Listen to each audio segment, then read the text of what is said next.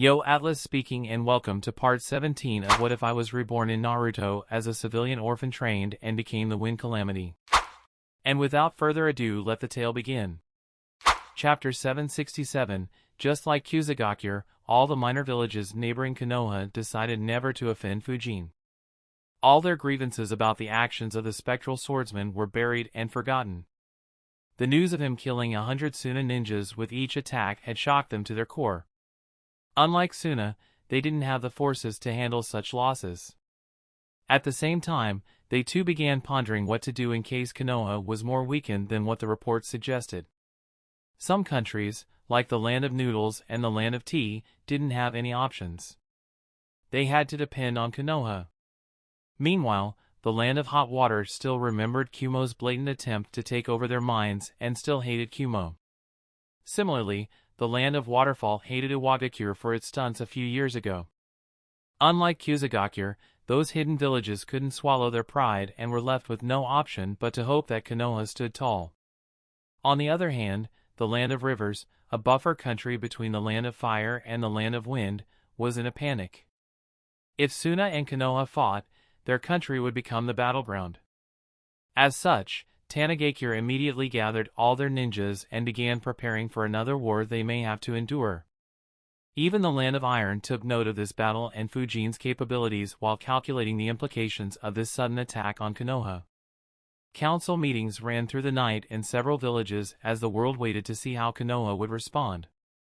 As for the person they were discussing the most, he got off from his bed after a nice deep sleep, completely unbothered by the chaos and panic around him and in the world. If anyone were to see him, they wouldn't even be able to guess that he had killed over 300 ninjas and 2,000 snakes less than 24 hours ago. Fujin glanced at the clock and thought, 7 hours. My chakra reserves are almost full again. However, Shikaku should call me soon. I'll transfer 20% to the lake. Anyway, it was a good thing that I made them create such a pill. Fujin had consumed a special soldier pill less than a couple of days ago. As such, he shouldn't have been able to sleep due to the increased stimulation caused by the soldier pill. However, Fujin had an idea, which was to create another pill that would temporarily pause the mental stimulation caused by a soldier pill. The reason Fujin had this idea was due to how large his chakra reserves had become.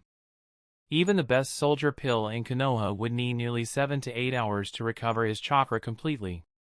Once his chakra reserves were nearly empty, there wasn't much point in him staying awake until they recovered, as it just increased his mental fatigue. As such, Fujin approached the kind-hearted medical ninjas who poured their heart and soul into making him an acceptable medical ninja and made them work on creating such a pill. As a gesture of gratitude for teaching him, he even let them take credit for the idea. After nearly a month of hard research and experiments, they came up with such a pill. However, it had a certain limitation. In fact, Fujin had already known that this limitation would exist even before the pill was created. Whoever consumes it would need to wake up before their chakra reserves were full. If they didn't, then it would cause a lot of harm to their body and cells over time. As such, the pill was only ideal for ninjas with high chakra reserves, limiting its usefulness to only a handful of ninjas, but that didn't concern Fujin. Fujin thought, even so, this pill does have an adverse effect on the body as well as the mind due to the clash of opposite types of enzymes and chemicals in the two pills. It's best not to use it much. Then again, once I absorb Shikaku's chakra, soldier pills will be far less effective for me as I might need an entire day to recover my chakra completely. Its only use would be when I need to stay awake for several days for a mission or during a war. Fujin stopped thinking about it and freshened up.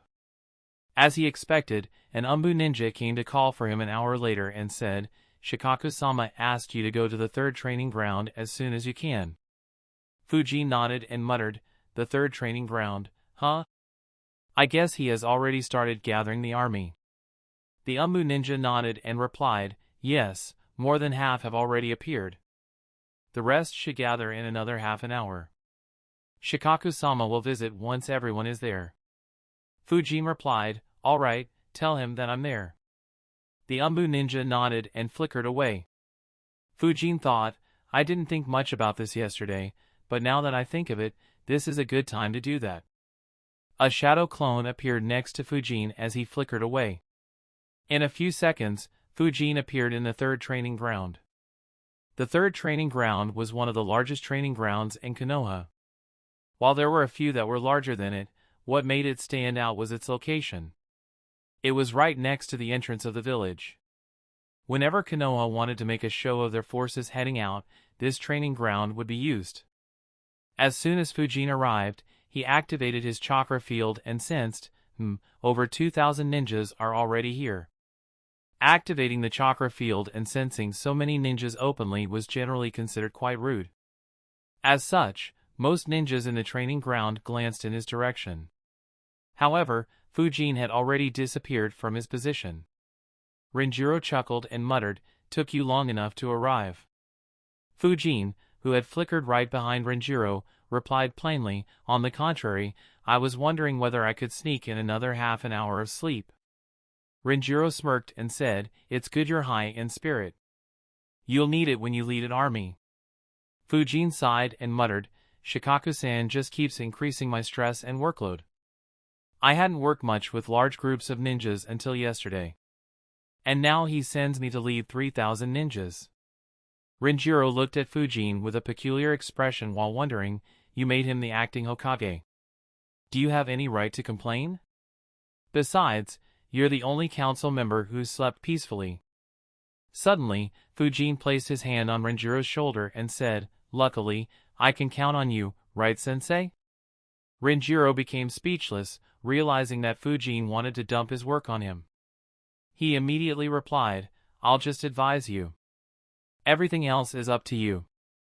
Fujin shook his head and said in a disappointed tone, "You're no fun, sensei. Where's Hoka? I'm sure he'll love to help me out a bit. I'll leave the army to him and go hunt that snake." Once again, Renjiro was left speechless. He was about to say something when he thought, on second thought, delegating is a part of leading as well. However, this might be the first time in history when someone delegates his entire job away. Shikaku has had a bad influence on him.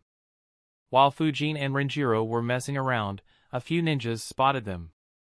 The ones who did immediately exclaimed, "Fujin's here." "He is? Where is he? Look there! You should have seen him yesterday. He was relentless and unstoppable."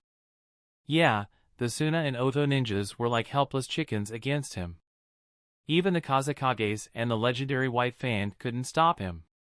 Even Orochimaru ran away like a coward when Fujin appeared in front of him. In under a minute, everyone in the training ground was looking at Fujin.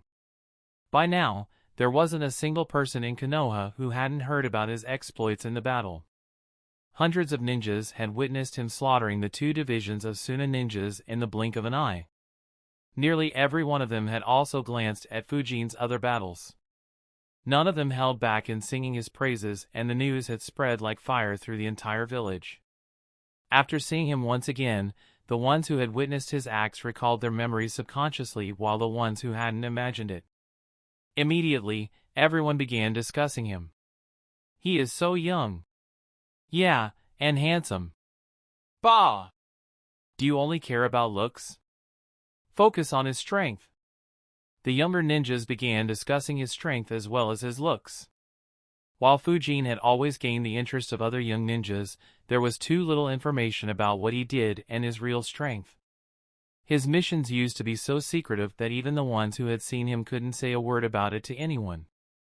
Most of his mission records were burned by Hiruzen and Shikaku. The only information everyone had was rumors. Of course, the rumors surrounding him were so crazy that everyone wanted to know him.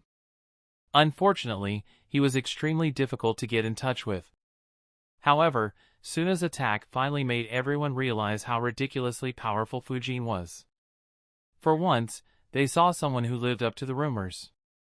Unknown to Fujin, he had an army of fangirls and fanboys in under 24 hours. Chapter 768. While Fujin's presence excited the younger ninjas, it had a relieving effect on the older ninjas. Seeing Fujin made them feel confident about Konoha's future. With him, Konoha will be safe for another half a century. Ha ha ha, yeah. What I'm looking forward to is how much stronger he'll become. He is only 16. Indeed. He might even surpass the 4th Hokage. Once he does, other villages will think 10 times before starting a war against us, or they'll be burned just like Suna. While there is no doubt about his strength, I'm looking forward to how he'll lead us. The ones present in the training ground weren't just strangers. There were several acquaintances of Fujin in the army as well. In one corner of the training ground, 3 men stood together while looking at Fujin. Kimiyama Yasuoka muttered, "I knew he'd become strong, but I never imagined that he'd reach this level, let alone in just a few years." Obake Kaney recalled his memories while saying, "Yeah, I still remember that mission like it was yesterday. To think he was so modest back then." Endo Tadao chuckled and said, "You know, we may never be promoted to Chunin, but how many Chunins here can say that they had Suzuki Fujin as their team leader?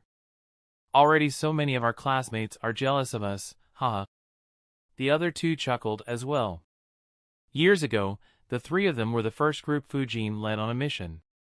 While they weren't talented enough to become Chunins nor had the drive to put in the effort, that mission became a source of pride for the trio. Outside of the Umbu ninjas, they were the only ones who could brag about this. In another part, several young ninjas of the same age as Fujin were gathered together. A boy sighed, to think that Fujin would reach this stage and I'm still a Chunin. Next to him, Aoki Nora chuckled and said, "Why are you sighing? Even back in the academy, you could never compete with him." The only ones who could were Teru, Yori, Nobu, Hoka and Hana. As he spoke, his eyes landed on a girl not too far away from him. Hyuga Hana noticed his gaze and glanced back at him as Nora teased, "Now that I recall, you used to be quite competitive with him for the top rank. Do you still want to compete with Fujin?" Hana immediately replied, "At least I am a special jounin, unlike you." Nora chuckled and said, "You're still as sharp-tongued as ever, Hana." Hana ignored him and said, "Besides, what's the point in comparing me with that monster? Just feel honored that we were lucky enough to be in the same class as him and know him so well.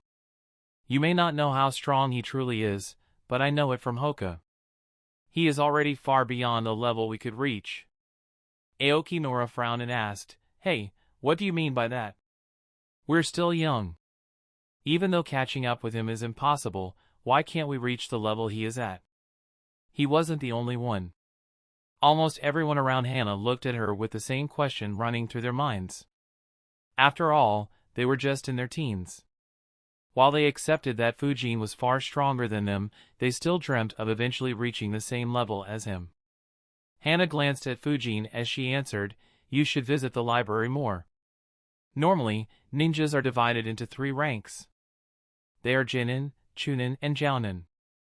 There are some additional rankings, such as the Elite Chunin and Special Jounin ranks that are used for ninjas who are between the Chunin and Jounin ranks and Elite Jounins for ninjas who surpass the Jounin rank. However, there is a rank beyond the Elite Jounin. It is called Rank S. This is the rank that all Kages have. Fujin is currently at that rank.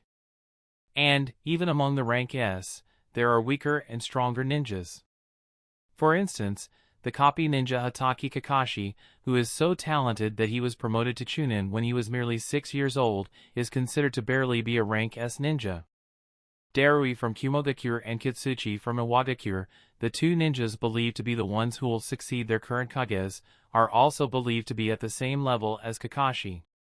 On the other hand, Fujin, right now, is considered to be at the same level as the Sanins, who were recognized to be Rank S ninjas decades ago during the Second Great War and are much stronger than Kakashi and the others. It's honestly incredible that he reached such a level so quickly. Others around Hana were surprised by her words. While a few clan ninjas knew about it, the civilian ninjas were completely clueless. Hana's expression dulled a bit as she continued, "Even if I train day and night, reaching the Elite Jounin rank is difficult, let alone surpassing it and becoming Rank S. As for Fujin's level, there is no point in even dreaming about it. After the legendary Sanins, only 1 ninja in Konoha reached that level. It was the 4th Hokage. And now, Fujin has reached it too. still feel confident in reaching his level? Hana chuckled as she asked the question. The chuckle wasn't to mock them. Instead, it was a helpless chuckle as Hana wanted to reach such a level too. Everyone around her understood it and their moods dampened a bit. What they didn't know was that even Hana's knowledge wasn't complete. Konoha had 2 more ninjas who reached the levels of the Saiyans after the 4th Hokage. Unfortunately, very few knew how strong Shisui truly was. And Itachi's actions were so outrageous that no one in Konoha talked about him. Why are you so depressed? Did someone from our batch die yesterday? Suddenly, everyone turned their heads to their left and saw that Hoka had just arrived. Seeing so many eyes staring at him, Hoka took a step back and asked, what happened, guys? Did someone really die? While Fujin's classmates caught up with each other, Fujin flickered in another location and muttered, "It's been a while, sensei." In front of Fujin was a middle-aged man. A few strands of white hair were visible on his head as he smiled and said, "You just keep getting faster and stronger every time I see you, Fujin. At this point, I shouldn't be surprised. Yet, you surprise me every time." The person was none other than Genki, Fujin's sensei in the academy. Much like Renjiro and Hoka, Fujin met him once in a while. However, it was rare. Unlike Fujin, who rarely did missions, Genki was continuously on missions. It had been over 6 years since he had been promoted to the rank of Jounin, and due to his excellent track record, he was now considered as one of the veteran Jounins. Fujin just chuckled, looked to Genki's right and said, "It's good to see you doing well, old man." Next to Genki was Yamanaka Shin, the ninja who taught Fujin to become a censor. Just like Genki, he was promoted to the Jounin rank as well. And a few strands of white hair were visible on his blonde head. Shin immediately grumbled, "Who are you calling old man? Sigh, youngsters nowadays have no respect. Even though you refuse to call me Aniki, we settled on sensei." Genki chuckled and asked, "You are still salty about that?" Shin looked at him and said, "It's all your fault for giving that lousy introduction." Genki grinned. Without even glancing at his friend, Genki began catching up with Fujin. The two talked, completely ignoring Shin, who stood there awkwardly. After some time, Genki introduced his comrades to Fujin. Seeing Fujin with Genki, all other acquaintances of Genki also showed up one by one. They wouldn't miss the chance to connect with someone who could become the next Hokage. For the next 20 minutes, Fujin was introduced to nearly 50 Jounins, special Jounins, and some Chunins. As they talked, Genki chuckled and asked, "Does your offer still stand? I'm sure every squad would like you on a rank A mission." Fujin raised an eyebrow and asked, "You remembered it after 5 years?" Genki coughed awkwardly and said, "You can't blame me. You were a part of a couple of teams and joined the Umbu soon after." Fujin chuckled, "I know, I was just messing with you." Genji smirked and said, "I guess it's my turn now to ask you to take me on rank S missions." The ones around Genki also began looking at Fujin, who was left completely speechless. Fujin couldn't help but wonder, wasn't he alright? Since when did he become so shameless? Sigh, this damn village. Everyone is infected by Hiruzen's shamelessness. Chapter 769, just a reminder, Mieko wasn't a part of Fujin's class. She was a year younger than him and Hoka. She just graduated in her 3rd year while Fujin and Hoka graduated in their 4th year. Seeing Fujin's reaction, Genki laughed and patted Fujin's shoulder while saying, "I'm just joking. I can guess that your missions are so difficult that we will only be in your way." For once, Fujin agreed. While he rarely did missions, the ones he did were absolutely nuts. The entire ninja world was still in the dark about how Kumo lost more ninjas than Suna despite not being in a war. Seeing Fujin nod without any hesitation left Genki and his comrades speechless. Genki was just giving Fujin a way out so that he wouldn't need to answer his awkward question. He didn't expect Fujin to actually agree. He awkwardly thought, "Shit. I forgot how shameless he can be. He hasn't changed a bit." Fujin chuckled on seeing their reactions and said, "Well, we may not do missions together, but we'll be marching together today. Unfortunately, I don't know much about leading armies. So, I'll be in your care, seniors." Fujin addressed Genki and the others with him. They immediately smiled and assured Fujin of their support. Fujin looked at Genki and said, "I'll be catching up with my classmates, sensei. I'll see you later." Genki smiled and said, "Of course." As Fujin disappeared, Shin chuckled and said, "He's still as cheeky as ever. He got us good with that nod." The others around him agreed. A Jounin said, "You are very lucky, Genki, to get a student like him in the academy. It's like a God-given gift." Genki smirked and said, "That's why I said that you should teach in the academy for some time. Not only is there a chance that you could teach very strong future ninjas, but the kids are also full of energy and ideas. I couldn't have become a Jounin without their help." Renjiro glanced at them and thought, not bad. If he wants to become a Hokage in the future, he'll need the support of the Jounins. Socializing with dozens of Jounins is a good start. And, since he has a civilian background, the civilian Jounins would support him just like they supported the fourth Hokage. However, does he truly want that seat? Or was he just being polite due to Genki? Renjiro wasn't sure. As much as Fujin loved learning new and powerful jutsus, he had never shown any similar ambition for authority. Even so, he was already a council member and a definite candidate for the next Hokage. So, Renjiro couldn't get a proper grasp on Fujin's ambition despite being one of the closest people to him. While Renjiro wondered and Genki's group discussed Fujin's batchmates were still discussing ninja ranks. Nora sighed and asked, "What about Hoka? He is already a Jounin. Can he reach Fujin's level?" Everyone looked at Hoka again. Before he could speak, Anna said, "He'll be Jounin for only a few more days. My father said that Hoka will be promoted to elite Jounin very soon due to his performance in the war." The eyes of everyone around widened. After all, they hadn't seen Hoka in action. Someone commented, "You've got to be kidding me. An elite Jounin at just 16. Man, I thought our batch was already very good due to Fujin. Now Hoka is also about to become an elite Jounin." "That's right.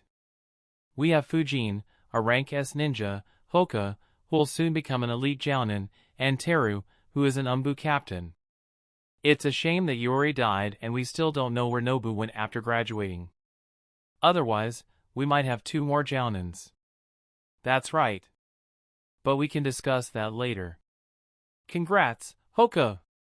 Immediately everyone gathered around Hoka and began to congratulate him. Hoka smiled and replied, "Thanks guys." He suddenly turned his head to his left. Others followed his gaze quickly and saw Fujin, who asked, "You guys seem rather energetic. What's up with the congratulations? Did you two finally get together?" In the blink of an eye, both Hoka and Hana became red. Hoka said defensively, "What do you mean? Stop shit-talking every time." Seeing Hoka and Hana flustered, Fujin chuckled internally while thinking, "Oh, young love. I nearly forgot how fun it was to tease them." Needless to say, their reactions didn't go unnoticed and others saw it too. Without exchanging a single word, everyone smiled. As for Fujin, he didn't show a single expression and muttered, "Oh, so that wasn't it. Why were they congratulating you then?" Nora thought, "Man, he really is the strongest." Despite teasing them so openly, there wasn't even a slight change in his expression. As expected of Fujin.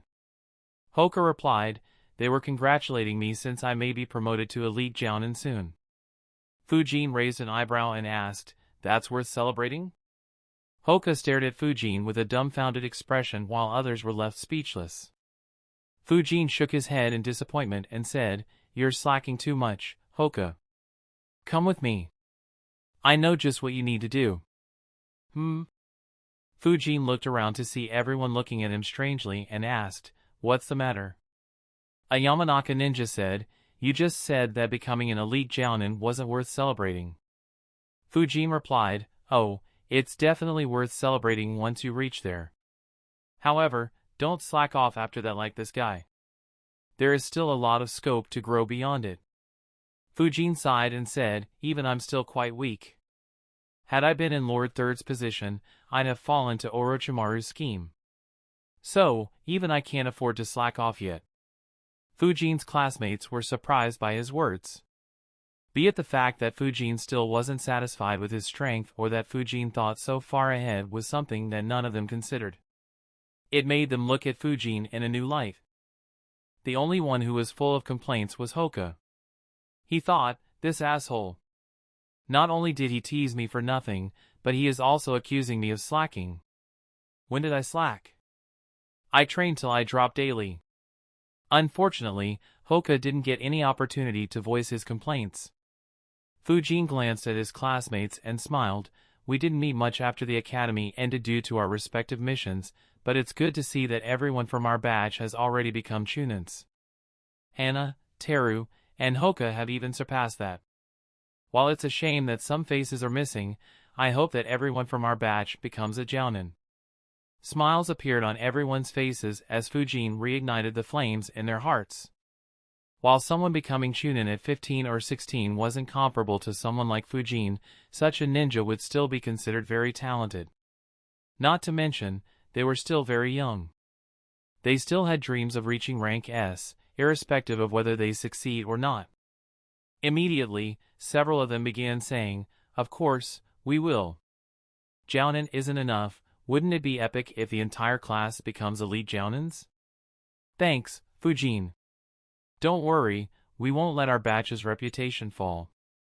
Fujin smiled and was about to speak when he stopped and looked behind. He said, it was great meeting you guys. I'll hang around sometime later. However, I have to go now. Everyone followed his gaze and saw that Shikaku had arrived. They nodded and wished him luck in his new role as the commander of the army. Needless to say, Fujin took Hoka with him as he left. Leading a large army consisting of over 3,000 ninjas was a lot of work. Fujin fully intended to pawn the boring tasks on Hoka. Fujin thought, while leading 3,000 ninjas sounds exciting, this mission will be a bore. This army has no opponent. No one will make a move against Konoha right now, and Konoha's leadership has little interest in going to war. So, it'll be just military exercises and hunting some poor bandits and rogue ninjas. I might as well stay in the background and focus on filling up the lake. Anyway, this guy can certainly put up an act. Shikaku's appearance was quite different from how he normally looked. The most noticeable change were the large bags under his eyes. His entire face looked exhausted and his body looked drained of energy. It was almost as if he'd collapse any second and fall asleep. Fujin thought, even if I assume that he did paperwork all night, that still shouldn't reduce him to this state. Bastard is definitely acting. Fujin and Hoka flickered next to Shikaku. Hoka worriedly asked, Shikaku-san, are you alright? Shikaku glanced at him, but before he could answer, Fujin patted his back with a lot of force and said, don't worry, Konoha's Jounin commander is very strong. Isn't that right, Shikaku-san? Shikaku glanced at Fujin with a look full of complaints. If Fujin hadn't spoken up, he'd have let the elders step in and divide the work among the council members. However, Fujin had pushed him right into the fire. He sighed and muttered, I'll be all right, while promising himself, I'll get back at you for this maneuver, Fujin. Chapter 770.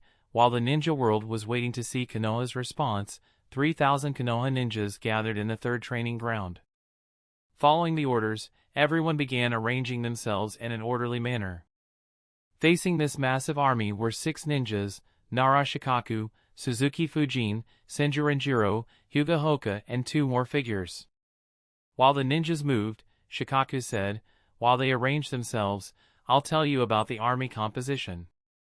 Fujin and others looked at Shikaku as he continued, needless to say, you're the commander-in-chief of the entire army. From the moment you leave Konoha to the moment you return, everyone in the army must follow your orders. Renjiro will be your second in command. He'll basically serve the same role as you do to your inexperience in this regard. Fujin and Renjiro already knew about their roles. Due to Fujin's performance the other day and several rumors floating around, pretty much everyone knew he would be the commander-in-chief of the new army. Shikaku continued, directly under you two would be the 3 generals of your army. The army will be composed of 3 divisions, each led by one of the generals. They are Hyuga Hoka, Sada Konomi, and Kurama Illumi. You already know Illumi and Hoka very well, and I'm sure you have heard of Konomi too. Fujin nodded and glanced at them. Having entered his 40s, age was visible on Illumi's face. However, he looked even more imposing than before. On the other hand, Konomi was a beautiful lady. She was from a civilian background and was a couple of years older than Kakashi's batch. Fujin said with a smile, "Of course. It's good to see you again, Illumi-san. It's nice to meet you, Konomi-san.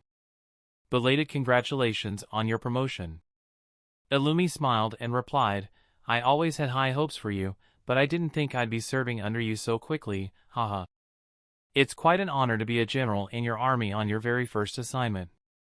Konomi also smiled and greeted, "I have heard so much about you. It's good to finally see you in person. Your performance on the battlefield yesterday was phenomenal. I never saw anyone fight like you did." Fujin smiled while thinking, it looks like the entire leadership will be new, with the exception of Renjiro. Hoka's experience in leading armies is just as bad as mine. Konomi was promoted to Elite Jounin around a month ago. Illumi was also promoted a few months ago.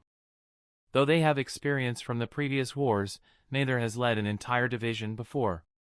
It looks like Shikaku wants to develop new army commanders. It was just exactly how Fujin speculated. Since there wasn't going to be much danger, Shikaku wanted to give an opportunity to the newly promoted ninjas. Even most of the leaders of smaller units were leading such large units for the first time. Shikaku said, "Normally, the position of generals is only given to elite jounins. However, you will be promoted to this rank after the dust settles down, Hoka.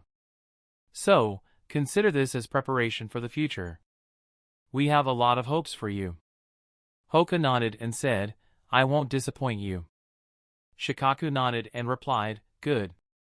He turned his gaze to Fujin and said, "I am sure you must have read how Konoha's army is formed, but I'll explain to you either way in case you or others missed something.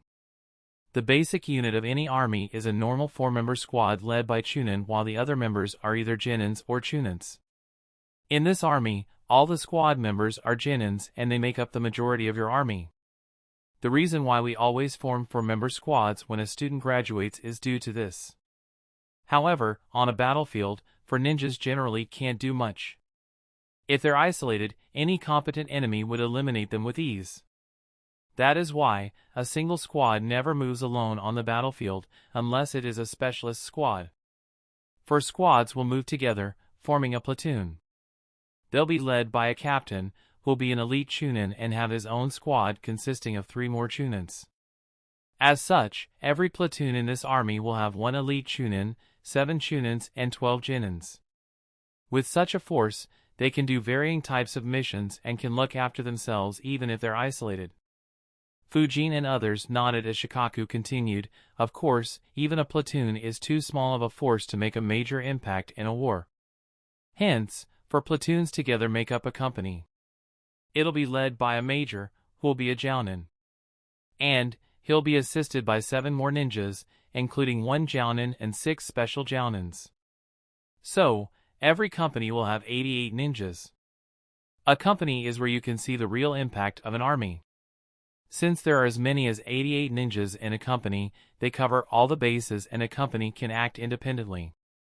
It'll have sensors, several ninjas who know secret techniques, they'll be masters of every type of nature manipulation as well as ninjas who specialize in different things like taijutsu and jinjutsu. As such, a company is a force to reckon with and if used properly, could also force a rank S ninja to withdraw. Of course, that's too dangerous and it'll be better if the commander-in-chief deals with such opponents, but you get the idea." Fujin nodded. Not every rank S ninjas specialized in massacring weak ninjas like he did. A company had enough numbers to continuously use combination jutsus to keep the weaker rank S ninjas at bay for some time. Of course, that depended on how good the coordination between the ninjas in the company was.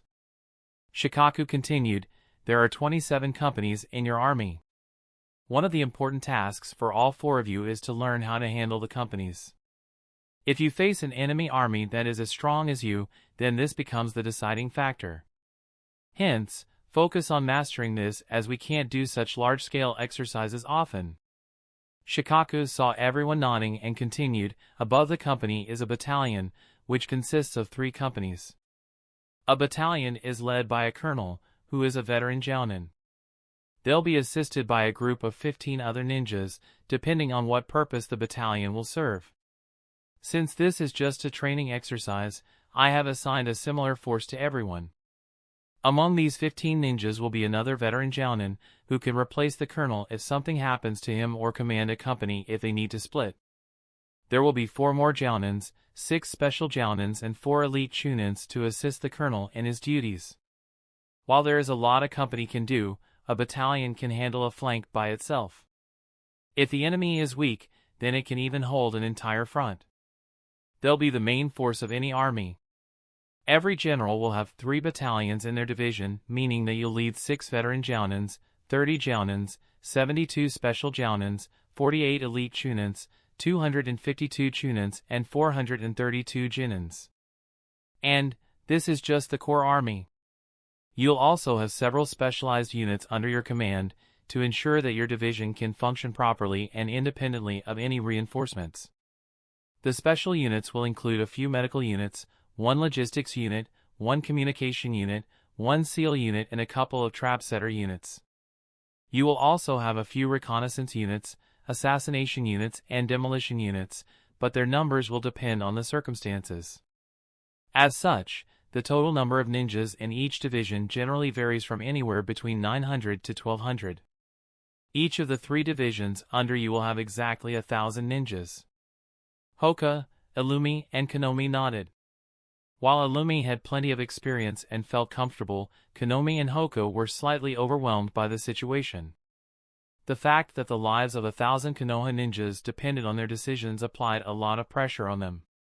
Both were relieved that this was just a training exercise.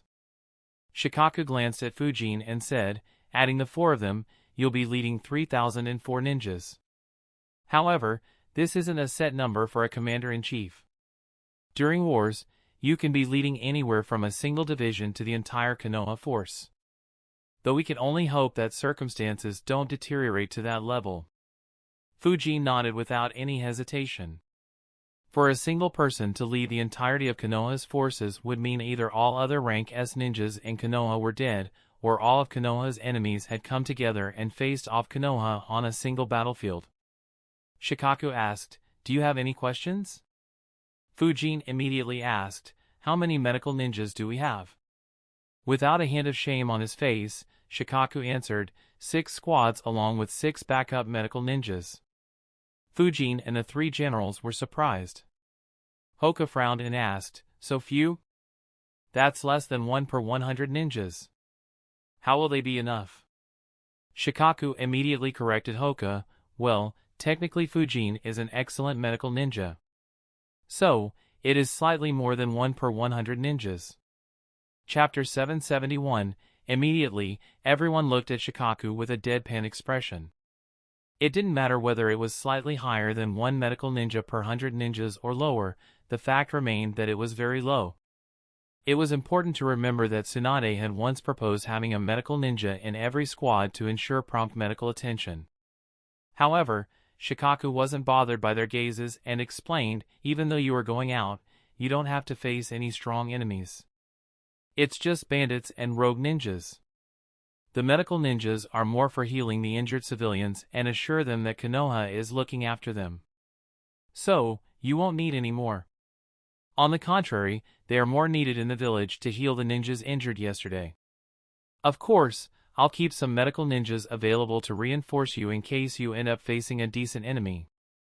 Hearing his explanation, everyone was about to nod when Fujin asked, what about Orochimaru's bases in the Land of Rice? We'll need more medical ninjas to deal with whatever shenanigans he has set up in those bases. Shikaku seriously answered, I meant it when I said a few bases. You can have some fun, but don't overstretch yourself and the army. Only target the bases that are easy to find and eliminate. Orochimaru treats his subordinates as expendable. It won't matter much even if we destroy all the bases in the land of rice. He'll keep his important subordinates with him and hide from us. The only way to truly hurt him is to directly kill him. However, an army will be too slow to achieve that. It will require a targeted operation to eliminate him, and even then the chances would be low. Keep that in mind. Fujin sighed and muttered, "You're no fun." Illumi and Konomi looked at Fujin with a hint of surprise while Hoka and Renjiro shook their heads. Shikaku smirked and said, "Of course, if you want to go all out, then you'll need to create shadow clones and have them act as medical ninjas. However, I wouldn't recommend it."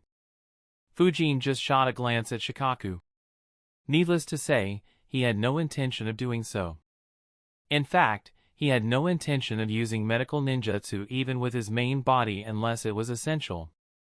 After all, he was the only rank S ninja in the army. If he wasted his chakra healing others, the army would be doomed if faced with real danger. It was very essential for the commander-in-chief to stay in top condition. Shikaku was aware of this. Had it been someone else, he would have never suggested it. However, he was well aware that Fujin would never do something like that. Fujin asked, "So, what is the army composition like?" Fujin's question confused Hoka, who wondered, didn't he just explain it? Konomi had similar doubts while Renjiro and Illumi weren't surprised. Shikaku answered, "The army is primarily composed of civilian ninjas. 2,250 ninjas are from the civilian background and only 750 are from ninja clans." Illumi asked in surprise, "So few clan ninjas?" Shikaku nodded and replied, "Yes, while planning the defense of Konoha, I had deployed the clan ninjas on the forefront and in the hot zones. So, most of the injured ninjas are from the clans. So, this is the only way." He paused for a moment before looking at Fujin and thought, while Lord Third wanted Fujin to be in the council and created the seat for his sake, he must have already foreseen this situation as well. "I thought of it too, but I didn't think it'd be this inevitable." Fujin noticed Shikaku's gaze and wondered, what is he thinking so deeply about? Shikaku suddenly said, "Actually, going forward, the composition of armies would be similar to this. During the First Great Ninja War, Konoha's army was almost entirely made up of the ninja clans. Though the number of ninjas from the civilian background increased over the next decades, the situation was quite similar in the Second and Third Great Ninja Wars. However, those three wars inflicted deep wounds on every ninja clan. Several clans lost their status as major clans. A few even went extinct. Even though we had more than a decade of peace, the clans still haven't recovered. Yesterday's conflict shows that every new battle will inflict even more losses on the clans. So, in the future, Konoha's armies will have a composition similar to this army. The civilian ninjas will make up the core of the army while the clan ninjas take up specialist roles. In a way, this training exercise is the dawn of a new era for Konoha. So, even though you don't have an enemy, the significance of this training exercise is far more than you have guessed. It is not only to send a message to our enemies but also a preparation for the new chapter of Konoha. Hoka and the others became serious upon hearing Shikaku's words. None of them had imagined that the training exercise would be so important despite the lack of opponents. Only Fujin had some idea, but he hadn't bothered to think much about this matter. After all, Konoha's future wasn't much dependent on its army. Instead, it would be defined by ninjas that had surpassed the rank S. While the army could still play a role, it would be far less important than those individuals. Konomi nodded and said with seriousness, "We won't let you down, Commander." Hoka and Illumi said the same while Renjiro just nodded. A serious expression was visible on Fujin's face as well as he said, "I hadn't thought of this so deeply." "As expected of you, Shikaku-san. You're always thinking dozens of steps ahead. Perhaps I should have put forth your name for the 5th Hokage when Lord Daimyo asked. I'm sure Jiraiya-sama wouldn't have minded." Fujin's words shocked the ones around him. They began considering the ramifications of such a move. Even Renjiro was thinking seriously. The only one who wasn't was Shikaku, who just stared at Fujin in disbelief. Poor guy could only sigh and think, I knew it. This brat keeps getting more troublesome. Not only did he make me the acting Hokage, but he also wants to force me onto that seat. I'll forever lose my afternoon nap. Shikaku said tiredly, don't joke around. Focus on the matter at hand. Shikaku glanced towards the army as he spoke. The others followed his gaze and realized that the army was standing in a proper formation. Even though it was just a military exercise, the normal ninjas weren't aware of it. According to them, they were marching to a war. Every single one of them was serious. Shikaku glanced at Fujin and said, every campaign must start with a motivational speech by the commander-in-chief. The army is waiting to hear from you. Fujin nodded and took a step forward. Realizing he would be addressing them, the Konoha ninjas immediately became excited. While they were almost sure that Fujin would lead them, it had become official now. They waited in anticipation to hear what their young but powerful commander-in-chief would say.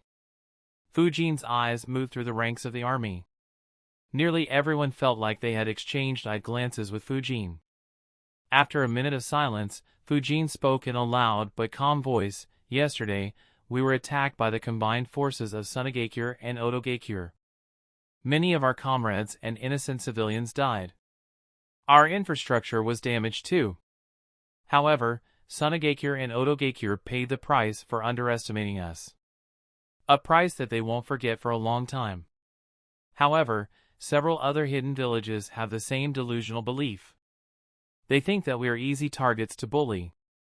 Several cowardly rogue ninjas also think that we are weakened by the attack. Fujin paused as he let the Konoha ninjas realize the gravity of the situation. If everyone had the same thought and kept attacking Konoha, then they would suffer even if they keep winning. Perhaps, they would be the ones to die the next time. Everyone was feeling a bit grim when they were surprised.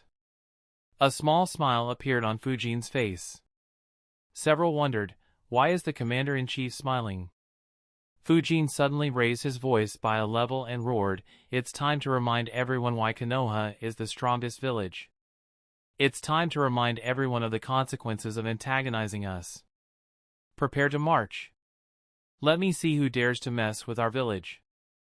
Fujin's confident roar ignited a fire within them which dispelled the dark clouds in their hearts. After all, in front of them was a youngster who forced Orochimaru to withdraw and contained several rank S ninjas. They had no reason to be afraid. Instead, it was the enemies of Konoha who should be cowering in fear. Their morale rose drastically before the entire army exploded in a roar. The air buzzed with energy as 3,000 Konoha ninjas roared at the same time. Their roar was heard for kilometers as several people in Konoha glanced towards the training ground with curiosity. Shikaku smiled and thought, as expected, he came prepared. However, I didn't expect him to go with such a simple approach. Sigh, that's the luxury the strong have. Their presence alone lifts the spirits and morale of any army. Chapter 772, What is happening there? Yeah, what was that loud roar? Are we under attack again? Fool, we just beat Sunagakure and Orochimaru. Who dared to attack us so quickly? Discussions broke out among the civilians in Konoha. The ninjas immediately realized, so the army has already gathered. Even the few remaining spies in Konoha became alert. Needless to say, they didn't dare to attract any attention. Instead, they just followed the crowd to get an idea of the army's scale. It would help them to get an idea of Konoha's intentions. In the third training ground, the morale was high. Everyone was quickly assigned to their units and the three generals moved ahead to take charge of their divisions, leaving just Fujin, Renjiro, and Shikaku behind. Fujin turned his gaze to the right and said, I forgot to inform you about them. Shikaku followed Fujin's gaze and saw Bunjiro flickering in the training ground along with Fujin's students. He glanced at Fujin and asked, Are you planning to take them with you? Fujin nodded, Yeah. I have trained them quite a bit, but haven't given them any real experience. Considering their strength, going through normal Genin missions will be useless for them. So, this will be a good opportunity to break them in. I'll take them with me for this exercise. Shikaku thought for a bit before nodding. He replied, all right. That shouldn't be an issue. Fujin added, though I didn't train the other kids much, they have grown quite strong too and most can compete with Chunins. While they are still some distance away from being able to join the Umbu, you could send them on normal missions with one of the Umbu instructors, either from my compounds or from the headquarters. Shikaku immediately nodded and said, over 100 new ninjas. That'll be very helpful. Even though the number of deaths didn't reach 3 figures, the number of wounded far surpassed it. Depending on their injuries, they needed a few days to several weeks of treatment and rest. In addition, Konoha was forced to deploy a large number of ninjas to dissuade any other hidden village from doing anything stupid. Fujin's 3,000-strong army was a part of those efforts too. As such, getting over 30 new and enthusiastic squads to do easier missions was a timely help for Konoha. Bunjiro's group walked to Fujin while looking at the army formations. Sayaka asked curiously, what is happening here, sensei? Fujin replied, we are heading out to have some fun. Wanna join in? Yuji immediately exclaimed, of course sensei. However, his companions were a bit more wary and didn't immediately nod. Unlike Yuji, they weren't very fond of what Fujin called fun. Hikari nervously asked, what do you mean by fun, sensei? Fujin smiled and replied, what could fun mean for a ninja? We're going out to hunt some of our enemies. So, do you want to fight? Or do you want to stay in the compound until you grow old? Immediately, Fujin's students' expressions changed. They weren't scared, instead, they were excited. They had long wanted to take on some missions, but Fujin never agreed until this day. They answered at the same time, we're ready, sensei. Of course, we'll fight. Fujin's smile disappeared and was replaced by a serious expression. He said, this won't be a fun mission or a simple training exercise. I won't be there to help you or save you. A single mistake could end up being the last mistake of your life. So, let me ask you again. Are you guys ready? Fujin's strictness doused their excitement. However, it didn't change their desire. They had already made up their minds. In just a few seconds, all 5 nodded. Fujin said, good. From now, until we return back to the village, Bunjiro will be your team leader. You have to follow every single one of his orders. Be careful and look after one another. I'd like to see all 5 of you come back alive. Is that clear? Yes, sensei. Fujin's students answered in a chorus. Fujin turned his gaze to Bunjiro and nodded. The clone that Fujin created before leaving his house had met up with Bunjiro and passed the relevant information and orders. His job would be to find appropriate situations for the kids to gain some valuable experience and ensure that they don't die. So, there was no need for any more words. Bunjiro nodded in return, took the kids away and began informing them about what was expected of them along with other routine things. While he did so, the army was finally properly segregated into different units. The 3 generals took charge of each division and began leading them out of Konoha. Outside the training ground, several hundred people had gathered. Some were curious to see what the commotion was about, some were here to see off their friends or relatives while some wanted information. Their eyes suddenly widened on seeing the 1st Division led by Kurama Illumi march out of the training ground. Oh my god! This is true! We're sending our army out! Several civilians exclaimed, some excited while some worried.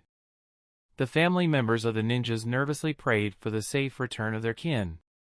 Of course, the ones who were the most nervous were none other than Suna's spies. They thought, it hasn't even been a day since our attack ended and Konoha is already sending an army. The big question is this just for a show or are they really planning something big? And, is Suzuki Fujin really the leader as the rumors say? They waited patiently to see how strong the army was. The civilians and even some ninjas cheered for the army and wished them luck as they exited Konoha. Seeing the first division was led by Illumi and the second by Konomi, the spies breathed a sigh of relief thinking, both are newly promoted elite Jounins. Konoha wouldn't go to war with them. However, it depends on how many divisions there are. As the third division appeared, the spies became tense. They analyzed, the number of ninjas has exceeded the previous numbers during their training exercises. It won't be a simple show. I hope that the number of divisions is less than 5. Otherwise, it'll be a huge trouble. As the third division left the training ground, the crowd grew bigger and the cheers became louder. The crowd momentarily became silent as Fujin and Renjiro followed behind the 3 divisions before erupting into a loud cheer. It's Fujin-sama. He's leading the army. As expected. Not only did he slaughter our enemies yesterday, he's already leading our counterattack. Make them pay, Fujin-sama. The spies were relieved and worried at the same time. The fact that there were only 3 divisions meant that Konoha wouldn't be attacking Sunagakure directly unless they were planning to send a follow-up army. However, Fujin's terrifying track record against Sunagakure worried them. Not to mention, he had already displayed the ability to slaughter hundreds of ninjas by himself. It made the legend of the spectral swordsman even more terrifying. The spies waited patiently, intending to send messenger birds right after the army left and the crowd dispersed. Renjiro teased with a hint of amusement, "You've become quite famous now, Fujin." Fujin wasn't bothered. This world wasn't like his past one. He wouldn't be endlessly followed by everyone who admired him. Even if a few did, he wasn't worried about anyone trying to enter his house or bother him while training. So, being famous didn't change his life in any way. As for the enemies, he was on their radar for a long time. Fujin replied, "It was expected after yesterday's battle. Still, I should have expected Shikaku to ask us to move so slowly.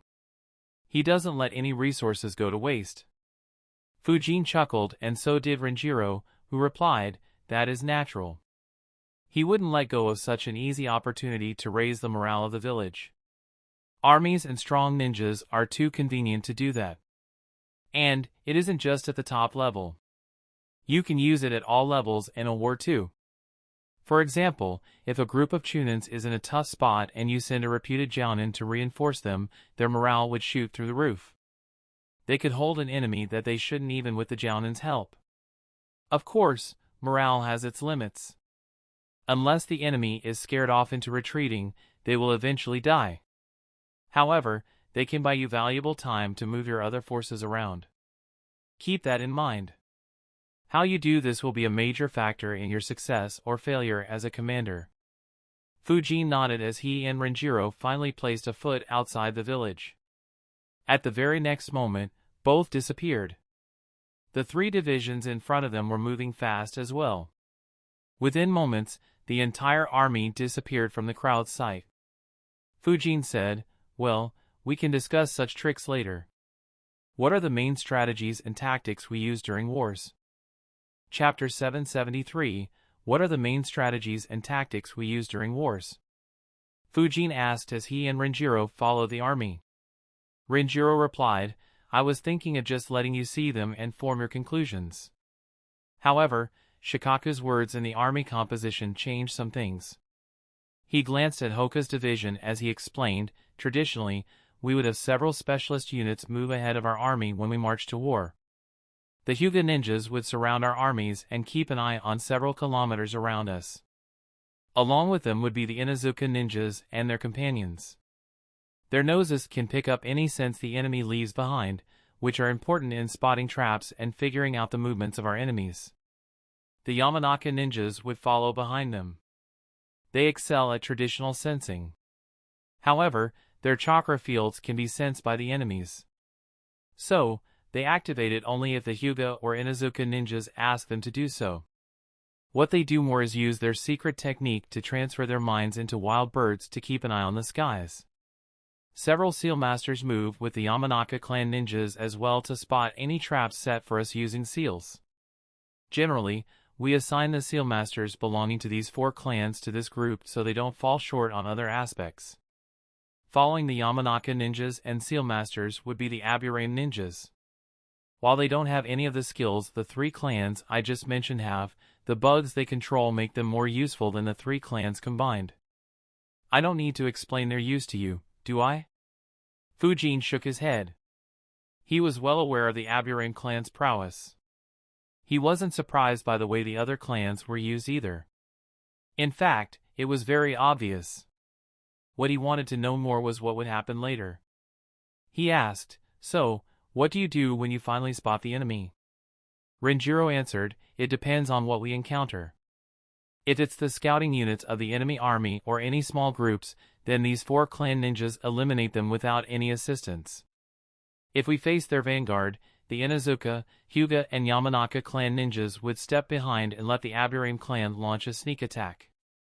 They send a small amount of poisonous bugs to kill as many of our enemies as they can before the enemy realizes the threat. Once they realize the threat, the specialist units would act as the vanguard and confront, or rather, contain the enemy. The main army following them would split into two and attack the enemy from their flanks, completely crushing them. Before the enemy's main forces even realize their vanguard and smaller units. When they finally realize it, their morale would hit rock bottom while ours would be at its peak. The army would continue with the same momentum and even crush the enemy army, forcing them to disperse and retreat." Fujin looked suspiciously at Renjiro. While the strategy was undoubtedly good, it couldn't be that successful. Otherwise, Konoha would have eliminated the enemy countries long ago. Renjiro noticed Fujin's gaze and chuckled. Well, at least that was the intention. This formation was created by Lord Second and he used it successfully to cause heavy losses to all other great villages. At the start of the First Great War, Konoha was nearly invincible despite being considerably outnumbered due to this tactic. Unfortunately, the other villages took note of this tactic and changed their approach. Traditionally, ninjas always engaged in guerrilla warfare. Confrontations of large forces would happen very rarely. Only large and powerful clans like the Senju and Uchiha could do it. However, Lord Second's tactics forced a change. While facing Konoha, the enemy villages rarely dispersed their armies. They all move together and even the units that operate at a distance stay within the range of their sensors. In addition, several seals were developed to hide from the Byakugan and eliminate their scent, reducing the effectiveness of our specialist units. So, this tactic wasn't that successful later on, but it was quite good and was even used during the last Great Ninja War. I suppose it shows how good Lord Second was at strategizing. Even though it has been several decades and our enemies have created several workarounds, no one has created a plan to crush this formation. It's a shame that the downfall of this tactic would be caused by the decreasing numbers of the ninjas in these clans. Renjiro sighed. He glanced at Fujin and continued, "The tactics will need to change if the future armies will have 3 times as many civilian ninjas as the clan ninjas." Fujin agreed, "Yeah. We could still use the specialist units for what Lord Second did. However, we can no longer treat them as the vanguard. While the Aburame clan ninjas harass the enemy with bugs, the specialist units would move out of the way and allow the main army to confront the enemy. As for the specialist units..." Fujin entered into deep thought wondering what they should do. After all, just staying out of the battle or joining the main army seemed like a waste. Renjiro didn't disturb Fujin and wondered, it'll be interesting to see his choice. Though he is intelligent, leading armies is a whole different game. After a few minutes, Fujin said, "There are 2 ways we could go about it. The first is switching roles. Previously, the specialist units would confront the enemy while the main army went for the flanks. Of course, the low numbers would mean we can't go after both flanks. So, the specialist units would target just one flank and leave the other open. Once the enemy army crumbles and begins retreating, the main army's rear could move to chase and eliminate them. However, there are some flaws in this tactic. Just attacking from one flank would give more space for the enemy to retreat slightly and regroup. Though effective, it won't be decisive. Even if we win, the casualties we inflict wouldn't force the enemy to stop the war. In addition, the number of Hyuga, Aburame, Inazuka, and Yamanaka ninjas in each division is very low. Even if we send the Nara and Akimichi clan ninjas to increase their numbers, it'll still be a distraction at best. Renjiro nodded and said, that is natural. We can just hope that the Ino-Shikacho combination overwhelms them. There is another risk to this strategy. If the enemy forces decide to confront the attack on the flank instead of stopping our main army, it will reduce the number of our clan ninjas even more rapidly. It'll make our future battles far more difficult. While Fujin wasn't too concerned about maintaining the number of clan ninjas, Renjiro was. Even though the proportion of clan ninjas declined, nearly half the ninjas inside the village were still from the clans. What Shikaku was worried about would only happen after the clans took another big hit. Renjiro hoped that things wouldn't deteriorate to that extent. Fujin nodded. Renjiro asked, what's the second method? Fujin smiled and said, strengthen the main army somehow. When our main army attacks, it should be a crushing attack and the enemy forces should be decimated. Of course, killing all, or even half, of their ninjas is unrealistic. I'm not talking about their lives. Instead, it is their morale. Our attack has to be so crushing that even their leaders lose confidence and order a retreat. Once they do, the specialist units could turn into assassination units and pick off as many of their scattered units as they can before the enemy regroups or escapes into a safe place. Assuming we kill at least 15% of their ninjas quickly to break their morale and plant terror in their hearts and kill another 35% as they retreat disorderly, we could eliminate half of their forces with relative ease. Renjiro was surprised. He thought for a bit before replying, interesting. I hadn't thought of this. However, how would you strengthen the army to crush the enemy's morale so thoroughly? With a thoughtful expression, Fujin answered, I have no idea.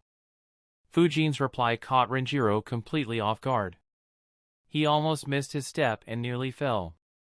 Fortunately, he got hold of himself in the nick of time and glared at Fujin while thinking, this brat. I almost fell. I was expecting a new and unique idea. Why did he put up a thoughtful expression to say this? Fujin shrugged and explained, you still haven't explained how the main army operates, what combinations they use and other details. A new and all-encompassing combination jutsu is an obvious idea, but I can't comment much on it until I see our current methods in action. Anyway, let Shikaku-san think about it. He's the best at strategy. Renjiro continued glaring and replied, we can't leave everything to him. Several good ideas come on the battlefield. You should watch the training exercises and see if something comes to your mind. Fujin chuckled. The army traveled for a few hours, covering several hundred kilometers until they reached close to the fire capital and camped a dozen kilometers away. This would be the place where the military exercises would finally begin. According to Shikaku's original plan, they would stay here for a week. However, things rarely go according to plan. Chapter 774, Silence engulfed Tsunagekyu's council room as everyone sat deep in thought. They had just received reports from their spies informing them that a Konoha army led by Fujin had marched out. After some time, Ryota said, 3,000 ninjas. That's not enough to attack us. However, it is still too high for a simple training exercise. What is their intention? Seijo said, my first thought was that they were out to hunt Baki's group. However, Baki has crossed into the land of rivers. They'll enter our country soon. So, it's too late to do it. The council was perplexed. Not knowing whether Konoha intended to attack them, put them in a spot. If they acted rashly, then Konoha would know about their movements. On the other hand, if they didn't do anything, Konoha could catch them off guard. Suddenly, Ebizo chuckled, causing everyone to turn their heads towards him. He shook his head and said, I have been retired for so long, but Konoha still hasn't changed. Chiyo sighed and said, yeah, every single move they make can be interpreted in several ways. It's no different this time. It must be Nara. Ebizo looked at the puzzled expressions and exclaimed, there are several objectives Konoha could have with this move. On the surface, this looks like a simple military exercise. Their numbers aren't high enough to invade us, and the leaders of the armies are inexperienced. If this is indeed the case, then this is the best-case scenario for us. Unfortunately, Konoha always implements several schemes at the same time, and we have to look beyond the surface. Even though the leaders are inexperienced, it doesn't take much time to send experienced leaders to take over or advise the current ones. In addition, nothing is stopping Konoha from sending more ninjas. Perhaps this army is just the vanguard meant to catch us off guard. Or, Konoha could have secretly sent a few thousand more ninjas to join Fujin's army later. So, while we anticipate a 3,000-strong force led by inexperienced commanders, we may end up being attacked by a force that is twice or even 3 times stronger and led by their Sanins. This will be the worst-case scenario for us. There are several possibilities between these two extremes. Irrespective of what it is, there is no doubt about one thing. Konoha wants to see how we'll react. No, they want to see how every village will react. This army will be flexible enough to change their tactics depending on what sort of reaction everyone gives. Solemn expressions appeared on everyone's faces. Most of the current council members in Suna were selected after the end of the Third Great Ninja War. Even though they fought against Konoha during the war, they didn't have to face them in tactics. They suddenly realized how difficult it was to understand Konoha's intentions. Ryusa asked, "So, how do we?" Tajiro cut him off and said, "There is another important aspect that we need to consider. Don't forget what Suzuki Fujin did in our western parts. They may be planning to create several such situations to weaken us." Chio immediately replied, "It worked the previous time because you weren't prepared. They can't do it openly during the war. Sending him alone would have been a far more effective way to repeat that. The bigger danger is what the boy did in yesterday's battle." Goza sighed and muttered, "That's true. If he can kill over 100 ninjas in the blink of an eye, then this army could cause us a lot of harm. They could send such a small army into our country to bait us into attacking and have them run amok our forces. Along with yesterday's losses, our situation will be dire." Ebizo nodded and said, "Yes, that is why we won't engage them on the battlefield." Ryusa asked, "But wouldn't that send a message that we are weak?" Ebizo replied, "No, it'll send a message that we are willing to go to any extreme to protect Sunagakure." His answer surprised most of the council members. Ebizo pointed to 3 towns on Sunagakure's map on the table and said, "Send 100 ninjas to each of these 3 towns. Send them openly. Let Konoha's spies report their exit to their village." His words once again left most members puzzled. Tajiro frowned and asked, "Just 300 ninjas? What would they do? Besides, didn't you just say that we won't engage them in battle?" Ebizo explained, "These movements will send a message to Konoha that we have reacted. Needless to say, they wouldn't believe that we would only send 300 ninjas. They will expect us to send an army and begin looking for it. However," a smile appeared on Ebizo's face as he continued, "they will never find it because it won't exist. Every day they waste trying to locate this non-existent army is valuable time we'll gain. Of course, we can't be completely defenseless. Otherwise, if they really attacked, we would be doomed. Since we can't send an army, we'll send units as we had discussed earlier. Dispatch 500 squads consisting of 8 ninjas each. However, all of them will be dispatched secretly under the cover of the night. Other than us, no one should know how many ninjas we dispatched. Even the squads will only be aware of the presence of 4 other squads who will be stationed nearby. These 5 squads will share 1 ninja from the communication department who will carry the chakra transmission communication devices to communicate with us. This way, even our ninjas won't know how many ninjas we have dispatched. The only issue that we could face is Konoha's spies. To deal with them, the 8 ninjas in every squad have to be ordered to stay together at all times. This will prevent the spies from sending a message to Konoha. Though Konoha will eventually guess our tactic, they will be wary if they aren't sure." Everyone thought for a bit before nodding. Goza asked, "If we don't plan on engaging them, what will these squads do?" I'm not sure how effective our normal harassment tactics would be. Even if they are successful, our casualties would be very high if Suzuki Fujin plays an active role. And Konoha could counterattack by targeting those 300 ninjas. Ebizo answered, these 3 towns, though next to each other, are still several hours apart. As such, Konoha can only target 100 ninjas at a time, and the number is too low for them to be tempted. Even if they march on those towns, we can ask our ninjas to retreat and disperse. Though it'll ruin our reputation if Konoha targets the civilians, we don't have the luxury of worrying about it. Not to mention, it'll also ruin Konoha's reputation, which will help us in the long run. As for the 500 squads, they won't confront Fujin's army either. Konoha could target other towns and cities and strategic locations, but these squads won't move to intercept them. That would leave Fujin with 2 choices. The first is to wait for Konoha's main army to arrive and reinforce him. The other is that he can get overconfident and come deeper into the desert, perhaps marching directly towards us. In that case, we may have an opportunity to surround and eliminate the entire army. After all, no matter how strong he is just one ninja. The others in their army aren't as difficult to deal with. The eyes of the council members immediately lit up. However, they quickly dimmed. As good as the scenario sounded, they knew very well that Konoha wouldn't act so stupidly.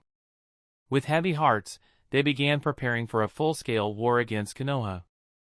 As the council room emptied, Ebizo and Chio glanced at each other. Ebizo asked, "You feeling the same thing I am, sister?" Chio nodded. Even though Ebizo put out a sound analysis, he instinctively felt that Konoha's plans weren't what he speculated. He was just preparing for the worst-case scenario. As for what Konoha's real plans were, neither could guess. Much like Konoha, Suna became very busy too. Following Ebizo's suggestions, 300 Suna ninjas left the village. Over the next couple of nights, another 4,000 ninjas left secretly. The silent desert suddenly became very active. Suna's movements were immediately picked up by other hidden villages. Shikaka guessed some of their plans but didn't bother thinking about it too deeply. Anoki and I readied their forces while waiting patiently. The minor villages nervously paid attention too. Contrary to everyone's expectations, the first move wasn't made by Konoha or Suna. In Konoha, the council members met once again at the request of Shikaku. Only the clan leaders and the elders were called. Koharu asked, "Is there a new development for you to call for another meeting so quickly?" Shikaku replied, "Something like that, though it hasn't happened yet. I received a rather interesting proposal an hour ago." Shikaku placed a scroll on the table. The symbol of Kusagakure was visible to everyone. Koharu and Hamura went through the scroll first. Immediately, a weird expression appeared on Hamura's face. On the other hand, Koharu frowned and muttered, "This doesn't make sense. Are they setting a trap for us so openly?"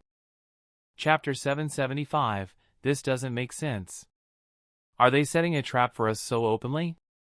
Koharu muttered in confusion. Her words intrigued the clan leaders who quickly went through the scroll. Just like Koharu, they had similar doubts. The scroll contained a request for help. Kusagakure asked Konoha's assistants to finish off their rebels. In return, they agreed to pay Konoha as per their previous deal. Hayashi muttered in confusion, "Didn't the report say that they have annihilated half the rebel forces at a great cost? The rest of the job should be far easier. So, why are they requesting our help now? Also," Sum completed his question, "what is this previous deal? When did we reach a deal with Kusagakure?" Everyone's eyes turned towards Shikaku, who glanced at Hamura and said, "I believe Elder Hamura can explain it better than me." They followed Shikaku's gaze and realized that Hamura still had the same weird expression. Koharu asked, "What's the matter?" Hamura composed himself and replied, "It's a bit complicated." He sighed internally, "I never expected that Kusa would accept this absurd proposal." Sigh, Hiruzen's decision to send Fujin was extremely good. I don't think even he anticipated this. He turned his gaze towards the council members and said, "As you know, Kusagakure had sent such a request to us earlier. However, it was more of an attempt to arm-twist us than transact fairly. Hence, Hiruzen had sent a diplomatic group led by Fujin to Kusagakure, and I had tagged along. The clan leaders were aware of this, as this information wasn't kept hidden. However, none of them were aware of what happened during discussions. Hamura recounted the events of that day. Everything seemed normal at first, but they were soon left speechless after learning how casually Fujin threatened and challenged them, putting the entire diplomatic delegation including Hamura in grave danger. What shocked them more was how unfair the terms of his proposal were. Hamura concluded, due to how ridiculous the proposal was, we didn't see a need to discuss it in the council. However, I never imagined that Kusagakure would accept it someday, let alone do it a few days after we were attacked. Everyone nodded and began analyzing the situation deeply. As good as the reward for annihilating the rebels was, they understood that it wouldn't be straightforward. After a few minutes, Senju Hiromasa let out a long sigh and muttered, "Kusagakure." As expected of them. They really excel in diplomacy. Hamura nodded, yes. That meeting left bad blood between them and Fujin. Even though they would never dare to act upon it, it was extremely clear that they hated Fujin. However, Fujin's performance in the war was too intimidating. They realized the need to improve their relationship with Fujin and quickly acted. By accepting this proposal, we will gain a large amount of resources at the moment when we need them the most. Since Fujin is the one who facilitated this deal, he'll get the credit and his reputation would improve further. In essence, they're paying to strengthen Fujin's influence in Konoha and using it to reset their relationship with him. Perhaps, they're also hedging their bets on him becoming the Hokage in the future. Everyone agreed. There was no doubt about it. Even though it would hurt Kusa's pockets, this move was extremely well timed. As long as Fujin stayed alive, their investment would have multifold returns. Hamura suddenly became serious as he continued, of course, this isn't all. Their diplomacy isn't that simple. Shikaku said, yeah. Along with mending ties with Fujin, this is also a test for us. We were attacked by two formidable forces. Our allies are unsure whether they can continue counting on us. Kusagakure likely shares the same doubt. If we fail or even struggle, it'll send a message that we have taken a huge hit. On the other hand, an overwhelming performance will reassure our allies and keep them in check while deterring Iwagakure and Kumogakure from making any unprovoked move. There's another aspect to this mission as well. Even if they believe the reports going out of the village to be true, they're wary of us attacking Sunagakure for revenge. If we do attack, then our losses will significantly increase, which could give openings for others to exploit. By keeping the army led by Fujin occupied in the Land of Grass, they're limiting our ability to start a war against Suna. As long as we don't go to war, our forces will stay intact and they will be more assured. A smile appeared on the faces of most council members. They already didn't have the will to go to war. And, apart from Hiruzen's injuries, Konoha's forces were intact. The reports weren't lies. So, both these aspects played in their favor. Koharu said, if we display our strength properly here, the pressure on Sunagakure will increase further. They'll be subdued during the negotiations. Shikaku nodded and asked, I agree. I just wanted to confirm that there was no opposition here. Everyone nodded. Shikaku said, all right, I'll order Fujin to move into the Land of Grass and crush their rebels. We'll decide whether to continue with the military exercises later. Sum said, the army we sent for exercise is fairly inexperienced with most ninjas heading to war for the first time. The leaders are new as well. Should we send reinforcements? Hamura answered, no, we'll look weak if we have to send reinforcements. Shikaku agreed, yes. Besides, with Fujin there, the army is already too strong, which compensates their lack of experience with ease. If anything, we should just wait for the news of another overwhelming victory. Shikaku chuckled, recalling the crazy things Fujin did. Even though Kusagakure's rebels possessed decent strength, they paled in comparison to Kumo's bases, which were helplessly slaughtered by Fujin. From Shikaku's perspective, sending 3 divisions along with Fujin was already an overkill. Even though others weren't aware of it, they recalled Fujin's performance in the war and agreed. A dozen kilometers away from the fire capital, 3,000 Konoha ninjas were practicing. Fujin sat in a tent close by, surrounded by Renjiro, Hoka, Konomi, Illumi, and a few other jounins. All were staring intently at a large paper with various diagrams and words. After some time, Konomi commented, this should be enough. I can't think of any ways to improve it even further. Renjiro agreed but added, there will be some flaws that we missed. However, it is not possible to perfect such a complex combination in a tent or even in exercises. We can only improve it further after testing it in war. Everyone agreed. Fujin said, true. Make these changes in your respective army's training. Also, he was cut off as a Yamanaka ninja called out from outside the tent. After getting permission, he entered and reported, Commander, we have new orders from the village. Shikaku-sama said that Kusagakure accepted your proposal and asked for Konoha's assistance to eliminate their rebels. He wants you to lead the army to the land of grass and eliminate them. Fujin frowned and wondered, they accepted that shitty proposal? That's weird. Reports from Konoha and the Phantom Haven said that they were winning. How did things suddenly become so bleak? Fujin asked, do we have intel about the rebels? The Yamanaka ninja replied, it is being conveyed to us as we speak. It'll be brought here as soon as we get everything. Proper scrolls might be sent later while we travel. Fujin nodded. Within minutes, another ninja arrived and handed Fujin some notes before clearing the tent.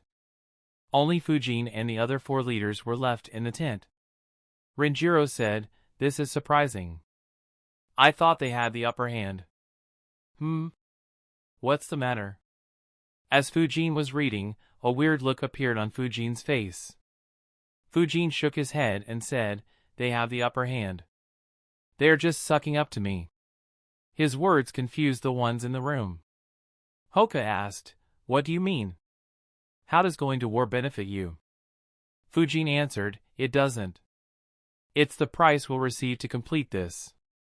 I had led the negotiation mission and the terms were very unfair for them and we ended on bad terms. So, it'll be very helpful for the village in the aftermath of the war and I'll get the credit. Hoka's eyes widened. He replied, I see. That makes sense. He chuckled and added, they must have gotten the reports of Tsunagakure and Orochimaru's attack on us. Renjiro agreed, yeah. Still, it's impressive how quickly they acted. As expected of a village that excels in diplomacy. How many rebel forces are left? Chapter 776, How many rebel forces are still left? Everyone looked at Fujin, wanting to know the answer, too.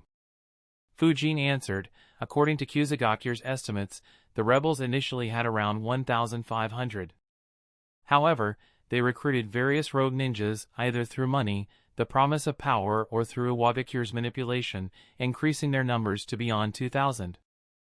The two forces have been clashing constantly and Kusa had 2 major victories, which eliminated around 2/5 of the rebel forces.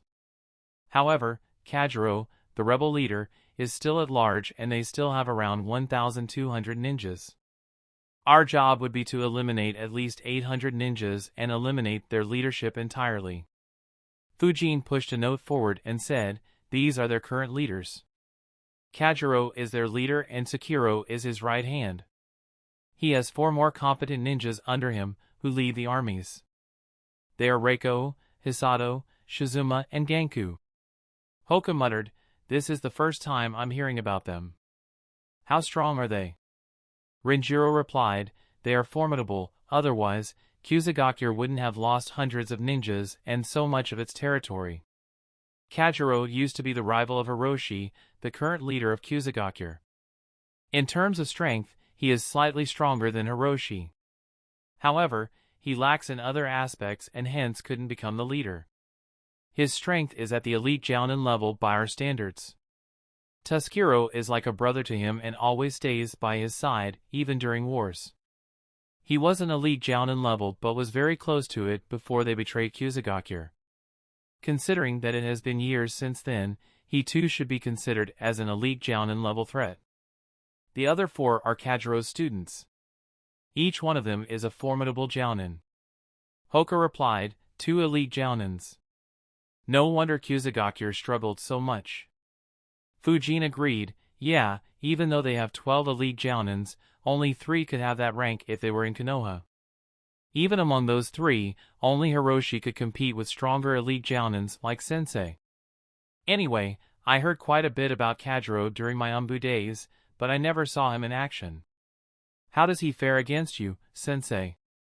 Renjiro thought for a bit and replied, it's difficult to say. I shouldn't have any issue in fighting him, but killing him will be difficult. For you, he should be rather easy to kill. Fujin sighed and replied, yeah, but that'd be rather boring. All 4 of them looked at Fujin with a deadpan expression. Fujin chuckled and replied, it is what it is. If I fight, then it won't be a war and our army won't get any practice. So, I'll be staying back and will only interfere if our losses cross a certain threshold or if a Wadakure decides to reinforce the faction they nurtured. Before anyone could reply, Fujin looked at Hoka and said, Hoka, you'll be responsible for taking out Kajiro. You won't receive any assistance from me or Sensei, but you can use your division's help. Illumi-san, you'll be dealing with Sekiro. A glint appeared in Hoka's eyes. He realized that Fujin was giving him an opportunity to establish his reputation. Killing someone like Kajiro would make Hoka very famous throughout Konoha and even make other villages take note of him. While Fujin had asked Hoka to maintain a low profile earlier, things had changed. Hoka had performed splendidly during the assault, making everyone, especially the Hyuga clan, take note of him. So, Hoka was understandably worried about Hayashi making a move on him in the dark. However, if Hoka's performance was amazing, Fujin's performance was downright terrifying. Hoka knew that Hayashi wouldn't do anything foolish enough to attract Fujin's ire.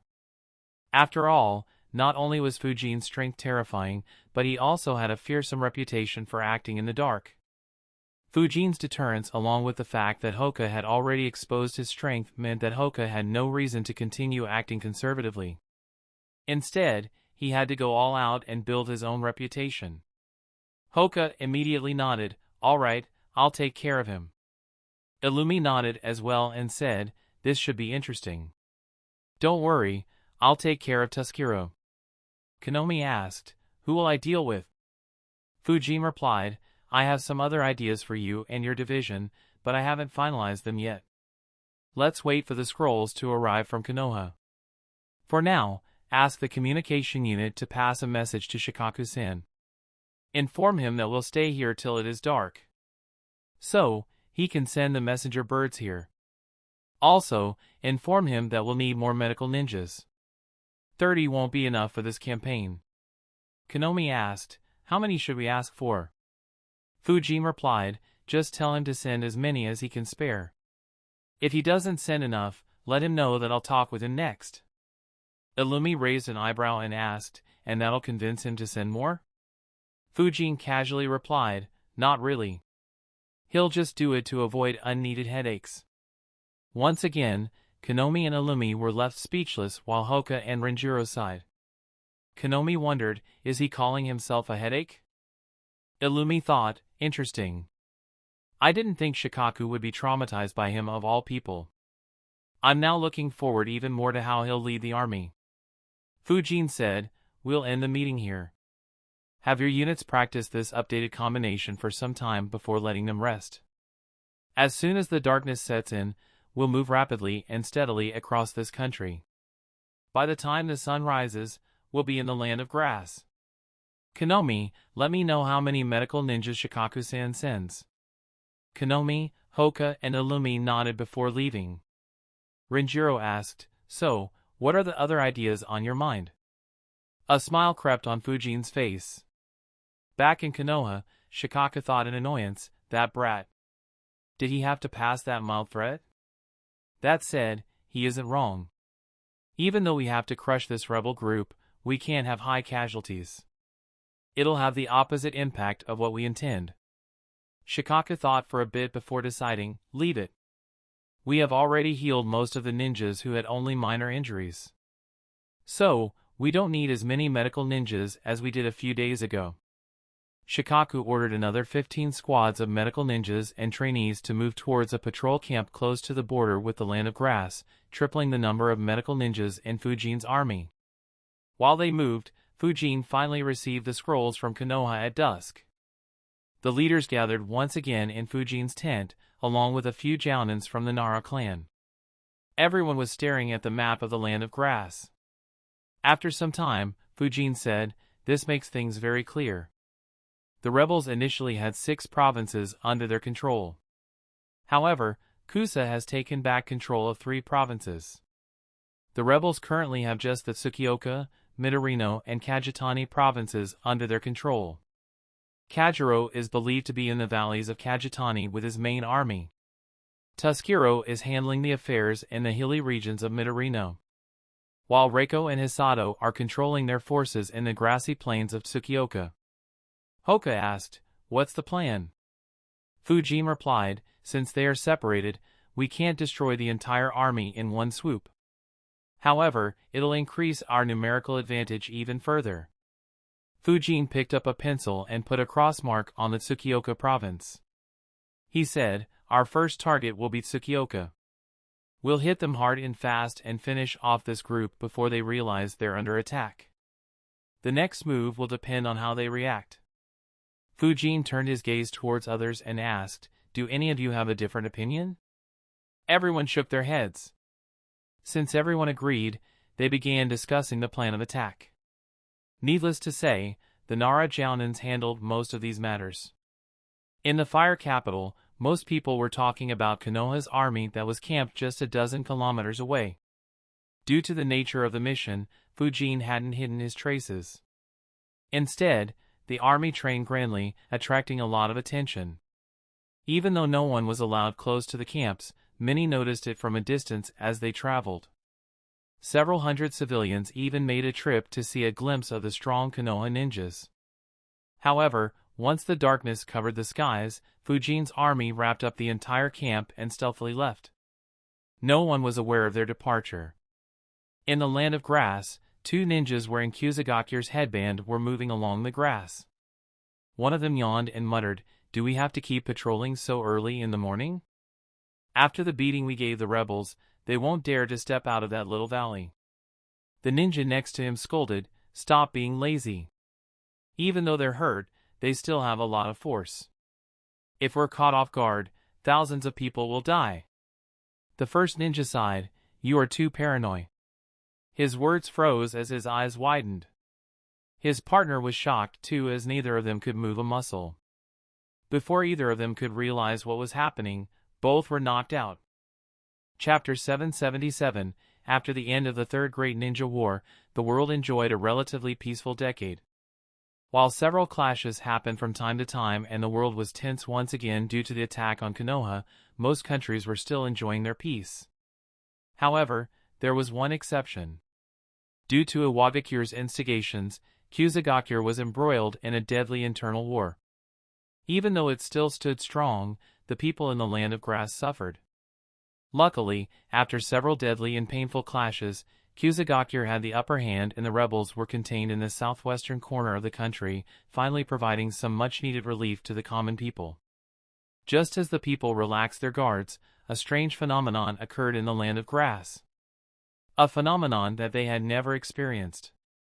In a narrow strip of land, which ran from east to west in the Land of Grass and lay almost at the center between Kusagakure and the border between the Land of Grass and the Land of Fire, nearly 36 ninjas were knocked out and captured alive, irrespective of which faction they belonged. As for who the culprits were, they were none other than the very people Kusagakure asked for help. Moving such a large army in absolute secrecy was almost impossible. They had to be spotted by just one spy or loudmouth to bust their cover and warn their target. So, Fujin came up with a simple solution. Of course, his simple solution left his generals and the Nara strategists speechless. However, both felt that it was plausible after thinking for a bit. The reason for this was the unexpected charge by Fujin's army and the degree to which they outmatched any force in the vicinity. There was no doubt that Kusagakure as well as the rebels would notice something was off. However, by the time they realized it, Fujin's army would have accomplished their first goal. As such, the Nara clan ninjas joined the other clans in the specialist units and led the charge. The Kusagakure ninjas were simply helpless against the combination of so many secret techniques supported by the Byakugan. Of course, there was a simpler solution. They could have just killed off everyone in their way so they wouldn't need to put seals on everyone they captured and carry them along. Fortunately or unfortunately, the nature of the mission eliminated this option.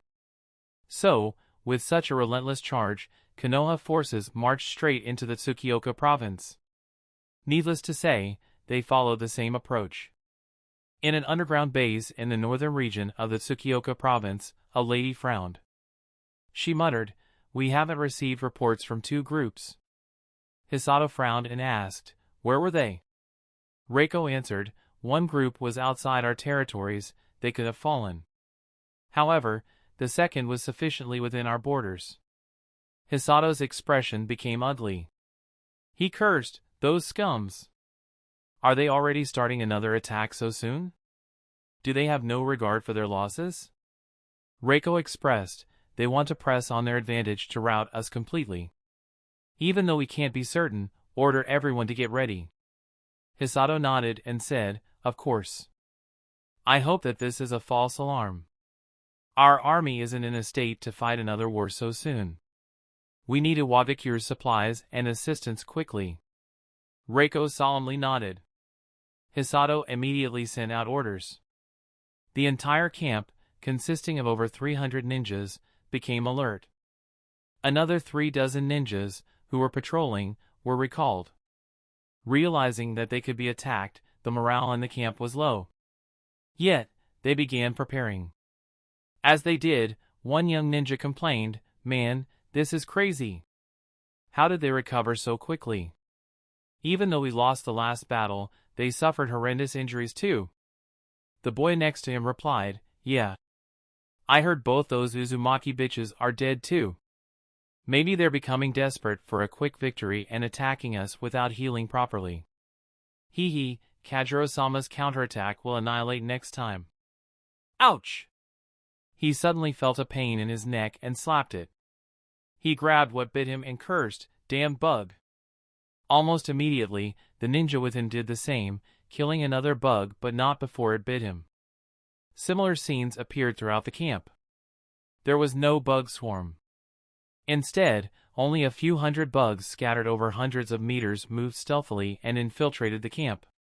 Within a minute, nearly 200 ninjas were bitten.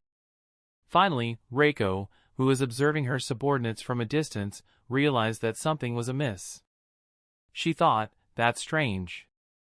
Though soft, I heard several slapping and cursing sounds. They even slapped their bodies as if killing bugs. But, why would so many be bitten by bugs all of a sudden?" Her eyes widened as she realized the obvious answer. Her face became deathly pale. Hisato noticed her horrified expression and grabbed her shoulder while asking, "Reiko, are you fine? What happened?" For a moment, Reiko felt like she had lost all her energy and leaned against Hisato for support. Hisato felt her shiver and became even more worried. In a shaking voice, Reiko muttered, "Prepare to retreat. It's not Kusagakure. We're being attacked by Konoha." Hisato also became just as pale as Reiko. In the camp, a sensor suddenly shouted, "Be ready. I can sense the enemy. They have entered my chakra field." The camp immediately grabbed their weapons and asked, "How many scums are there?" The sensor shouted, "Get ready. They are charging at us with full speed. There are 100. No 2. 3. Words refused to leave his throat as terror appeared on his face. He wasn't the only one. Every other sensor was terrified. They sensed over 700 ninjas rushing into their chakra fields with an unstoppable momentum. Worse, they didn't know how many more were behind them. The sensor gathered courage and shouted, "Fight, but be ready to retreat." There are twice as many as us. He glanced behind towards the base where Reiko and Isato stayed. To his shock, he didn't see either of his leaders. Before he could figure out where they were, the enemy ninjas were only 100 meters from them. Due to the huge grass cover, they still couldn't see who their enemies were. However, it didn't matter. Dozens of ninjas weaved hand seals and shot powerful jutsus at the incoming enemy. Over 80% of the jutsus were water jutsus, while the rest were wind and lightning jutsus. The ninjas who didn't know any powerful mid-range jutsus launched shurikens, kunais, and a few paper bombs. Despite launching a strong attack, every single ninja in the camp was preparing to retreat. They just wanted to inflict some damage on the enemy so that they would slow down and wouldn't risk chasing after them. Having warred against Kusagakure for a long time, they had mastered this tactic. Otherwise, they would have been annihilated a long time ago. Unfortunately for them, they misjudged who their enemy was. Instead of seeing their enemy slow down and hearing the screams of any injured ninjas, a bright orange light flooded their eyes. As far as their eyes could see, they could only see flames. A tsunami of fire was heading right towards them. The water and fire jutsus clashed.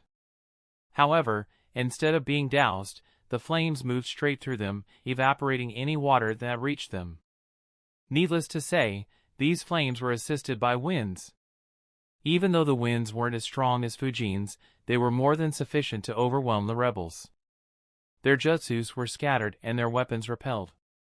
Even the explosive tags failed to create a dent in the flames. Realizing the immense danger, several senior ninjas shouted, "Use earth and water walls. Hurry! Any defense would help." Everyone who knew any defensive jutsus immediately weaved hand seals. Dozens of ninjas prepared the earth wall and water wall jutsus, while another couple of hundred ninjas prepared weaker defensive jutsus. However, before they could finish their jutsus, their chakra flow was suddenly disrupted. Several ninjas coughed blood. Quite a few felt dizzy. A few had difficulty moving their bodies, almost as if they had been paralyzed. The ones who suffered muttered in horror, "Those damn bugs. They aren't Kusa." Due to the sudden disruption, more than half of the ninjas failed to complete their jutsus. Even so, over a dozen powerful jutsus and nearly 100 weaker jutsus were used. Earth and water walls appeared in front of them, giving them a minuscule sense of security.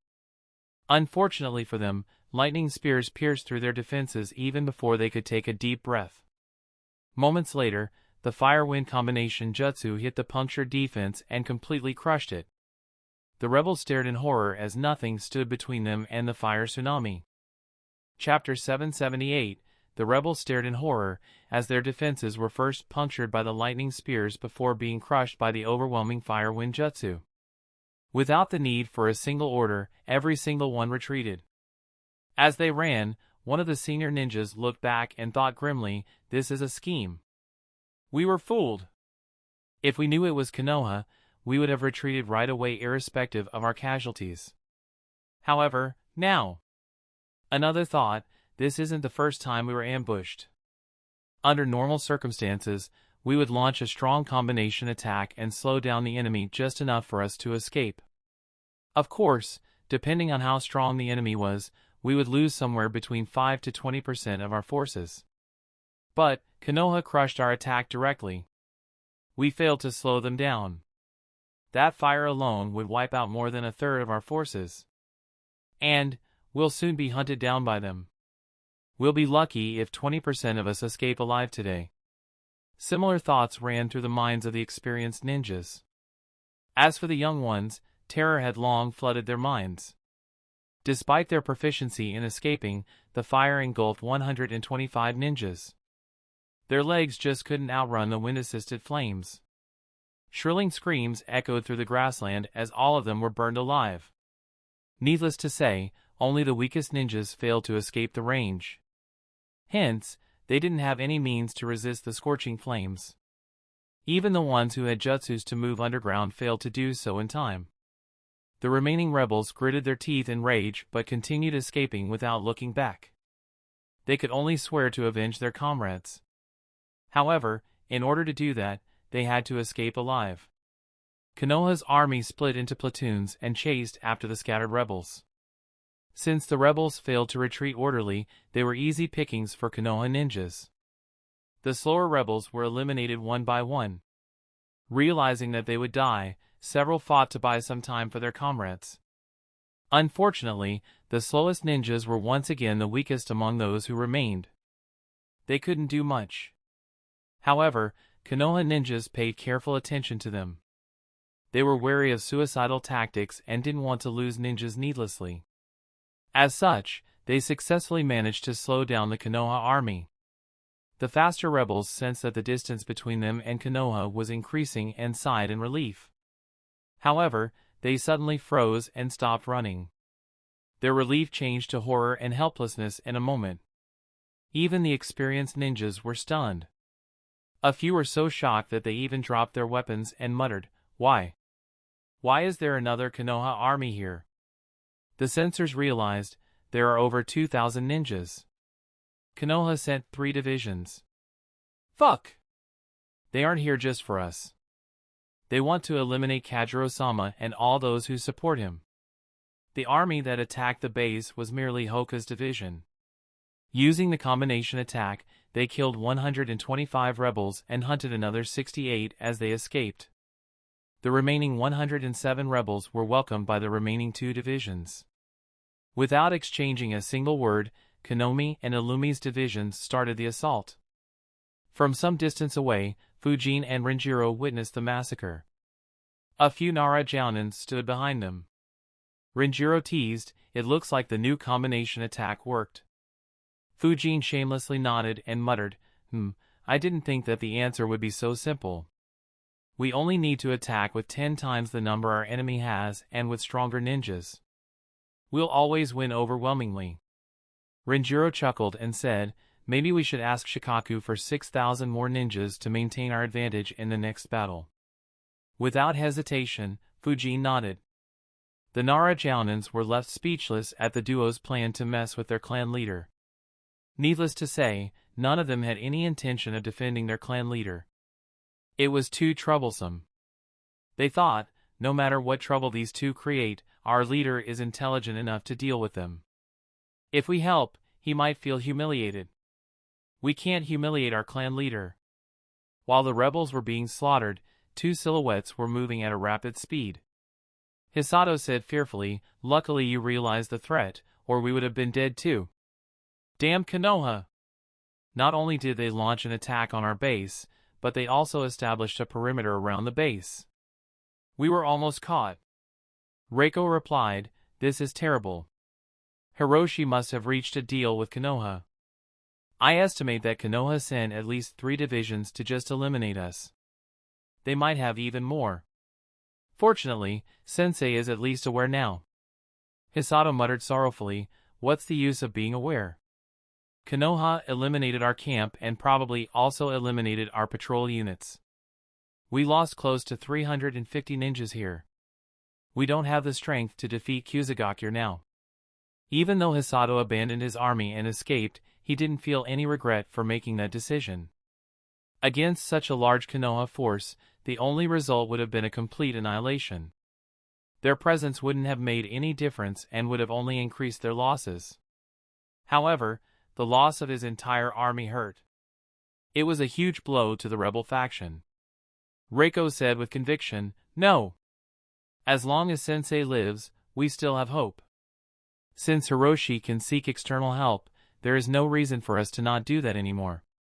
"External help, huh? That sounds interesting. I wonder who will help you out." Reiko and Hisato immediately raised their guard as they suddenly heard a voice. They quickly looked to their left and muttered, "A Hyuga youngster?" Anger appeared in Reiko's eyes as she weaved hand signs rapidly and whispered, "Quick. He must not leave here alive. We'll die if he calls for backup. Sensei still needs our help." Wind release, blade of wind jutsu. Water release, water shuriken jutsu. In the blink of an eye, Reiko launched dozens of sharp wind blades at Hoka.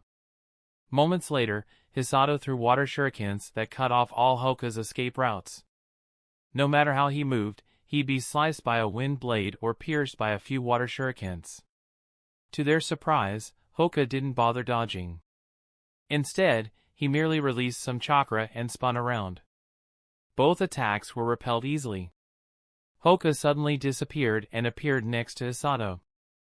The chakra that he used for rotation was now concentrated on his right palm as he thrust it forward. Hoka's speed completely caught the two rebels off guard. Seeing Hoka's palm move towards Hisato's chest, Reiko instinctively kicked Hoka while cursing, "Shit. Fighting a Hyuga in close combat is beyond stupid. We need to create distance." At the same time, Hisato moved backwards and used his arm to block Hoka's palm. He thought, it's better if the chakra points in my arm are blocked instead of letting him attack my heart. Hopefully, Reiko's attack will force him back. To the surprise of the duo, Hoka changed his target from Hisato to Reika and slammed his palm on her foot. A painful shriek escaped her lips as the chakra shot up straight through her leg. Not only were all the chakra points in her leg closed, but her muscles were badly damaged too by the chakra ravaging through her leg. Hisato quickly grabbed her and retreated a few meters behind. He asked, "Can you still fight?" Reika gritted her teeth and stood just on her left leg. She answered, "I can barely feel my right leg. However, I can still stall him. The two of us can't fall at the same time."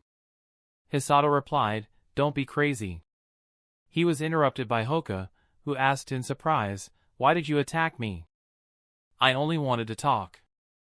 "Who would assist you?"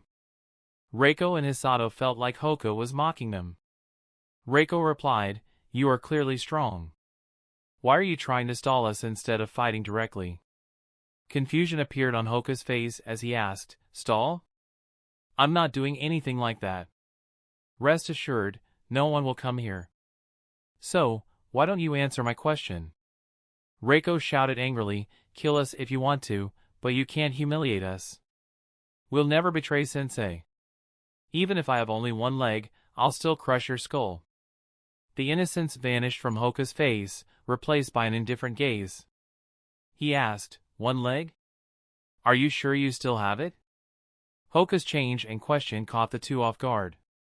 They felt a tremor and looked below. Before they could react, a pair of arms appeared and grabbed their legs. They immediately stabbed kunais into the figure that appeared from the ground, but not before the chakra points in their legs were damaged. As the figure dispersed in a cloud of smoke, they heard, "Aren't you forgetting something?" They couldn't even turn their heads before being hit by the 8 trigrams, 64 palms technique. Hoka sealed all their chakra points before knocking them unconscious. Chapter 779, Reiko and Hisato collapsed to the ground.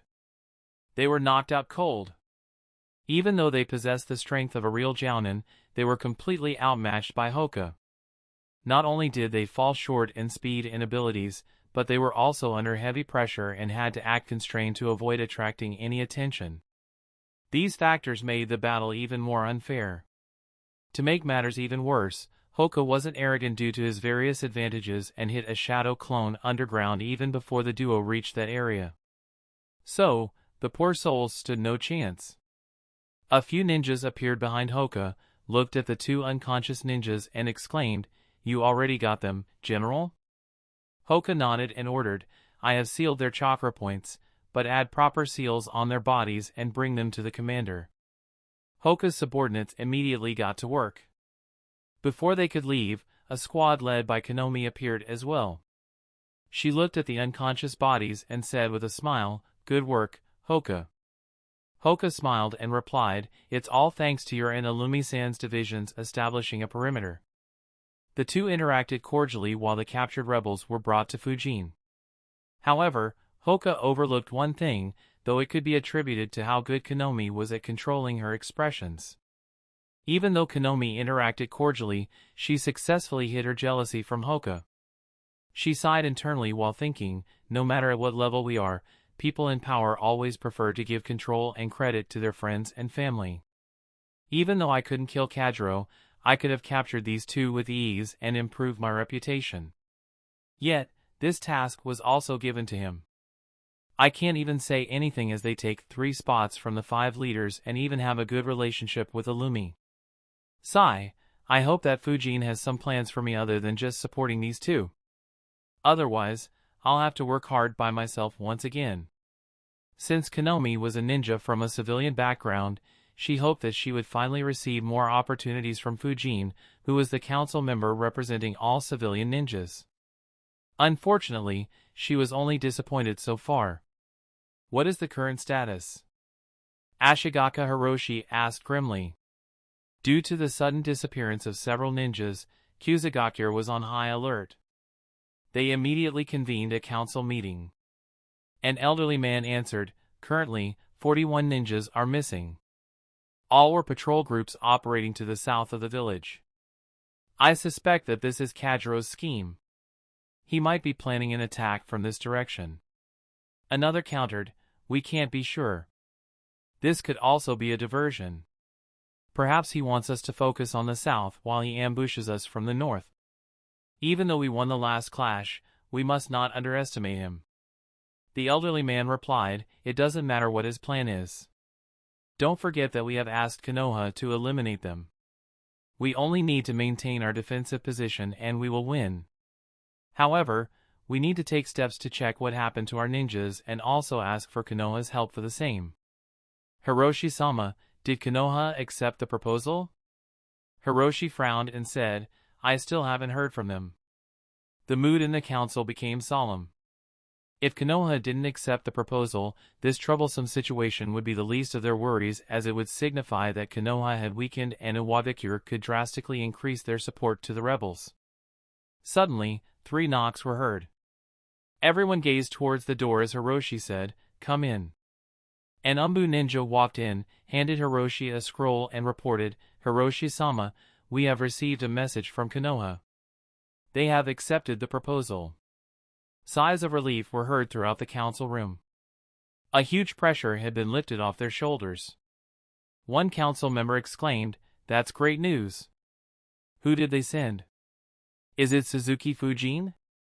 Hiroshi nodded and said, yes. As we expected, they diverted their 3,000-strong army here. Suzuki Fujin is leading it along with his sensei, Senjurenjiro. With them here, they can't start a war against Sunagakure suddenly. Hiroshi glanced at his Umbu and nodded. The Umbu immediately left.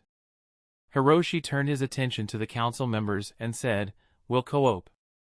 He was suddenly interrupted as another Umbu ninja broke into the council room. Unlike the previous Umbu ninja, who knocked politely, this one directly rushed into the room with zero regard for anyone's authority. Yet, instead of being angry at the lack of manners, every single council member became serious. Entering in this manner signified that the Umbu had news that had to be reported immediately. Even a second's delay couldn't be afforded. Hiroshi asked, what's the matter? The Umbu ninja answered, we received an urgent message from our base outside Tsukioka. A Konoha platoon appeared and said that Konoha's army had eliminated the rebel camp in Tsukioka. 350 rebels were killed while Reiko and Hisato were captured alive. The eyes of every council member, including Hiroshi, widened. In order to maintain the element of surprise, Fujin had asked Shikaku to delay accepting the proposal. As such, Fujin's army had already dealt with the first enemy group several hours before Kusagakure knew that Konoha had accepted the proposal. The Kusagakure council members had just learned that Konoha had accepted the proposal. Not even a minute later, they learned that Konoha had already eliminated close to 30% of the rebels and captured 2 of their leaders. Their shock was justified. Before they could snap out of their shock, the Umbu ninja continued, they also said that they captured several other ninjas who they suspect to be from the rebel camp. However, since they weren't sure, they have just captured them and all of them are unharmed. They want to transfer them to us so that we can identify the traitors and deal with them. Hiroshi instinctively felt something was off and became suspicious. He asked, did they say how many ninjas they captured? The Umbu ninja nodded and answered, 45. Immediately, every single council member realized what had happened. After the surprise passed, some were bewildered, some were stunned, some became angry and a few chuckled. One council member cursed, so that's how our ninjas went missing. That kid still infuriates me. Another seriously said, this must have been their plan. They purposefully delayed informing us so that their army could move stealthily. They likely captured everyone they came across while marching across our country. Reiko's group should have been caught off guard. Regardless, as long as our ninjas are unharmed, we shouldn't take offense. A third member said, I don't know whether I should be happy or be concerned. While the rebels' loss is undoubtedly a piece of joyous news, the fact that Konoha could march across our country secretly is extremely worrisome. They could have marched straight to our village and we wouldn't have known. Hiroshi nodded and said, we can only be happy that they used it against our enemy and not us. Besides, Konoha wouldn't openly attack a minor village. It would be a huge blow to their reputation and soft power. If they have to settle some matters, they'll act in the dark like they always do. We don't need to be concerned about their intentions for the time being. However, this is a wake-up call for us to improve our capabilities. If Konoha could march across our country undetected, then others could do too. Once the rebels are dealt with, we'll work on improving ourselves in this aspect. Everyone nodded solemnly. Hiroshi looked at the Umbu ninja and asked, anything else they reported? The Umbu ninja replied, yes. They said that they'd soon be marching into Kajitani and were predicting that Kajiro and Sakuro's forces would come together. They have advised us to deploy our forces to the east and south of Midorino to ensure that the rebels don't scatter into our country and create a hidden danger. Frowns appeared on several faces as they quickly began analyzing this particular information. Not far away from the destroyed rebel camp, Fujin and others had set up their camps. Fujin and other leaders sat in the main tent while others rested. Yamanaka Shin reported, Commander, Reiko sent 4 messenger birds to Kajiro from the time we attacked till General Hoka captured her, each message providing greater detail. The 4th bird was intercepted by ninjas on our perimeter and I have confirmed that the message in it was the same as her memories. So, the enemy should know that this camp was attacked by one division of Konoha. Since they wouldn't receive any more communications, they should be aware that their forces were eliminated or captured. Hoka sighed, they were able to send a message despite all our preparations. Fujin casually replied, that's to be expected. They wouldn't have survived so long if they couldn't do even this.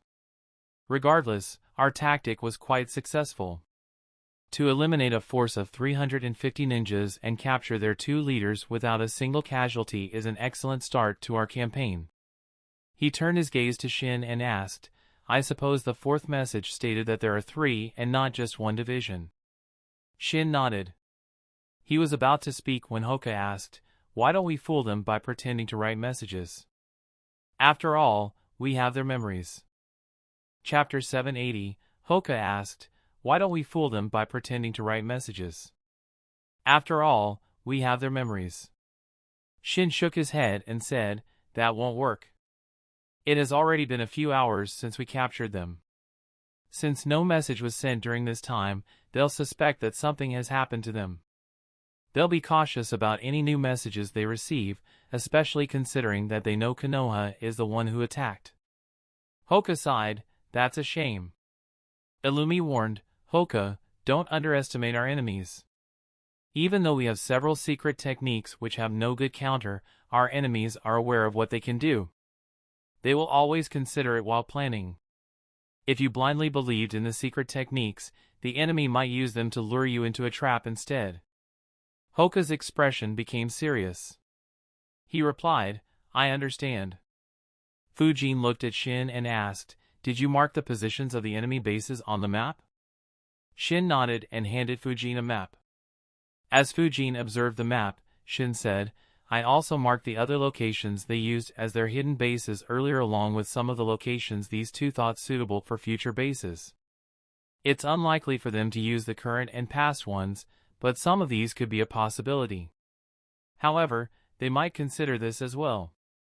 Fujin nodded while Renjiro said, it's fine. We can track them from the clues they leave behind in their current headquarters. However, it won't be that easy. Konomi agreed, yes, they will do everything they can to eliminate the traces. In addition, they will also set up several decoy traces to confuse us.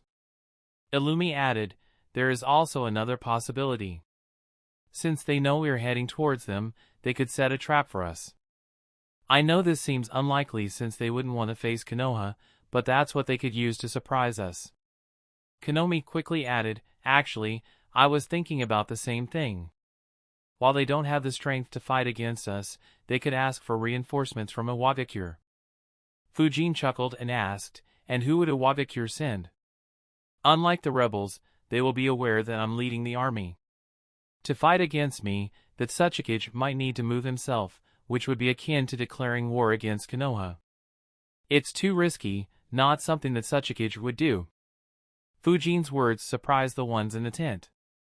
However, they quickly realized that Iwabikure truly didn't have anyone else to fight Fujin. Hoka chuckled and said, we forget how strong you are. Anyway. His expression became serious as he looked at the map containing their plans and said, there is one aspect we didn't consider. If we hit them through the border between Tsukioka and Kajitani while Kusagakure surrounds Midorani, the rebels could feel trapped and escape to the land of Earth to seek their protection. In that case, we can't do anything. If we do, then it'll be tantamount to us declaring war on Iwabikure as you just said. And, this mission will be a failure. To Hoka's surprise, Fujin simply shook his head and said, don't worry, they won't. In Kusagakure, the council meeting had taken a whole different turn from the reason it was convened. The council members were analyzing how to respond to Fujin's request. Finally, one council member said, I don't understand. That day, he said that Konoha would do everything without our help. We are also paying them such ridiculous amounts to get their help. And he still orders us to send our army? Another corrected him, it isn't an order. It is a request and not a binding one. Unlike last time, he hasn't threatened us with anything if we don't agree. Even the hidden danger that the escaped rebels pose isn't a threat, as that is something that will happen. It's impossible to kill every last one of them, even if we deploy our army. It'll just be slightly worse if we don't. Hiroshi agreed, that is correct. From my point of view, this isn't an excuse for him to pawn some work on us. Instead, it is more about a gesture. Doing this will show that Konoha and Kusa have good relations and can cooperate. As for what we are paying, forget about it. We aren't paying for them to eliminate the rebels, but to improve our relationship with Fujin. This is an excellent opportunity to do so. His expression became solemn as he added, of course, if this is a trick to cause us some pain or to force us to fight the rebels, then it'll show Fujin's true nature. If that happens, you know what we must do. It is better to suffer a bit now when we know the risks than to pay a painful price when we can't afford it. Everyone nodded solemnly. They immediately began discussing who to send to Midorino's borders and how many ninjas to send. Unlike the calm atmosphere in Konoha's camp and Kusagakure's council room, the atmosphere in the rebels' new base was extremely tense. Shizuma muttered solemnly, it's been 6 hours, and there still isn't any message from Reiko or Hisato. Genku said sorrowfully, we have to accept the reality. They were captured or killed by Konoha. Shizuma nodded and said, yes, it's just difficult to accept. How could they be dealt with so easily? Genku had no answer. However, Kajiro sighed and passed a scroll to his students. They immediately read it and their eyes widened. Genku looked at Kajiro and exclaimed in surprise, Konoha was attacked by Tsunagakure and Orochimaru? And they won? But, why would they chase after us if they have just been in a battle? Kajiro said, read the latter parts of the scroll. Genku and Shizuma followed his instructions. Due to being on the run, their information network wasn't good. As such, they weren't aware of the attack on Konoha until Iwabikure sent them the information. The eyes of his students widened. They looked at Kajiro and said fearfully, you think that Konoha transferred this entire army, led by the cursed spectral swordsman, to eliminate us? Kajiro nodded and said, yes. Even though the reports say that Konoha's losses were low, everyone will be suspicious. They want to make an example out of us to send a message to other hidden villages. Shizuma and Genku shivered involuntarily. They were facing unprecedented danger. They had just experienced their second major loss against Kusagakure and now were faced with an incomparably stronger enemy. Kajiro muttered, "This is the worst-case scenario. The reason why I started this rebellion was because of how comfortable Kusagakure has become with being weak. Instead of doing something about it and reviving our glory days, we continue being weak and take pride in our diplomacy. Unfortunately, things have gone exactly where I didn't want them to. I wouldn't have minded losing my life if Hiroshi did it himself. Even though we lost 2 battles, Kusagakure had become stronger. However, by asking for Konoha's help, he has become their lackey. Kusagakure will undo the good work they had been doing and be their vassal for decades. The only way it'll change is if Konoha collapses or becomes weaker. Unfortunately, that won't happen anytime soon with all the talented young blood they keep raising. Just this kid alone will ensure that they'll stay at the top for half a century." Genku and Shizuma were lost for words. Neither could find words to comfort their sensei. After a long silence, Genku said, "If Hiroshi took Konoha's help, then why don't we take Iwabikure's help?" Kajiro immediately shook his head and said, "As much as I'd love to make Konoha and Iwabikure consume each other's strength, neither are that foolish. Inoki won't confront Konoha head-on. Especially not when they have such a strong momentum." Genku shook his head and replied, "That's not what I mean. Since defending is useless, why don't we retreat to the land of Earth and wait till Konoha withdraws their forces? We can take that time to regroup and come back stronger." Kajiro frowned while Shizuma shook his head. Shizuma explained, "I know your strategy sounds good, but you're missing one important aspect. The will of the people." Genku looked at Shizuma in confusion when Kajiro suddenly spoke. "During all 3 great ninja wars, Iwabikure attempted to attack Konoha through our country, making it a battleground. Hence, the people in the Land of Grass have a hatred towards Iwabikure. It decreased with time, but the hate exploded once again when they sent their Jinchuriki to our lands and allowed him to use the tailed beast bomb. If we retreat to the Land of Earth, we'll forever lose the support of any people we have.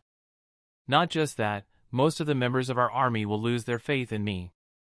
Even though we'll be unharmed, our army will crumble.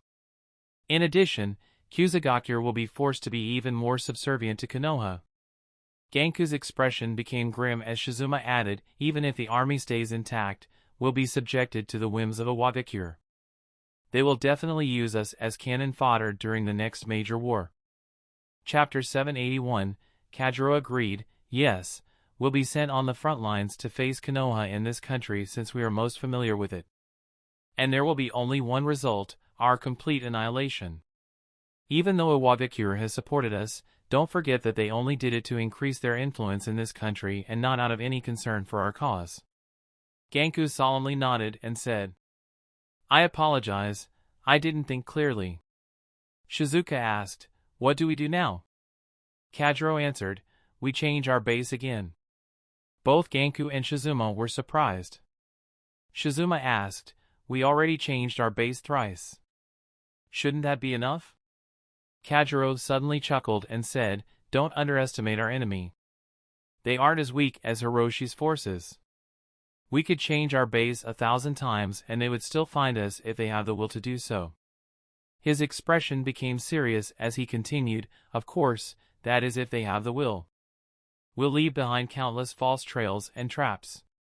Hopefully, the losses and delays they face along with external pressures due to their recent war will force them to withdraw. Since they already destroyed 1/3 of our forces, they can claim victory to increase their morale and destroy others even if they don't manage to find us. We can only hope."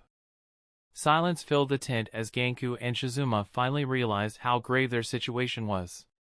Finally, Genku asked, "What if they continue looking for us?" Kajiro's eyes became murderous. His students were terrified by the bloodlust they felt. Kajiro answered, "Then we give them hell. I'll use my blood and life to remind every Kusagakure ninja what they could be capable of."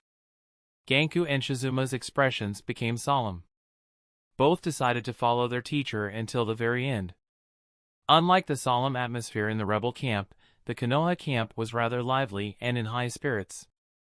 After the first battle, Fujin had given them a day's rest since the army had rushed from the fire capital to Tsukioka and engaged the enemy without a break.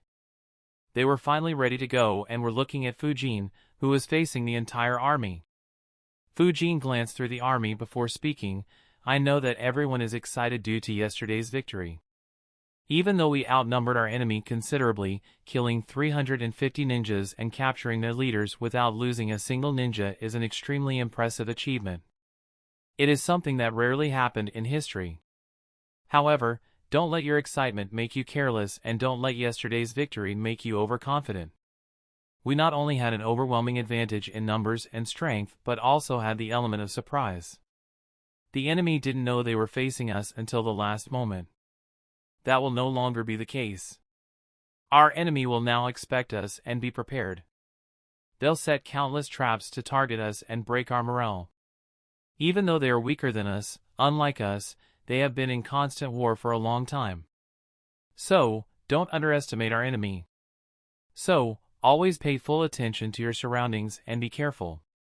Look out for yourself and your comrades. Ensure that your enemy is dead and be on the lookout for suicidal attacks. Only then can we win as thoroughly as yesterday. When we win, I want to return to Konoha with all of you. The Konoha army's morale was reduced from its high as Fujin brought them down to the ground. It caused the veterans, including Renjiro, to frown. After all, morale and momentum were major aspects that could decide victory or defeat on a battlefield.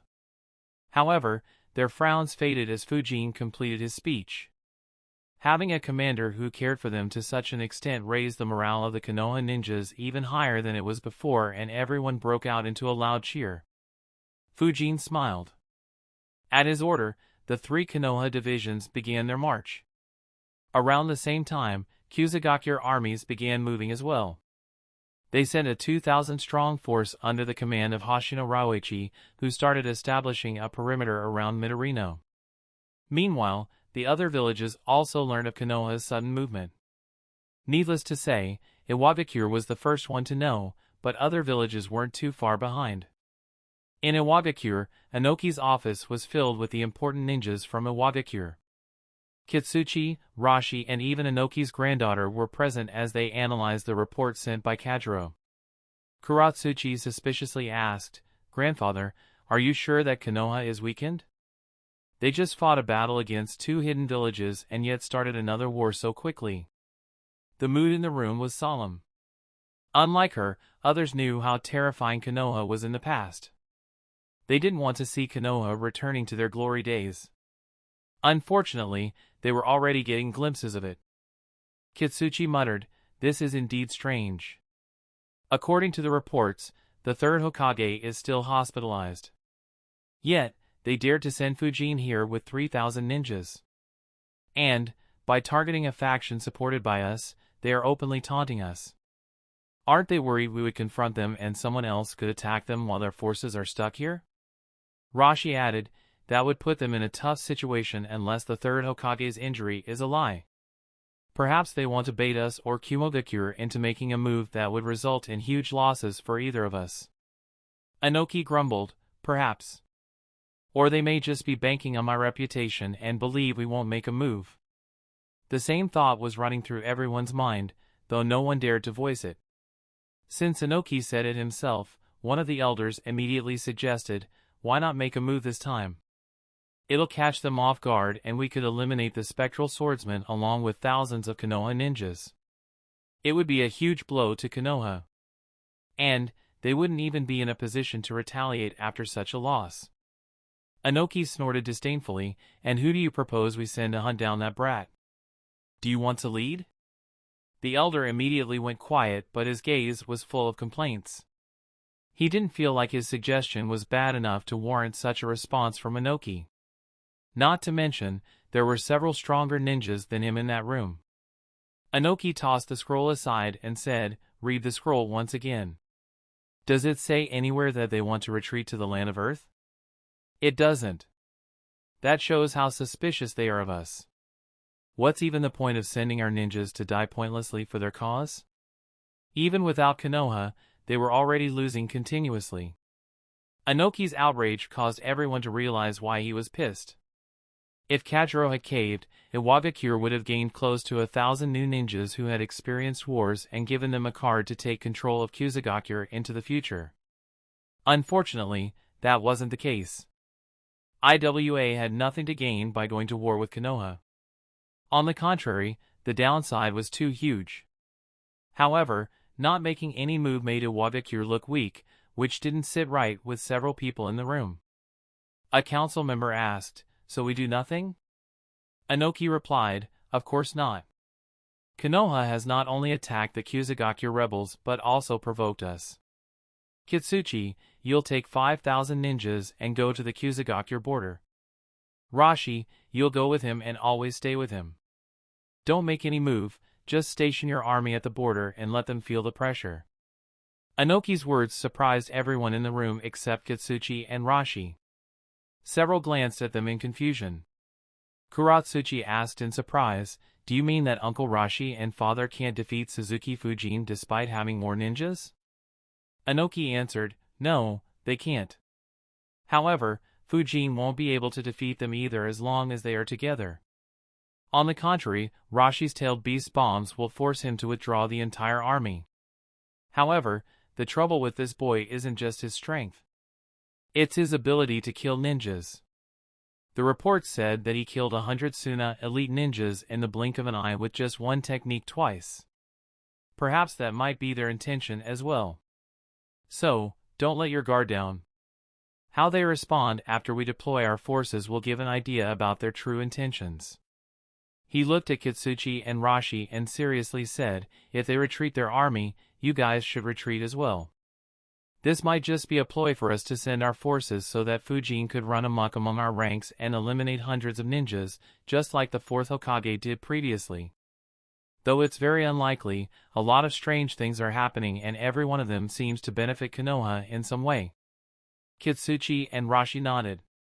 Unlike others in the room, neither dared to underestimate Fujin. Kitsuchi had already suffered a terrible loss at Fujin's hands while Rashi was forced to his limits as well. And, both those battles had happened years ago. Within a day, 5,000 Iwagakure ninjas marched. Along with Konoha, Kusa and rebel forces, nearly 11,000 ninjas would soon gather in and around the western part of Kusagakure. It would be the largest concentration of force that involved several hidden villages since the end of the Third Great Ninja War. Would tensions escalate, causing the 3 hidden villages to go to war? Or would things calm down? Only time would tell. Chapter 782, the movements made by Iwagakure and Konoha were quickly picked up by other hidden villages. In Sunagakure, the council met again to figure out what to do. Ryusa muttered with a frown, "Instead of targeting us, Konoha went to the land of grass. What are they intending?" Goza replied, "This should be Kusagakure's doing. They want to prevent Konoha from being weakened by attacking us. Even if Konoha wins against us, a weak Konoha will put Kusagakure in a lot of danger." Ryusa asked, "Does that mean Konoha wouldn't pursue our attack?" Tajiro snorted, "Of course, they will. However, it'll depend on how this campaign goes. If they fail to eliminate the rebels or enter into a conflict with Iwagakure, they won't be in a position to attack us. I wouldn't be too sure about that." The council members turned their heads to Baki, who had rejoined the council after returning. After meeting him, they had a far clearer picture of what happened and how terrifying that battle was for Sunagakure ninjas. Baki explained, "We underestimated Konoha by a huge degree the previous time. And we paid a terrible price for it. During our attack, Konoha was even more prepared for it than us. Considering how quickly Fujin attacked, it felt like they were waiting for us to attack so that they could begin slaughtering us. It'll be foolish to believe that they aren't prepared this time. The only scenario that would be in our favor is if Iwagakure decides to go on the offensive. However, that is even more unlikely. The Tsuchikage would never do something so risky. We should be thankful to Kusagakure for buying us some time and need to use this time to prepare for any plans Konoha might have for us later." The rising hopes in the Suna Council were immediately crushed by Baki's trauma of the battle. Before they could recover, Baki muttered, "Besides, they have sent that demon to lead their army." Inexperienced as he may be, Konoha's intentions must be very nefarious. Ebizo glanced at Baki and wondered, how much trauma did the battle leave on him? Suzuki Fujin. How terrifying is he? In Kumogakure, several important ninjas gathered in Ice office as he read the reports. A smirk appeared on his face as he muttered, "Interesting, the fence-sitter is finally making a move." He glanced at Darui and Yujito and ordered, "This is the perfect opportunity. Make the move. Be careful and stay in constant touch with Mabui. If needed, I'll make a move myself. We can't afford another loss after the earlier debacle." Darui, Yujito, C, and Samui nodded. Along with a few other elite squads, they left Kumogakure within half an hour and began moving towards the west. Both factions in the Land of Water ignored this news. They were too busy with their civil war. They were just glad that other villages were facing losses too, even though to a lesser extent. The minor villages became tense. A war between Konoha and Iwagakure could easily turn into the next great ninja war. Considering that the matter between Konoha and Sunagakure was still unresolved, they were very nervous. Needless to say, the ones who were the most tense were Kusagakure. However, they had already foreseen this situation when they asked for Konoha's help. They could only hope that their calculations were accurate. While the world was paying close attention to the events, Konoha's army reached the rebel faction's base. A senior Hyuga ninja muttered, "As expected, no one is here. However, there are several areas my Byakugan can't penetrate. We'll need to inspect the base properly." A Hyuga youngster observed the base and chuckled, "They did such a sloppy job, leaving behind so many dead bodies. Even a novice would know that they are traps for us."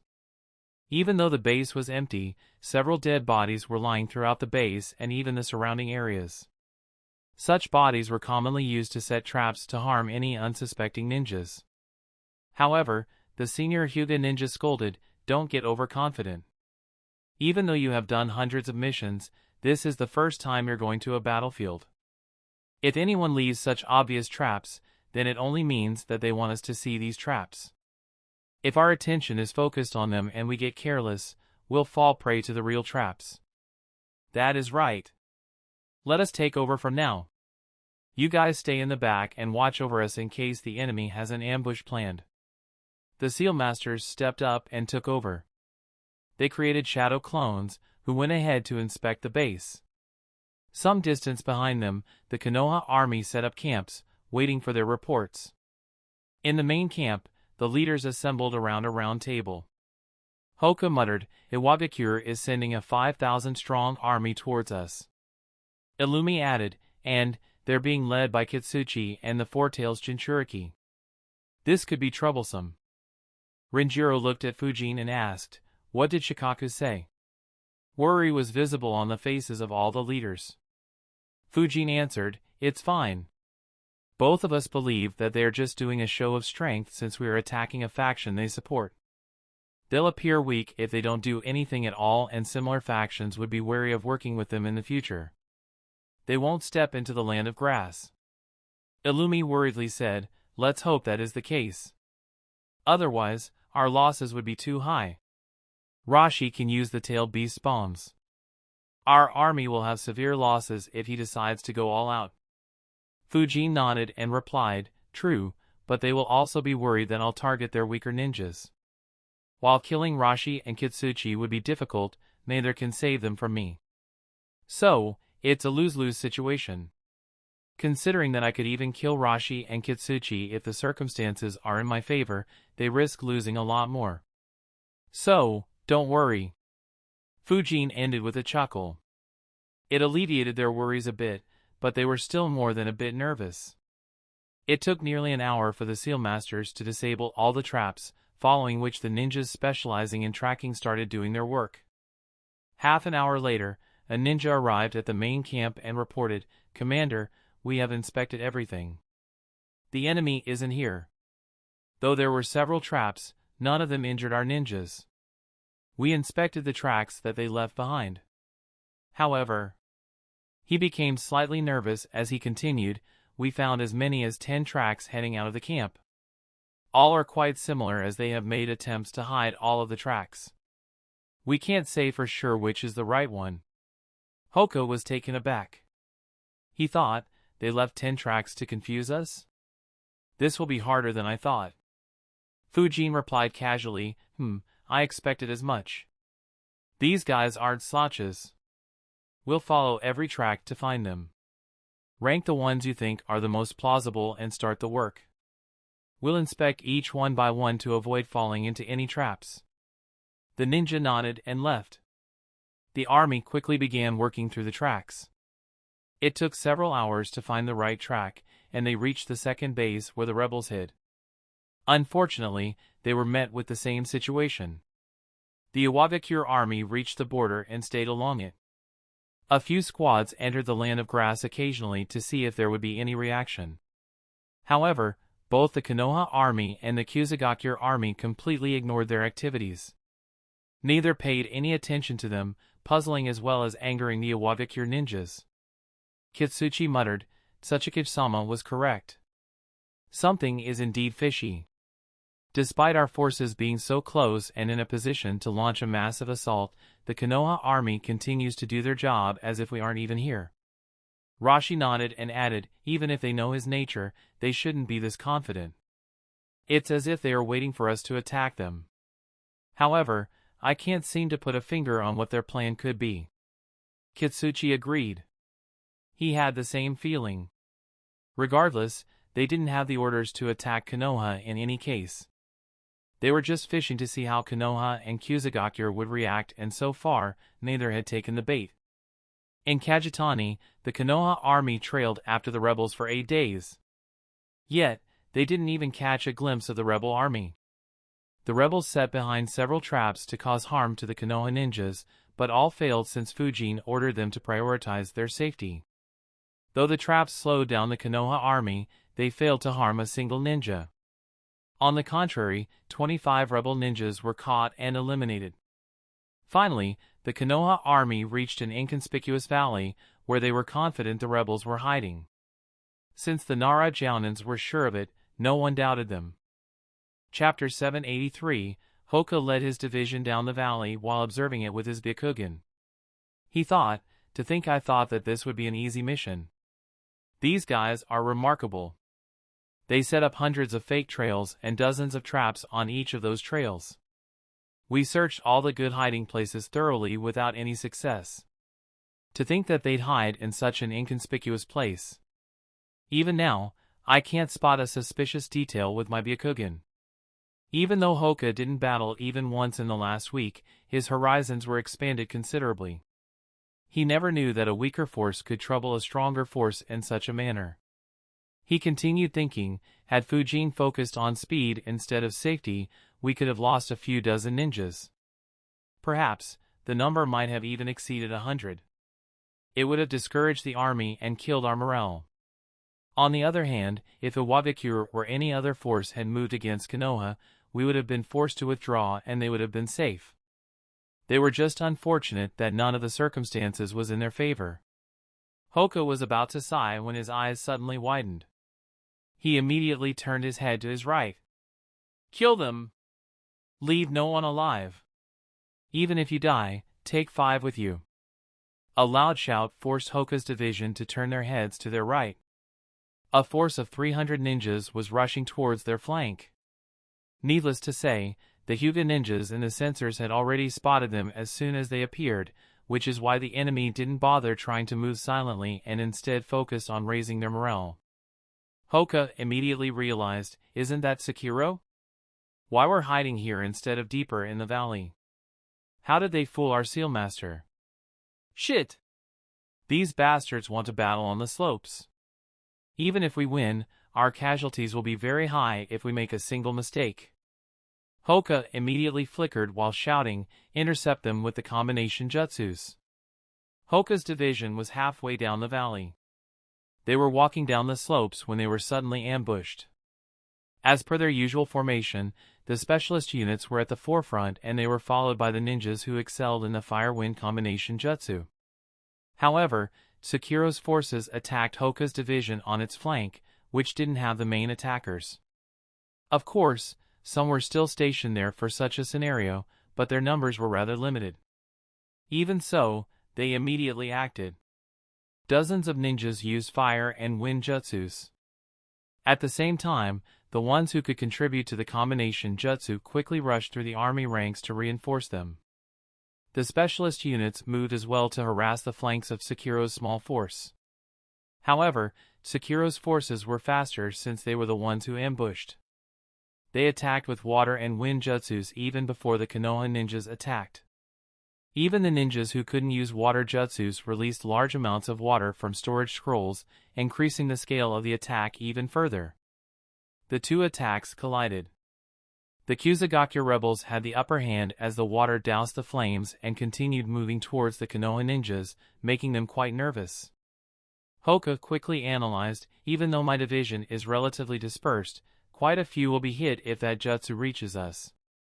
And, considering that we are on the slope, dozens will die and hundreds will be severely injured. Probably a few hundred more would die in the battle following it. His eyes quickly spotted the ninjas rushing towards the flank while calculating, even though we are on the back foot, we'll gain the upper hand once they reinforce. However, their attack will hit us before that happens. Sigh, this is an excellent ambush. I can't hold back. Hoka rapidly weaved hand signs and slammed his hands on the ground. Earth release, earth wall jutsu. A massive wall rose from the slopes several meters ahead of where the fire and water were clashing with each other. The wall acted as a dam, cutting the water flow and releasing the pressure from the flames, which continued moving towards the wall while evaporating the water that was on the side of the Konoha forces. However, there was another distinct feature of the earth wall. Instead of being straight, it was slanted. As a result, it didn't have to absorb the entire force of the wind-enhanced water. Instead, the water was diverted down the slope, where it flowed harmlessly. Of course, a single earth wall couldn't stop the combination jutsu of hundreds of ninjas. The wall crumbled quickly, but the flames had reached the other side of the wall by them. In addition, dozens of Konoha ninjas had reached the flank and strengthened Konoha's combination jutsu. When the water and fire clashed once again, it was Konoha who had the upper hand.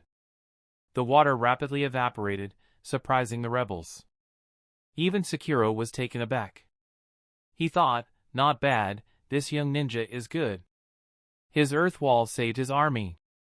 He should be Hyuga Hoka, one of the 3 generals leading Konoha's army. It looks like the reason why he became a general isn't only due to his teammate. This could be a bit troublesome. Even though he was discouraged, there was no fear on Sakuro's face. On the contrary, he weaved hand signs with a wide grin and a crazed look in his eyes before slamming his hands on the ground. Earth release, earth flow river jutsu. Hoka's Byakugan quickly noticed something strange. He glanced towards the top of the hill and quickly weaved hand seals while cursing, shit. The earth flow river jutsu. Bastard wants to bury us. Earth release, earth wall jutsu. Hoka slammed his hands on the ground, raising another earth wall. However, this time he raised it on his division's right flank, which was previously the army's rear. As the slopes of the hill started transforming into mud, large rocks began rolling down the hill. However, they were stopped by the wall before they gained more momentum. Yet, Hoka didn't lower his guard. He continued weaving hand seals and slammed his hands on the ground once again. Earth release, bedrock coffin jutsu. The bedrock coffin jutsu was normally used to crush the opponents to death by controlling multiple sections of rocks. However, Hoka used it just to strengthen the ground under the feet of his division. Hence, Sakuro's jutsu failed to convert it into mud, thus preventing the Konoha ninjas from falling into a mud river and being vulnerable to the enemy's attacks. Some distance away, a smile appeared on Renjiro's face. He muttered, "Good. You have finally matured." Renjiro was about to act when he noticed the earth flow river jutsu but stopped when he noticed Hoka acting. He couldn't help but recall the time when Hoka was extremely reluctant to learn any ninjutsu.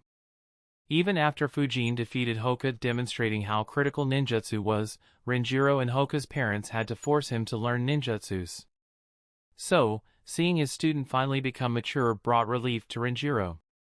Suddenly, a Yamanaka ninja shouted, "Commander, be careful."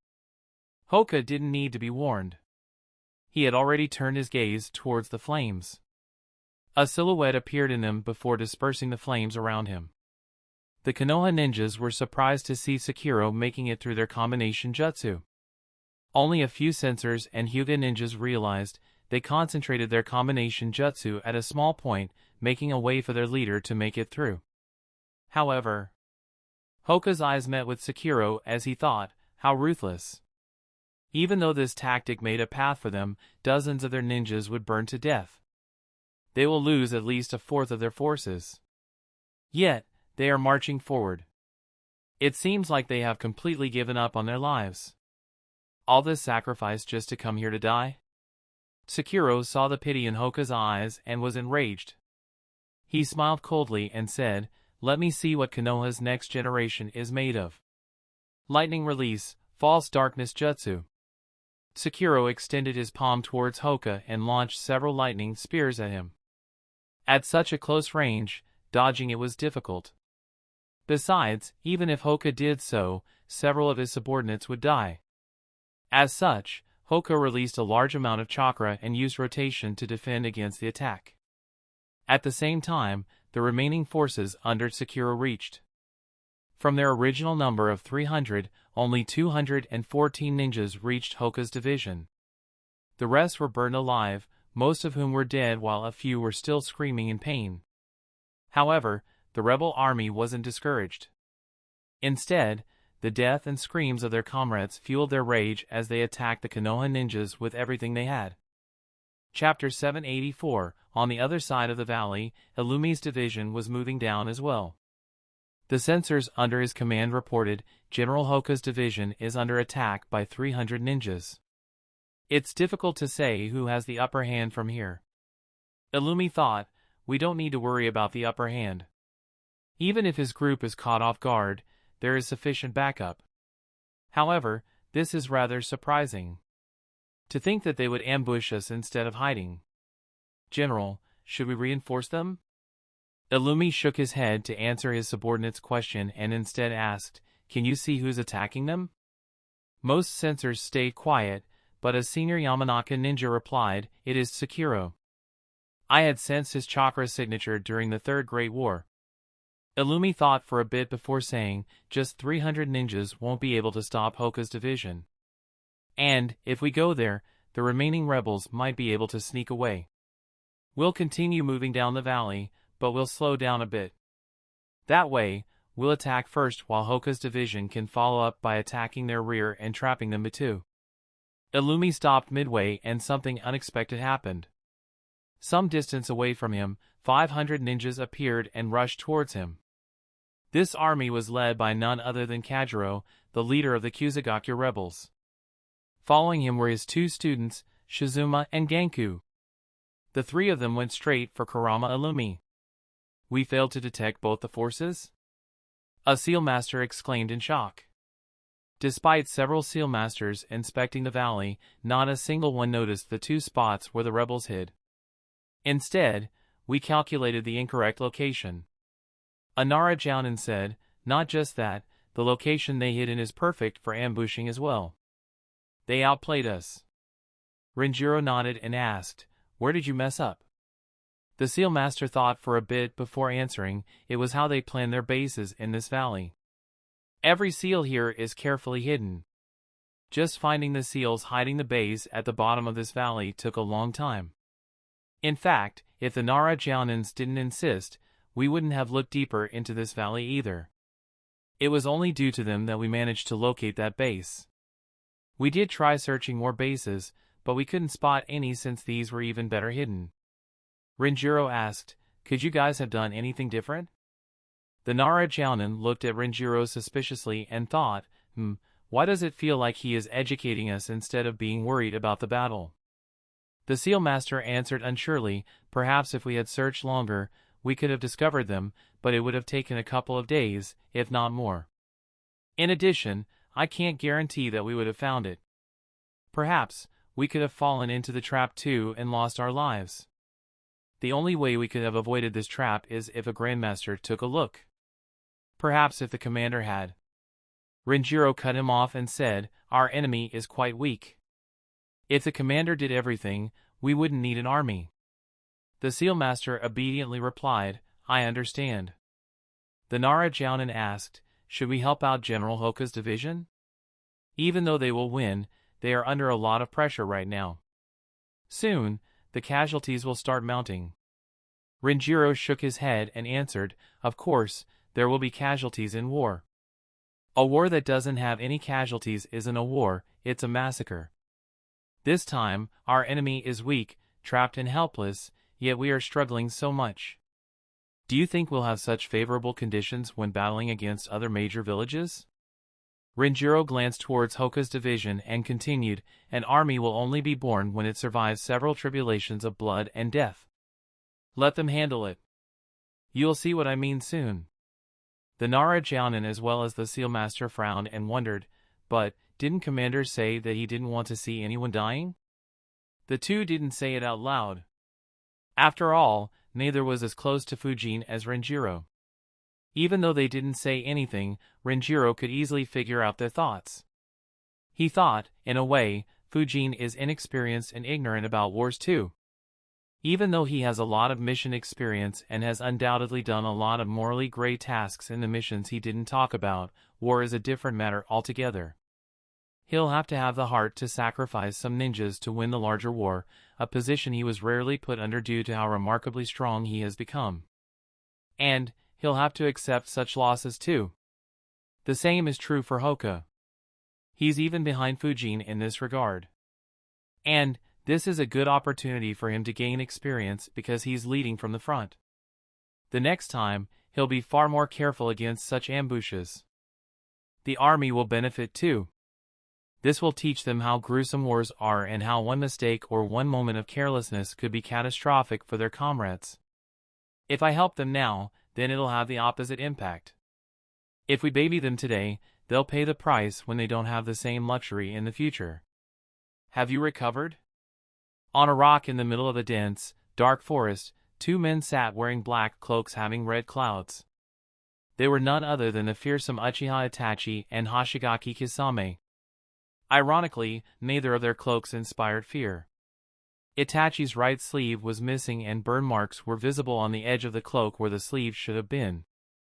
On the other hand, most of Kisame's cloak was destroyed and his upper body was visible. Kisame answered, "Yes, the injuries have been dealt with. It's a shame that I couldn't find anyone with a large amount of chakra. Otherwise, I could have healed quicker by absorbing their chakra through the Samahata." Just like in the original story, Itachi and Kisame entered Konoha 4 days ago. Since Fujin was in the land of grass, no one intervened and they ended up clashing with Kakashi's group in the same manner. Kakashi, unfortunately, couldn't change his fate and fell prey to Itachi's Tsukuyomi. He fell unconscious and had to be rescued by Guy before the Akatsuki members retreated. However, there was one major difference. Unlike the original story, they had to pay the price for taking on Ataki Kakashi, the copy ninja. Both Itachi and Kisame got a taste of Tsukumo's Yin chakra-infused lightning. Itachi noticed the signs with his Sharingan and almost dodged the attack while Kisame was fooled by Kakashi's shadow clone and ended up taking the whole brunt of the attack. Of course, Kakashi was nowhere near Tsukumo's level, which is why neither was mortally wounded and he was quickly defeated by Itachi's counterattack. However, the pain stayed behind. After they retreated from Konoha, they had to wait for 4 days to heal up completely. While they could have moved on earlier, neither dared to move around with any handicaps. After all, their next opponent was in an entirely different league as compared to Kakashi. Itachi's sudden appearance got the attention of the big shots in Konoha. Every clan leader paid careful attention to it and raised their clan's guard. After all, they didn't know the truth. From their perspective, Itachi had massacred the mighty Uchiha clan by himself. Even though Shikaku had some guesses, he didn't want to take unneeded risks either. Fujin and Jiraiya were informed about the same. Needless to say, the ones who were alarmed the most were Danzo and the other elders. They received Itachi's hidden message without the need for a single word, forcing them to drop any ideas they had about the Uchiha kids immediately. Kajiro. This is a brave choice. I didn't expect you to come out and battle instead of hiding. Kurama Illumi said as he stood face to face with Kajiro and his students. The 500 ninjas under Kajiro's command began battling with Illumi's 1,000 ninja-strong division while their leaders faced off. Kajiro chuckled and asked, "Where can one hide from Konoha ninjas? Surely you didn't expect me to wait for my death, did you, Illumi? That said, this is rather unexpected. Illumi, you have come a long way. I didn't think you had the talent to reach the elite Jounin rank in Konoha. It should have been a matter of pride for you. Unfortunately, it'll be the cause of your death. Anyway." Kajiro rapidly weaved hand signs while saying, "Enough talk." Illumi became serious and withdrew while weaving hand signs as well. He glanced at the three opponents and thought, his two students are as strong as the veteran Jounins in Konoha. If they had been in Kusagakure, they would have been promoted to elite Jounin rank.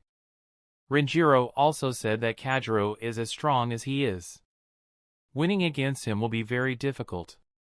However, a sly smile appeared on Illumi's face. He didn't need to win. He just needed to stall Kajiro. As for Kajiro's students, Illumi wasn't worried. Reaching the level of Konoha's veteran Jounin might be extraordinary in a minor village, but it wasn't so in Konoha. Illumi had 9 veteran Jounins under his command, 3 of whom were standing right next to him.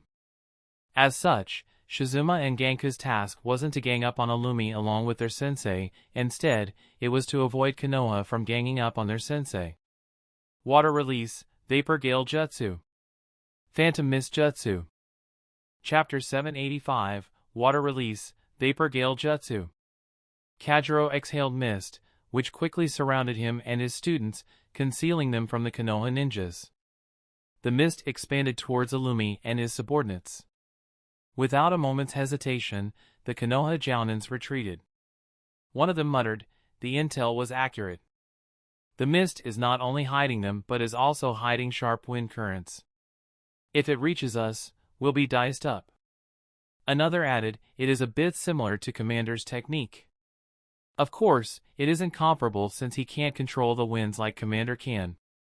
Illumi completed his hand seals and said, "Don't underestimate him. He spent decades trying to recreate 2 Kekkai Jinkai. Even though he failed, he has several combination jutsus. So, pay careful attention to every jutsu he uses." Phantom Mist Jutsu.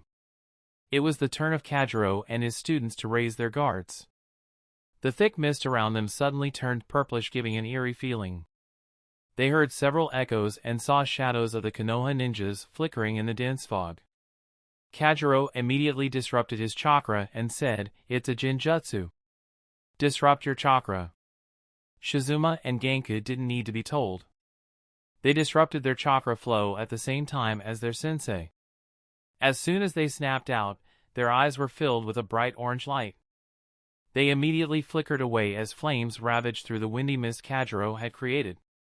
Kajiro began weaving hand signs once again when trees suddenly sprouted from the ground. In the blink of an eye, they coiled around him and his students, trapping them. Kajiro cursed, "This Jinjutsu. Do these fools think that the first Hokage is still alive for this Jinjutsu to scare us?" Illumi's figure appeared in front of them as he casually asked, "Why don't you just surrender? I'm sure our commander will be merciful and let you live. Perhaps you can enter a deal with Kusagakure and ensure the survival of most of your subordinates. Perhaps you could negotiate your life too. Why fight a lost battle?" Needless to say, neither Kajiro nor his students paid any attention to Illumi's words. They could see that he was just buying some time and focused entirely on breaking out of the Jinjutsu. As soon as they did, they were once again greeted by hot flames. This time, they were even closer. Kagyo immediately raised a water wall while Genka raised an earth dome to protect themselves. The flames easily broke through the hastily erected wall of water but failed to penetrate the dome. Kajiro frowned and thought, as expected, it won't be easy. Though not as dangerous as the Uchiha clan, the Kurama clan's Jinjutsu is difficult to deal with as well. If he keeps trapping us in Jinjutsu while others try to blow us up, we'll eventually lose. Kajiro whispered. Shizuma, Genku stalled the others. I'll deal with Illumi first and then assist you. Yes, sensei. Both answered and moved towards Konoha's veteran jounins from under the ground.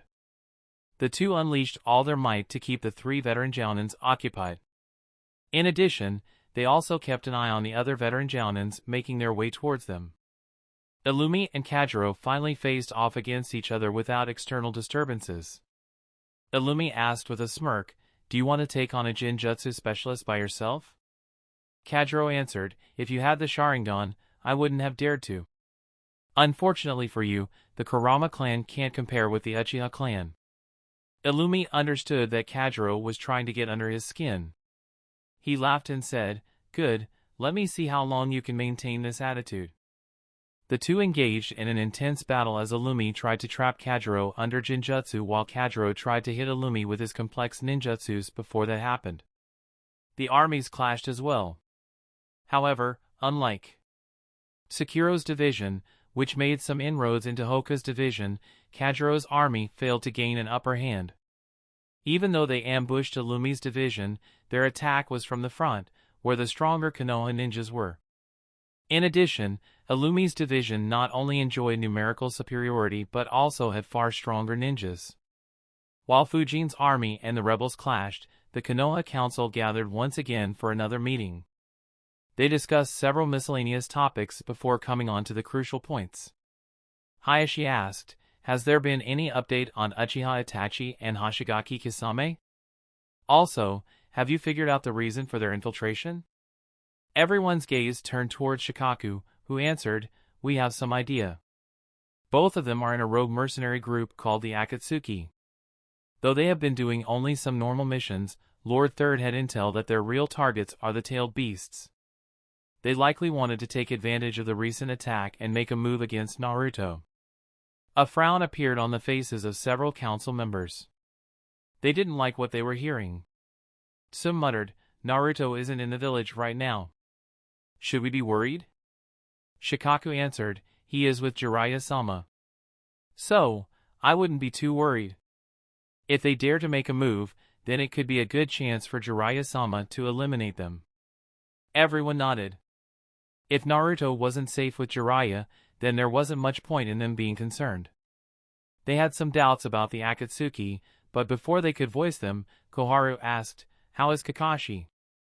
Even though they managed to hide their emotions very well, both Koharu and Hamura were very worried. Itachi's sudden move had them raise their guards to the highest level. While they believed in Itachi's loyalty to the village, it had been several years since Itachi left Konoha. There was a chance that he had changed and that posed a grave risk, especially to them. Shikaku answered, his life isn't in danger. He was put under a very strong Jinjutsu which completely exhausted him. Unfortunately, no one in the village is able to heal them. Fortunately, the issue should be solved once Lady Tsunade returns to the village. Several clan leaders breathed a sigh of relief. While Fujin had taken the limelight in recent times, Kakashi was still a very important ninja for Konoha. If he met an unfortunate end or was crippled, it would be a huge blow to Konoha's military might. Since several sighed, no one found the relief on Hamura's and Koharu's faces strange. Hamura asked, how is the war in the land of grass proceeding? Shikaku answered, the rebels were good enough to keep hiding from us. However, they were located today. They are engaged in a battle as we speak. Perhaps, the war would be over by the time the meeting ends. Hiromasa quickly asked, what are the Iwabikure forces on the border? The rebels aren't a threat to us. The only thing that could cause us losses is if the Iwabikure army moves. I thought you'd send more ninjas to deter them, but you refrained from doing it. Before Shikaku could answer, Koharu said, as annoying as that kid is, he makes a great deterrent by himself. With his capabilities, he could kill their commanders or slaughter their weaker ninjas depending on the circumstances. Knowing the third Tsuchikige's nature, I wouldn't be too worried about it. Hiromasa thoughtfully countered, actually, that in itself is a risk. Since he has such a reputation, we'll be caught off guard when he eventually orders the opposite. However, you are right. As long as Fujin is there, we don't need to be worried. The fact that Iwagakure still hasn't made a move should prove that. Is that correct, Shikaku? The entire council was slightly puzzled as there was a strange expression on Shikaku's face. He muttered, well, about that. Before he could answer, an Umbu ninja entered the room and hurriedly reported, Shikaku-sama, we just received this news. His sudden intrusion surprised the council members. Hamura asked, what's this about? Shikaku glanced at the scroll before passing it along. As soon as the elders and other clan leaders read the message, their eyes widened in disbelief. Hamura's breathing became rough as he muttered in disbelief, this. A similar scroll reached Sunagakure, where the council was convened instantly.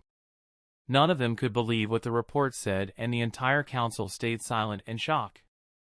In Amagakure, Zetsu, Obito, Nagato, and Konan stood in silence. They were digesting the news Zetsu passed on. Finally, Obito muttered, this could be troublesome. In Kumogakure, I's expression went pale as he read the report. He ordered, recall Darui and the rest immediately. Call back all our forces without any delay. Mabui nodded and immediately got to work. The two factions in the Land of Water were shocked as well, but neither cared much about the information as their battles were becoming more intense. However, there was one person who cared deeply about it. In Iwagakure, Inoki read the report with widened eyes. For a moment, he couldn't believe what he was reading, and he read the report once again. As he confirmed the information, his anger soured through the roof. The scroll in his hands was obliterated into dust as he cursed loudly, those bastards dared to look down on me so much. His subordinates stayed frozen in his office. Not a single one of them had ever seen their leader this angry. In Kusagakure, a council meeting was ongoing just like in Konoha. While they were careful, the meeting was a joyous one. Hiroshi said, according to Ryoichi's reports, the Konoha army will finally engage the remaining rebels today. Iwagakure's forces haven't made any moves. A smile appeared on his face as he announced, the war will finally be over. Relief spread through the council room. Though it had cost them a lot, their internal war would finally end. However, before they could celebrate, an Umbu ninja broke into the room, attracting everyone's attention. His breathing was very rough, and even though he was wearing a mask, everyone could sense that he seemed afraid. The council immediately raised their guard. Hiroshi asked, what's the matter? The Umbu ninja reported, hi. Hiroshi-sama. We have just received information. Seeing how terrified the Umbu ninja seemed, Hiroshi frowned. He asked with an ugly face, did Iwagakure make a move? The Umbu ninja took deep breaths as he answered, no. Iwagakure isn't involved. The news is from the Land of Rice. His words confused the council. Before they could guess, the Umbu ninja exclaimed loudly, Konoha has set fire to the Land of Rice. Otogakure is completely destroyed. Orochimaru is believed to be on the run.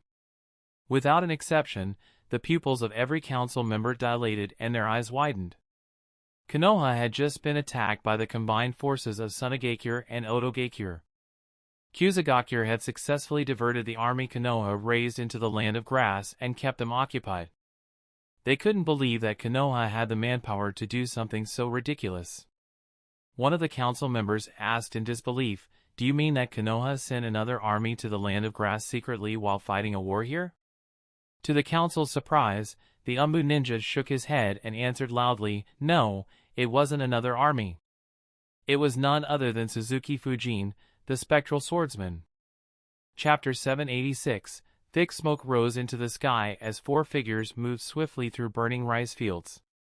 Waves of flames had devoured the entire landscape in every direction around them, casting an orange glow.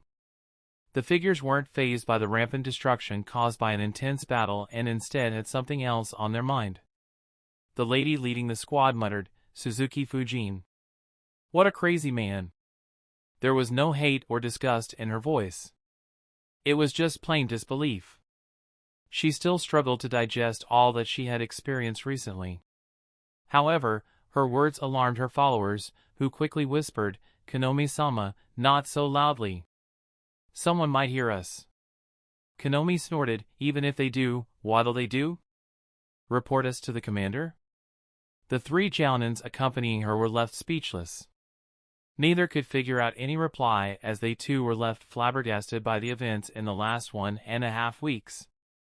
Just like Konomi, they struggled to believe it was real despite having witnessed everything. What Fujin had done in the Land of Grass was shocking in itself. From outrageously capturing the ninjas of their ally to authoritatively destroying an enemy base without a single casualty, it left an impact on the minds of the Konoha ninjas. However, instead of pressing on the advantage, Fujin made an extremely strange move. Only the Hoka and Illumi divisions moved forward to continue the mission. As for Konomi's division, Fujin took command and led them in the opposite direction. The Konoha ninjas speculated that Fujin might be pulling off some maneuver to catch the enemy off guard. To their surprise, Fujin led them back into the Land of Fire. They traveled for 2 days, taking adequate rest during their journey, unlike their rush to the Land of Grass. When they finally arrived at their destination, the entire army was left speechless upon realizing they had traveled to the opposite end of the Land of Fire and reached the Land of Rice, which was under Orochimaru's control. However, there was something that shocked them even more. Perhaps, more than shocked, weirded out would be a better way to describe it. They had just traveled across the width of the Land of Grass, which was on high alert due to Fujin's outrageous actions, and the Land of Fire, which was on guard due to the recent attack. Yet, they didn't encounter a single human on their journey. Konomi recalled, if that wasn't strange enough, then the events in this country have been even more crazy. Sigh, I don't even know what I should call it. Strange? Weird? Crazy? Outrageous? I don't even know. But, I shouldn't have wished for that. Konomi let out an exhausted sigh. Her division reached the Land of Rice 6 days ago. Needless to say, everyone understood that it was Konoha's retaliation. However, Otogekyure wasn't a village in the traditional sense. Instead, it was made up of a vast number of hidden bases throughout the Land of Rice. Except for Orochimaru, no one knew how many bases existed in the Land of Rice. Even his closest subordinates were unaware of a few. Luckily, Konoha excelled in gathering intelligence, and Fujin had a jutsu that was perfect to detect people hiding in secret bases. Fujin led the initial investigation to find a few of the bases. Needless to say, it was just a cover-up for his space-time sensing technique. Once a few bases were discovered, the Yamanaka ninjas read the memories of the Otogekyure ninjas to find other bases. While no one knew the locations of all bases, the leaders of bases generally knew the location of a few other bases where they had been earlier. Fujin took a step back and let the army do its thing. With Fujin having little interest in fighting the weaker ninjas, Konomi was given the honor of leading Konoha's attack. As someone who wanted an opportunity to contribute and make a name for herself, Konomi was overjoyed when Fujin asked her to lead. However, her enthusiasm started fading away pretty quickly as they kept on finding new bases. The number far exceeded anyone's guess. In a mere 6 days, they had destroyed 184 Otogekyure bases. Konomi thought tiredly, even though he found so many hidden bases, most of them were abandoned. The ones who were occupied didn't have a single elite jounin. The number of jounin-level ninjas can be counted with a single hand too. In the end, I just did the grunt work. Konomi couldn't help but complain about the injustice in her heart. Even though she performed excellently, it didn't add much to her reputation. As an elite jounin, she was expected to do what she did with ease. Unfortunately, she didn't have anyone to voice her thoughts to. She could only find solace in the fact that she obtained plenty of experience in leading a division. In addition, being the general whose divisions slaughtered the forces of a traitor like Orochimaru was a unique reputation in itself. After all, even though most of the bases were empty, they still killed 769 Otogekyure ninjas. Konomi thought, combined with their losses during the attack, I doubt they can even be called a hidden village anymore. And we accomplished all this at the cost of just 3 unfortunate Genins who fell to the innumerable traps. Sigh, this wasn't a war, it was a massacre. To think that Orochimaru would someday have to experience something like this. Not to mention, Konomi's group finally reached their destination and looked around. The stench of burning flesh filled the air as several dead bodies were burning. Their gaze landed on an Otogakure ninja who was in terrible shape. His left leg had been cut off clean from his thigh and injuries riddled his body. He didn't even register the appearance of Konomi's group, instead staring hatefully at the 5 little demons who reduced him to this state. Konomi's eyes twitched as she thought, I didn't even know they existed before this. To think that Fujin has already taken some disciples and that his disciples are already this fearsome. Not only are they exceptionally strong for their age, they are completely ruthless. It almost brings back the memories of when I saw the Root Ninjas in action. In Kusagakure, the council was still in shock. They couldn't make any sense of the situation. One of the members asked, "What do you mean? Isn't Suzuki Fujin dealing with the rebels?" Another added, "He should be." Ryoichi reported that he met Suzuki Fujin a few days ago. So, how could he be in the land of rice? Everyone stared at the Umbu ninja in confusion. He replied, "I don't know. However, it isn't just him. Apparently, one of the 3 divisions is with him too. We don't know how they reached there." The council fell deep in thought. Hiroshi wondered, did they come to the land of grass with only 2 divisions? He thought for a bit before dismissing that idea. No, that's not it. There were definitely 3 divisions here. All of our ninjas who were captured said so. In fact, he must have purposefully shown them to our ninjas so that the news would leak and everyone would believe it. So, how did an entire division move out of the country? Did they employ the same tactic again? But there are no reports of any missing ninjas this time. Even if I assume he bribed the ones who spotted them, there is no way everyone would keep quiet. So, what could it be? His eyes suddenly widened as he recalled something. He muttered, "The siege of Midorino." Huh? The council members were surprised by the sudden words uttered by their leader. They began wondering what Hiroshi was thinking about. Suddenly, the eyes of a few council members widened while the rest were still clueless. Hiroshi muttered, "Suzuki Fujin. What a fearsome individual. We were completely fooled." Hiroshi didn't look at any of the council members while he spoke. Instead, he appeared to be lost in thoughts. He muttered, "Suzuki Fujin's request of sending our army to stop the rebels from hiding in the land of grass wasn't out of goodwill in his heart, nor was it a trap set for us. No, he merely wanted to disrupt our forces and divert them temporarily." Shock appeared on the faces of nearly every council member as Hiroshi continued, "When we moved our ninjas, it opened up several gaps in our defenses. We didn't care as the Konoha army was within our borders and attacking us would be equivalent to humiliating them. In addition, none of the gaps were leading to our village. However, Fujin used those openings to lead a division out undetected. He must have cooperated with Konoha ninjas in the Land of Fire to ensure they could continue traveling in secrecy.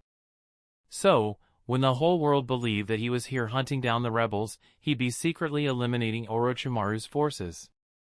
Silence spread through the council room. If Hiroshi's words were true, Konoha's actions were too outrageous. There was no doubt that the entire ninja world would be in a state of shock and disbelief. One said in confusion, "However, isn't that too risky? What if Iwabikure had attacked? Wouldn't Konoha's army be destroyed without the spectral swordsman leading them?" Hiroshi shook his head and said, "It means that they were sure that Iwabikure wouldn't make a move. Either that, or they have a different arrangement to take care of Iwabikure in case they attack." Chapter 787, Hiroshi shook his head and said, "It means they were sure Iwabikure wouldn't make a move. Either that, or they have a different arrangement to take care of Iwabikure in case they attack." Kusagakure's council members glanced at each other, confirming that they weren't the only ones having such a hard time believing it. Even so, no one had any point to disprove their leader's words. In mere seconds, they experienced a range of emotions. Strangely, the last emotion they felt was relief. Indeed, they were relieved that they took this opportunity to mend their relationship with Fujin. A large-scale war wasn't the appropriate place to test his students. So, Fujin had kept them out of the attack on the base of Kusagakure rebels. He didn't want to see any of them die to a stray kunai or shuriken. On the contrary, the smaller bases in the land of rice presented a perfect opportunity to give them some experience. Under Bunjiro and Fujin's careful watch, they participated in almost every battle and killed at least a dozen Otogakure ninjas each. Thanks to the time they spent under Danzo's care, Fujin didn't need to worry about them adjusting to killing like Renjiro once did with his squad. On the battlefield, his 5 students were like fish released into the sea. The Oto ninja hatefully said, "You cursed brats. Orochimaru-sama wouldn't spare you. You may think you have one, but he will avenge us. Ha ha ha. Leave the rest of your miserable life in the fear of not knowing when Orochimaru-sama will strike you." Despite his threatening tone, there wasn't a hint of fear on the faces of Fujin's students. Instead, Yuji teased, "You sure have a lot of confidence in your boss. It's almost as if we didn't destroy his main base." Hee hee. Yuji's taunt sent the Otogakure's ninja's rage through the roof. He wanted to respond, but no words formed in his mouth. After all, what Yuji said was true. Memories surfaced in the Otogakure ninja's mind. A few hours ago, he was at the main base where Orochimaru handled matters related to Otogakure. Of course, due to the wounds inflicted by Hiruzen, Orochimaru was more focused on nursing his injuries instead of managing the hidden village. Even though Fujin had killed Kabuto and sealed his Edo Tensei, Orochimaru still had quite a few capable medical ninjas who were working round the clock to heal him, granted they were a considerable distance away from Kabuto's level. Despite not attaching himself to any subordinate, Orochimaru felt his absence. The Otogakure ninja expected Orochimaru to stay there until his condition stabilized, but he recalled the change in Orochimaru's expression when he learned that the Konoha army led by Suzuki Fujin had found their main base. Without a moment's hesitation, Orochimaru decided to abandon the base. He escaped with some of his subordinates while sending the rest in a different direction to divert the attention of Konoha ninjas. The tactic successfully threw Fujin off his tail but raised doubts about Orochimaru's capabilities in the hearts of his followers. His godlike image fell considerably. Seeing the hesitant expression on the face of the Otogakure ninja, Yuji grinned and continued, "How about you stop dreaming and tell us where your leader ran away like a scared little girl?" "I'll see." Sayaka interrupted him, "That's enough playing around. Focus on the mission." Needless to say, they had no reason to trust his words. On the other hand, his memories wouldn't tell any lies. Just as they stepped close to him to knock him out, a grin appeared on his face, alarming Fujin's students. The Otogakure ninja thought, "It is exactly as Orochimaru-sama said. You want to read my memories? Ha ha ha. Be my guest." At the next moment, he exploded. It wasn't a simple explosion from explosive tags.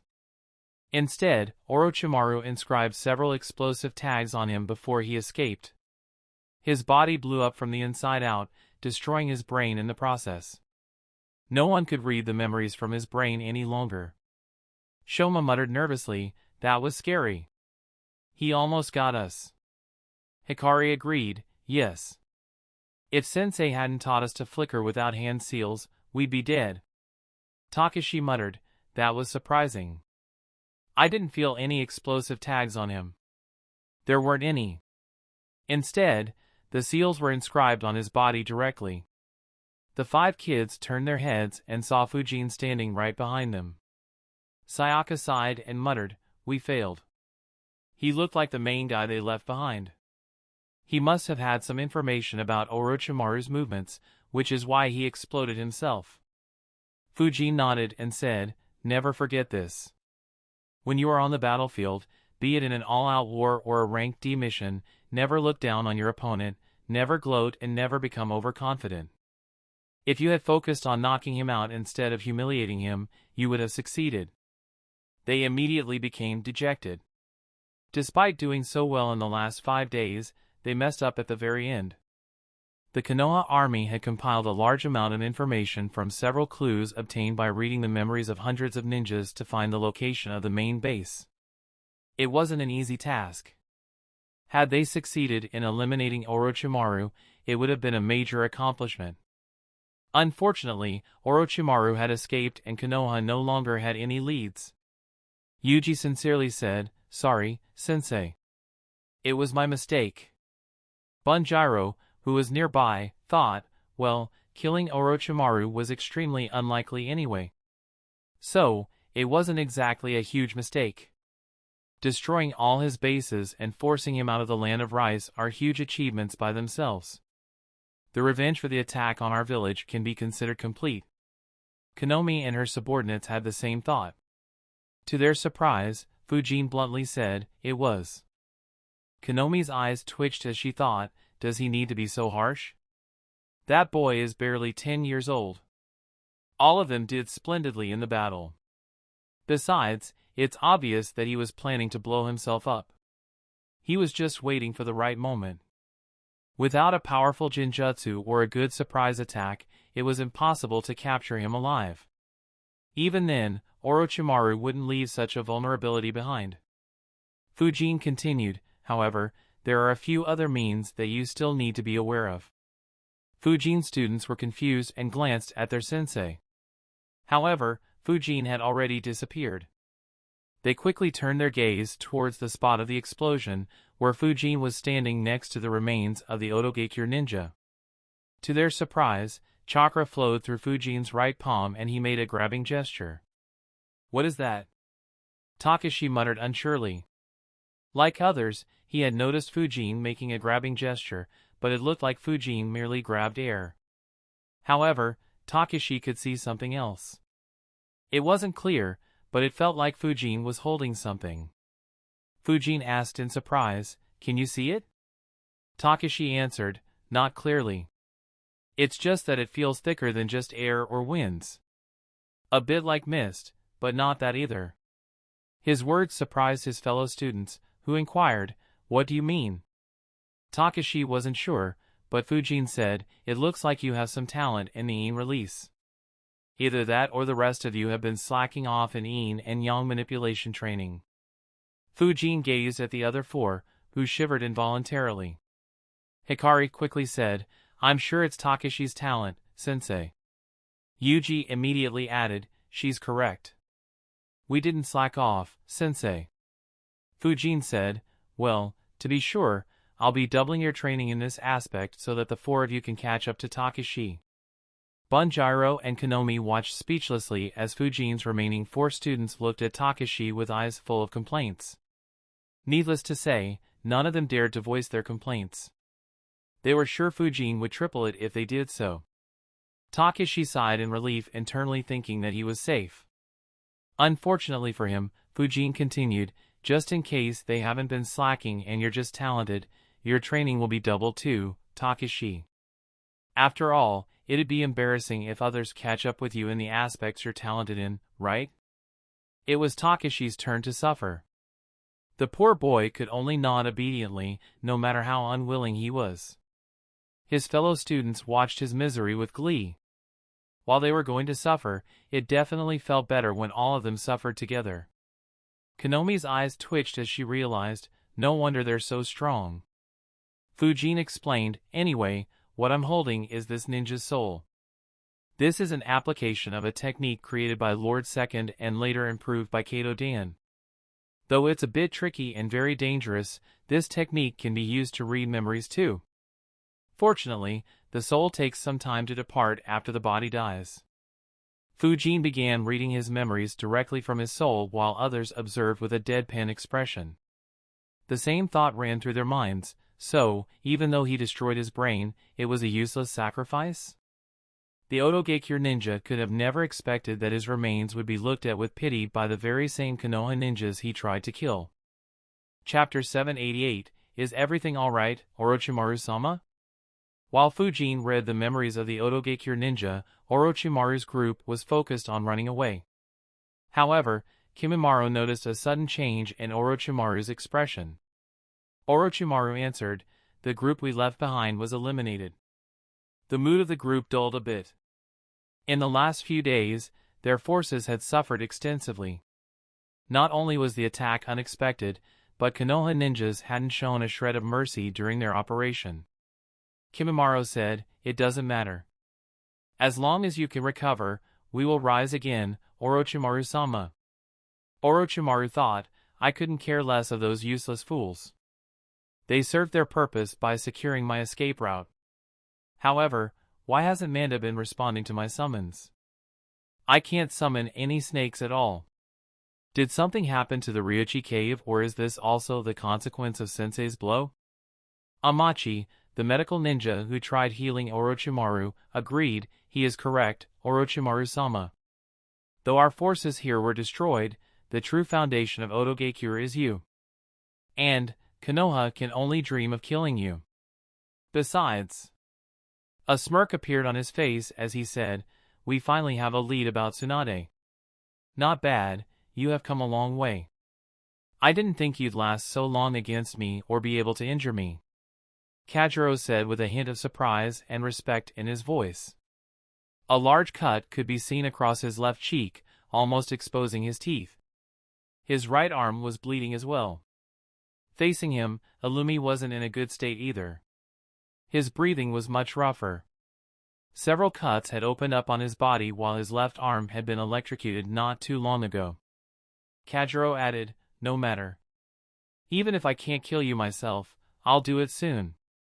Once Sekiro is done with the Hyuga boy, it'll be your turn." Illumi chuckled and said, "You seem to have made a miscalculation."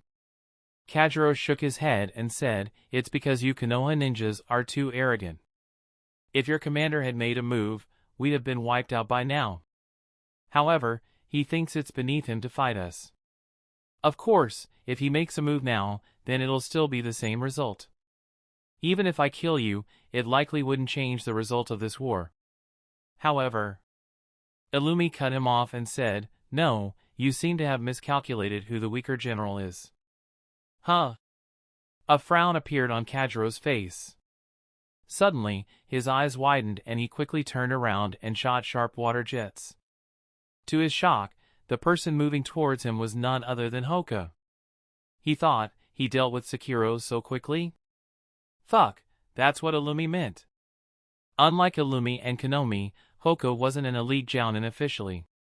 Hence, Kajiro expected him to be the weakest of the three generals and assumed that he was only given the position due to his closeness to Fujin and Renjiro. As such, he wanted Sekiro to kill him while he would kill one of the other two. He knew they would still lose, but killing two of Konoha's generals would send a message throughout the land of grass, which was Kajiro's goal. Unfortunately, he made a small miscalculation, as Illumi said. Hoka dodged the water jets and said, "You're in my range. 8 trigrams, 64 palms technique." Kajiro cursed, "Shit. I can't fight him in close range." Chakra gathered around his hands and transformed into winds. However, before he could do anything, a tree appeared under him and trapped him once again. He immediately disrupted his chakra, but that short delay was all Hoka needed. Fujin clenched his fist, crushing the Otogekyure ninja's weakening soul and sending him into the afterlife. Konomi asked, "Did you find the path Orochimaru took, Commander?" Fujin replied, "He said he was heading into a base he has in the southern parts of the land of hot water." Bunjiro, Fujin's students and the other Konoha ninjas around Fujin were surprised. They didn't expect him to find a clue. Only Konomi was slightly doubtful. "Even so," she said, "that's good, I'll reorganize the army and we'll head there right away." However, Fujin shook his head and said, "Don't bother." Sayaka asked in confusion, "Why not, sensei?" Fujin chuckled and asked, "If you are running away from an enemy that can easily kill you, would you tell everyone where you are heading?" Sayaka blushed due to overlooking something so simple. She said, "I didn't think of that. I wouldn't do that. Orochimaru should have given him wrong information to mislead us or to lure us into some trap." Fujin nodded and said, "Whatever it is, it isn't worth the effort to look into. Konomi agreed with Fujin's analysis. She asked, does it mean this operation is finally over?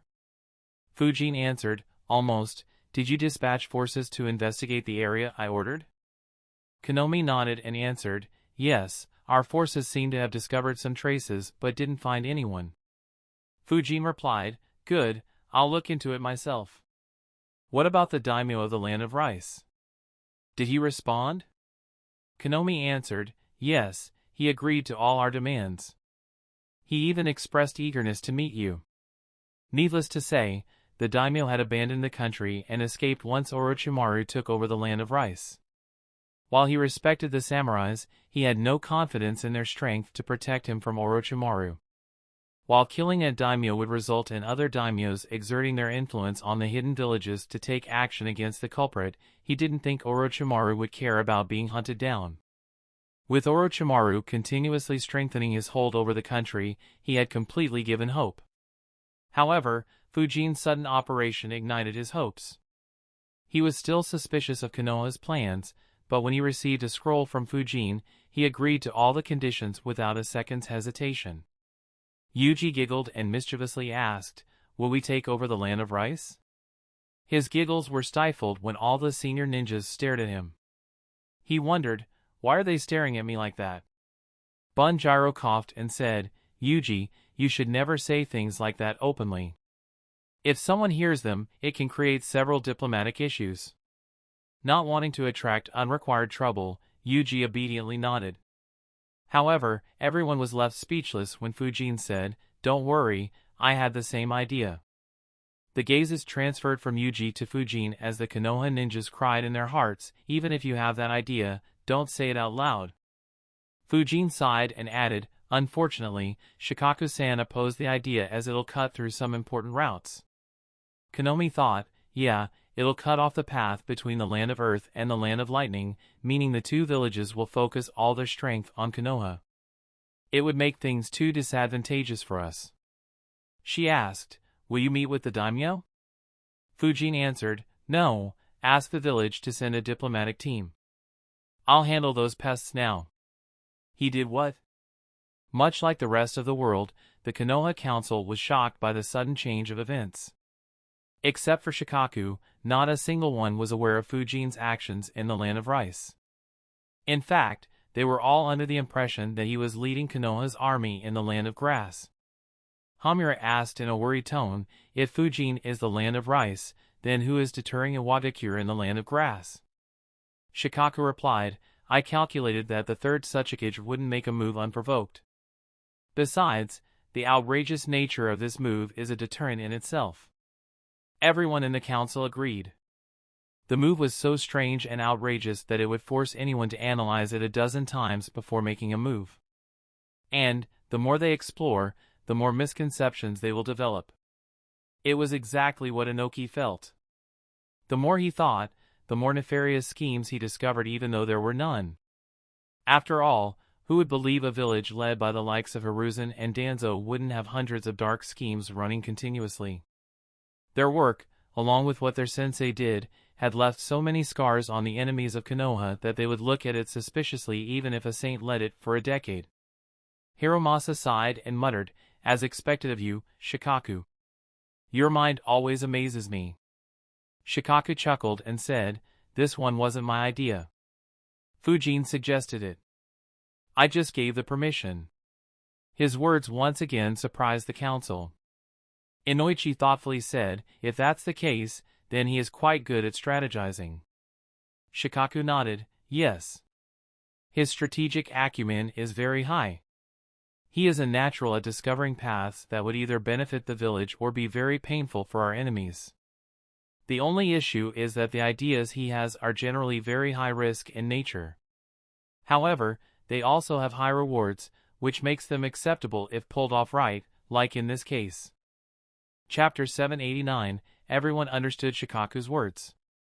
While Fujin's sudden decision to attack the land of rice was very good, it had several pitfalls.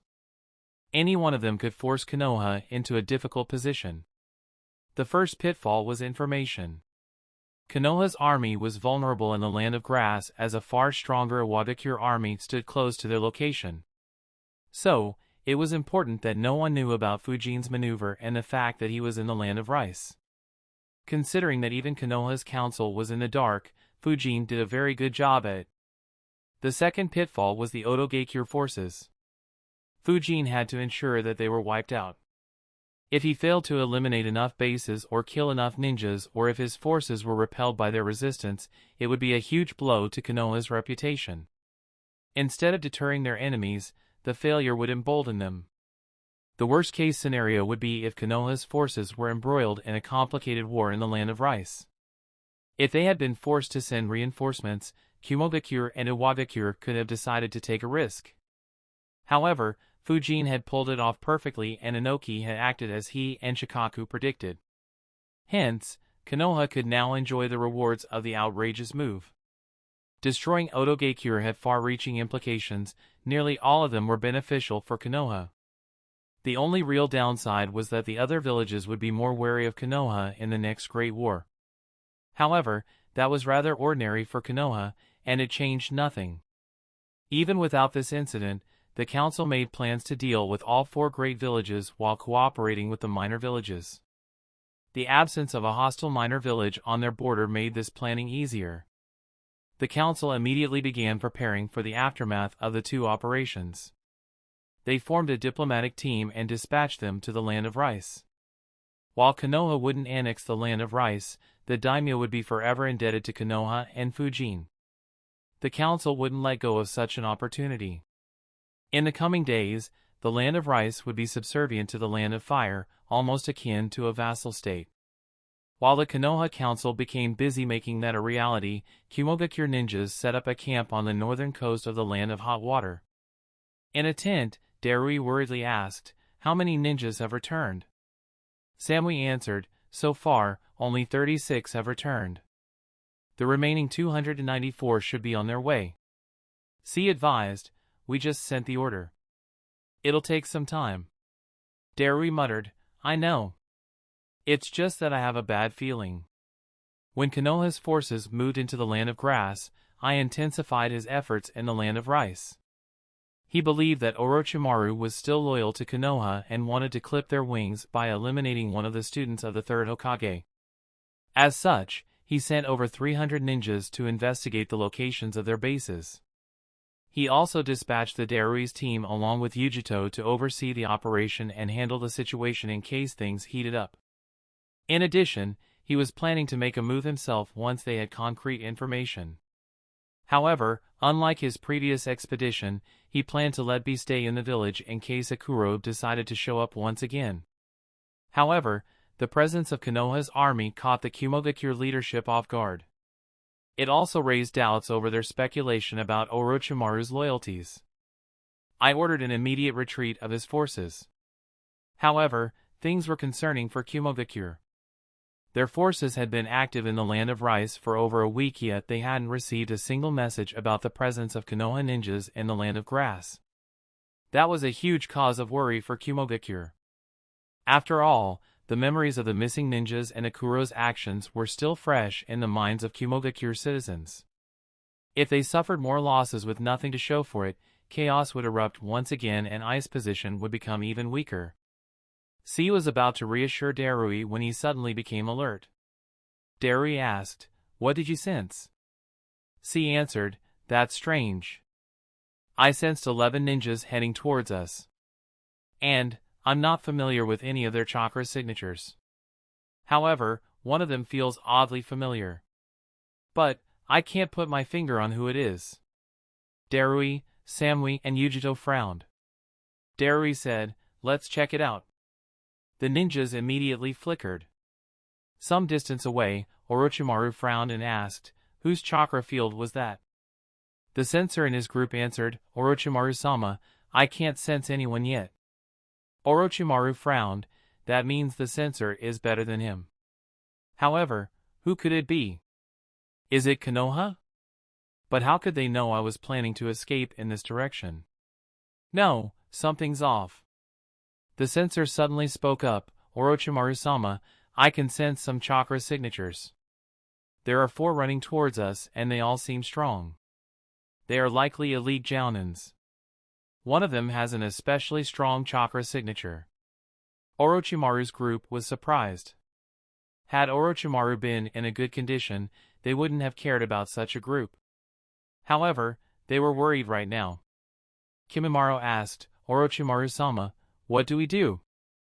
Orochimaru immediately answered, there is no gain in fighting right now. On the contrary, there is a lot to lose. Avoid them. Everyone nodded. They were about to leave when the censor said grimly, Orochimaru-sama, they're already here. And, I can sense 36 more ninjas following them, though they aren't that strong. C sensed that Orochimaru's group had stopped moving. Growing suspicious, Darui ordered the group to flicker continuously, catching up with them before they could retreat. Of course, when they landed in front of Orochimaru's group, they were in for a surprise. Darui's eyes widened as he exclaimed, Orochimaru? C asked, what is he doing here? Samui guessed, did he run here while escaping from Konoha's forces?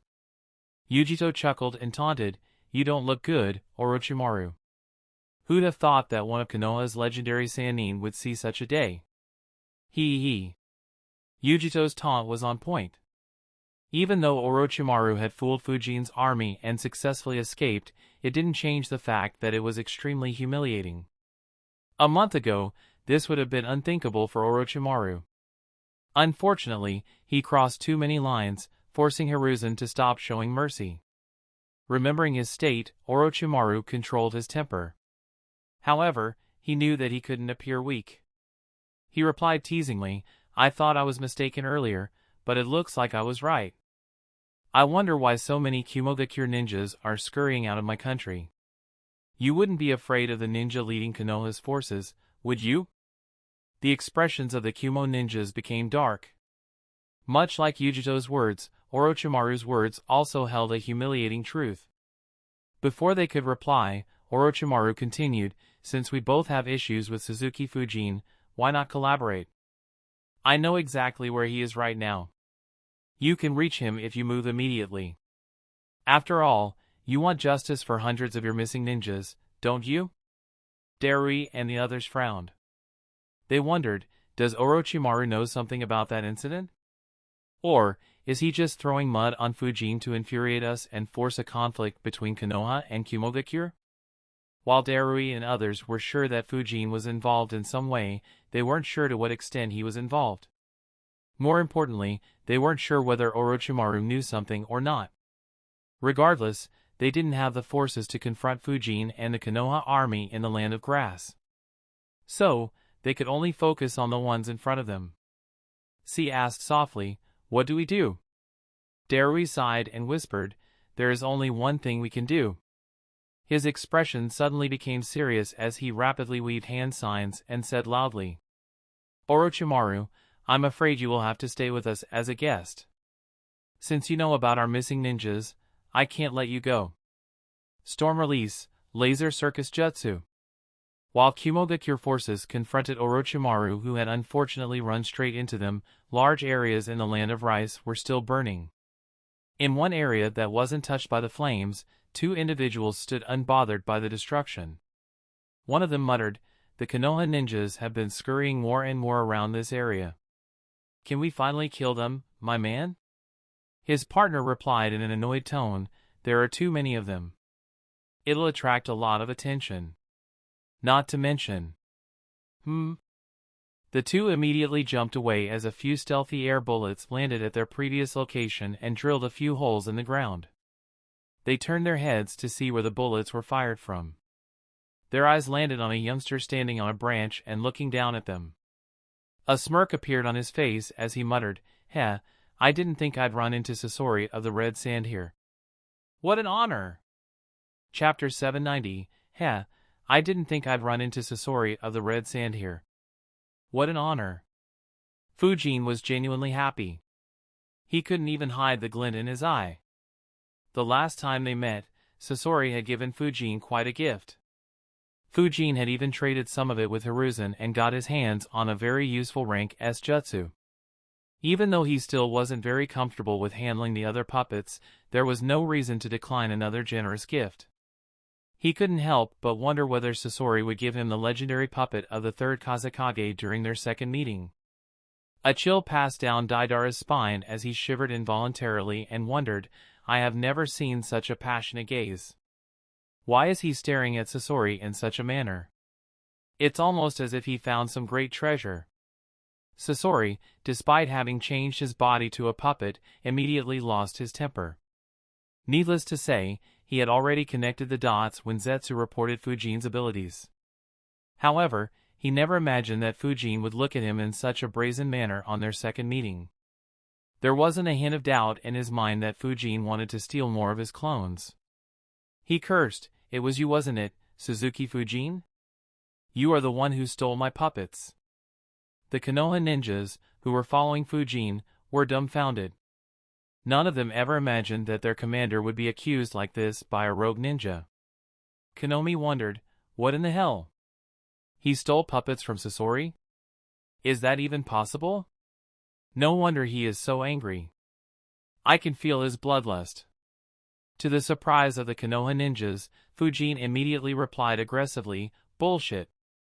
This is the first time I have seen you. Don't try to sully the reputation of Konoha ninjas without any proof. Fujin's words confused the Konoha ninjas. They wondered who was lying. While they would normally believe their commander, they saw no reason for Sasori to make such a ridiculous lie. Even Deidara was confused. He thought, such a passionate response, it almost makes me believe him. However, what was the glint in his eyes earlier? No, Sasori should be the one telling the truth. Still, to steal his puppets. What a lunatic! Unlike the confused fellows, Sasori was even more enraged. Not only had Fujin humiliated him by interfering with his mission, defeating his puppetry and stealing his invaluable puppets, but he also refused to take credit for any of those achievements. For a moment, Sasori wasn't sure what was more humiliating. A dozen puppets suddenly appeared around Sasori, and he said, it doesn't matter whether you lie or not, I'll refine you into my next puppet. Seeing the puppets, the Konoha ninjas became slightly nervous. Sasori may have gone rogue over a decade ago, but his reputation still remained. No one wanted to deal with his countless, unpredictable and poisonous traps. Thankfully, Fujin ordered, retreat. I'll handle these too. Don't come close to our battlefield. The Konoha ninjas nodded and immediately retreated. While some were worried for Fujin, the ones who saw him fight in the arena were confident in his abilities. Deidara put his hands in his bag and began eating clay with the mouths on his hands while looking at the retreating ninjas. However, before he could make a move, Sasori said, let them go. We can't afford any distraction against him. Deidara frowned and asked, wouldn't it be better if we forced him to protect his weaker allies? Sasori answered, no, he isn't soft like the recent generations of Konoha ninjas. He is as ruthless as their older generations. Sasori moved a few fingers, launching several poisonous needles at Fujin. However, a breeze appeared, blocking them with ease. Soon after, Fujin expelled large amounts of chakra, immediately transforming into winds. Sasori and Deidara retreated while Sasori warned, don't underestimate him and be careful of those winds. If you enter its range, you'll die. Deidara was surprised. He didn't expect Sasori to control his anger so easily and have such a high opinion of Suzuki Fujin despite being humiliated seconds ago. While Sasori was undoubtedly angry, he clearly recalled how useless his puppets were against Fujin's technique. It was the first time in his life that he had been defeated so easily.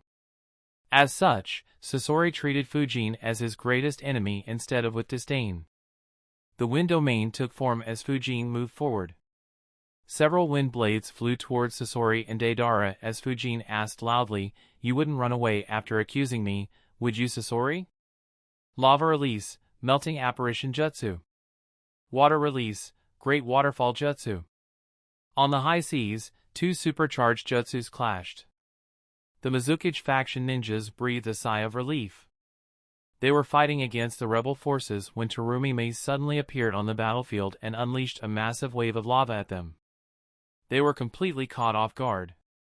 Fortunately, before the lava could reach them, an equally strong water jutsu stopped it. Mei turned her head and said, "Mangetsu, I didn't expect you to be here." Mangetsu chucked, "Yeah, I was on my way to the main battlefield when I had a feeling that something was off. To think you would appear on this battlefield. If you win here before the main battlefield is settled, you could move these forces to flank our main army." A nasty maneuver indeed. Mei sighed and asked softly, "Why do you keep serving the 4th Mizukage, Mangetsu? His reign has caused nothing but pain to Kiridakure. Join forces with me. Together, we could settle the war quickly and end the suffering of our people." Mangetsu grabbed Shibuki and replied, "Not only have you betrayed the village, but you are also trying to convince me to do the same. Why don't you stop this pointless resistance and surrender? It'll bring peace to the country. Besides..." A smirk appeared on his face as he asked, "Do you think Lord Fourth is that weak?" Mei's expression became dark. She knew very well how strong Yagura was. No one in Kiridakure had the strength to defeat a perfect Jinchuriki. The rebels had avoided him so far. However, they would eventually have to face him to win the civil war. But that was an issue for later. On this sea, Terumi Mei, the strongest ninja in the rebel camp, and Ozuki Mangetsu, the strongest ninja after the 4th Mizukage and the Mizukage faction, faced off in an epic battle. This is all very convenient. I'll eliminate the two of you at the same time. In an inn, Jiraiya faced off against Uchiha Itachi and Hoshigaki Kisame to protect Naruto and Sasuke. Two of the strongest ninjas in Konoha were confronting a pair of Akatsuki members each at the same time. Shit! We're completely outmatched. If this continues, we'll be wiped out. Even Orochimaru-sama could be captured by Kumogakure. If that happens... Kimimaro analyzed grimly as he coughed blood. Darui was extremely strong just by himself and was supported by 2 elite jounins. However, it was Yujito who made Orochimaru's subordinates feel helpless. A near-perfect Jinchuriki was too strong for them. Even at his peak, Orochimaru wouldn't take her lightly. To make matters worse, 36 more Kumogakure ninjas had joined in the battle. While they lacked in strength, they took away the numerical advantage of Orochimaru's subordinates and put them at a heavy disadvantage even in this aspect. In just a couple of minutes, 4 of Orochimaru's subordinates had sacrificed their lives. Dance of the Seedling Fern. Kimimaro dug his right arm into the ground and sprouted a bone forest around him. Thousands of blades of bones rose from the ground, piercing several Kumogakure ninjas. Due to her massive form, even the cloak around Yujito was pierced. Kimimaro huffed as he said, "I'll stall them, Orochimaru-sama. You must escape." Orochimaru immediately left with the rest of his subordinates. Had Kimimaro been in good condition, there was some hope of him making it out alive. Unfortunately, his condition had only worsened after Raza's final blow. Even without this battle, he didn't have much time left to live. Orochimaru could only sigh at how rapidly he kept losing his most reliable subordinates. Kabuto, Genin, and the Sound Four all had died due to his plans of attacking Konoha. And now, Kimimaro was about to join them. How did we go from hunting that snake to fighting this monster? My art has no effect on him. The birds just explode whenever they enter those winds. Even the shockwaves of the explosions don't reach him. I suspect that he might repel even the C4 Karura. Deidara sighed helplessly. Chapter 791, Deidara was feeling helpless and annoyed at Fujin's wind domain. He couldn't help but recall the events that landed him in this situation. He and Sasori were looking for Orochimaru to eliminate him at Nagato's orders. They successfully found his main base even before Konoha's forces located it. However, they were misled just like Konoha's forces by Orochimaru's little scheme. Since they weren't as good as the Konoha ninjas at tracking, their speed was slower. Before they could find the sacrificial unit, the place was swamped by Konoha ninjas, trapping them in the area too. As they had no reason to kill hundreds of Konoha ninjas and attract unneeded attention, they stayed hidden. Under normal circumstances, Konoha ninjas wouldn't have found them. Unfortunately for them, the army was led by none other than Fujin, who found it peculiar that the Konoha ninjas couldn't spot the two disturbances in space that he was feeling with his space-time sensing technique. In the few minutes they clashed, Sasori ensured that his chakra threads didn't enter the wind domain, allowing him to keep control of his puppets. Unfortunately, it was almost impossible to hit Fujin from 50 meters away. Any surprising traps in his puppets would be just too slow to reach him. Not to mention, the winds would just knock off all of his attacks. Even poisonous gases were contained by the winds. On the contrary, Fujin destroyed the dozen puppets Sasori controlled.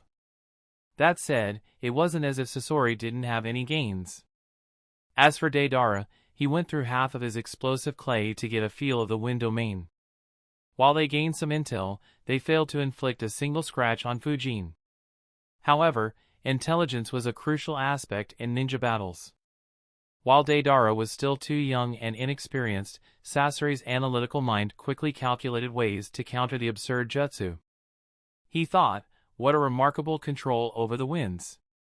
I have never seen anyone even remotely close to this level of mastery in wind manipulation. At first glance, this technique is completely invincible. However, every technique has weaknesses. His weakness should be Pain's and Kisame's ability to absorb chakra. Unfortunately, neither is here. Luckily, there are still several other shortcomings. Even though the technique is very strong, it severely restricts his movement. He can't move the wind domain along with him at a fast speed.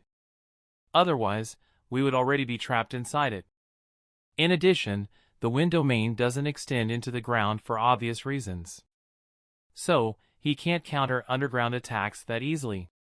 However, Zetsu said that he also displayed the ability to fly. He could avoid underground attacks that way, but it would increase his chakra consumption, which is another weakness of this jutsu.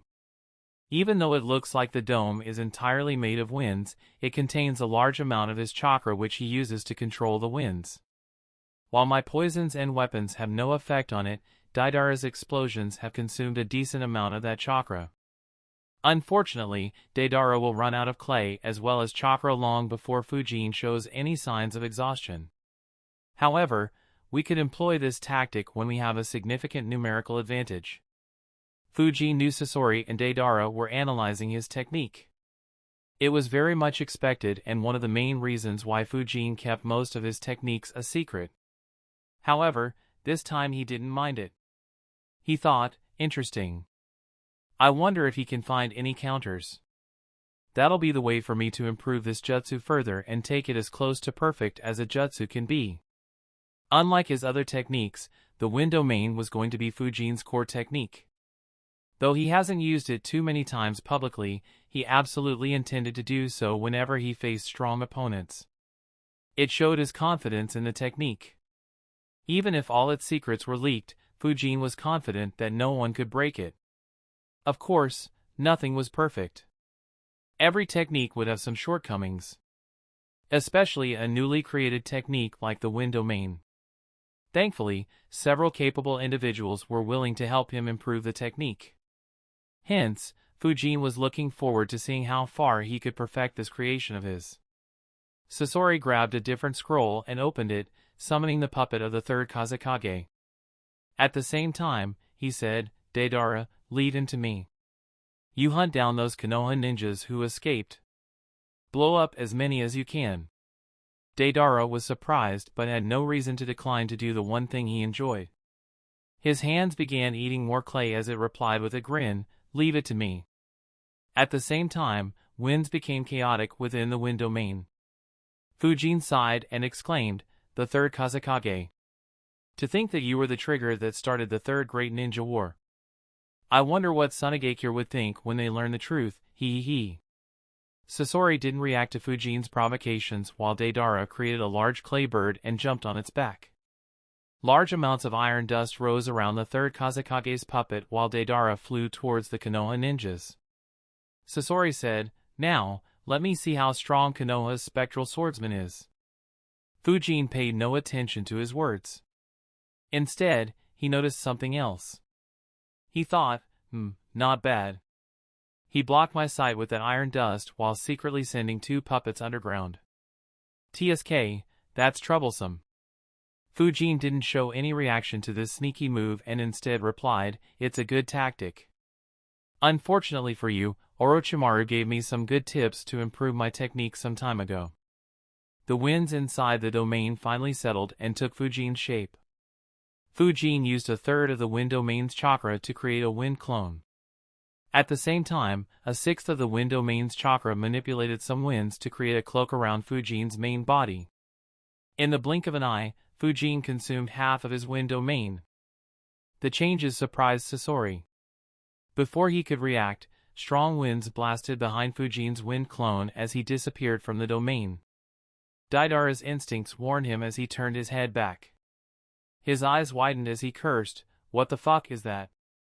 The clay bird quickly flapped its wings, taking Deidara to a higher altitude and barely dodging the wind current heading towards him. To Deidara's surprise, the wind stopped and he saw Fujin's wind clone. The wind clone smiled and said, "We've just met, Deidara. Why are you in such a hurry to leave your new friend behind?" Deidara frowned and cursed, "Who's your friend, bastard?" Fujin's clone replied with a smile, "Me, of course. When the old Inoki heard that you went rogue, he went berserk and sent Rashi and Kitsuchi to bring you back. I was the one who stalled them so that you could enjoy your freedom. Yet, not only did you not say thank you, but you also tried to run away after attacking me. Sai, why are you so ungrateful?" The clone's voice became sorrowful towards the end. Deidara's eyes twitched as he was left dumbfounded by the clone's words. For a moment, he couldn't even form proper thoughts. That's how absurd Fujin's clone was. Deidara finally wondered, what in the hell? He stopped that geezer from coming after me? But, what's his connection? Isn't he from Konoha? Why would that geezer listen to his words? Fujin's wind clone chuckled internally at Deidara's expressions. Being younger than even Fujin, Deidara wasn't as good at hiding his emotions as the older ninjas. Needless to say, the clone was spouting this nonsense just to waste some time.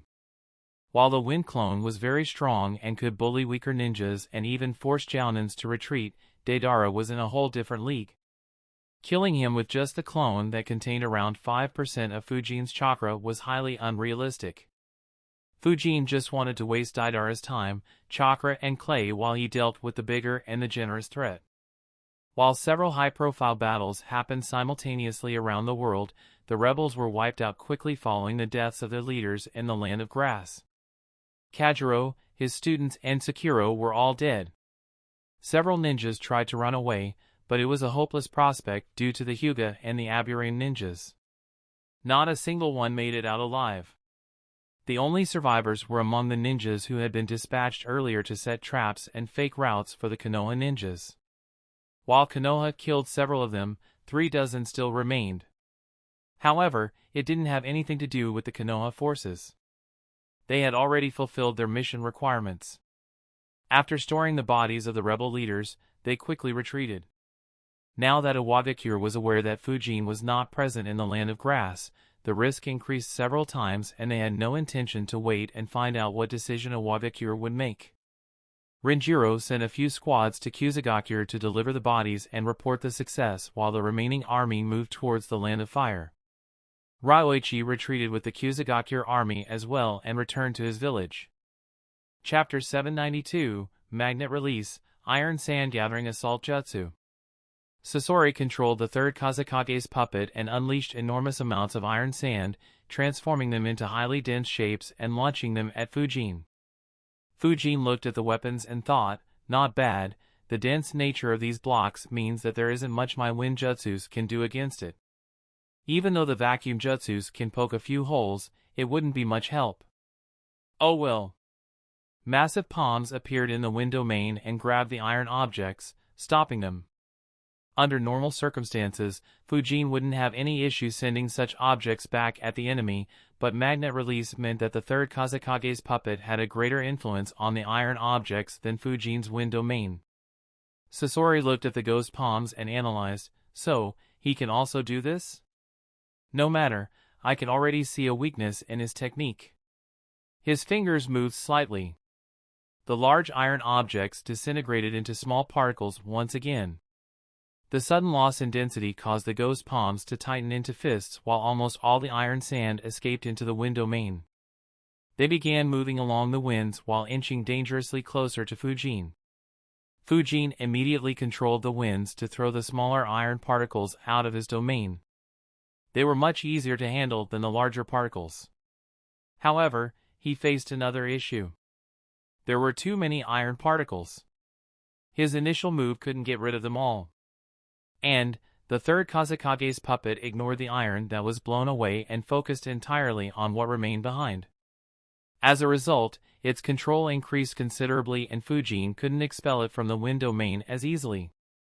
A frown appeared on Fujin's face as he realized, I didn't think magnet release would pose such a challenge to my wind domain. Although I have thrown out most of the iron sand, he can still exert control over them. Not to mention, it's the few remaining that pose a challenge. If I make a mistake, they could even pierce through my wind cloak. Fujin knew that defense wasn't particularly a strong point of wind domain. After all, it was made of air. What defense could it provide? What made it such a threat was that it could redirect almost all jutsus, and living beings made of flesh and blood wouldn't dare to step into the domain. However, against mere iron particles, that threat was useless. Redirecting it wasn't very useful either, as the third Kazekage's puppet could redirect it once more. As several iron particles moved at high speeds through his domain, Fujin suddenly flickered and began floating around 25 meters above the ground. The sudden move wasn't to dodge any iron particles controlled by the third Kazekage's puppet. Instead, it was to dodge the sneak attack coming from underground by Sasori's other puppets. Sasori observed, so, he discovered the sneak attack. No matter, I doubt his mobility in the air is as good as his mobility on the ground. The chakra he needs to maintain his technique should be much higher than what I need to control the iron sand. Now, let me see how long he can endure the pressure. The poisonous needles launched by the puppets stopped moving in the wind domain due to the strong winds. However, the third Kazekage's puppet took control of them as well and attacked Fujin with it while the other puppets escaped underground once again.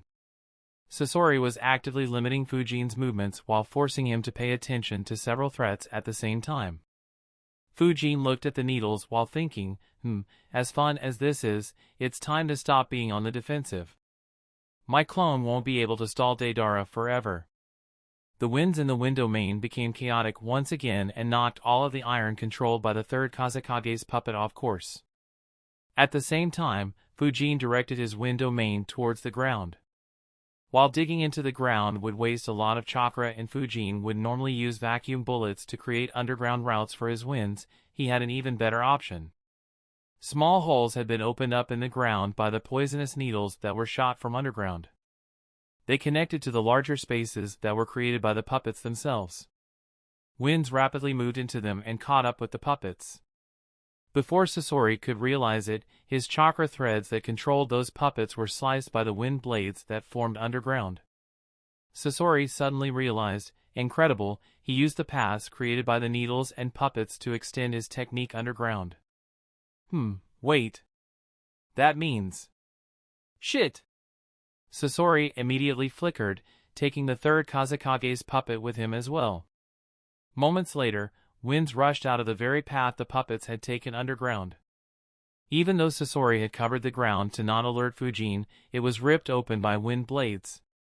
Its location wasn't too far from Sasori and the third Kazekage's previous position. Had Sasori not moved, the chakra threads he used to control the third Kazekage's puppet would have been severed. Fujin sighed and thought, a pity. I almost had it. Sasori cursed internally. I didn't think he could use the underground attacks as a way to counterattack. It makes this a much more risky option than I initially thought. I'll need to cover up underground tracks after I make my move. However, that will mean I'll have to sacrifice my puppets to make just a single attack. The wind domain suddenly began heating up. Sasori was still moving away from the winds that were extending towards him when he turned his gaze back to Fujin. At the center of the wind domain, several flaming orbs were floating around Fujin and even more were forming as fire merged into the winds of the wind domain. Sasori wondered in surprise, is that? Fujin thought, oh well, I haven't had time to practice this much and this still can't be considered a Kekkai Jinkai, but the damage wouldn't be any lesser. The flaming orbs began fusing into one large orb in Fujin's hands. Once every one of them was absorbed, strong winds blasted behind Fujin. He left the wind domain and appeared right above Sasori and the third Kazekage's puppet. Scorch release, evaporation blast jutsu. Stop fucking talking. I'll blow your damn mouth. A frustrated Deidara shouted in rage. While Sasori and Fujin engaged in an intense battle, Deidara was thoroughly annoyed by the clone's bullshit. Even experienced and scheming ninjas were left annoyed by Fujin's words. Poor Deidara simply didn't stand a chance. Worse, he couldn't even do anything as none of his explosive tools reached the wind clone. If looks could kill. Well, even if they could kill, Fujin wouldn't mind since Deidara was looking murderously at his wind clone. Fujin wouldn't even receive any memories of their conversation. To his disbelief, a pained look appeared on the wind clone's face. It was as if he received the greatest betrayal in history. The pain was obvious in his voice as he muttered, Deidara. How could you say that? Do you know how much risk I had to take to deliver this news to you? And you react like this? I'm hurt. For a moment, even Deidara felt the wind clone's sincerity. He wondered, could it be real? But why would I care? What does that have to do with me? Fujin's wind clone continued, the news is absolutely true. When you left, Kuratsuchi declared she would stay single for the rest of her life. Everyone in Iwagakure is aware of this declaration. That is why the third Tsuchikage was so angry. If I hadn't stopped him, he would have come out himself to hunt you down. I can't even imagine what magic you performed to snatch the granddaughter of that old man. Deidara annoyingly cursed, what magic could I even perform? I only met her a handful of times. The clone's eyes widened as surprise appeared on his face. He muttered, damn. How did you do that in just a handful of meetings? I heard every boy in Iwagakure is mad. Most are training their hearts out to hunt you down and gain Kuratsuchi's favor. Once again, Deidara was left completely speechless. He wanted to curse, but couldn't even decide how to do so considering that Fujin was praising him. Before he opened his mouth, Fujin's clone continued, that said, I'm surprised that this is the first time you heard. From what I heard, the news is spreading rapidly throughout the land of Earth. Does Akatsuki keep you on a leash or something? While Deidara didn't care about the news, some doubts about the Akatsuki appeared in his mind. After all, he should have heard about it. He wondered, could it be that Akatsuki is keeping me in the dark to prevent me from returning to the village? Even though I don't want to return, manipulating me in this way is. He decided to think about it later and replied, I don't care about that shitty village or Kuratsuchi. His hands chewed more clay as he continued, I just want to perfect my art. Art is. Fujin's clone interrupted him as he said with disgust, you call those lousy explosions art? Once again, Deidara was annoyed. However, before he could retort, Fujin's clone pointed in a direction and said, look there, that is art. Chapter 793, you call those lousy explosions as art? Look there, that is art. Deidara looked in the direction Fujin's wind clone was pointing in. Deidara squinted and raised an arm to shield his eyes as the intense flare burst in that direction, momentarily forcing him to look away.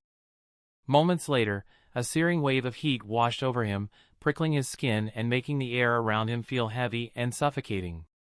Deidara tried to look in that direction again as he wondered, what was that explosion? And why did it release such intense heat waves? Though my explosions are bigger and more destructive, they never release such heat. Deidara's eyes gleamed with admiration as he took in the fiery spectacle before him. The heat wave set fire to the area that was previously untouched by the flames. It rapidly expanded towards the burning fields and intensified the flames even further while triggering a few more explosions. While others would find this scene distasteful or dangerous, Deidara was mesmerized by the swirling heat and vapor. He subconsciously muttered, "Now that is true art. Isn't it? You should go take a closer look," Fujin's clone casually said. Deidara subconsciously nodded when he suddenly realized, wait, what did he mean? His eyes widened as an intense wind current formed behind him and hit him and the clay bird he was standing on. Both were dragged along by the wind current. The clay bird couldn't endure such pressure and exploded, hurling Deidara towards the ground even faster. As he tried to stabilize himself, he wondered, what the hell? Why didn't I sense that attack? The answer was rather simple. The clone's attack simply lacked the intent to kill or even hurt Deidara. Though Deidara was very young, he was still someone who the Akatsuki considered worthy enough to recruit to their ranks. If the clone had tried to sneak attack with wind blades or air bullets, Deidara would have instinctively felt it and dodged despite being so close and distracted. Fujin's clone wouldn't look down on Deidara to that extent.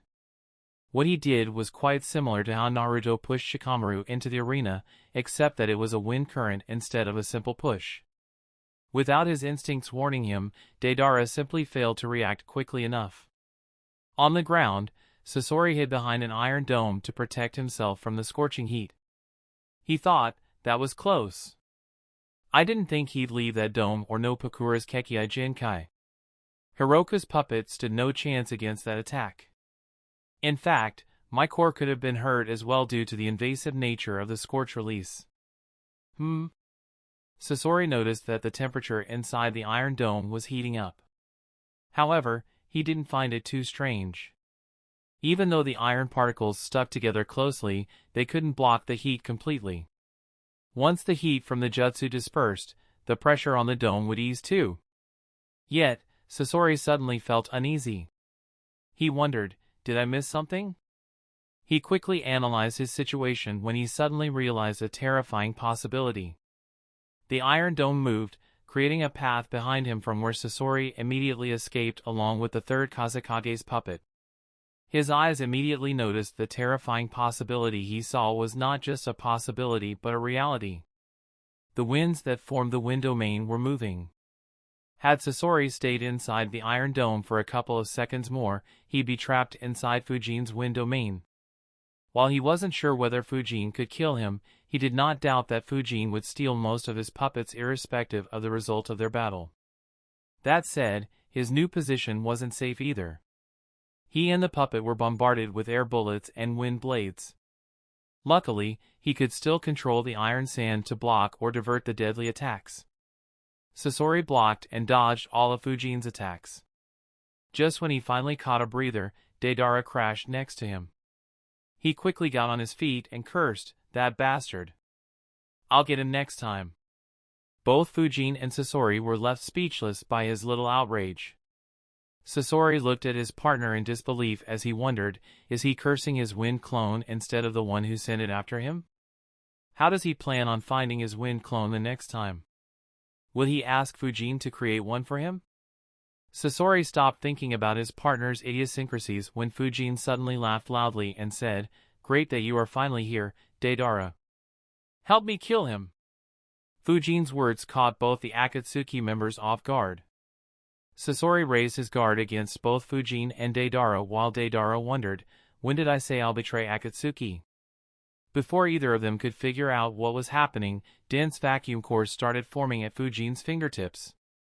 He was about to attack when he suddenly felt something off and raised his guard. What sort of perverted Kekkei Jinkai is this? This freak killed 16 of our comrades by himself. A disgruntled Kumogakure Chunin spoke as he took his anger out on Kimimara's dead body. After Orochimaru left, Kimimaro stopped holding back and went all out with no regard for his own life. While the experienced ninjas recognized that he was a survivor of the Kagaya clan, none of them imagined Kimimaro to be so fearsome. His sudden outburst had caught the Kumogakure ninjas off guard and 16 ninjas died before Darui and Yujito could contain him. In fact, Darui, Yujito, C and Samui had scars on their bodies as well. Even though he was finally killed, none of them was pleased. Darui sighed and muttered, "It's almost as if we're cursed. Ever since that expedition boss started, our ninjas continue to fall." He sighed again and said sorrowfully while looking at the bodies of his dead comrades, "Sorry, I wasn't strong enough to protect you." C added, "Sacrifices on the battlefield are inevitable. However, we lost so many ninjas to this sick Kaguya shinobi. If we had captured or killed Orochimaru, it would have been an acceptable sacrifice. Unfortunately, Kumo once again had little to show for their loss. This time, Darui's group could at least take solace in the fact that they at least got their hands on the dead body of Kaguya ninja, unlike their previous encounters where they truly returned empty-handed. In the Land of Fire, Itachi and Kisame ran away from Jiraiya just like in the original story. Unlike them, an intense battle raged in the Land of Water. While Mei and Mangetsu locked horns with each other, thousands of other Kiri ninjas battled on various battlefields as well. With neither side showing any signs of backing off, the civil war reached a crucial stage. Whoever wins would get a significant upper hand in the war. In the Land of Rice, Fujin suddenly launched the vacuum Gatling gun towards Sasori and Deidara. However, there was one big difference between the way he used it this time as compared to the previous times. Instead of just targeting Sasori, Deidara, and their escape routes, the jutsu was wayward. As a result, the vacuum bullets covered a much larger area, but there were several gaps between them as well. While Fujin became more famous in Konoha quite recently, his fame had spread outside Konoha long ago. While every major village and almost every minor village studied him closely, there was one organization that focused the highest on him. That was none other than Akatsuki. While they didn't pay much attention to Team Renjiro's encounter with Kakuzu and Kaminari or to the rumors of the spectral swordsman, Fujin killed one of their members during his second encounter with them. Juzo's death made them take Fujin very seriously and they conducted a thorough investigation of him. Yet, Fujin's abilities surprised them once again when he clashed with Kakuzu for the second time, this time destroying one of his hearts and putting Kakuzu in a difficult spot several times. He also managed to get away successfully from Kakuzu, Konan, and Itachi. So, the Akatsuki members were very well aware of the abilities that Fujin had previously displayed.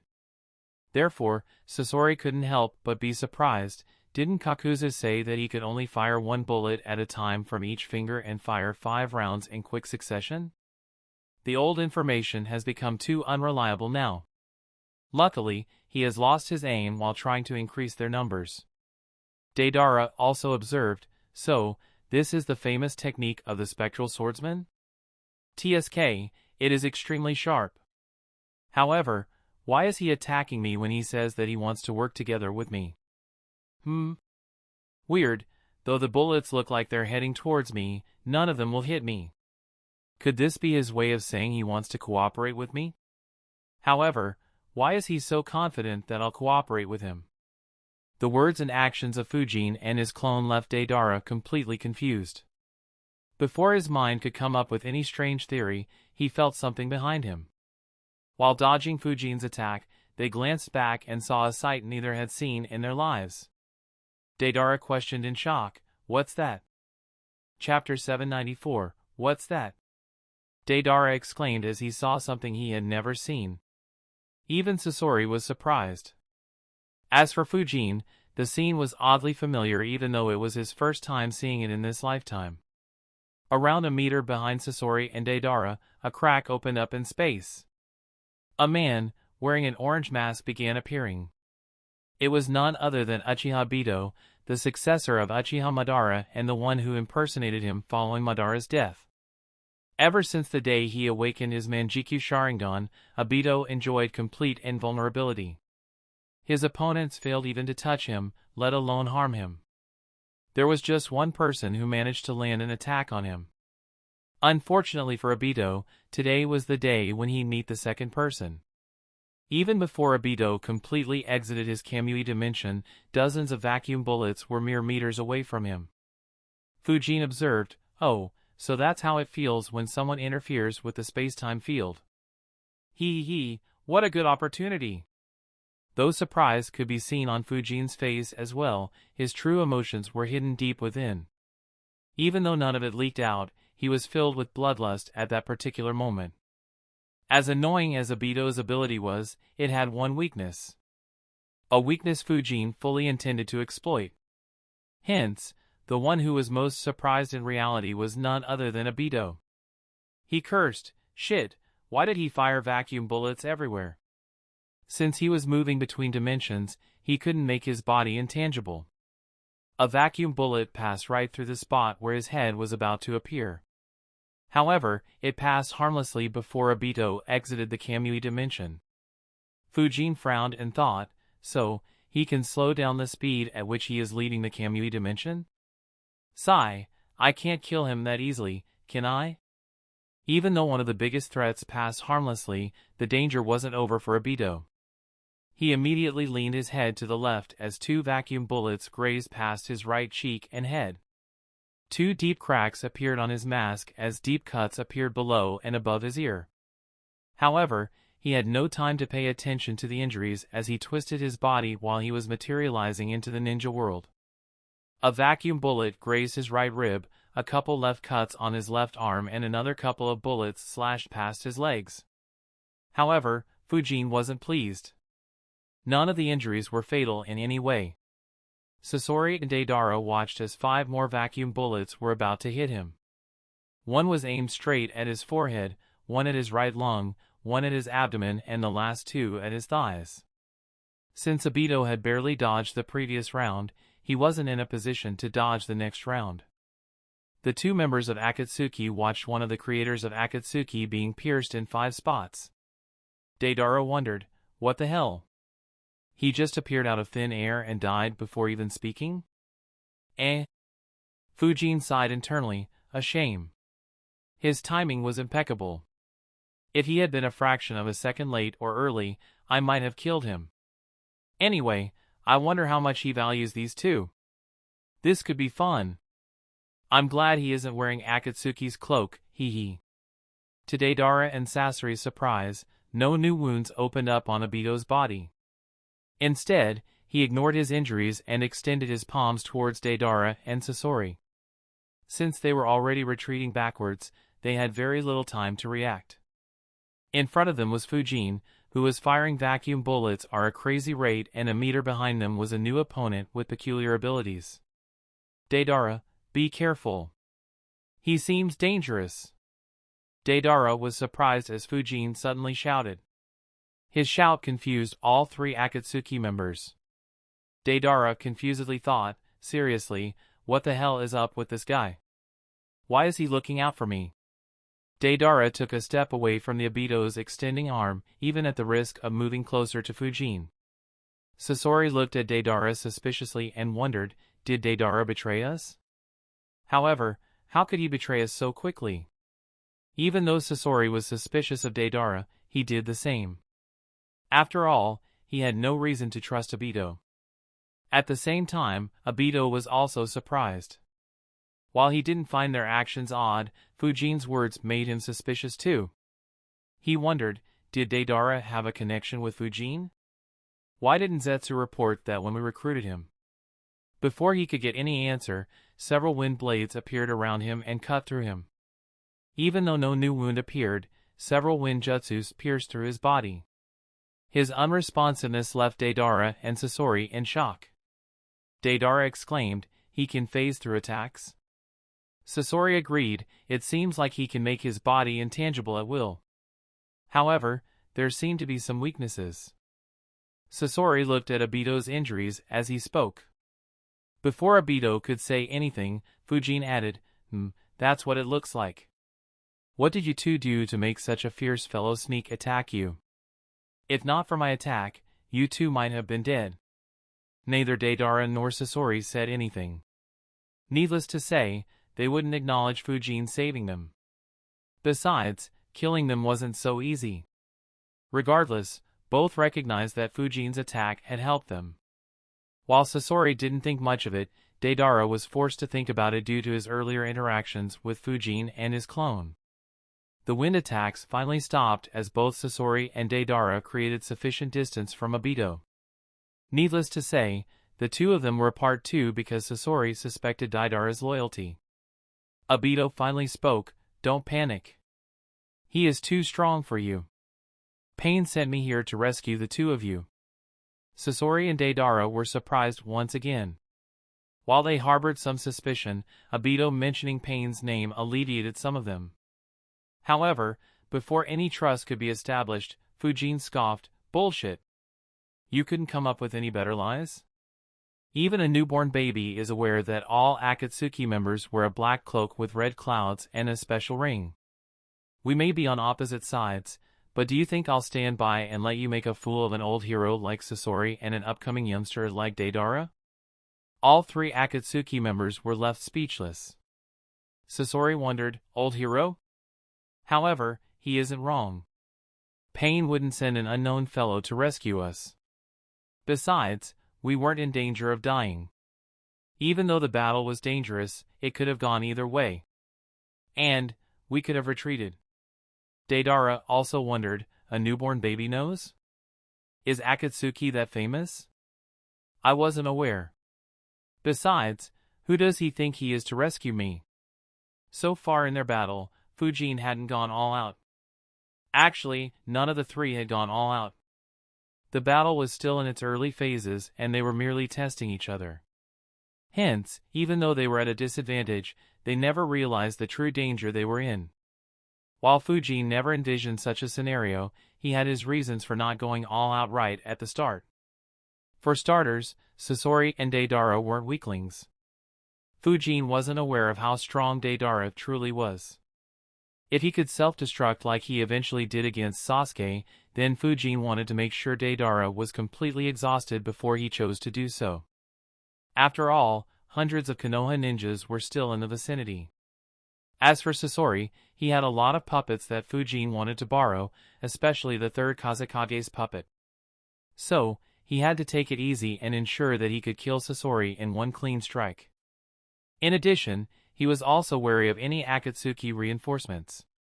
While he never imagined that he would draw out Obito, he wouldn't have been surprised if another duo appeared to help the two of them. Fujin wanted to keep his cards hidden for such a scenario. With Obito appearing right when Fujin put Sasori and Deidara in a tight spot, his concerns were proven true. As a result of the weird sequence of events and Fujin's carefulness, Obito was left in a weird situation. He had appeared to rescue two Akatsuki members, but neither trusted him. On the contrary, they seemed more willing to trust Fujin rather than him. Obito's eyes twitched as he thought, "I didn't think the situation would be so weird.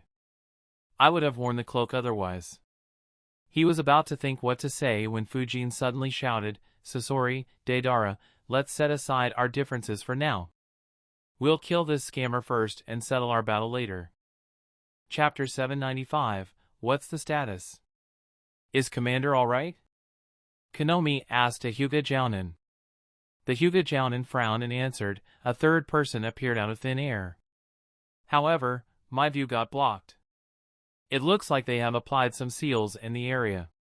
Konomi frowned and wondered, should we interfere? However, the opponent is too strong.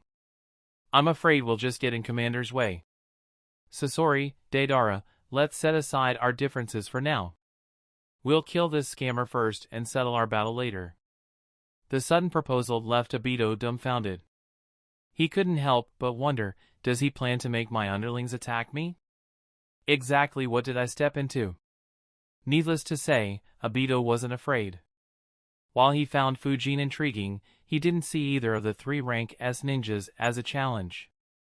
It was just that the situation was completely out of control.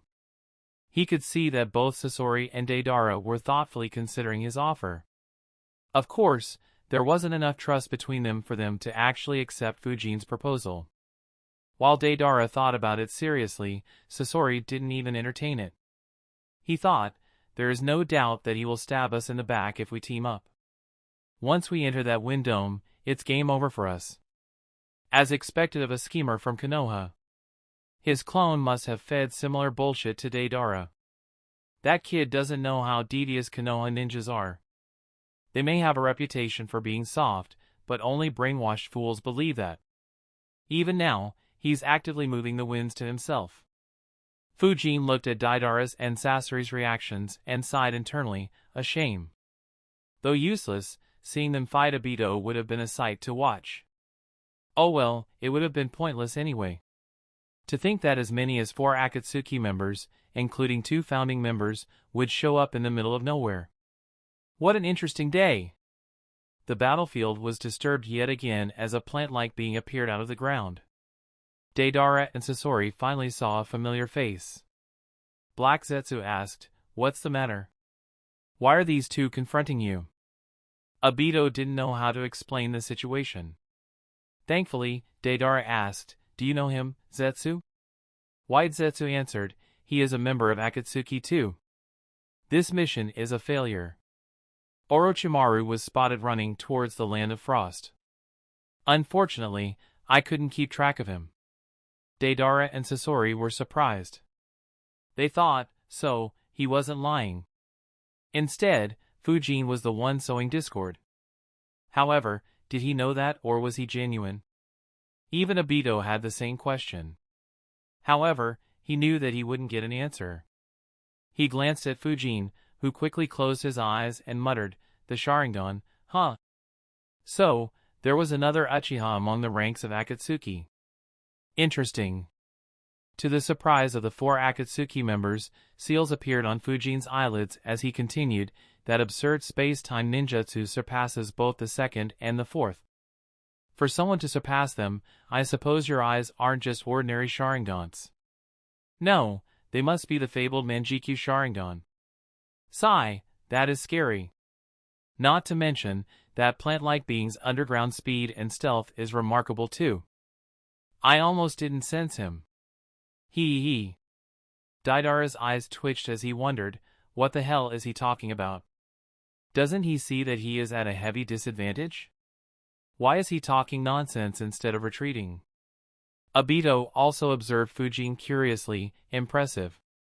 He sealed his eyes right when he observed my Sharingan eye. I didn't even have time to cast a Jinjutsu. He also did well to analyze my abilities. So, this is Konoha's latest genius?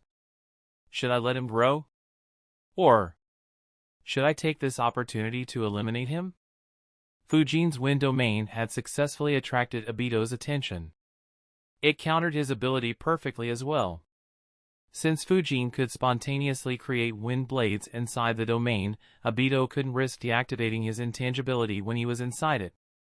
In a way, he shared the same weakness as Sasori. So, Obito was of the thought of eliminating Fujin before he became as big of a threat as Minato.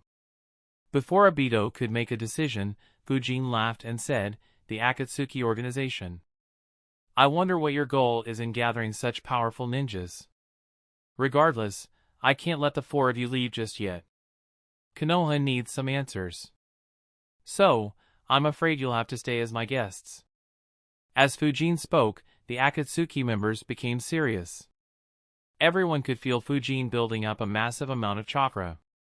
None of them missed the movements of the winds either. They could see that Fujin was talking merely to buy some time. A smirk appeared on Deidara's face while Sasori sighed, "Youngsters. They're all suicidal." Fujin's chakra suddenly spiked. His body expelled chakra rapidly, strengthening and expanding the wind domain at a horrendous rate.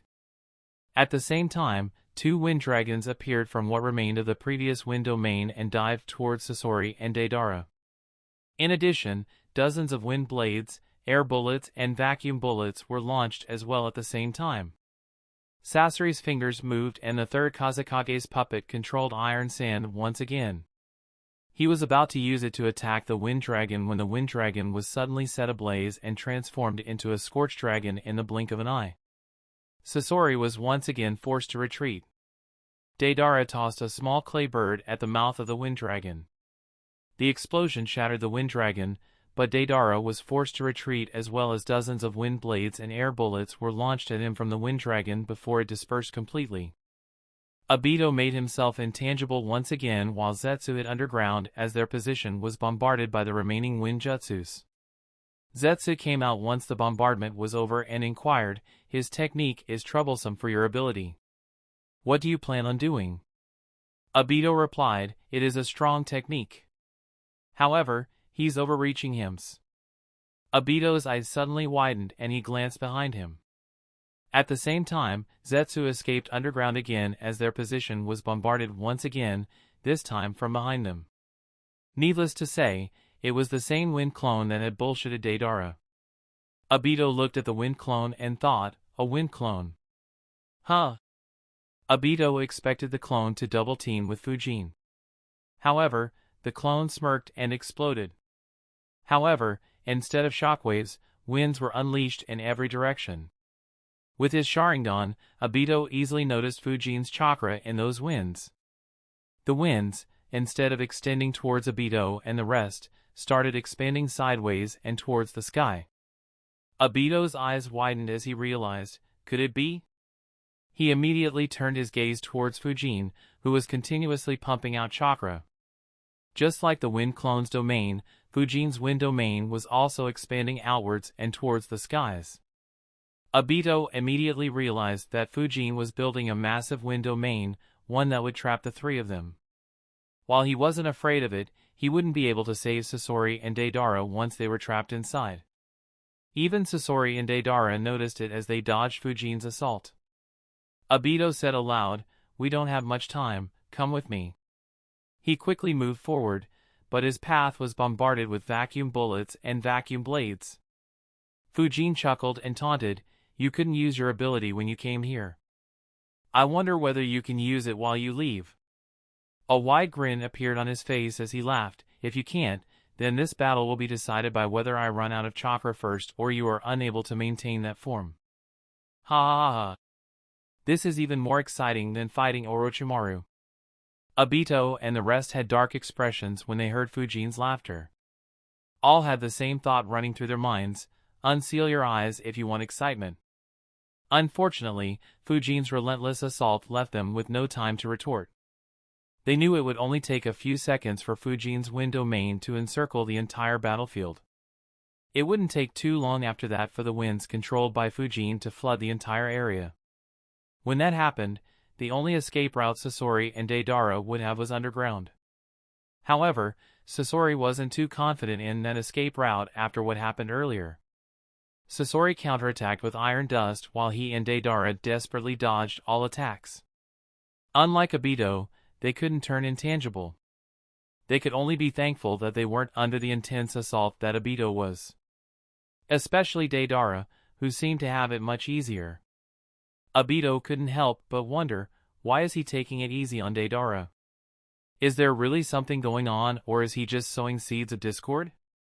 When Obito reached Sasori, the third Kazekage's puppet unleashed all the iron dust it had to create several protective layers to stop Fujin's relentless assault temporarily. Obito placed his right hand on the Hiriko puppet, extended his left hand to Deidara and said, "Quickly hold me." At that moment, Deidara's hands were in his bag, eating clay. Before he could move his hands, Fujin's laughter roared once again as he shouted, "Now, Deidara." Chapter 796, Now, Deidara. Fujin's laughter roared as he called his new friend to make a move. Obito, whose hand was moving towards Deidara, faltered. His eye observed Deidara's hands, which were still eating clay. While Obito didn't consider anyone present there a threat, he didn't dare underestimate anyone. Deidara may be young, but his reputation for blowing things up was well known. Additionally, Obito was also informed that he had a jutsu to blow his entire body up.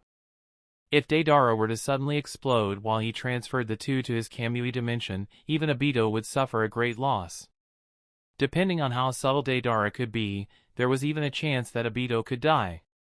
With Fujin and Deidara acting weirdly, Obito grew increasingly suspicious. Even Sasori looked at his young partner with suspicion. He kept the iron sand ready to block any explosives Deidara might throw at them. With Fujin's shout, Sasori mentally prepared himself for a strong explosion. While such thoughts ran through the minds of Sasori and Obito, Deidara was thoroughly confused. He wondered, now what? What am I supposed to do? And, why does this bastard think I'll act at his will? Fuck! Not this again. Deidara ignored Fujin's call and looked at Obito, who had called him earlier. However, all he saw was red. The sight immediately brought memories of his humiliating loss against Itachi. Just like that day, Deidara was put under a Jinjutsu. Obito decided, whatever it is, I'll investigate later. Time to leave. What the?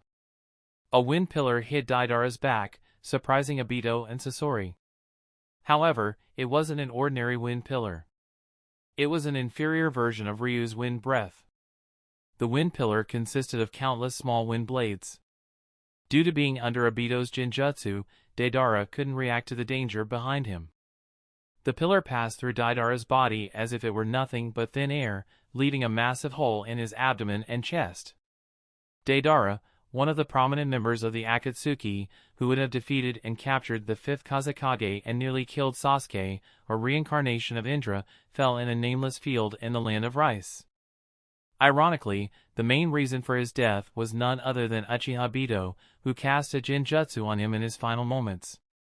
Though Akatsuki had its fair share of betrayals, be it Kakuzu backstabbing his partners or Orochimaru attacking Itachi, this would be the first instance where a founding member betrayed an Akatsuki member. Obito and Sasori immediately retreated as the wind pillar continued towards them. Both had the same thought: did we misjudge Deidara, or did Fujin kill him to stop us from getting information? With Deidara dead, it wasn't something they could figure out easily. Both looked at Fujin in a new light. If it was the second case, the two admired Fujin's decisiveness in eliminating a rank S ally. If it was the former, they had to admire and be wary of Fujin's scheming mind. Through just a few words and actions, Fujin successfully planted the doubts of Deidara's loyalty in their minds. Of course, what was also impressive was the speed at which Fujin attacked. Neither of them noticed the attack until it was too late for Deidara. Some distance away, both the Zetsu were shocked as well. White Zetsu muttered, to think that Fujin could kill Deidara in his presence. We have underestimated him. His threat is extremely high. This is the second time an Akatsuki member fell to him. Only Kakuzu has killed more. Black Zetsu agreed, more than his techniques, it's his words that are dangerous. Kisame underplayed their significance. Fujin sensed Deidara's falling body and thought, the future has already changed too much. With Hiruzen surviving Orochimaru's attack, the former Kage being sealed inside the God of Death, Kakashi gaining strength rapidly and every hidden village being far more cautious, there is no way the events involving Akatsuki would stay the same. At the very least, Yujito, Rashi and B won't be captured that easily. Since that is the case, it's time to eliminate these troublesome people. The fewer the variables, the more accurately I'll be able to calculate and make plans. With Kabuto dead, one of the two major forces is already gone. If Sasuke's path changes and he doesn't kill Orochimaru, I'll hunt him down to ensure he doesn't replace Kabuto. That just leaves Akatsuki and the White Zetsu army.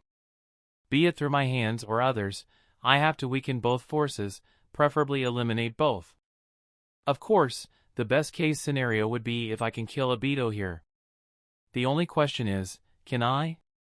Even though his eyes were sealed, Fujin focused on the spatial disturbances and the chakra signatures of the remaining Akatsuki members. With no attack nearby following Deidara's death and the wind domain some distance away, Obito decided, I'll transfer Sasori first. He activated his ability and began transferring Sasori into the Kamui dimension. He wasn't even halfway done when he suddenly felt something and looked at the place where the wind pillar that killed Deidara had landed. To his shock, a wind blade appeared from the residue chakra in that place and flew straight at him. Due to the short distance, Obito didn't have much time. He looked at the wind blade and thought, so, it isn't just from that domain but he can also use his residual chakra to create new jutsus? However, there are limitations. This attack is far weaker and slower than the jutsu that killed Deidara. Without the support from that technique, he can only use this trick to launch a sneak attack. The blade was inches away from his throat when he completed transferring Sasori and became intangible. A chuckle was heard as Fujin said, hee hee, I could sense your fear. My analysis was perfect. Now then, will you risk escaping too, or do you want to avenge the death of your comrade? Then again, his death was your fault, ha ha. Having been fooled once, Obito ignored Fujin's words just like Orochimaru did previously. In a deep voice, Obito said, to be able to use words as weapons at such an age. I shall remember you, Suzuki Fujin. Obito understood that Fujin's laughter, amusement and excitement were all fake. Not a single one represented his true emotions. They were mere acts to gain an advantage in the battle, be it by agitating his enemies or buying time for his wind domain to spread throughout the area. While Obito harbored some thoughts of eliminating Fujin, the sneak attack with the wind blade made him realize how difficult it'd be to fight Fujin inside the wind domain. While he wasn't afraid, he didn't see much reason to overexpose himself at this time. His right eye activated once again as he started entering the Kamui dimension himself. Sensing what was happening, Fujin's cheeks puffed as he prepared a vacuum bullet. Obito said, unfortunately, you no longer have any residue chakra around me. Your wind domain will require a few seconds to reach this area as well. None of your jutsus can reach me in time. Obito's eyes suddenly widened. The vacuum bullet Fujin fired, even though it looked like an ordinary vacuum bullet, flew at over 10 times the speed of Fujin's previous vacuum bullets. As the vacuum bullet reached right in front of his right eye before he could completely transfer himself to the Kamui dimension, a question rose in Obito's mind: why is this vacuum bullet so much faster? At the same time, Fujin thought, even though it looks just like a normal vacuum bullet, its core has been greatly modified by me. Under normal conditions, its speed is twice that of my normal vacuum bullets. However, that's where the fun part comes in. A normal vacuum jutsu merely consists of winds flowing through a vacuum core. However, the way I created the core leaves me space to add another component to the jutsu. Though it is very small, it is extremely significant. This component is fire. The fire provides the explosive speed initially, quite similar to the boosters on missiles or rockets. The winds then sustain this explosive speed for a couple of seconds. This was a lucky inspiration I had while I was working on Scorch Release. Unfortunately, the implementation is quite difficult. I completed it just a couple of days ago while others were cleaning up the bases. Modifying the remaining vacuum cores will take months even with shadow clones. In addition, it is riskier than the normal wind vacuum technique due to the fire's presence. I have to pay careful attention to the jutsu to ensure that it won't harm me. So, it's unlikely that I can spam this technique. Regardless, it is still an excellent technique to catch troublesome enemies off guard. Now then, is your Kamui still faster than my attack, Obito? Fujin received his answer immediately. Even though Obito's body disappeared and entered the Kamui dimension, it wasn't before a hole was left in his head, starting from his right eye and opening up at the back of his head. Chapter 797, What place is this? Is this even the real world? Sasori looked around the Kamui dimension once he appeared there. The unknown dimension raised his curiosity. He had a strong feeling that the place was different from the ninja world and he couldn't return by himself. Sensing a disturbance, he immediately turned his gaze to the crack in the space. He was left speechless and shocked as Obito's dead body fell into the dimension. Sasori froze as he continued looking at Obito. Unfortunately, Obito didn't move a single muscle. He was dead as a rock. While Sasori had no reason to feel sad about Obito's death, he wondered in disbelief, if he's dead, how do I get out of this place? Needless to say, if Obito died, Sasori would forever stay trapped in that dimension, unless he somehow mastered space-time ninjutsu and found a path to the ninja world. In the land of rice, the seals on Fujin's eyelids disappeared and he opened his eyes. His gaze stayed on the location where Obito disappeared. There was no happiness on his face.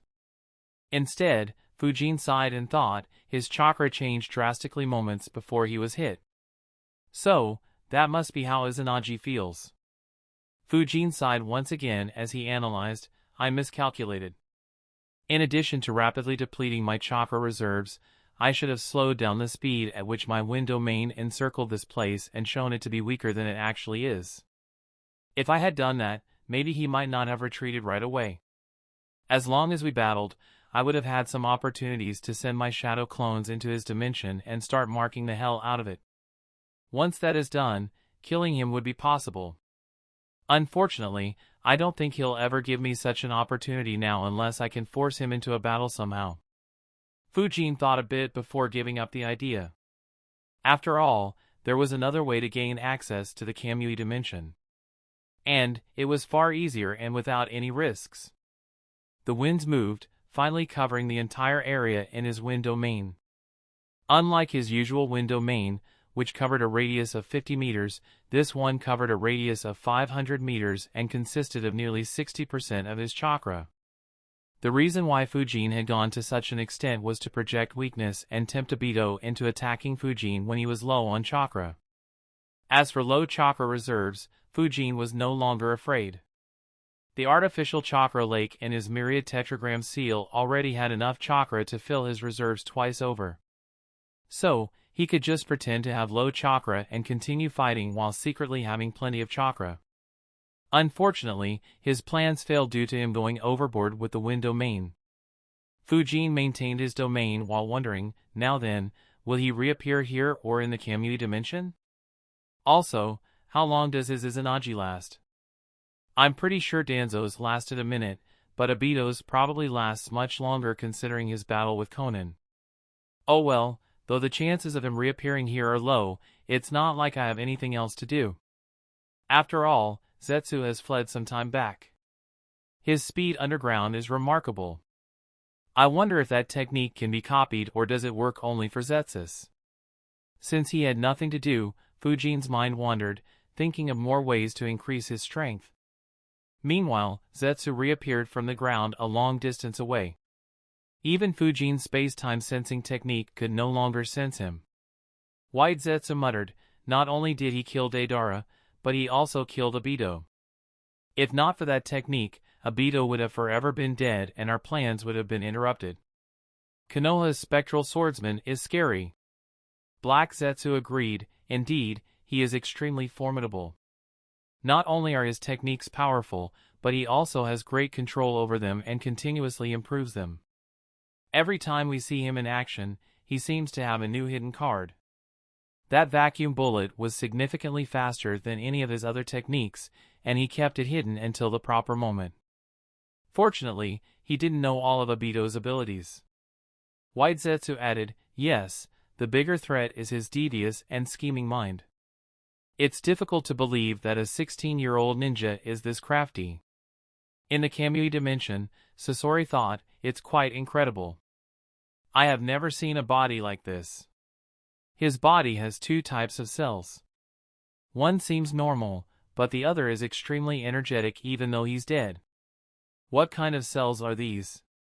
Where did he find them and how did he implant so many in his body without succumbing? Since he was trapped in an unknown space, Sasori decided to study Obito's body and make a human puppet out of him. He analyzed, if my fears are true and the only way out of that space is space-time ninjutsu, then my only hope is his puppet. If his puppet can retain that ability, I can leave here any time. However, his Sharingan is destroyed. Even though his other eye also has a Sharingan, it feels normal instead of like Itachi's. Sasori sighed, his body is weird. To Sasori's surprise, the Sharingan in Obito's left eye suddenly disappeared and his eye went blank, almost as if it had been blinded. Moments later, Obito's body itself disappeared. Sasori exclaimed in shock, what in the hell? His shock intensified infinitely as he sensed a presence. He turned his head to see Obito standing full of life and completely unharmed. He couldn't help but ask, what are you? In the land of rice, Fujin waited patiently for half an hour. However, Obito never appeared. The only changes in the area covered by the wind domain were that Deidara's body was stored by Fujin and Sasori's puppets, which were trapped underground, were recovered by his shadow clones. Fujin added 4 more human puppets to his collection. Fujin finally decided, this is long enough, he won't reappear here. A shame, but there is still plenty of time left. I should have more opportunities.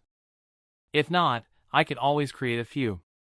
Anyway, time to wrap up this operation. Who'd have thought that this mission to hunt Orochimaru would end in Deidara's death? Poor fellow. If I get my hands on Edo Tensei, I'll give him a few opportunities to show his ultimate explosion to the world.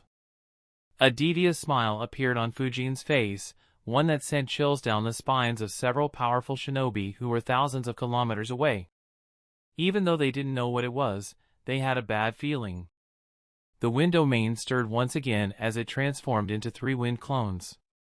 Fujin looked at one and said, Zetsu said that Orochimaru was spotted running in the direction of the Land of Frost. Go in that direction and see if you can find him. If you do, attack him. No need to waste effort on trying to kill him pointlessly, just eliminate others with him. Fujin looked at the second wind clone and instructed, you follow him. If you two find Orochimaru easily, then help him. Otherwise, head into the Land of Lightning and change the weather a bit. As for you, fly over us in case Akatsuki decides to sneak attack. Since there isn't supposed to be any more fighting, I'll let my chakra recover naturally. The 3 clones nodded and got to work.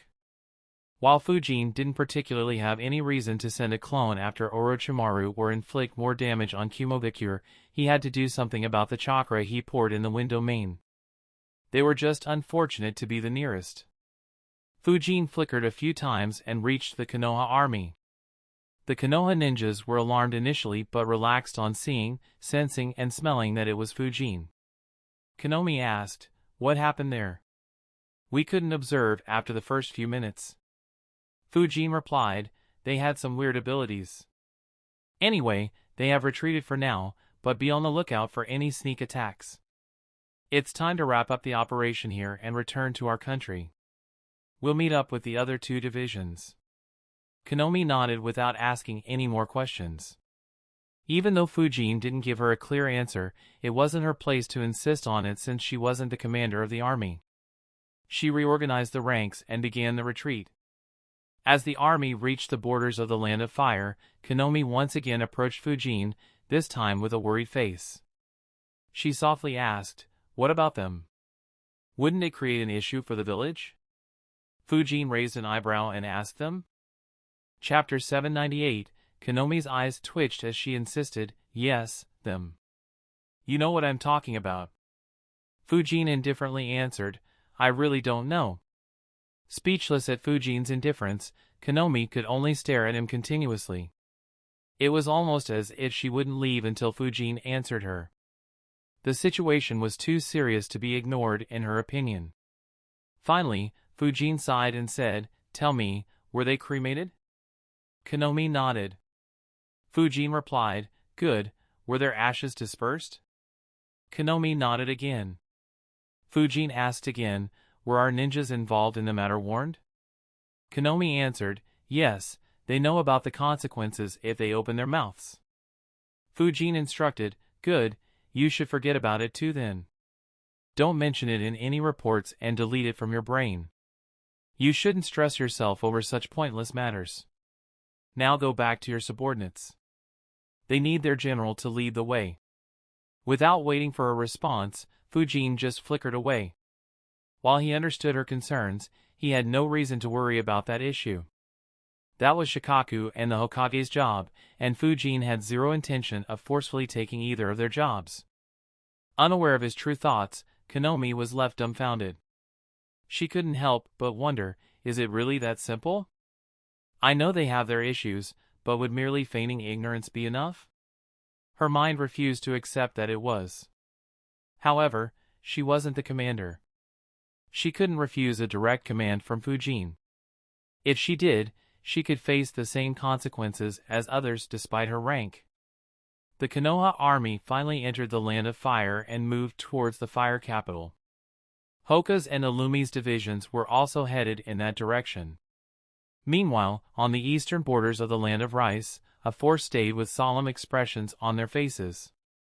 C muttered in a grave tone, it has been quite some time since we sent the orders. Yet, 206 ninjas have still not returned. Derry and Samui stood silently. They were still in disbelief that Kumo suffered another massive loss in such a short span. Yujito said. Maybe they were held back for some reason. They might return in a few more hours. Even though she said that Yujito didn't have much confidence in her words. It would have been understandable if a few squads were held up. However, nearly 2/3 of the ninjas being late spelled trouble. There was no doubt that something bad had happened. However, it was a scenario they just couldn't accept. Samui muttered, "Yes, let's wait." Nobody opposed her suggestion. Unfortunately, it wouldn't matter how long they waited. Even if they deployed Kumogakure's entire army in the land of rice, they wouldn't even find the ashes of the remaining ninjas. Those Kumo ninjas were simply unlucky to encounter Konoha's forces long before Kumogakure received the news of Fujin's expedition in the land of rice.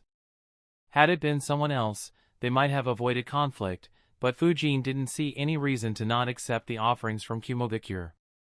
Combined with the deaths caused by Kimimaro, Kumogakure lost another 222 ninjas. In the span of a month, Kumogakure had lost 1036 ninjas. I was about to face another internal storm inside his village. On the opposite side of the continent, a few more important developments took place. Due to Mangetsu's intervention, the Mizukage faction's main forces were spared from a devastating defeat. The two main armies fought and suffered equally before withdrawing. The rebels' plans to deliver a crushing blow had failed. However, there was another crucial development, one that would play a huge role in future conflicts. Mei took deep breaths. She looked completely exhausted and her chakra reserves were almost dry. Her clothes were in tatters and the flesh on her left arm was mangled badly, almost as if several explosive tags had exploded on her arm. Deep cuts were visible on her abdomen, showing how difficult her battle was. A rebel Jounin flickered behind her and respectfully said, "Lady Mei, the Mizukage faction has retreated. We need to treat you right away." Mei didn't move and asked, "How is Ao?" The Jounin answered, "His condition has stabilized. He isn't in danger anymore." Mei relaxed slightly but still didn't accept his help. Instead, she looked at a melting corpse in front of her. She let out a tired sigh and muttered, "Did you have to fight me until such a stage? Why didn't you accept my offer?" The unrecognizable corpse in front of her was none other than Hozuki Mangetsu, a ninja who had mastered all 7 swords of the mist. Mei sighed again and grabbed for swords that floated towards her. She muttered, "Spread the news. The Mizukage faction's last swordsman of the mist is dead. I will revive the 7 swordsmen of the mist. Also, destroy his body. Someone like Orochimaru shouldn't get his hands on it." Among the 7 swords, Samahata was with Kisame, Kubikuri Bocho was in Konoha, Kiba blades were secretly with Fujin and the last 4 swords were with the Mizukage faction. In the absence of any suitable members, Mangetsu carried all the swords with him. Considering that he was the strongest ninja after Yagura and could use all 4 swords, no one opposed him. However, with his death, all 4 swords landed in Mei's hands. The news of Mangetsu's death and the loss of the swords soon spread among both factions in the Land of Water. The Mizukage faction was demoralized. While Yagura was the leader of the Mizukage faction, Mangetsu was the one who led their forces. And he was the only one who could match Mei on the battlefield. His loss was a huge blow to the Mizukage faction. On the other hand, the rebel camp was even more tense and demoralized. Even Mei wasn't happy. While Mangetsu's death was definitely good news, they all were worried about what followed. So far, Yagura hadn't joined the civil war. However, Mangetsu's death would force him to join the front lines. Every single rebel was worried about facing his rampage on the battlefield. The rebel leaders were no exception. None of them had any confidence in going against Yagura. Even though Mei won against Mangetsu, her victory was hard-fought. There were several instances when she almost died. In addition, her subordinates were much stronger than Mangetsu's underlings. They helped her by ganging up on him. Without them, she could have been the one to lose her life. As such, she knew that she didn't stand a chance against Yagura. The battles in the Land of Water stopped temporarily as both camps waited to see how the 4th Mizukage would react. While they waited, News spread throughout the ninja world. In Iwagakure, Inoki read several reports and thought, the civil war in Kiri is finally in the ending stages. It'll be interesting to see how this ends. The fourth Mizukage is a perfect Jinchuriki. Even without the tailed beast, he's a formidable shinobi. Do the rebels have the means to defeat someone like that? Inoki thought a bit before shaking his head. It doesn't matter. As long as the two factions don't unite, Kiri would be severely weakened. Even though they have lost the most among any great village, their ninjas are also the most prepared for a war. So, despite their lower numbers, they could cause trouble to any major village. However, if a faction is completely wiped out, that would no longer be the case. Inoki shifted his gaze to another report and a puzzled expression appeared on his face. He wondered, what is that I brought up to? Why are Kumo's forces so erratic? It almost feels like he's up to something, but it doesn't feel like he's preparing for war. Did he suffer some loss again? Just like the report stated, panic had gripped Kumogakure. I was facing endless headaches and he couldn't even lash out in rage, for the blame lay with him once again. 16 ninjas had died and 206 went missing. Kumogakure became the first village in the history of the ninja world to have 864 ninjas classified as missing at the same time, breaking their previous record of 658 missing ninjas. Sitting on his desk, I couldn't help but wonder, even though he didn't have any proof, Darui said that he believed Suzuki Fujin was involved in the previous incident. This time, he is definitely involved. I can understand if my ninjas die. I could accept responsibility and take revenge. However, what do I do when they go missing? How do hundreds of ninjas even go missing? The more he thought, the more enraged the fourth Raikage became. Fujin's actions had completely infuriated him. Unfortunately, he couldn't act. The internal politics were a complete mess. He couldn't afford to take a step outside the village.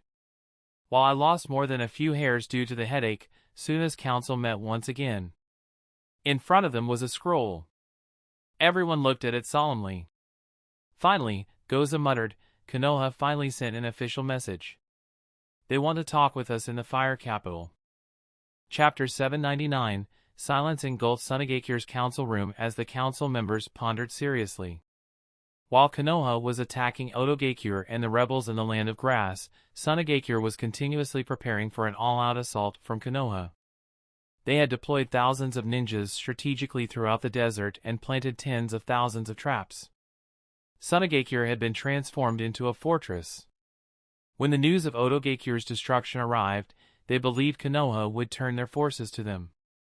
However, they received an invitation to negotiate instead. The council wasn't sure how genuine Konoha was, whether they truly wanted to negotiate, or if it was just a trick to lower their guard before the real assault began. Goza sighed and muttered, if this is a genuine invitation, it might just save our village. However, is it? Konoha's schemes run deep and they must be pissed off at our betrayal. I'm afraid that this is a trap to eliminate some of our top ninjas to make their invasion easier. After all, from our sources, both Konoha armies are making their way to the fire capital, where the negotiations will happen. The council had solemn faces. Ebizo said, it's unlikely that Konoha would harm our negotiators. They have a reputation to maintain. The Hyuga incident showed us that. Even in the worst case, they would just arrest the ones who go there. Tajuro said, don't forget their Yamanaka clan. Even though we attacked Konoha, our Kazekage was killed by Orochimaru and used by him with the Edo Tensei Jutsu. Konoha isn't sure if we attacked them or were fooled by Orochimaru into attacking them. Perhaps, the negotiation is just a way for them to read the memories of whoever we send to negotiate and decide whether to attack us or not. Even though others wouldn't be sure whether Konoha is telling the truth or not, Konoha, right now, is strong enough to not care as long as they know it.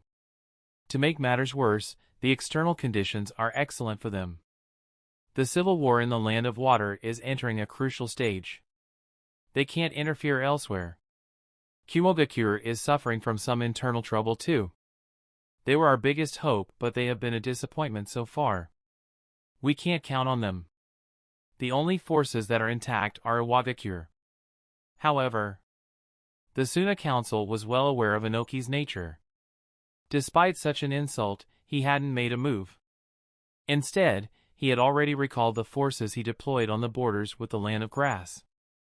As such, the Sunagakure's situation had become far more grim. Suddenly, Chiyo said, "I don't think Konoha would read the memories of our council members." Well, at least not as long as the more mature figures are making the decisions. However, the risk is indeed high. We can't send any council member to negotiate. Ryusa argued, if we don't send any council member, Konoha would assume we aren't serious about negotiating. That could force them to act even if they don't want to due to the losses and the potential of a wider conflict.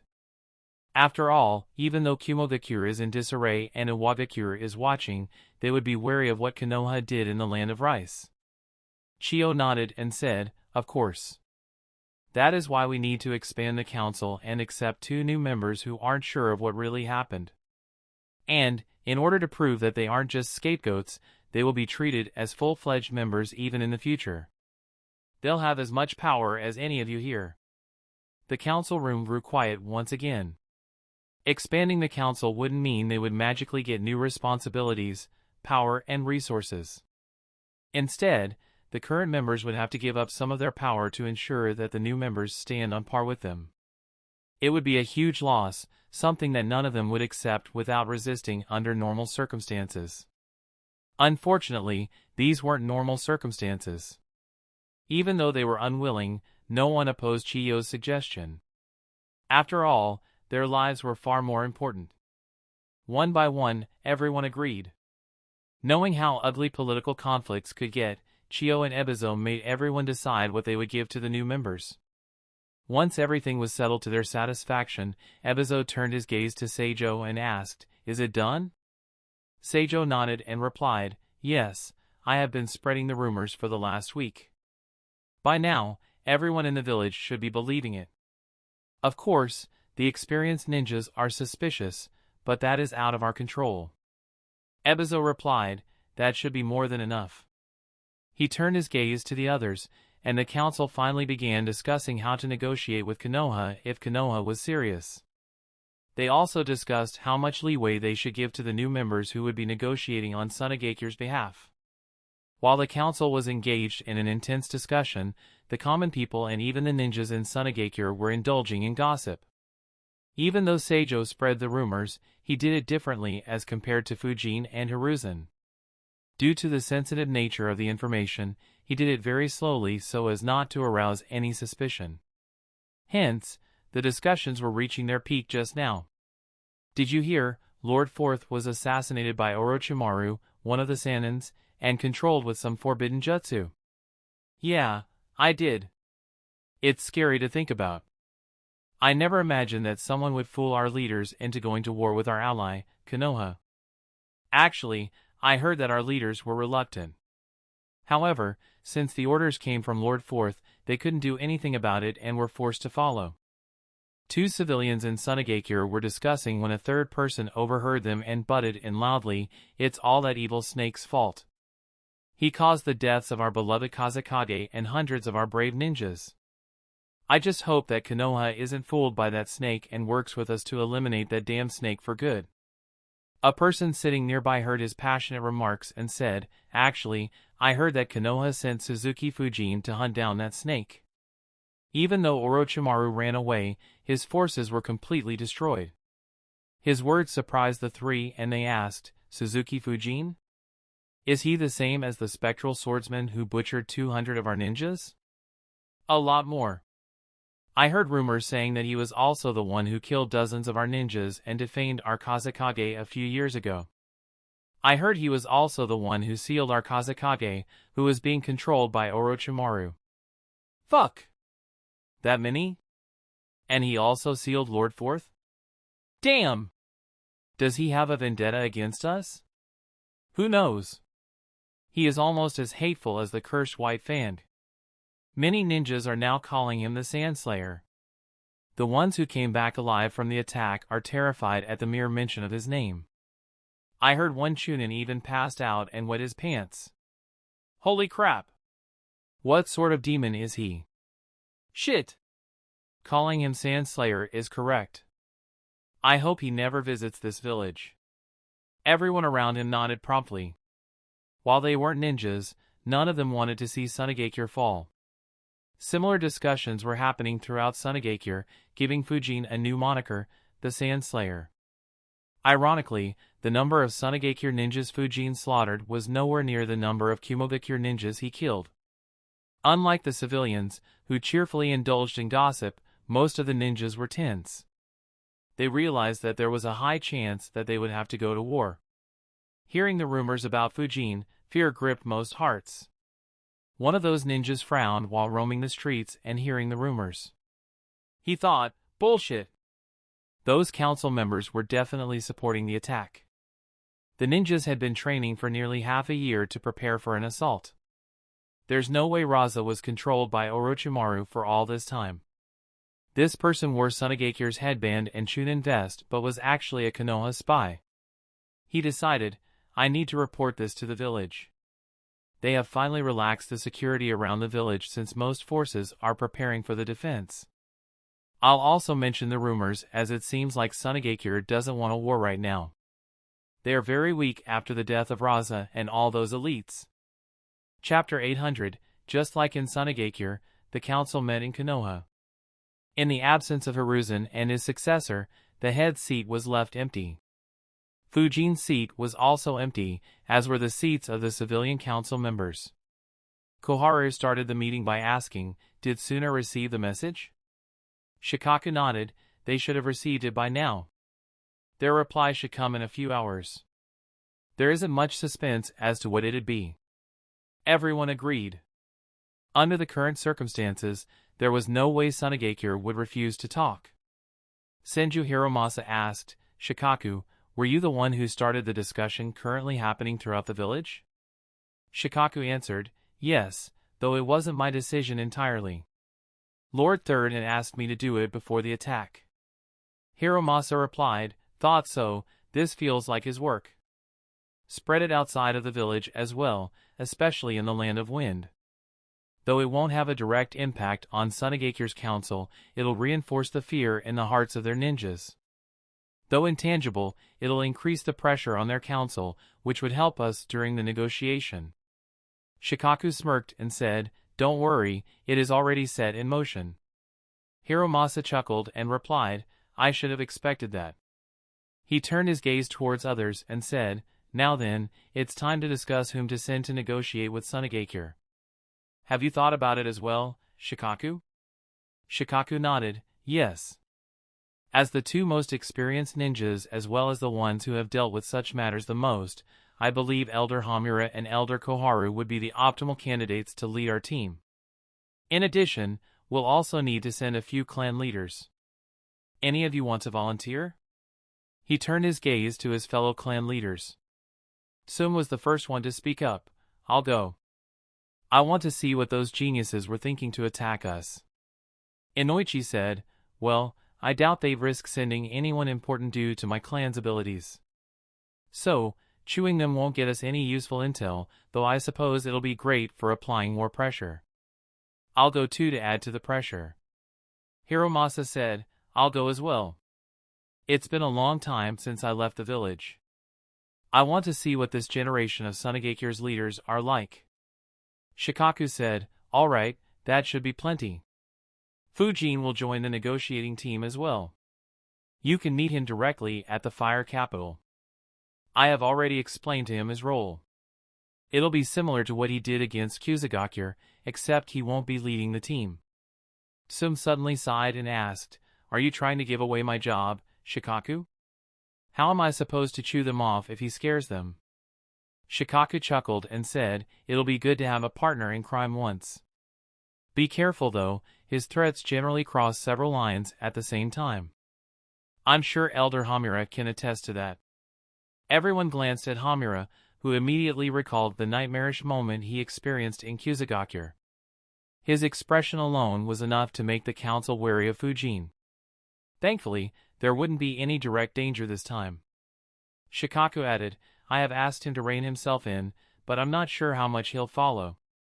However, he usually has a positive impact on the village at the end of the day.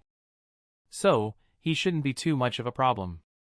Everyone nodded, not thinking too much about it. Unknown to them, Shikaku sighed internally. Finally, someone else will have to endure that troublesome kid. Even though he was the one who conducted the operation in the Land of Rice, I was the one who spent several sleepless nights to ensure that nothing went wrong.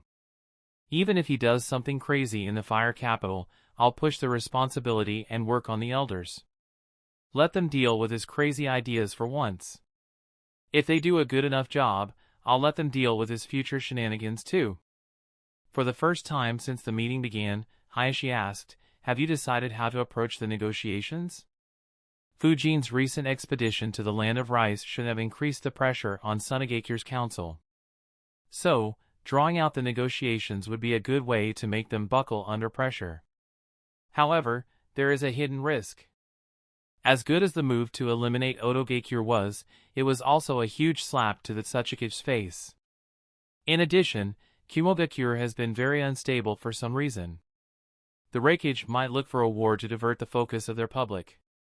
There is a possibility of a three-way alliance between Sunagakure, Iwagakure, and Kumogakure if we stall too long. Hisashi pointed out the worst-case scenario for Konoha. He wasn't incorrect. With Konoha winning 3 wars in a very short time, the pressure on other villages would increase. It could force them together. Of course, all 3 villages had a lot of hatred between them, making any alliance between them brittle. However, the risk to Konoha was real. Considering that the main reason they weren't attacking Sunagakure was to avoid a 3-front war, the negotiations would be pointless if they were to result in the same. Shikaku replied, "Yes, I have already calculated. From my analysis, the 3 villages should be contacting each other right now. However, a proper alliance is unlikely at this moment. Neither Sunagakure nor Kumogakure are in a position to start a new war. And Iwagakure wouldn't lead the war.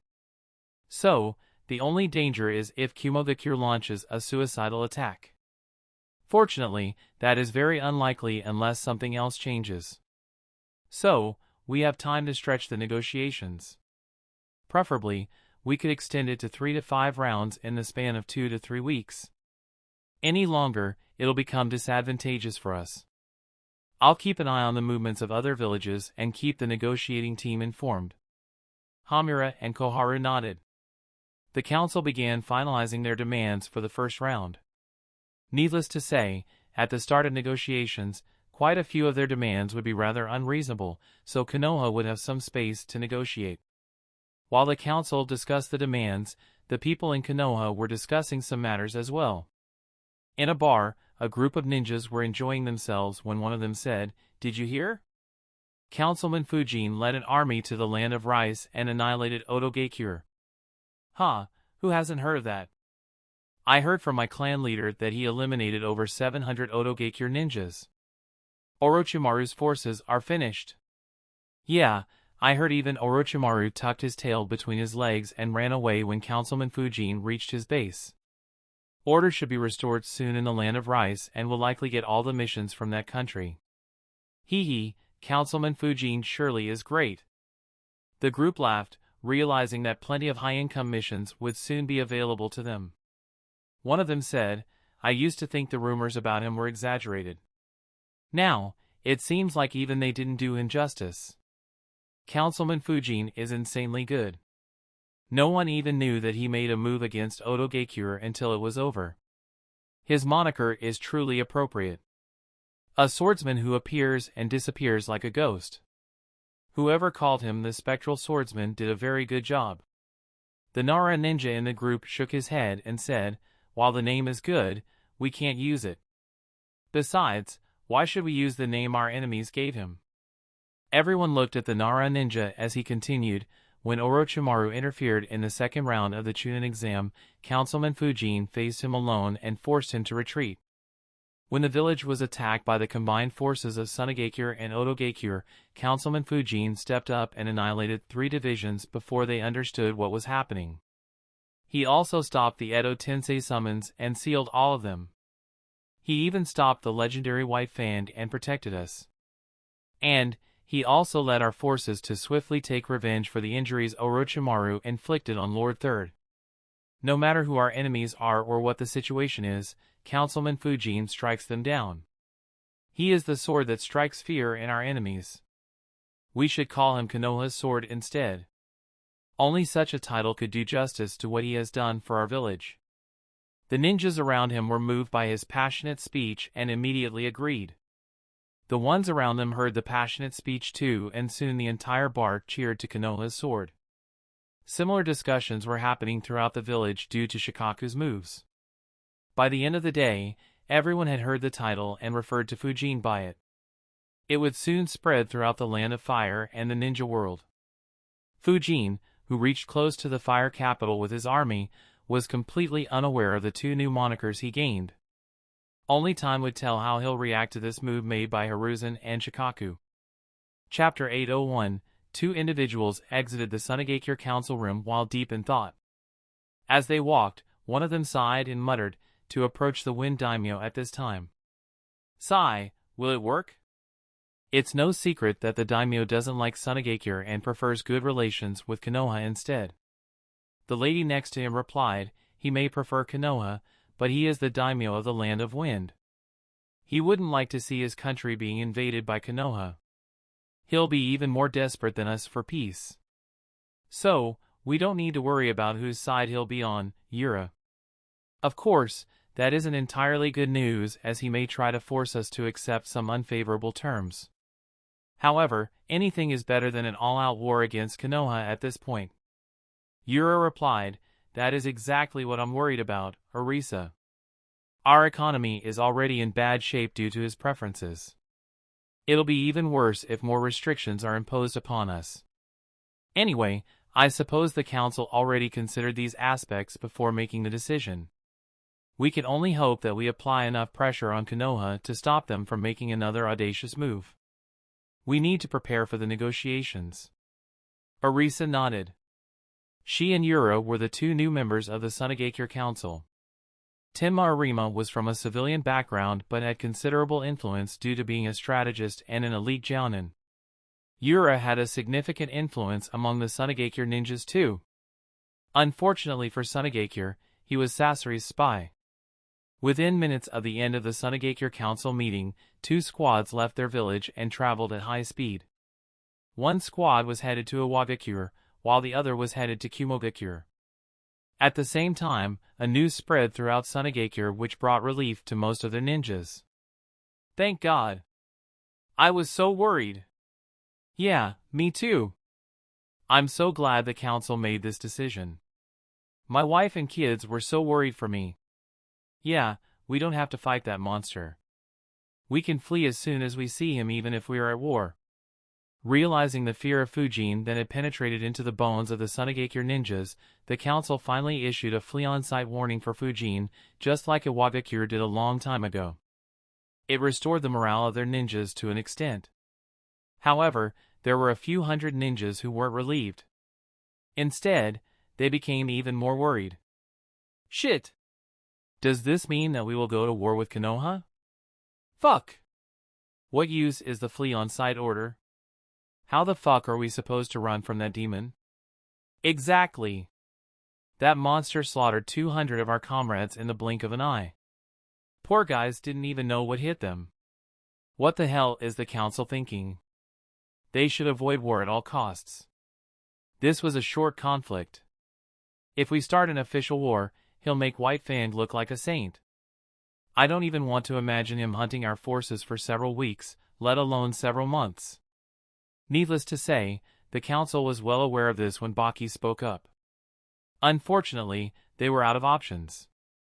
They could only be thankful for the fact that they had dispatched nearly 3,000 ninjas before Baki's group returned to Sunagakure and spread Fujin's infamy. As such, they were unaffected and still in good morale. A similar order was passed by Ai in Kumogakure. However, their ninjas had a very different reaction. Instead of relief, most ninjas had solemn expressions. Ice orders were very different from Sunagakure's council. Mabui sighed and thought, to send such an order in such tumultuous times. Reikage-sama's reputation will drop even more. Unfortunately, there was no choice. Trouble doesn't seem to stop. If we delay, who knows how many more ninjas would go missing. Instead of fleeing from Fujin, I ordered his ninjas to attack Fujin and blow themselves up as soon as they encountered him if Fujin or his subordinates showed any signs of hostility. Of course, such a drastic order resulted in an immediate backlash and opposition from the council. The Reikage and his close aides braced for another political shitstorm. At the same time, he dispatched one squad to get in touch with Iwagakure. A kilometer away from the fire capital, the three divisions met once again. Fujin let the army set up camps and rest. After all, they had been very active for over a week without much rest. In addition, Fujin needed them to be ready for the future. The leaders of the army met in the main tent. Fujin glanced around and said, "It's good to see everyone here is safe and sound. How did the war go?" Hoka sighed and said, "It was going well initially, but we fell into a trap. Though their forces were far weaker, we lost several ninjas due to their momentum. 26 ninjas in my division lost their lives. Another 84 ninjas were seriously injured, but their lives aren't in danger anymore. They should make a full recovery soon. We sent them to Konoha on our way. Nearly 700 other ninjas took some injuries due to their suicidal assault, but most have been healed so far. The rest should be healed in a few days." Illumi added, "Since Hoka's division was attacked first, we didn't completely fall into their trap. So, our losses were lower. Still, we lost 11 ninjas and another 46 were seriously injured. Luckily, they'll make a full recovery too." Fujin replied, "Kajiro was a very experienced and shrewd commander. So, this isn't surprising. Had his forces been stronger, I would have been forced to shelve my plans for Otogakure. Regardless, I hope the two of you gain valuable experience." Hoka and Illumi nodded. Fujin sighed and muttered, "That's good. Life must go on, but it's a shame that 40 of our ninjas died." The tent stayed silent for a few moments. Hoka, Renjiro, and Illumi realized, so, he only lost 3 ninjas in the campaign against Otogakure? Fujin continued, "Anyway, considering the dead and the wounded, our army has lost 170 ninjas. We still have nearly 2,900 ninjas and can act if need be." Hoka asked, "Who will we make a move against next?" Fujin answered, "The negotiation team will soon begin talks with Sunagakure in the fire capital. I'll be joining them too. What we do next will depend on how the talks go. If they go well, the army will likely be recalled or transformed into patrol units to maintain order in the Land of Fire. If they don't..." Everyone became serious as Fujin paused. He looked at everyone and continued authoritatively, "If they don't, we'll act as the vanguard and begin our assault on the Land of Wind." Fujin's statement was like a bomb dropped in the main tent. Even Renjiro didn't expect that Konoha would actually attack Sunagakure.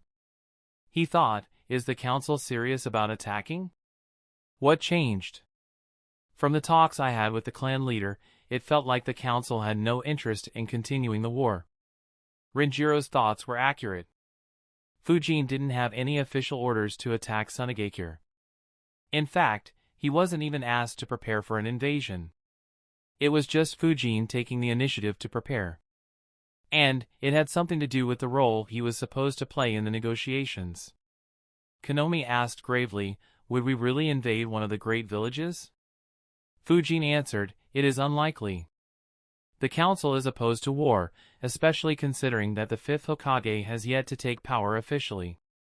Whether it is Lord Jiraiya or Lady Tsunade who takes charge, neither supports unnecessary wars. In addition, I doubt Sunagakure wants a war right now.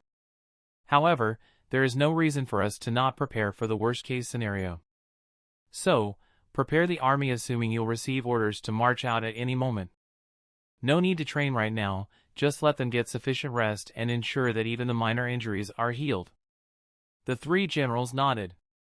Renjiro asked, "Will you leave for the fire capital right away?" Fujin shook his head and answered, "No, Our team will arrive tomorrow morning. I'll rest with the army and join them tomorrow. Renjiro smiled and thought, not bad. Being with the army for as long as he can is a good way for any commander to increase their morale.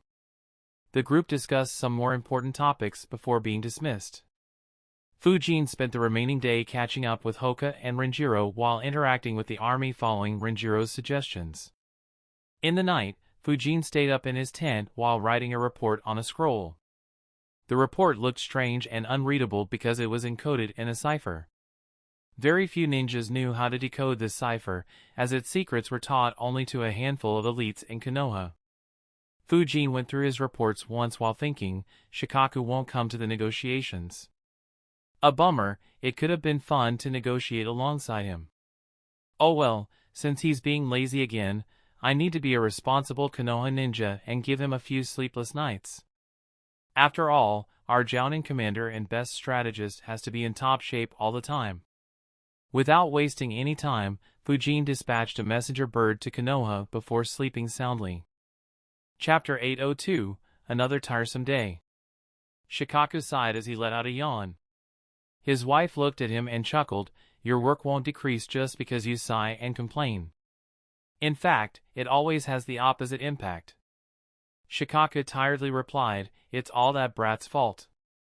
Until Lord Jiraiya brings back Lady Tsunade, I'll have to suffer irrespective of how much I sigh. His laziness soured his wife's mood and she immediately scolded, you should show more enthusiasm. Your laziness has been influencing Shikamaru. He is already showing signs of the same laziness as you and complains about everything. Shikaku knew very well that anything he said would only make his wife more upset. As such, he just listened to her nagging before falling onto his bed. Within moments, he fell asleep. While he always complained, he had really been working a lot as he was handling the Hokage's duties along with his duties at the same time. Unfortunately, merely a minute after he fell asleep, his eyes opened up as their bell rang. Shikaku immediately became serious and got up. He quickly moved to the door while thinking, to contact me at this hour, did something happen? However, what can be so important?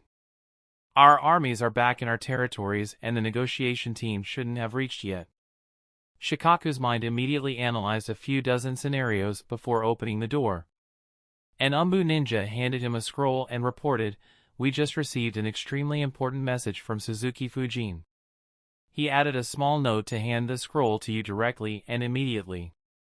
Shikaku accepted the scroll and said, all right, I'll look into it. The Umbu ninja flickered away while Shikaku entered his house again. He opened the scroll and laid his eyes on the contents inside.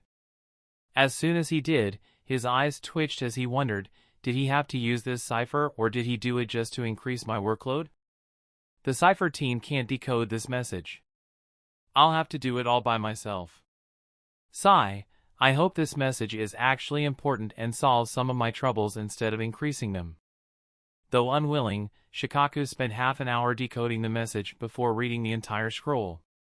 His eyes widened as he thought, this. Shit! I told him to decrease my workload, not increase it. Why did he order the death of over 200 Kumogakure ninjas? And what does he mean by doing it silently? It may not have been obvious the last time, but it is very obvious this time. Besides, just because they couldn't react the last time doesn't mean that we can keep poking them. At some point, they'll explode in our faces even if it hurts them. I'll have to now calculate how they'll react and if we need to prepare for any attacks from them as well. Shikaku wanted to cry. He had just pawned off the work of negotiations on the elders and hoped to have a few easy days at last. If Tsunade returned to the village in those days, he'd be free again. Unfortunately, Fujin denied him that luxury by needlessly antagonizing Kumogakure again. Even if Tsunade returned, Shikaku would have to pay attention to Kumogakure's movements. Unlike Shikaku, who had a sleepless night, Fujin slept soundly. By the time he woke up, Konoha's negotiation team had already arrived in the camp. Fujin freshened up before walking into the main tent, where the elders, clan leaders, and the leaders of the army had already gathered. Fujin yawned and muttered, you guys are up awfully early. Fujin's comment earned an irritated look from the ones present. The negotiation team had arrived even before the sun rose. They wanted to discuss some matters before heading to the fire capital. However, Fujin instructed his guards to not disturb him unless an enemy attacked. While the elders and the clan leaders were very respected, their charisma fell quite short of Fujin at the moment, especially among the ninjas. Fujin led to 2 quick victories. The fact that Orochimaru ran away without even facing Fujin improved his image in their hearts even more. Considering that Orochimaru was one of the Sanins, many rated him even above them. As such, no one was allowed to disturb him. Koharu commented snarkily, "Not all of us can afford to sleep as long as we want." Fujin took his seat and lazily replied, "Maybe if you chase the snake around for a week, perhaps you might be forced to." Fujin's comment left Koharu speechless instantly. She didn't think Fujin would retort in this manner. Hamura's left eye twitched as he thought, his tongue has gotten even sharper. Sigh, I hope Shikaku talked some sense into this boy. Otherwise, it is very likely that he'll start a war between the 2 villages single-handedly. Hiromasa smirked and thought, as sharp as ever. Still, this isn't the first time he retorted this sharply to the elders. Does he have some animosity towards them? It can't be just because they sided with Danzo. After all, he has a decent relationship with Hamura. Inoichi and Sum watched the interaction with amusement as well, while Hoka, Konomi, and Illumi were shocked. None of them expected Fujin to talk back to one of the elders in such a manner. After all, Koharu's comment, though uncalled for, wasn't particularly harsh considering that Fujin made them wait for over 3 hours. Fujin ignored everyone's reactions and asked, "Anyway, why did you call me here?" Sunagakir's negotiation team should be at least 3 days away, assuming they dispatched them by now. Hamura answered, "That is true, but we need to prepare so that we are on the same page during the negotiations." Fujin nodded and said, "Yeah, Shikaku-san informed me. Let's go with the same tactic we used against Kusa." Hamura coughed loudly to interrupt Fujin. He immediately said, "No, we can't treat Sunagakure as Kusagakure. The 2 villages are very different. So are the issues we are negotiating." Koharu added, "Kusagakure is just a minor village that specializes in diplomacy. Sunagakure, even though weakened, is still a great village." Thug. Fujin cut her off and said, "Their Kage is dead, their Jinchuriki is unstable and still a kid, and their only rank S ninja is even older than you 2. The only 2 factors that differentiate them are their larger forces and a formidable terrain, both of which could be dealt with in several ways. So, there isn't much of a need to treat them differently. While the situation is indeed different, it is even more favorable for us. They're the ones who attacked us and lost embarrassingly. It gives us so many more avenues of applying pressure on them." An awkward silence appeared in the room. Renjiro's eyes twitched as he thought, "I had this feeling yesterday. There is no doubt about it. He wants to carry out a few strikes on Sunagakure as well." At the same time, Hoka thought, even though they were the ones who attacked us, I can't help but feel bad for them now. Poor fellows. I guess this is karma. Konomi, who had seen how Fujin operated firsthand, wondered, does he plan on disarming Sunagakure's traps and eliminating their ambush squads one by one like how we did in the Land of Rice? A couple of weeks ago, I would have dismissed that idea as crazy. However, after what I have seen, of course, the ones on the council wouldn't agree to Fujin's words. Hiromasa finally intervened, "Fujin, while your statements are logical, you're missing one aspect. That is pride. Kusagakure is a minor village that specializes in diplomacy. Compromising isn't humiliating for them. However, Sunagakure has the pride of a great village. If we humiliate them too much, they'll refuse and go to war even at the risk of annihilation.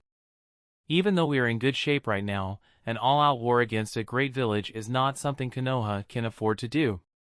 Anything short of a decisive victory like you had against Otogakure will be an open invitation for Kumogakure and Iwagakure to attack us. In fact, we believe they may already be in talks. So, let's calm down and discuss." A smile appeared on his face as he added, "Besides, even though our approach should be cordial, our demands will be very strict. So, relax and let's continue the discussion." Since Fujin had good relations with the Senju clan, Fujin didn't reply aggressively. Besides, while his ideas were good, Fujin didn't particularly care whether Konoha went to war with Sunagakure or not. He just wanted to mess with the two elders since Hiruzen was out of commission and couldn't be bothered. Fujin replied, "All right." With Hiromasa playing the mediator, the tensions calmed down and the group finally started discussing their negotiation strategy. Chapter 803, Deidara died on your watch? Nagato asked emotionlessly. However, Obito could feel a sense of disdain directed at him in Nagato's voice. The image of Uchiha Madara he created in Nagato's and Konan's minds long ago was slightly shaken. After all, if Madara couldn't stop a teenager, was there any reason to treat him like he was in his prime? Obito understood it.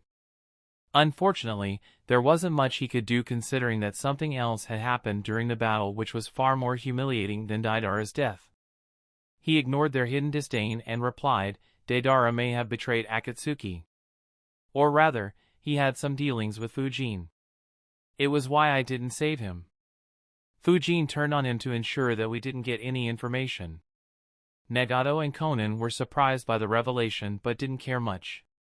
After all, Deidara's death didn't affect Akatsuki much and Akatsuki was already dealing with another traitor. Obito continued, "As for Suzuki Fujin, he is a rather odd young man. Don't underestimate him if you face him in battle. Zetsu will inform you about his abilities." Obito was about to leave when Nagato said, "Sasori is without a partner once again. We'll have to find a replacement for Deidara." Obito nodded before disappearing into his dimension. Konan muttered, "To think the mighty Uchiha Madara failed to protect a rank S ninja from a young shinobi. I knew he had lost his strength, but I didn't think he'd deteriorate to this condition." Nagato replied, "Even so, his ability can't be underestimated." Konan nodded. She had no intention of taking him lightly. While they were allies, she was extremely suspicious of him and was preparing a plan in case he ever targeted Nagato. "I didn't expect that boy would force you to use his Anaji." Black Zetsu muttered in an underground base when he noticed a crack in the space. Obito appeared in the room while taking his mask off. A couple of cuts were visible on his face and the side of his head. In addition, his left eye had gone blind. Obito said, "Yes, thankfully Sasori doesn't know about this jutsu and thinks it was some sort of jinjutsu. Otherwise, my image would have been hurt even more." White Zetsu said, "Suzuki Fujin is dangerous. This is the second time he killed an Akatsuki member. If you hadn't shown up, Sasori might have been killed as well. I'm afraid Kakuzu's team wouldn't stand a chance against him either. Unless Pain or you move, only Itachi and Kisame could win, assuming he doesn't convince Kisame that Itachi is a spy." Obito agreed. Fujin's abilities were already quite strong. In addition, he was also excellent at scheming. Together, these two aspects made him extremely dangerous. He thought for a bit and said, "In the next gathering, inform everyone about Fujin's abilities and the threat he possesses. I doubt they'll take the warning too seriously, but they'll at least be prepared. Inform me if any other team ends up confronting him. I'm interested in seeing how many more hidden cards he has in his arsenal." White Zetsu replied, "I will." Obito walked into another room while saying, "Also, keep an eye on Nagato. I doubt he'd betray me, but it's better to be careful than be caught off guard." Obito focused on healing himself and replacing his left eye with another 3-tomo Sharingan. After completing their discussions, Fujin left the army in Renjiro's care and moved to the fire capital along with the negotiation team. As he laid his eyes on the grand city, he raised an eyebrow and muttered, "That's strange. Is there some sort of celebration or a welcome party?" Hiromasa chuckled and said, "The latter. They do this once in a while when important people from Konoha show up. Considering our recent victories, they also have a reason to celebrate. What better time to do that than now, when 6 of Konoha's council members are arriving?" He turned his gaze towards Fujin and said, "You played a huge role in all three of our victories. The news has already spread throughout the country and people have heard the stories of your strength, courage, and valor. They would want to see you in person." Fujin glanced at the entrance of the city. He could see that both sides of the road were jam-packed by common people. He sighed internally. As a ninja, fame is not exactly good. On the contrary, it is quite detrimental, as no one would underestimate you anymore and your enemies would conduct extensive research on your abilities. Unfortunately, I don't think I can keep hiding in the shadows anymore. My movements in the last month and a half have been too spectacular. And, unlike my previous actions, they were all conducted in the daylight. Luckily, I still have a good number of my abilities hidden alongside a couple of identities that could still be underestimated by others. As soon as the group stepped into the city, their eyes landed on the fire daimyo, who was present with several other nobles and officials to welcome Konoha's group. Fujin thought, now that's a rare sight. The daimyo of the 5 great nations rarely engage in such displays. Even though they don't hold much power, they still have to keep up appearances. I suppose this just shows how important the talks with Tsunagakure will be. Hamura and Koharu stepped ahead to meet the daimyo. With a smile on his face, Hamura said, "Daimyo-sama, I didn't expect to see you here." The fire daimyo laughed cordially and said, "How could I not when you two are coming here? Welcome to my humble city. It's good to see you two again." The 3 elder people interacted like they hadn't met for years, even though Fire Daimyo had been in Konoha just a week ago. While they chatted, the spectators were looking at the Konoha ninjas, with over 90% of them staring at Fujin. While the crowd maintained silence to show respect to the daimyo, a few murmurs were heard. "Who among them is Konoha's sword?" "Of course, it's him. He is the only young one here." "Gosh! He's so young. So, he's Konoha's sword. It's so cool to see him." While the murmurs were soft, Fujin's ears picked it up. He wondered in confusion, Konoha's sword? What in the... Suddenly, the fire daimyo turned his head towards Fujin and said, "It's good to see Konoha's sword too. Everyone here has been waiting to see the young hero. Even my grandkids pestered me all day, ha ha ha." Fujin's left eye involuntarily twitched as he wondered, so they were indeed referring to me. Which asshole gave me such a lousy title? Before Fujin could say anything, Hiromasa laughed, patted Fujin's back and said, "I forgot to mention it earlier. In light of your recent achievements, everyone in Konoha has been referring to you by that title." The name caught on very quickly. The daimyo smiled and said, "Oh, I didn't know you were unaware. I'm glad that you heard it from me then. It's good to see you again too, Hiromasa." The group interacted for a few minutes before taking the main road to Daimyo's palace, while being cheered by thousands of people. Fujin didn't pay much attention to the proceedings and instead wondered, how did I get such a title? And, how did it spread so quickly? He thought for a bit before concluding, a title generally spreads as a result of an incident, several incidents, or a feature of that ninja. My previous title spread purely due to my actions. As I continued assassinating, the title caught on very quickly. I guess I also got credit for some of the kills that weren't done by me. However, Konoha's sword. This title is a little weird. Instead of describing me, it's a title that'll boost the morale of Konoha ninjas. There's no way an enemy would give me this title. It's definitely Shikaku's.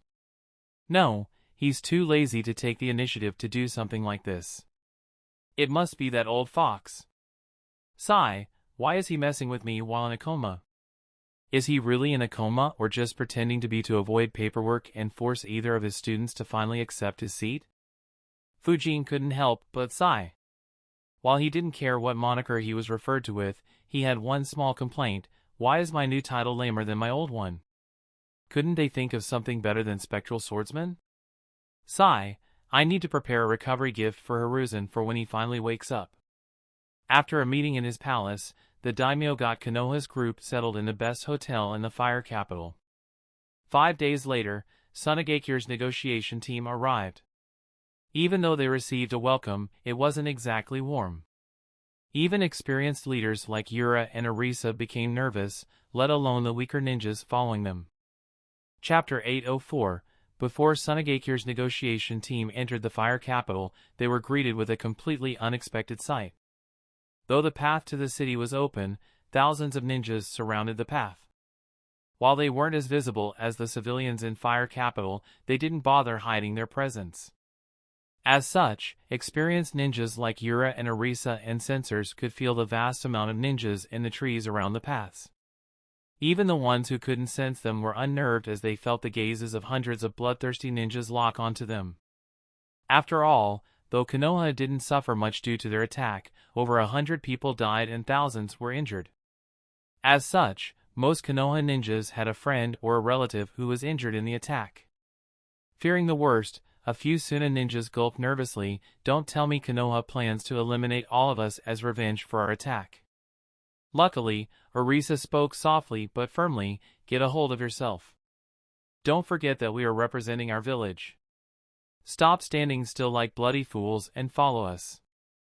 Led by Arisa and Yura's brave march, the others in the negotiation team found courage and followed their two new council members. Either that, or they were afraid of being left behind.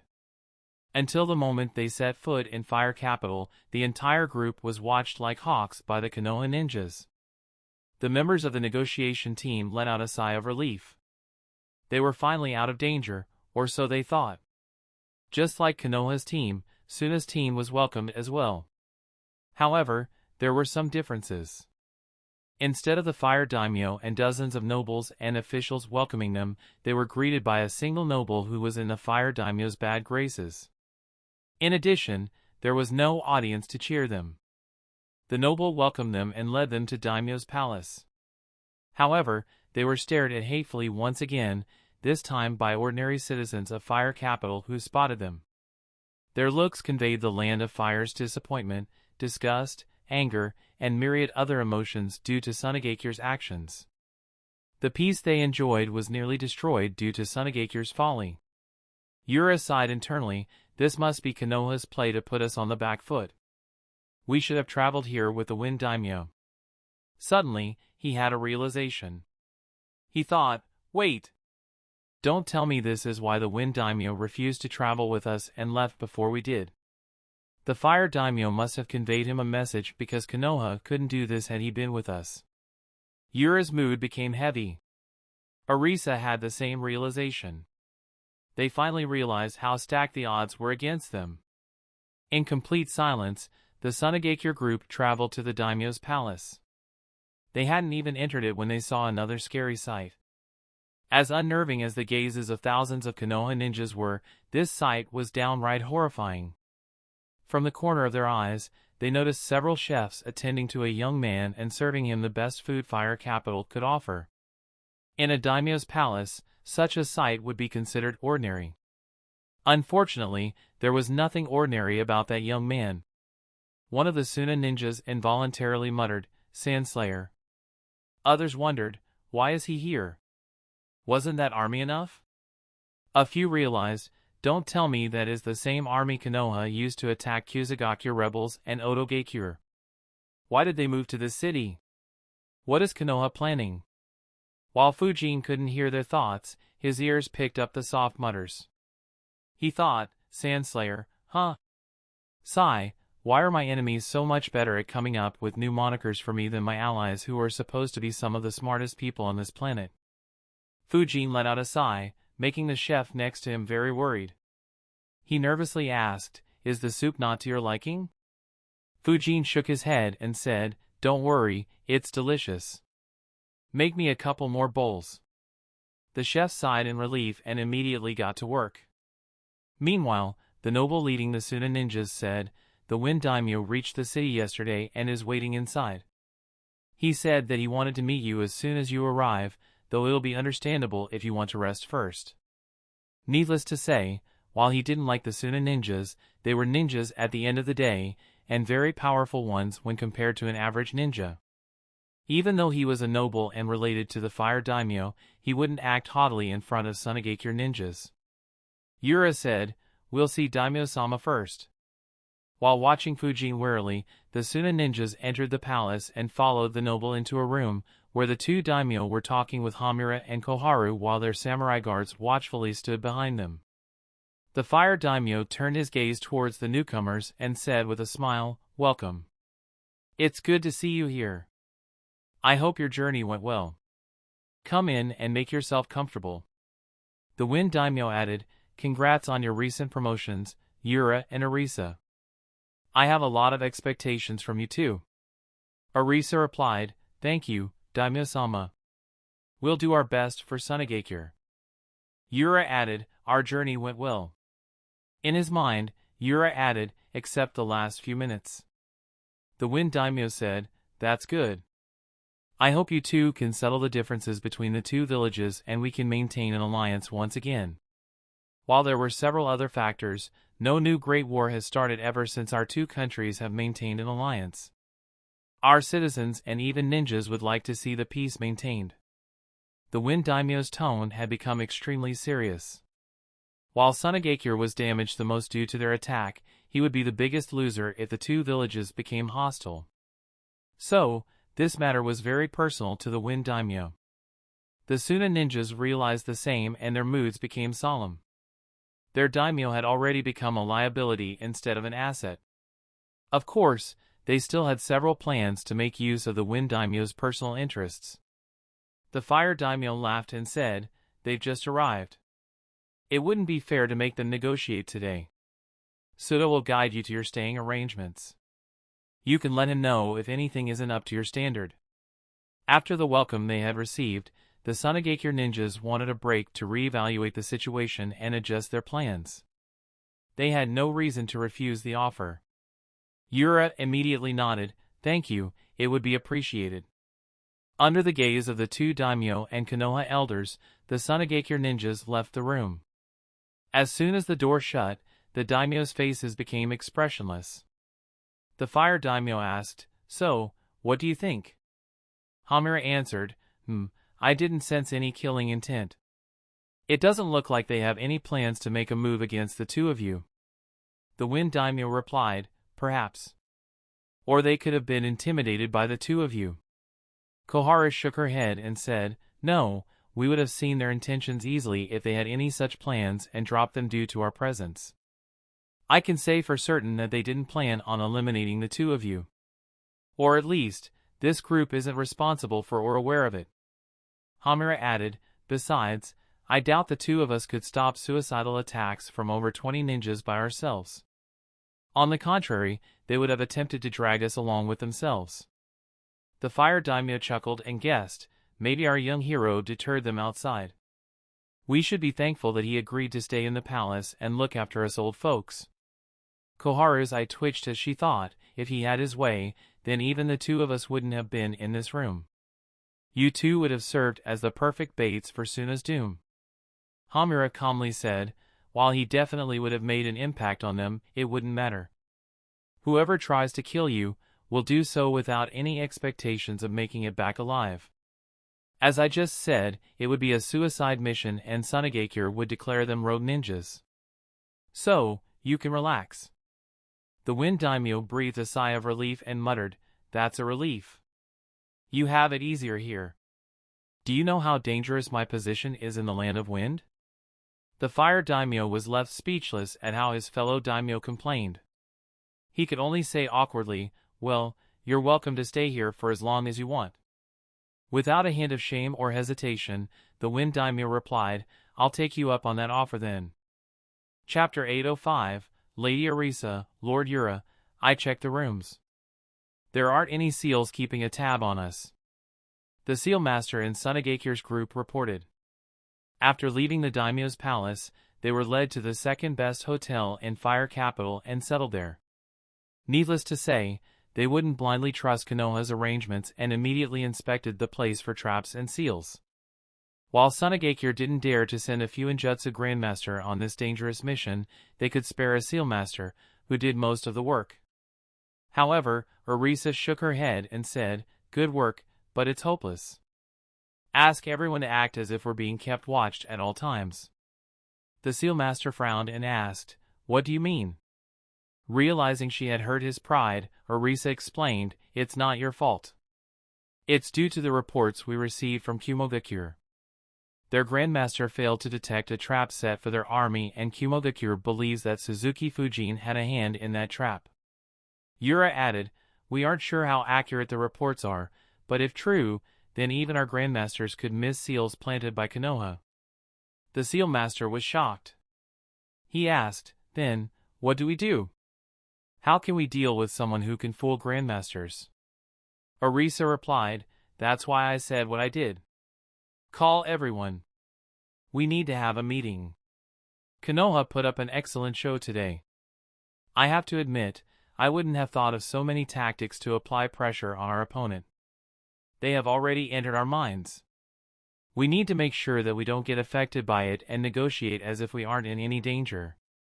After all, it's not like we can do anything if they decide to kill us. The Sand Slayer alone can kill us silently if he wants to. So, we might as well act as if we don't care about our lives and the danger that may appear. Only then can we get a good deal for our village. Realizing the seriousness of the situation, the Seal Master nodded and immediately left. Sunogakure's negotiation team began their first meeting in Fire Capital. For obvious reasons, they didn't discuss or revise their tactics and strategies during this particular mission. Instead, Yura and Orisa focused on the mental state of their subordinates. They worked on removing their fear and nervousness and ensured that they stayed sharp throughout the negotiations. Reikage-sama, the damage done to our trading routes by the hurricanes is finally fixed. However, Mabui's expression dulled as she reported, I'm afraid this will have a major impact on our trade. The hurricanes that appeared a month ago had caused extensive damage, much of which is yet to be repaired. It scared all the traders and merchants. The matter of our missing ninjas and Akuro's attack only amplified that fear. It took a lot of effort to make them start trading in our country again. However, these hurricanes will deter them once again. I'm afraid that nearly 80% of our trade will be impacted for a month or two. If such incidents occur again, then it could be even longer. Ice Mood wasn't good. He was still being harassed constantly by the families of the ninjas that went missing in the Land of Rice. His new policy regarding Fujin wasn't taken well by the ninjas either. The ones who didn't want to see him in power or curtail his arrogance were also bringing back the issue of the previous missing ninjas and the humiliation inflicted by Akuro. As a result, his time was absolutely miserable. I muttered, I didn't think a few hurricanes would impact us so much. However, there is still the question of why so many strong hurricanes are constantly forming. A frown appeared on his face as he said, I have a nagging suspicion that something about these weather patterns isn't natural. It's as if someone is trying to hurt us. Mabui, dispatch a group of meteorologists to the places where the hurricanes originated. Send a couple of umbu squads with each group. At the same time, convey to the merchant groups not to trade in the country unless it is essential. Let them know that we are looking into the unpredictable weather. Even though our economy will suffer, it is better to suffer hardship in the short term than lose their trust and suffer in the long run. Mabui worriedly replied, Reikage-sama, you're already under pressure due to the recent events. If we stop trade at this moment, the pressure will intensify further and it'll give more ammunition to the ones who find you an eyesore. I scoffed and said, don't worry. No matter how much they try, they can't touch my seat. This is just a temporary hurdle. As for the troublemakers, let them scheme as much as they want. Once the matter cools down, I'll settle everything quickly and efficiently. Just keep track of who is fanning the flames. Mabui nodded and was about to leave when an umbu ninja knocked and entered the room. She reported, Reikage-sama, a Sunagakure squad has arrived in the village. They claim that they want to discuss some important matters with you. I replied, took them long enough. I'm surprised they waited this long after that disastrous loss. Mabui replied, perhaps they were apprehensive due to us disregarding their previous invitation. I snorted and said, after that disastrous attack, I don't think so. They likely just assumed that I'd act regardless of whether they contacted me or not. Send them here. Unlike the squad Sunagakure sent to Iwagakure, which traveled directly to the hidden village, the squad dispatched to Kumogakure had to move around the entire land of fire to avoid running into the spirited Konoha ninjas and creating more trouble for Sunagakure. Since they moved through the minor villages, which were allied with Konoha, they had to move very carefully. Hence, they needed over 6 days to reach Kumogakure. While I discussed possible avenues of cooperation with the Sunagakure ninjas and analyzed how reliable Sunagakure could be, Inoki was pondering over his meetings with Sunagakure and Kumogakure squads. Since Iwagakure was the only village that hadn't been hit recently, Inoki held the key to any possible alliance between the three great villages. While Sunagakure worked in the background to find a common ground between them, Iwagakure and Kumogakure, their two new council members sat in a room along with the 24 members of their negotiation team on one side of a large table. Opposite them was the Konoha's negotiation team, led by the two elders, Hamura and Koharu, three clan leaders, Hiromasa, Inoichi and Sum, and Suzuki Fujin, the representative of civilian ninjas in Konoha. Along with them were 18 other members, most of whom had accompanied Fujin and Hamura to Kusagakure. Separating these two groups were the Fire Daimyo and the Wind Daimyo, who sat on opposite ends as well, with a couple of trusted samurais protecting each.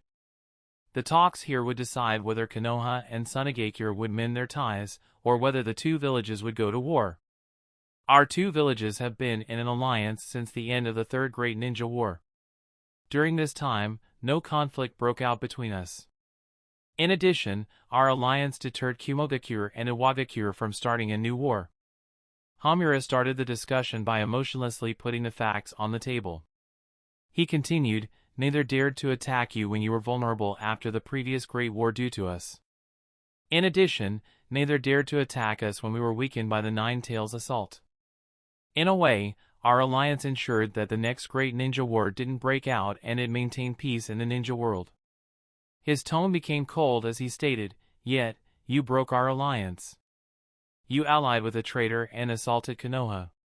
Your actions destabilized the world and nearly pushed us into the next Great Ninja War. More importantly, nearly 200 of our people died. And, my dear friend and our beloved Hokage was gravely injured." Without a shred of mercy or hesitation, Hamura asked, "Give me one good reason why Konoha shouldn't dispatch our armies and wipe out Sunagakure from the face of this world?" Just like Hiruzen and Danzo, Hamura's strength had waned with age. Coupled with the fact that he was never as strong as those two, he was no longer considered a great ninja or a major threat. However, the pressure and the killing intent he released this day made all 24 Sunagakure ninjas, other than Yura and Arisa, tremble. Irrespective of whether they were Chunins or Jounins, their expressions became grave and their instincts forced them to raise their guard even though they knew Hamura wouldn't make a move. Even Arisa and Yura could feel Hamura's experience in the pressure he was exerting. Even though either could go toe-to-toe with him easily, they were nowhere near in terms of experience. The two daimyos, who had a few plans to act as mediators since neither wanted another war, were dead silent and neither dared to move a muscle. While Hamura's chakra wasn't directed at them, they were just ordinary people irrespective of their status. The pressure terrified them regardless of who it was directed at. Without a word, both decided to stay quiet throughout the meeting. Chapter 806. It hadn't been even a minute since the negotiations began, but the room was already tense. Hamura's display unnerved most of the Sunagakure ninjas. Suddenly, Yura and Arisa riled their chakra to counter Hamura's pressure. Yura asked, "Do you mean other than the fact that you can't?" Arisa asked, "Does Konoha dare to step into the desert? Perhaps you've forgotten what happened in the Second Great Ninja War." Their chakra brought relief to the other Sunagakure ninjas who were facing the heat. Of course, neither dared to exert pressure on the Konoha side. Both knew very well what the result would be if they tried to do so. Even if Fujin was ignored, Konoha's side was considerably stronger with as many as 5 ninjas at the elite Jounin level, even though 3 were very old. Sum bared her fangs and asked, "Would you like us to try again?" Unlike Hamura, she didn't apply any pressure or direct her killing intent at the Sunagakure ninjas. Instead, she stopped restraining her bloodlust. Even the weaker Konoha ninjas felt nauseated by her display, let alone the Sunagakure ninjas who knew the bloodlust was meant for them. There were two other casualties, who suffered the most and had to fight very hard not to puke due to her horrible aura. While they succeeded, they cursed themselves for poking their nose into this matter instead of enjoying their lavish lives. Cough. Just when the tension seemed to reach a breaking point, a cough echoed in the room. Accompanying the cough were strange winds that eliminated all sorts of auras in the room. Be it Hamura, Tsume, Orisa, or Yura, everyone's presence and bloodlust were suppressed. The Konoha ninjas turned their heads while Sunagakure ninjas became even more nervous despite the absence of the bloodlust. In a moment, everyone looked at Fujin. Fujin calmly said, "We are here for negotiations. There is no need to declare a war before even discussing the matter civilly." His words calmed down the Sunagakure ninjas. However, before they could completely relax, Fujin turned his gaze towards them and said, "Besides, if need be, I'll just pay a visit to Sunagakure. I'm sure you guys wouldn't mind, would you?" A slight smile appeared on Fujin's lips as he asked the question. Needless to say, every Sunagakure ninja understood the true meaning behind his words. Yura thought, while rank S ninjas are a threat and play a significant role in wars, a single ninja can't effect a huge war without the support of massive armies. However, he can't be treated as an ordinary rank S ninja. Not only does he have techniques that can kill over 100 ninjas in one go, but he also has a strong flying summon, which would allow him to attack and retreat at will. The only way to stop such a ninja is Fuinjutsu traps, but he is already a grandmaster in that field too, and a rather terrifying one. If Konoha wants to cause us pain, then he alone can cause us a lot of harm, just like how Iwadakure suffered at the hands of the 4th Hokage. Other than Sunagakure, there wouldn't be a single safe space in the Land of Wind. Not to mention, he could even attack Sunagakure and escape if we don't maintain a barrier around the village. Orisa and Yura were made aware of the threat Fujin posed by their council. Since their war plans involved slowing down Konoha armies in the vast deserts, Fujin was a bigger threat than even the Sanins and Hiruzen. So, they had to be very careful with their words. The daimyos were relieved that things finally calmed down. The fire daimyo thought, "I thought the two elders would be the voice of reason while youngsters like Fujin would be passionate about going to war." However, the exact opposite is happening. First refusing the offer to become the 5th Hokage and now calming both sides, Suzuki Fujin has a lot of potential. At the same time, Hiromasa thought in amusement, to make the ones in favor of peace take a hard stand while the ones in favor of war advocate for peace. What a fine strategy you recommended, Shikaku. A unique way to negotiate while ensuring both sides in the village are happy. Of course, there is a hidden danger that one side isn't satisfied by the effort of the others and changes their stance midway. While that can be countered by the other side taking their original stance, such a change should be detrimental to us. However, a change that abrupt and drastic would be incredibly confusing and unnerving for Sunagakure's team. Ironically, that'll give us an upper hand instead of putting us on the back foot. In all the decades I have been a part of the council, I have never seen such a strange strategy. Of course, the real reason for such a strategy is so that Fujin could make a favorable impression. After all, no one wants a warmonger to become the Hokage. Just like Lord Third, Shikaku also wants to see Fujin become the Hokage in the future. The two are quite considerate about his reputation and image. After calming herself, Orisa smiled and said, "If a distinguished young ninja like you wants to visit our village, we wouldn't have any reason to decline. If our youngsters consider you as their role model, no one would be more happy than me. However, you're correct. Our talks didn't start perfectly." She turned her gaze to Hamura and continued, "Considering what happened, I can understand your rage. However, your words were too provoking for us not to reply. Regardless, I apologize for the way we replied. You're correct. This war was a terrible event. However, your anger is misplaced. While Konoha suffered losses, we weren't unharmed either. You lost nearly 200 citizens, we lost 625 elite ninjas. Your Hokage is injured, while our Kazekage is dead. No matter how you look at it, we suffered far more.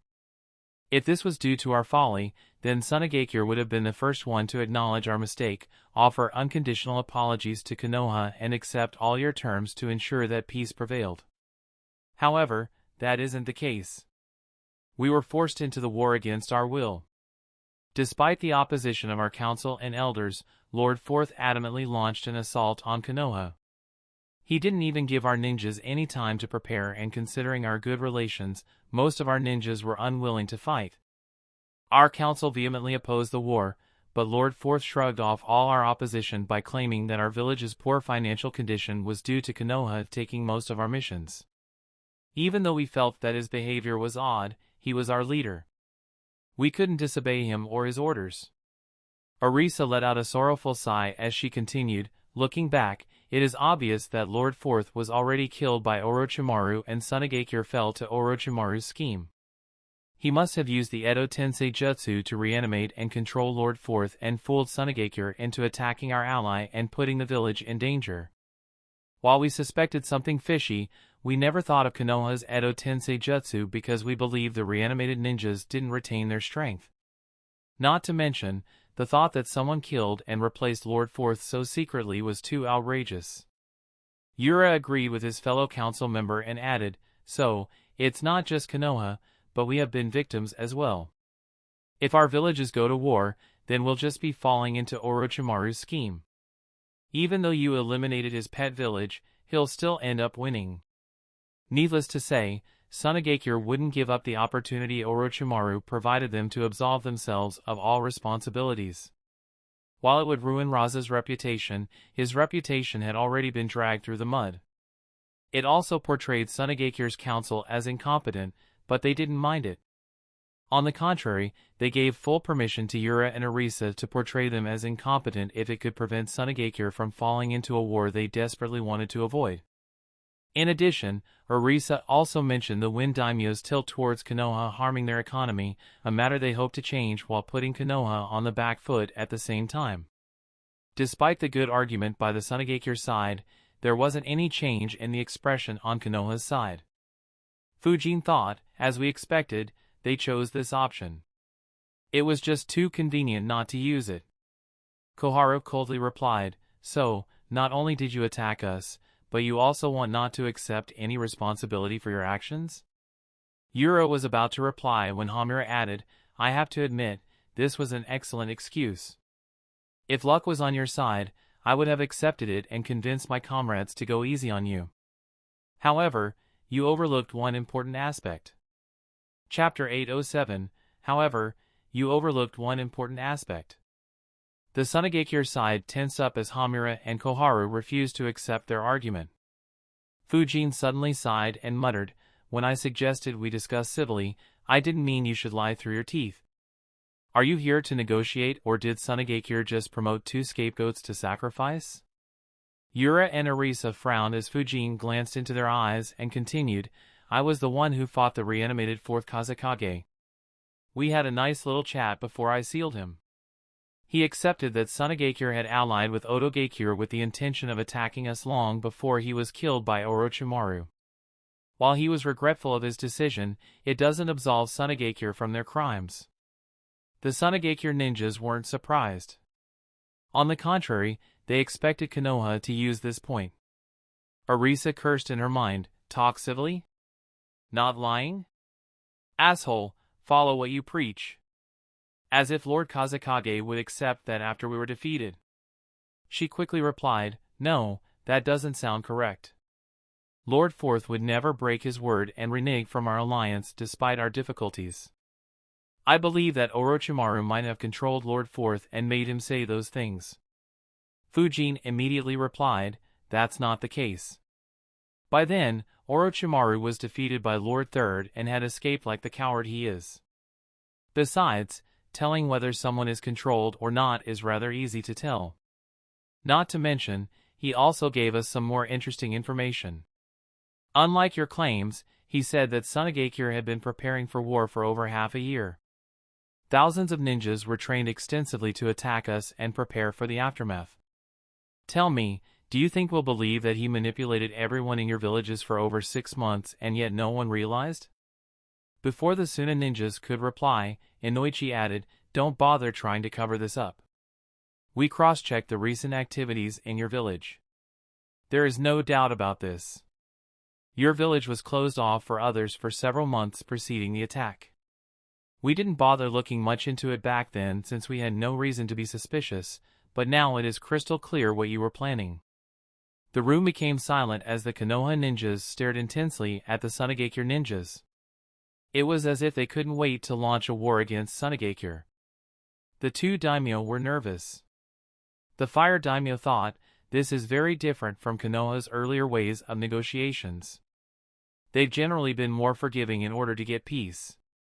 Of course, that might be their intention today too, and they may be turning up the heat to get what they truly want. Still, Konoha has become like how they were before the start of the Second Great Ninja War. Their recent victories are no flukes.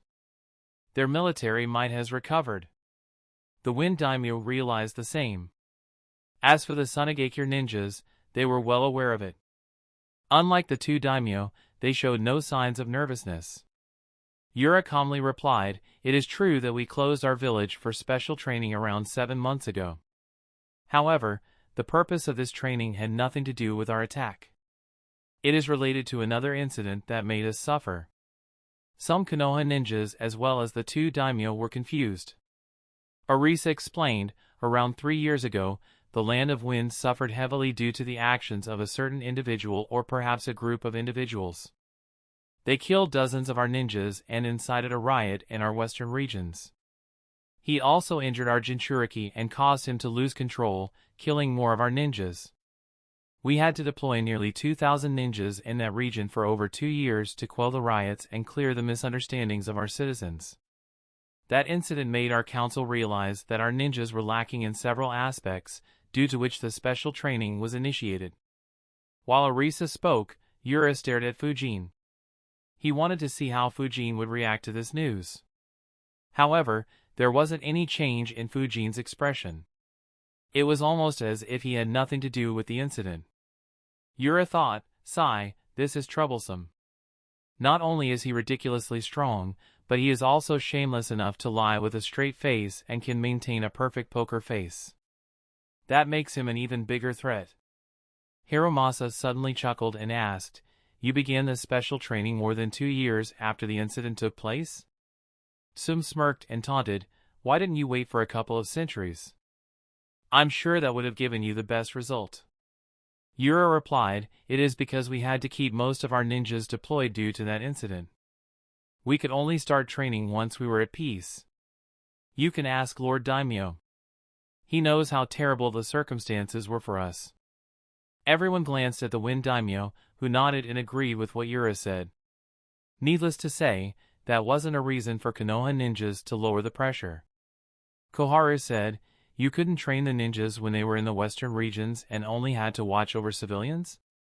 How convenient that the supposed special training began right before you attacked us." Arisa replied, "I agree, it sounds convenient. Unfortunately, that's what the reality is. Considering how strong Orochimaru is and how many subordinates he has, perhaps he was the one behind that incident and foresaw the events that would occur to ensure that you would suspect us and declare war on us." She paused for a bit before looking at Sum. "You're right, Sunagakure is weakened right now. We're even weaker now than after our loss in the Land of Rivers in the Second Great Ninja War. Perhaps the war in the desert may not go as it did back then. However, if you overlook the actions of your rogue ninja and attack us, Sunagakure will fight to the last ninja. Even if we are wiped out, Konoha would pay a painful price." Arisa's words displayed Sunagakure's resolve. Just as the elders and clan leaders warned Fujin, Sunagakure wasn't Kusagakure. If forced, they were willing to go to war even at the risk of being annihilated. Fujin thought, "Not bad. They came very prepared. No matter what argument we use, they have an explanation for every point we make. They must have been preparing for this ever since their attack failed miserably. So, there is no way to catch them by surprise like I could do in Kusagakure. Threatening with death won't be useful either since these guys already look prepared to die. Oh well, it's not like I'm leading the negotiations. Let me see how these old crooks handle it. The Konoha side ignored Arisa's remark of fighting to the last man. They knew that Sunagakure didn't want war, and only by threatening war could they get a feel of Sunagakure's limits and get the most for Konoha. For several hours, the two sides argued.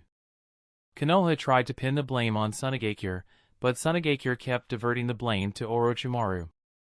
They even blamed Konoha for not eliminating Orochimaru and letting him become a rogue ninja.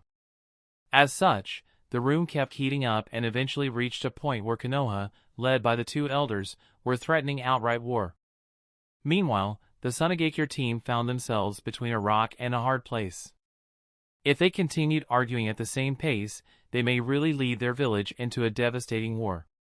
On the other hand, backing down even slightly would mean that their village would have to pay a painful price.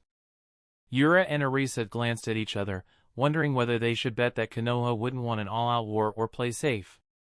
Luckily for them, the Wind Daimyo intervened timely, if I may. The aggressive glances turned towards him, putting him under a lot of pressure. Thankfully, he was used to it. He said, "We seem to be stuck in a deadlock. While there is no doubt that Sunagakure shares the blame for assaulting Konoha, you can't prove that Sunagakure wasn't manipulated by Orochimaru. Of course, they can't prove that the fourth Kazekage was manipulated by Orochimaru because such a thing is impossible to prove and there is no way they can provide any proof." Fujin said, "We can see that. What do you propose?" The Wind Daimyo replied, "I don't want to see the two countries going to war once again. Irrespective of who wins, both sides will suffer. In the end, the only ones who will win are our enemies. After our war, Kimobakure might launch an assault on the Land of Fire while Iwabakure gobbles up what is left of the Land of Wind before turning their gaze to Konoha. It would be the start of the Fourth Great Ninja War, and we have seen that no one wins such wars. At the end of a great war, we can only see who is the biggest loser and who lost the least. Hence, I'm proposing a compromise so the talks can proceed." His words gained the attention of both sides. They paid careful attention to his next words, as they could determine how the talks progressed ahead. Nearly all ninjas on both sides hoped he would provide a wise compromise.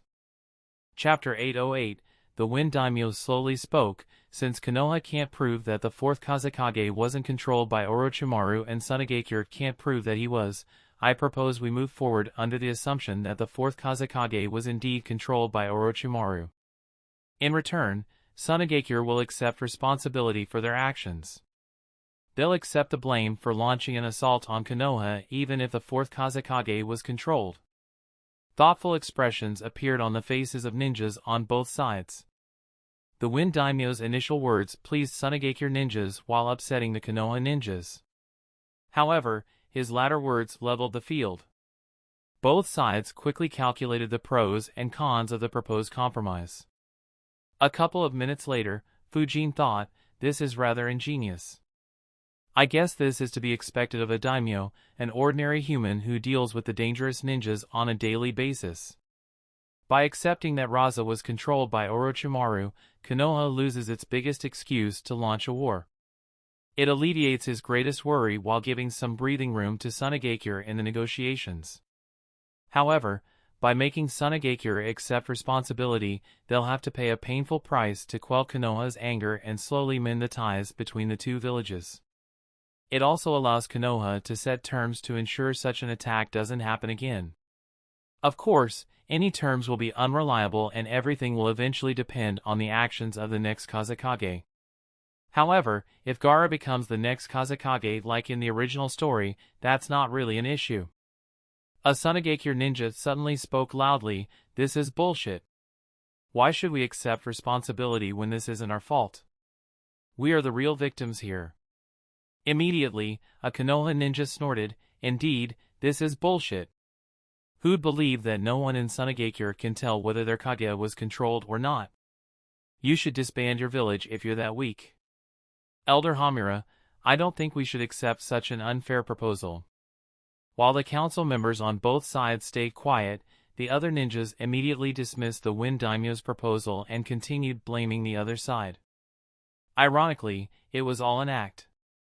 In truth, both sides liked the Wind Daimyo's proposal as it would avoid the result they didn't want the most. However, they couldn't accept it too willingly. If Sunagakure ninjas accepted it quickly, it would display how weak they were to Konoha and could tempt Konoha to actually attack them.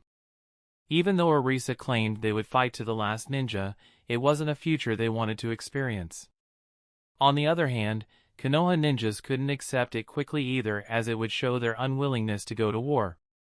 It would undermine the greatest advantage they possessed to apply pressure on Sunagakure.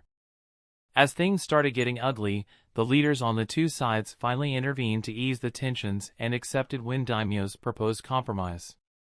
As Kamis returned to the room, Yura asked, "What are Konoha's demands to put this matter to rest?" Hamura and Koharu calmly listed all their demands one by one. Their every word made the expression of the Sunagakure ninjas increasingly dark. When the Konoha elders finished listing their demands, the Sunagakure camp was seething in rage.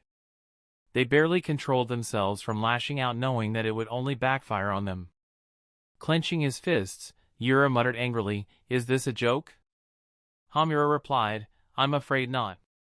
Arisa exclaimed, "This is unreasonable. If we agree to these demands, we'd be no different from a vassal state. We may be weakened right now, but don't forget that we are still one of the 5 great villages. There is a limit to how far you can push us." Koharu calmly replied, "Our demands have nothing to do with how strong or weak you are or what your status is. This is about you accepting responsibility for your actions. If you can't even accept it, it would show that you aren't serious about negotiating with us. Why should we trust Sunagakure wants to mend ties with us instead of looking for another opportunity to stab us in the back?" While Koharu's point was reasonable, Konoha's demands truly weren't. In order to get what they truly wanted, they started with the harshest conditions possible. Needless to say, they were well aware that Sunagakure wouldn't accept it. Hence, the room heated up again as the two sides argued passionately. This time, neither of the daimyo intervened. The talks continued for another hour with neither side reaching a consensus, bringing an end to the first round of the talks. Over the next week, the two sides talked twice more with a gap of 3 days between each talk to prepare and communicate with their respective villages. While they didn't reach a consensus, Konoha eased some demands while Sunagakure ninjas accepted in their hearts that they would have to accept some harsh conditions to avoid a war. While Sunagakure and Konoha continued their negotiations, the secret talks between Sunagakure, Iwagakure, and Kumogakure continued in the background. Due to the abilities of the Yamanaka clan, neither Yura nor Arisa were informed about these plans. Sunagakure viewed them as a backup in case the talks with Konoha didn't go well. Unlike Sunagakure, Kumogakure was more serious about these talks. For a war would be a way to sweep aside Kumogakure's internal troubles and clear the termites inside his village at the same time. Even so, he wasn't unrestrained. While there was no one strong enough to replace him as the Raikage, he understood that the public sentiment was against him and his actions would be scrutinized by everyone. In addition, Konoha wasn't his only enemy. Kumogakure was still on high alert in case Akuro paid another visit to their village. In terms of hatred, Kumogakure hated Akuro infinitely more than Konoha. After all, Konoha's actions were in the dark and there was no proof they were involved. The people in Kumogakure blamed their Raikage more than Konoha for the missing ninjas. On the contrary, Akuro slaughtered their ninjas and humiliated their village openly. After careful consideration and a couple of rounds of talks, Kumogakure sent its proposal to Iwagakure just like Sunagakure. Sitting in his office, Anoki examined the two proposals while analyzing every possibility. Kitsuchi muttered, "This is incredible. A month ago, I would have never imagined that Sunagakure and Kumogakure would want to ally with us and launch an all-out war against Konoha." He paused for a moment before continuing, "Then again, I suppose this was inevitable considering Konoha's rapid recovery and their increasingly audacious actions. Still, I didn't think it'd happen so quickly and that the Raikage would swallow his pride and ask for our help." Rashi said, "I don't think he has any other option. To think that another couple of 100 Kumogakure ninjas would go missing. I can only imagine how much pressure he is under." It's no wonder he wants a war to distract the citizens of Kumogakure. Still, he turned his gaze to Inoki and continued, such a war will be very risky. With 4 great ninja villages fighting, we'll start the 4th great ninja war. Even though Kirigakure wouldn't be involved, they're already at war. What do you think, old man? Do you think this is the right time to start the next great ninja war? Inoki put the proposal back on his desk and said, perhaps or maybe not. If a war starts now, it'll be quite a unique one with 2 villages being woefully unprepared to go to war. It might be the first war where a great village falls. Rashi and Kitsuchi saw Inoki's eyes land on Tsunegakure's proposal as he spoke. Needless to say, Tsunegakure was the most vulnerable village at that moment. Kirigakure was embroiled in an all-out civil war while Kumogakure had its share of problems. Neither village was in a shape to launch a war against Konoha. In such a situation, if Iwagakure and Konoha joined hands and attacked Tsunegakure, Tsunegakure would have a difficult time surviving the war without anyone forcing Konoha and Iwagakure to split their forces. Ironically, instead of joining forces against Konoha, the most tempting option for Inoki was to join hands with Konoha and wipe Tsunegakure from the map. Would he choose to suppress his temptation and join hands with Kumogakure and Tsunegakure to stop a rising Konoha? Would he fall to his temptation and do the opposite by wiping out Tsunegakure? Or would he do neither and sit on the fence as he was known for? Rashi and Kitsuchi eagerly waited for their leader's decision. Chapter 809, Inoki felt Rashi and Kitsuchi's curious gazes and shook his head.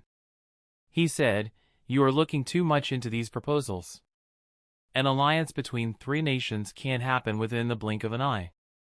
Not unless Konoha declares war against one of the villages and gives us an opportunity to attack. However, they're too smart to take such a risk. Besides..." The 2 proposals on his desk turned to dust as Inoki angrily questioned, "Who do these brats think they are? Asking Iwagakure to be the vanguard and the brunt of Konoha's counterattack while they reap the rewards. They might even stay out of the war once we attack Konoha and just watch the 2 of us get weaker. I haven't gone senile to trust these snakes like that fool Raza did." Rashi and Kitsuchi glanced at each other while thinking, as expected. While Kumogakure's and Tsunegakure's proposals were good, there was a major flaw that even they understood. The 3 villages didn't trust each other. Hence, no one wanted to be the one to start the war. After all, if they attacked Konoha and the other 2 villages reneged on their agreement, they'd be beaten extremely badly by Konoha. It was too big of a risk. The only one bold enough to take such a risk was I. Unfortunately, Hiruzen had schemed against him just before Tsunegakure and Orochimaru attacked Konoha. Fujin's actions in the dark not only gave a huge blow to Kumogakure's military might, but it also meant I would never have the political support to start a new war before raising several hundred new elite ninjas. So, Kumogakure wasn't in a state to start a new war. Tsunegakure was in an even worse position. While they had some confidence in engaging in guerrilla warfare in the desert, they would need to send their forces to the plains of the Land of River to declare war on Konoha. If they sent a small army, there was a high chance that Konoha would wipe them out even before Iwagakure and Kumogakure could join the war. However, if they sent most of their ninjas and were betrayed yet again by their new allies, Konoha could deal a massive blow to their main forces, possibly wiping out more than half, if not nearly all their ninjas. Tsunegakure will simply cease to exist and be disbanded in that case. They didn't dare gamble on it. The only one who was in a state to launch a war was Inoki. He also had a good reason considering the recent humiliation he suffered on the border with the Land of Grass. Hence, both Tsunegakure and Kumogakure insisted that Iwagakure should be the one to start the war and they'll join immediately. Unfortunately, there was no way to know whether other villages had launched a war or not instantly. While some means of communication, like the chakra transmission communication devices, existed, they couldn't be trusted. So, Inoki had no desire to go along with such a proposal. Kitsuchi asked, "What should we say then?" Inoki replied, "Send a letter to them and say that one of them will have to lead the war. Iwagakure will join in immediately after. Unlike them, we'll have to face Kusagakure and Takigakure too.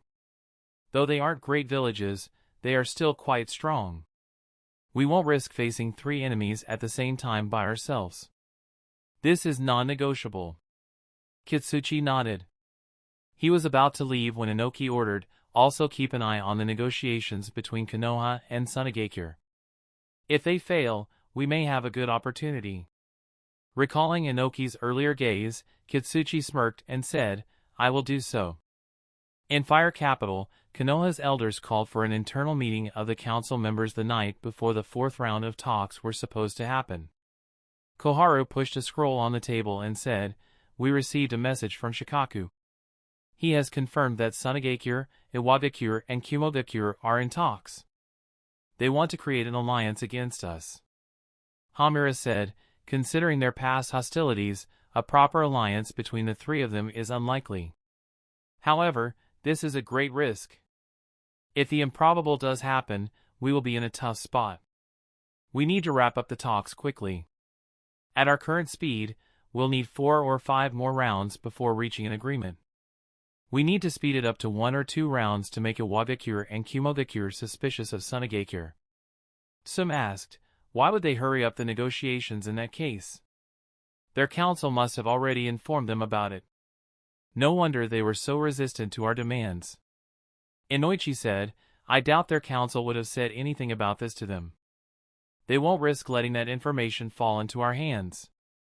However, they could act indirectly by asking them to slow down the negotiations or not accept our demands. Hamura and Koharu nodded. Fujin muttered, if that's the case, then they don't have much of a reason to conclude the negotiations in 1 or 2 rounds. The only way we can achieve that is if we make significant compromises and give them a deal that they couldn't resist. Hamura replied, yes, that is the only way. Seeing Fujin's dissatisfaction, Hiromasa sighed and muttered, this is how it always happens. In order to maintain peace, Konoha has to take a step back almost every time. In addition, our geographical location makes us vulnerable to attack on all sides.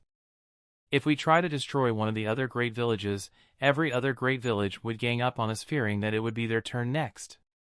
Fujin replied, true, but that doesn't mean we should be so quick to compromise. It just makes us look easy to bully. This time it was Tsunagakure and the Kazekage, next time the Raikage might try to assault our village knowing that we won't retaliate. Fujin glanced at Hamura and Koharu and said, this is enough role reversal. I'll take the role of the aggressor while you guys can contain me when I go overboard. If we have to end the negotiations in 2 rounds, let me give them a sense of urgency. Sum glanced at Fujin and thought, so he finally had enough. Hee, this should be fun. I want to see what made Kusagakure accept such an unfavorable deal.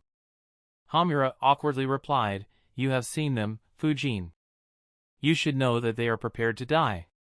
You can't threaten them like you did in Kusagakure. Sum smirked and replied, why do we have to threaten them with their lives? Even though they're prepared to die, every one of them will have someone they don't want to see dead or tortured. Even though they will be in Tsunagakure and sending our ninjas there will be risky, we don't need to do that. We just need to convince their negotiation team that we will do it. Hiromasa shook his head and refuted, such an agreement won't hold. Their council will tear it up once they return to Tsunagakure. Threatening is fine, but we can't threaten in such a distasteful way. In addition, our reputation will plummet once the news spreads. It'll also ruin our relationship with the Wind Daimyo.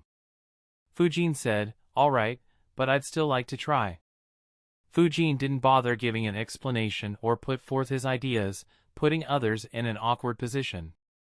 On one hand, giving Fujin a free hand was risky and could derail the talks entirely. On the other hand, they couldn't just say no considering what he had done in the past couple of months. Finally, Hamura decided, oh well, the reason why we're in such a good place is due to his performance during the assault and how he destroyed Otogakure. Even if he squanders the negotiation, it won't be a big issue for the village as we'll just have to make some more compromises. It'll also be a good lesson for him. Of course, if he pulls off another miracle like he did in Kusagakure, then the benefit to the village will be endless. He nodded and said, all right. Hiruzen wanted to see you lead our negotiations in the future anyway. However, I don't think he saw you negotiating against Sunagakure so early. Take the aggressor role, but be careful. Fujin nodded. Others had similar thoughts as Hamura and didn't oppose his decision. The group discussed their negotiation strategy going forward and the demands they could compromise on if they had to. Once everything was finalized, the elders met other members of the negotiation team and informed them of the same.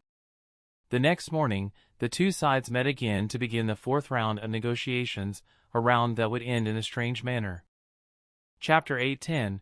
The two sides started their negotiations just as they previously did. As Konoha predicted, Sunagakure was more resistant to their demands and slowed the talks. With Hamura and Koharu easing up the pressure, the Sunagakure side gained more confidence and slowly started to test where Konoha's true limits lay. Arisa observed, "Something is different. They seem far more patient and enduring today. Their elders have mellowed down as well. No wonder the council asked us to slow down the talks. Something disadvantageous to Konoha must have happened. I don't know what it is, but it's the best time to check their bottom lines." In actuality, the Konoha ninjas were puzzled too. While they planned on letting off the pressure, they didn't plan on doing it suddenly to this extent. It was just that Fujin had asked for the aggressor's role, causing others to anticipate the havoc he create and mellow down even more as a precaution. However, Fujin didn't perform the role he asked for. While the two sides discussed, Fujin didn't speak a single word.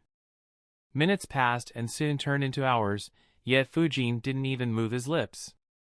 Instead, he did just one thing. He stared. For 2 hours, his eyes stayed on the Sunagakure ninjas. While they weren't bothered by his stare initially, nearly every Sunagakure ninja was spooked after being stared at constantly for 2 hours by one of the strongest ninjas in the world. Even if they were prepared for death, no one wanted to be kept on the edge of death for hours. It was torturous. Even so, they did their best to not let his stare affect the negotiations. As the discussions continued, Yura said, "This is unacceptable for Sunagakure. We can't have Konoha interfere in who we select as our Kazekage. That will be too big of an interference in our internal matters. No Sunagakure ninja will endure such humiliation. In order to ensure that the next Kazekage doesn't make stupid moves like Rasa, Konoha wanted veto power in the appointment of the fifth Kazekage.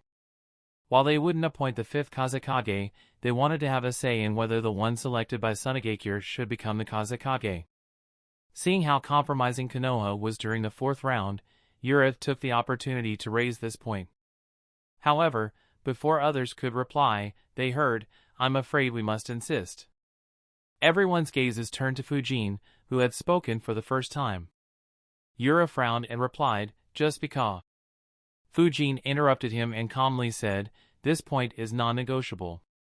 You fellows may be suicidal enough to choose another incompetent fellow, but Konoha has had enough of backstabbing from Sunagakure." While Fujin was calm and his statement wasn't too outrageous, one word in his statement was. Neither the Konoha ninjas nor Sunagakure ninjas could believe that Fujin used it.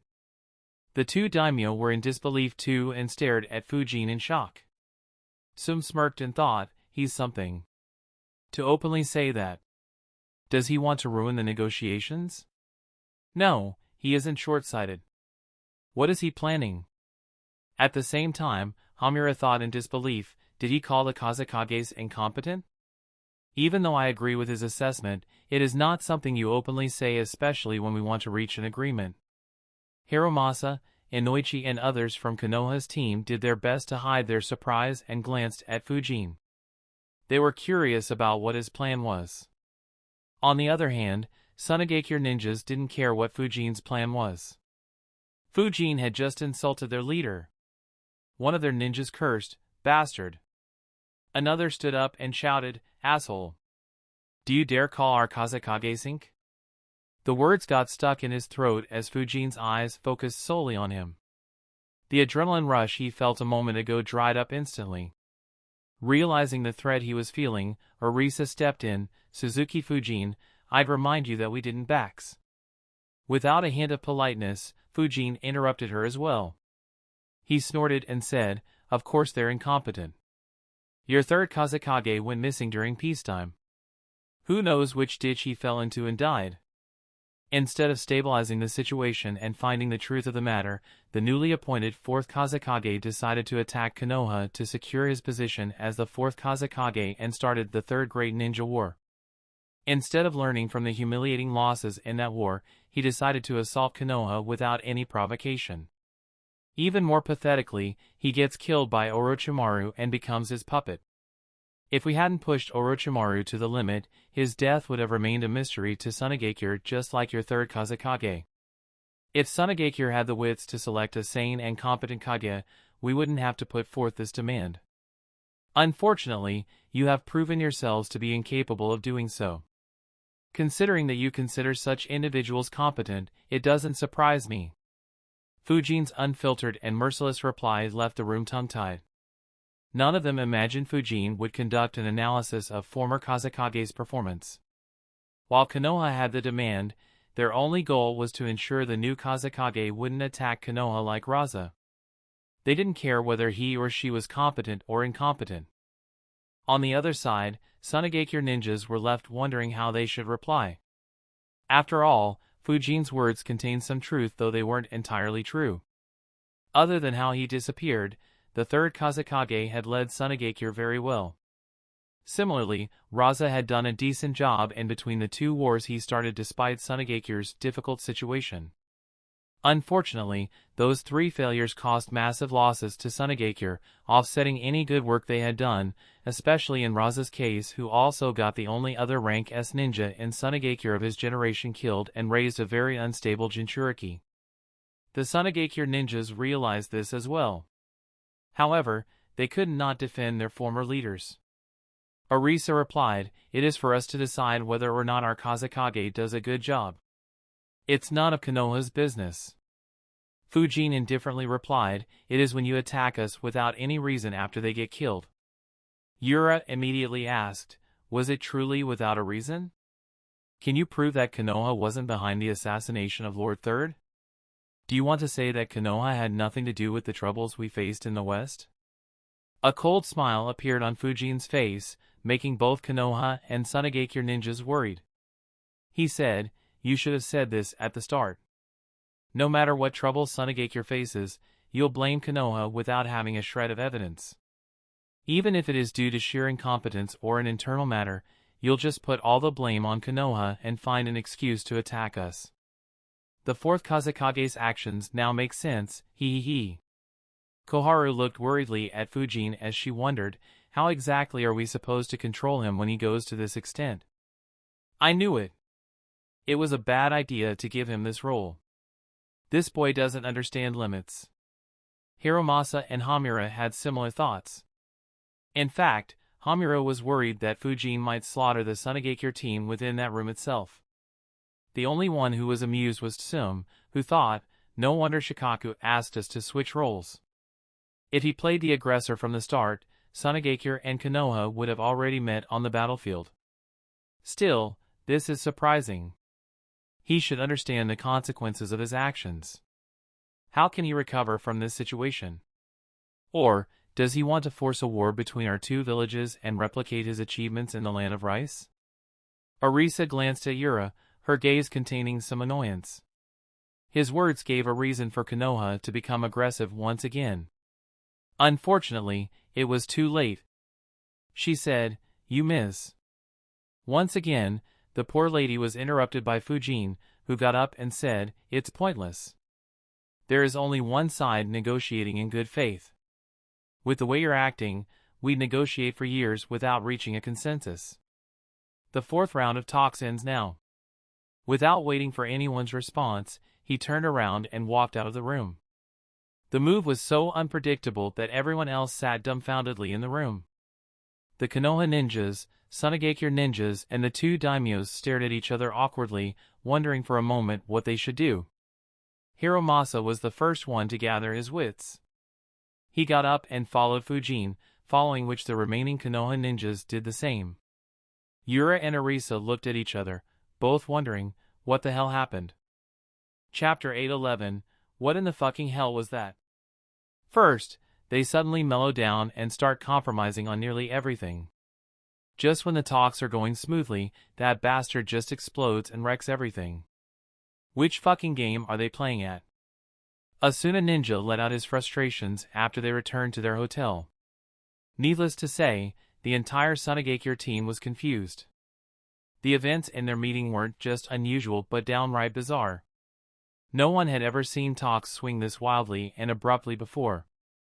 They couldn't understand what Konoha's plan was. After discussing it for a bit, an old Jounin said, "Actually, I was observing the reactions of Konoha ninjas when Fujin had his outburst.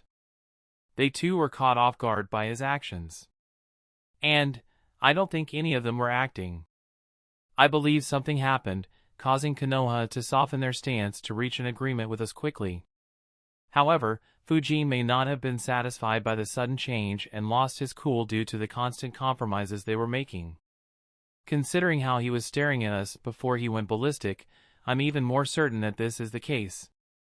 Arisa shook her head and said, "Don't underestimate him. He isn't just a brute. If he was truly the one behind our troubles in the West, then he's as good at scheming as he is at fighting. His actions, though bizarre, must serve a purpose. A purpose that would be very disadvantageous for us." Yura sighed and muttered, "Yes. I didn't think he'd use my words in such a manner." Arisa said, "While there is little doubt that Konoha was involved, we don't have any proof. Trying to use it in negotiations will only hurt us. Let's not mention it from here onwards." Everyone nodded. The old Jounin once again spoke. "Actually, there was another odd thing. Do you recall how the Sandslayer referred to Lord Third's death? His words made everyone think." Within a matter of seconds, everyone's eyes widened. Another Suna ninja asked, "Do you mean to say he knows what happened to Lord Third?" The old Jounin replied, "That could be the case. Otherwise, why would he mention it repeatedly? Of course, it may also be a move to distract us since we presume that Konoha was behind that incident.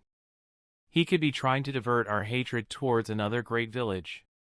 While Sunagakure ninjas wondered what Fujin's actions implied, some of the Konoha ninjas were absolutely livid.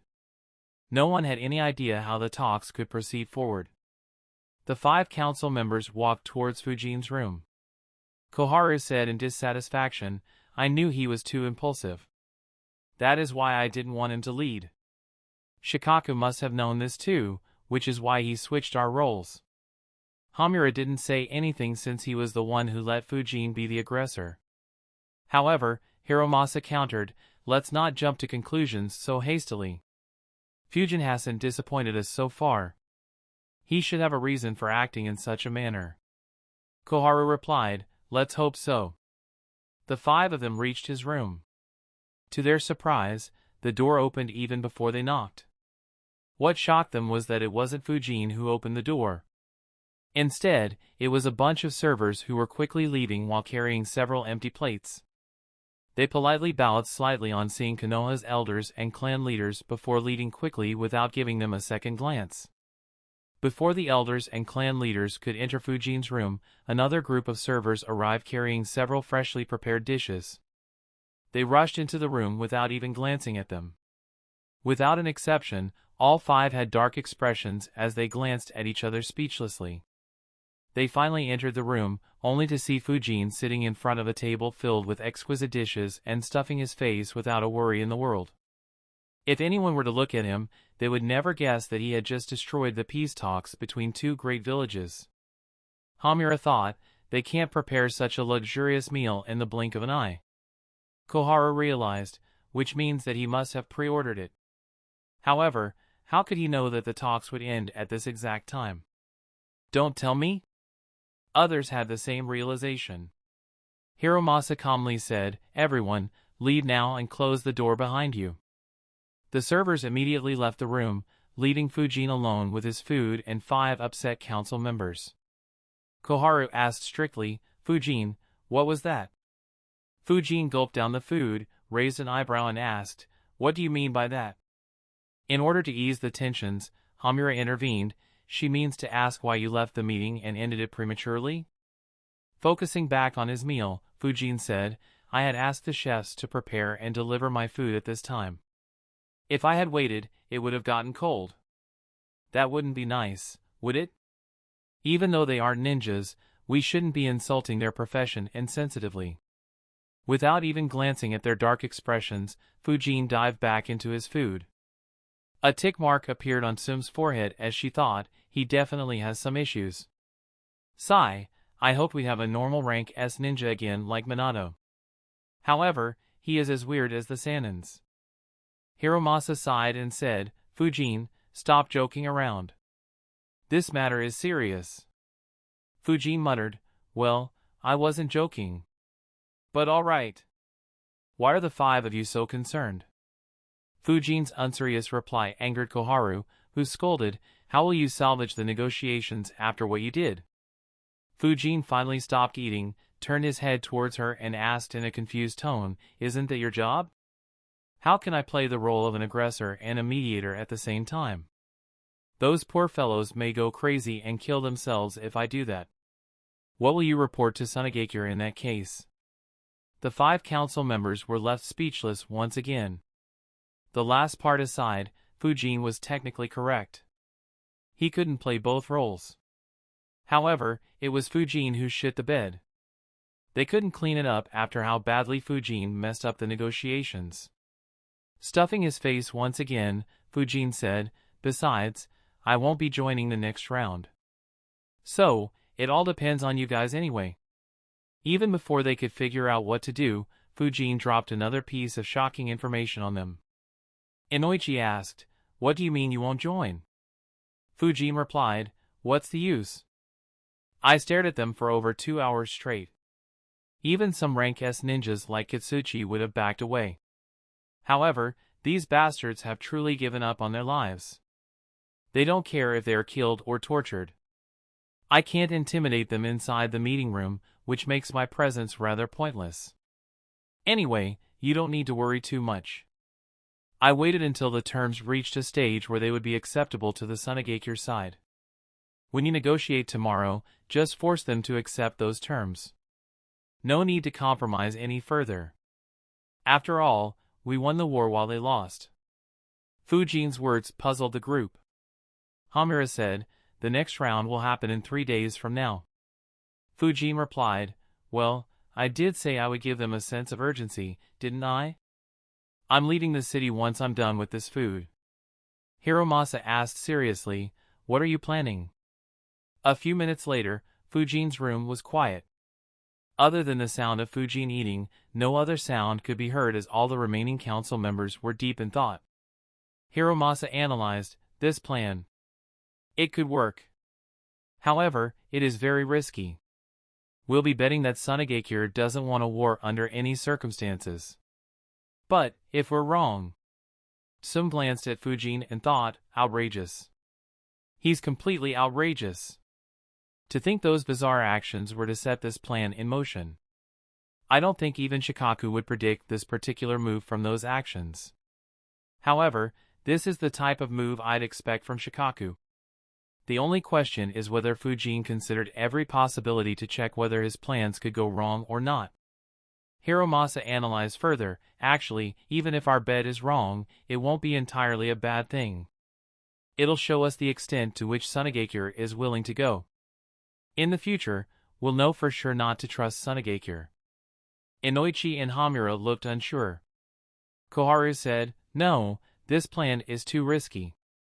If it fails, we'll face an all-out war with Sunagakure. It would result in Sunagakure agreeing to all demands of Iwagakure and Kumogakure and forming a 3-nation alliance against us. Without even glancing at her, Fujin replied, you misunderstand me, Elder Koharu. Koharu frowned as Fujin continued, I wasn't asking for anyone's permission. Even though I'm negotiating here, my army hasn't been disbanded yet. As such, I'm still the commander-in-chief. The only one who can order me is the Hokage or the acting Hokage. If you have any issues, feel free to take it up with Shikaku-san. Chapter 8:12 If you have any issues, feel free to take it up with Shikaku-san. Fujin said dismissively. Koharu's expression became ugly. Hamura's expression became dark too while the clan leaders watched in curiosity. It wasn't the first time Fujin faced off against Koharu. On the contrary, he had done it every time the elders tried to go against him. Hiromasa analyzed, as I expected, there are definitely some hostilities between them beyond what happened during Danzo's incident. Still, Fujin is reckless. Though not essential, he'll need the support of the elders if he wants to become the Hokage. Koharu replied, I will. Fujin, I hope you know what you're doing. Even a slight mistake could result in the deaths of thousands of our ninjas, which will be fatal for our village. She turned around and left before Fujin questioned her authority any further. The others gave Fujin some advice before leaving. Fujin quickly finished up his food and thought, time to leave before she actually contacts Shikaku. I wonder how that conversation would go. Will he shut them down, or will he try to convince me? Either way, he should have fun, hee hee. Fujin flickered out of his room while still in thought. That said, I need to talk with him once. However, it would have to be done without these old folks pressuring me. Irrespective of whether he is in favor or against it, he'll have ideas to make this plan even more potent and foolproof. Now that I think about it, Hiruzen and Shikaku have failed to eliminate Suna's spies. How convenient. Anyway, I should do that before I go. After a short meeting with his colleagues, Hiromasa retired to his room and tiredly sighed, these youngsters. They are so full of energy. I wonder how the talks will prose. He suddenly heard a knock. He turned around and opened the door just to see Fujin standing outside. He said in surprise, I didn't expect to see you so soon, Fujin. I thought you'd be on your way. Is something the matter?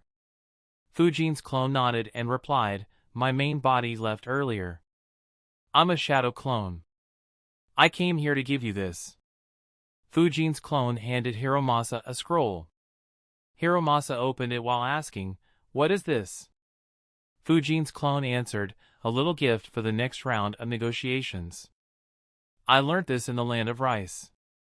If you can use it to make Sunagakure relent more, feel free to do so. If not, there is no need to use it. We could save it for another day. Hiromasa's breathing became rougher and his eyes widened in shock as he read the information in the scroll. Taking a deep breath, he muttered, to think the third Kazekage disappeared in such a way. Sunagakure. What a fucked up village. He looked at Fujin's clone and said, thank you. This will be a great help in the negotiations. I'll use it at the most critical point. Fujin's clone smiled and replied, good luck, before dispersing into a cloud of smoke. Hiromasa took another look at the scroll, thinking, he is full of surprises. To think he had such a card and didn't use it despite going through 4 boring rounds. I suppose all the anger he displayed earlier was fake too. It is rare to see such control in youngsters. Hanging around those two has undoubtedly had an effect on him. In Sunagakure, the council met once again. Considering how fragile their situation was, the council meetings had become a daily occasion. Goza glanced at everyone and started the meeting. He reported, we received a message from our squad in Iwagakure. That Tsuchikage is still refusing to lead the attack. He is insistent on us or Kumogakure starting it. Tajiro cursed, that fence-sitter. Will he ever take the initiative for once? This is such a good opportunity to keep our hatred aside and target Konoha. Why can't any of his advisors talk some sense into him? Sunagakure was absolutely livid with Inoki's stubbornness. No matter what concessions they and Kumogakure made, Inoki stayed resolute. Seijo muttered, Kumogakure is useless as well. The fourth Raikage maintained an aggressive stance for over a decade. However, when we need him the most, he is like a toothless tiger. We can't count on them to start a war. Ebizo said, it's not surprising. Iwagakure has the same reservations that we have. The third Tsuchikage won't take such a big risk. As I said earlier, don't put a lot of hope into such an alliance. They are even more unreliable than Konoha. Tajiro glanced at the siblings and said, I know this sounds ridiculous, but I want your opinion.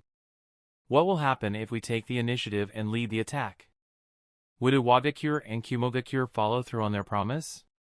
Or will they stay back and make a move only after we have been severely weakened? Chiyo suddenly chuckled. She looked at Tajuro and said, "You underestimate them too much. I wouldn't be surprised if Inoki forms an alliance with Konoha, destroys our village and annexes half of our country with Konoha taking the other half." Her answer left the council in shock. Ryusa asked in confusion, "But why would he do that? Wouldn't Iwagakure be in greater danger if Konoha has one lesser enemy to face?" Ebizo answered, "On the contrary, it'll benefit Iwagakure. For over a decade, Iwagakure was surrounded by two countries that were allies. If we no longer exist, then Konoha will have one lesser enemy to face, but so will Iwagakure. Considering their geographical location, the only major threat nearby would be Konoha. Though they have plenty of conflicts with Kumogakure and Kirigakure, those villages are too far away from Iwagakure. It'll allow Iwagakure to focus entirely on Konoha." The pressure on the Sunagakure Council members increased tenfold with this revelation. They hadn't considered that Iwagakure might have a reason to see their demise too. The danger their village faced suddenly increased exponentially. After a long silence, Goza sighed and muttered, "In that case, all our hopes lie with the negotiation team." Ryusa nodded and said, "They did a good job yesterday. Konoha should have learned of our talks with Kumogakure and Iwagakure and decided to compromise. However, they were derailed by the Sand Slayer. It's difficult to say what will happen now." A frown appeared on his face. The council wouldn't have even considered taking the lead against Konoha had Fujin not derailed their talks the day before. Chiyo thoughtfully said, "The actions of Konoha were within my calculations. As I said earlier, they will compromise to maintain peace. That is the nature they develop due to their location. However, a youngster like Suzuku Fujin is a problem. Unlike mature ninjas, youngsters can be hot-headed and passionate. They are also enthusiastic about battles. I hoped Konoha wouldn't be foolish enough to give a youngster too much authority. Unfortunately, they seem to have done just that." Goza replied, "I'm not surprised. If we had a youngster who could do what he did, he would also have a lot of authority. In fact, we might even consider him for the position of 5th Kazekage. Unfortunately, we don't have anyone like him. Regardless, what do we do? Do we place our bets on an alliance, or should we make more concessions with Konoha?" Chiyo answered, "Neither. You underestimate Konoha's older generation. They were likely caught off guard by his outburst. In order to avoid a war, they'll suppress and educate him and likely make more concessions in the next round. I'm sure of it. Don't lose your patience." Despite the abrupt end, the talks will still continue. Ask Yura and Arisa to take their time to see Konoha's attitude without rushing the negotiations. We'll get a better idea then. The council calmed down on hearing Chiyo's words. Ebizo was about to say something when the door to the council room suddenly opened. An Umbu ninja rushed in and reported, "We were just contacted by Lord Yura. It's an emergency, please speak with them." A few minutes ago, the Sunagakure ninjas and Fire Capital were discussing their strategy for the 5th round of negotiation. However, no matter what approach they took, they hit a dead end. One muttered, "This is pointless. We can't decide what to do until we know what approach Konoha will take." Arisa replied, "That is true. However, we need to be prepared for all possible approaches they can take, including if the Sand Slayer has another outburst or threatens us physically." The mood became solemn. Before anyone could reply, a knock was heard. With permission, a Sunagakure ninja entered the room and handed Yura a scroll as he reported, "We just received a message. I'm unsure where it has come from or who sent it, but it has our stamp." Yura frowned as he looked at the scroll. He thought, "This is weird. We use this mark when we aren't sure if the communication channel is safe. Still, why would the village send us a bird when they can contact us through the chakra transmission communication devices?" He handed the scroll to the sealmaster, who deemed that it was safe to open and handed it back to Yura. Yura opened the scroll and began reading its content. In an instant, his body froze. Next to him, Orisa froze too. Shock and disbelief were visible on both faces, alarming the remaining Sunagakure ninjas. Lady Orisa, Lord Yura, what's the matter? A ninja grimly asked.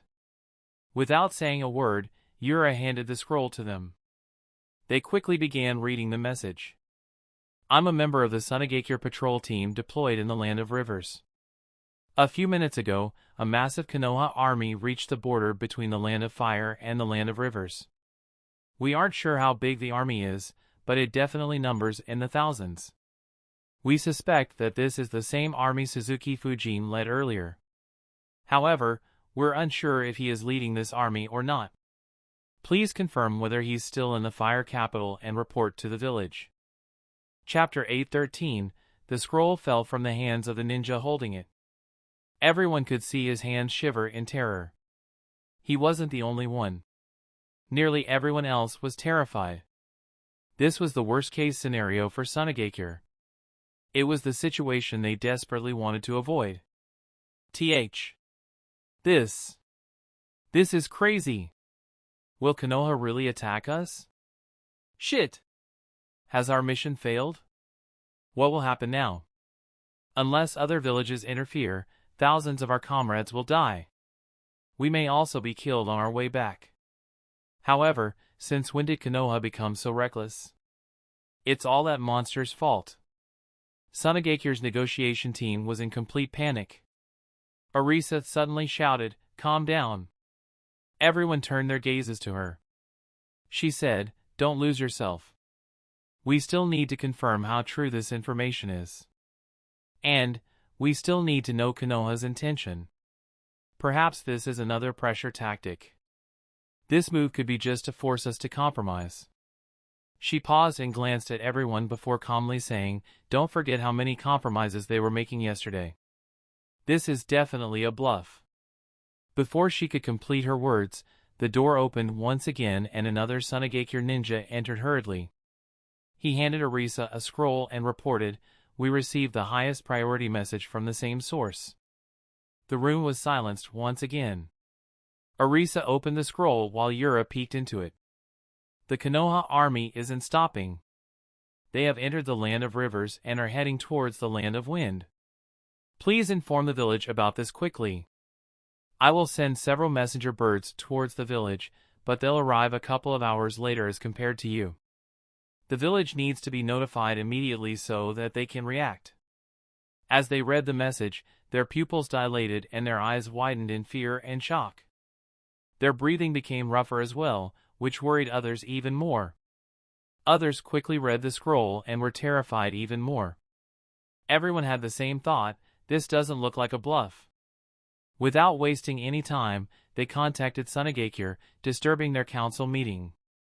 As a censor, Seijo took the chakra transmission communication device and talked with Yura. The entire council was stunned to learn that Konoha sent an army toward them. Chio frowned and muttered, "Have they gone senile? How could those fools let a youngster dictate their policies?" Ebizo was confused as well. He quickly analyzed before sighing. He muttered, "Konoha's actions have been too confusing. I can't put my finger on what their real intentions are." Ryusa asked, "What now? Is war inevitable?" Tajura muttered hatefully, "Let them come. We'll show them the terror of the desert. At the same time, we need to attack them from elsewhere. Lord Ebizo, how long can our ambush units stall them? Can we delay Konoha's army long enough and cause them enough harm to tempt Iwagakure or Kumogakure into attacking Konoha?" Ebizo's expression was that of a man who had accepted defeat. He shook his head and said, "They can't hold them back for long. As for harming Konoha ninjas, that is very unlikely too."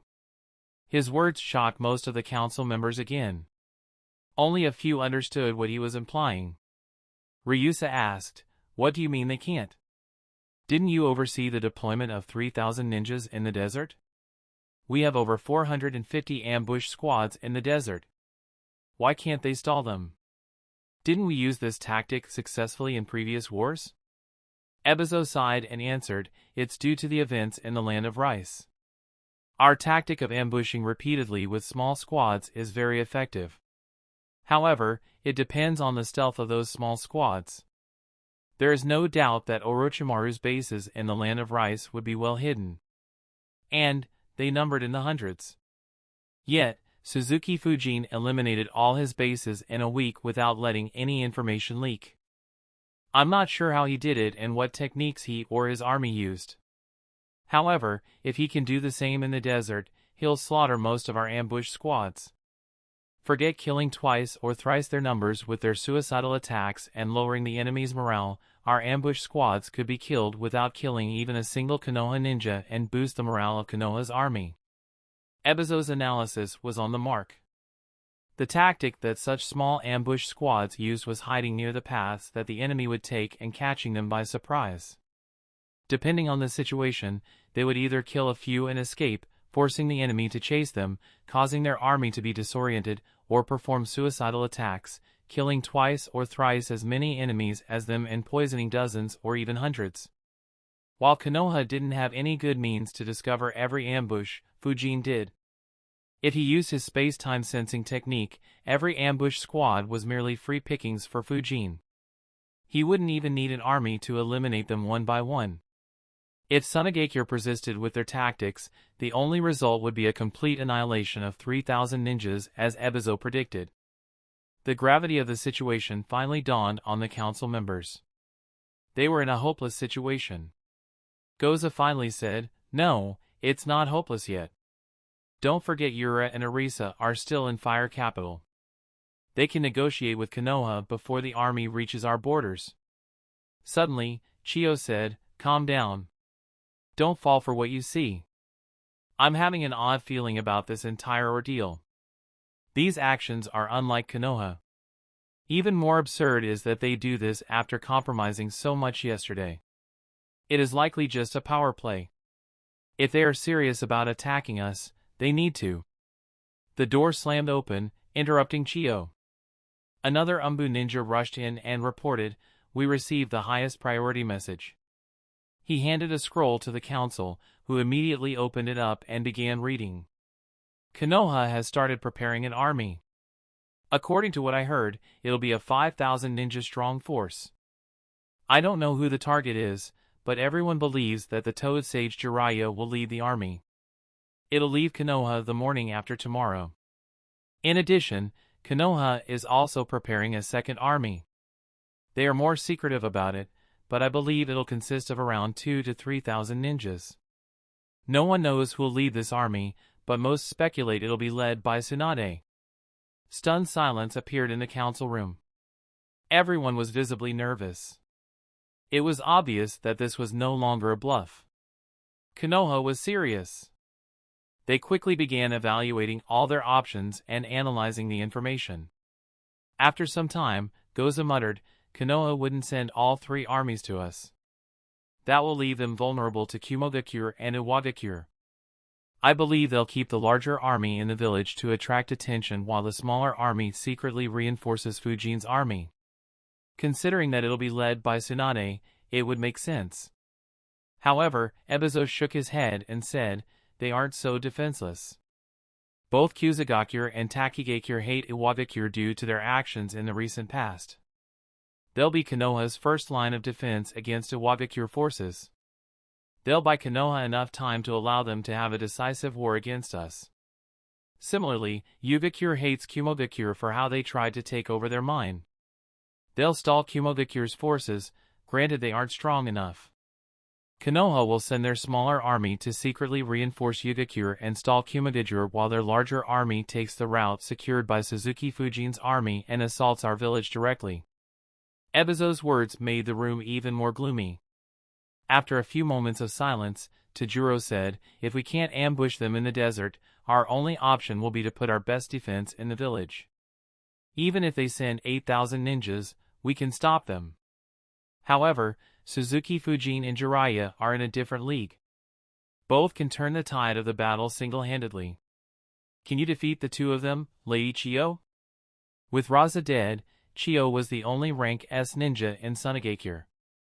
As such, she was their only hope. However, their hopes came crashing down as Chiyo shook her head.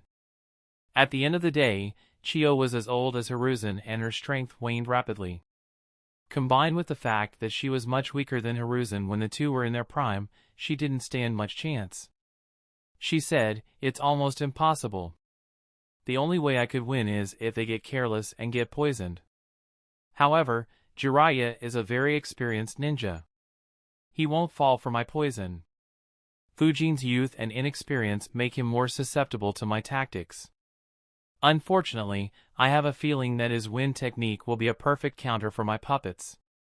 If my fears are true, I wouldn't be able to defeat him even if I had been a couple of decades younger." The last hope the council had disintegrated. Goza sighed and muttered, "Then we have no choice. We have to count on Yura and Arisa. They are our only hope now." Chapter 8:14, Then we have no choice. We have to count on Yura and Arisa. They are our only hope now. Goza sighed tiredly. Ebizo thought, there is another hope. That is if Iwagakure and Kumogakure make a move right away after getting this news. Unfortunately, they won't do that. Even if they did, sending a message here would take several hours, something we don't have. Our negotiations have to be completed before Fujin's army enters our country. Besides, Ebizo glanced at the council members. Instead of heroic or brave faces, all he saw were tired and defeated faces. From the day the Chunin exams ended and they received the terrifying news of their defeat, the Sunagakure Council was on edge. They had to dig deep into their reserves and use any resource they had to dissuade others from making a move and limiting their losses simultaneously. Unfortunately, Konoha's latest move was the final nail in the coffin. Sunagakure had reached a limit. If they tried anymore, they would increase their losses drastically instead of limiting them. The Sunagakure Council lost all will to continue playing games with Konoha and the other villages. Ebizo sighed internally. This was a thorough defeat. In a sense, it is worse than even the previous Great War. We don't have any good candidate for the 5th Kazekage. He said, we should discuss what compromises we're willing to make. Even though Konoha is in a dominant position right now, they'd still make some concessions to maintain good relations with us.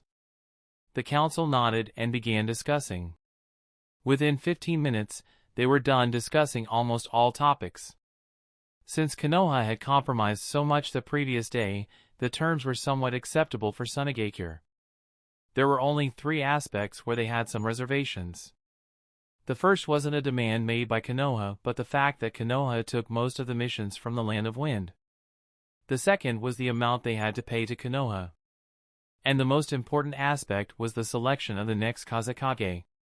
Tajiro, who had his sights on the seat of the Kazekage, completely opposed it knowing that Konoha wouldn't support him. On the other hand, the remaining council members weren't so stubborn.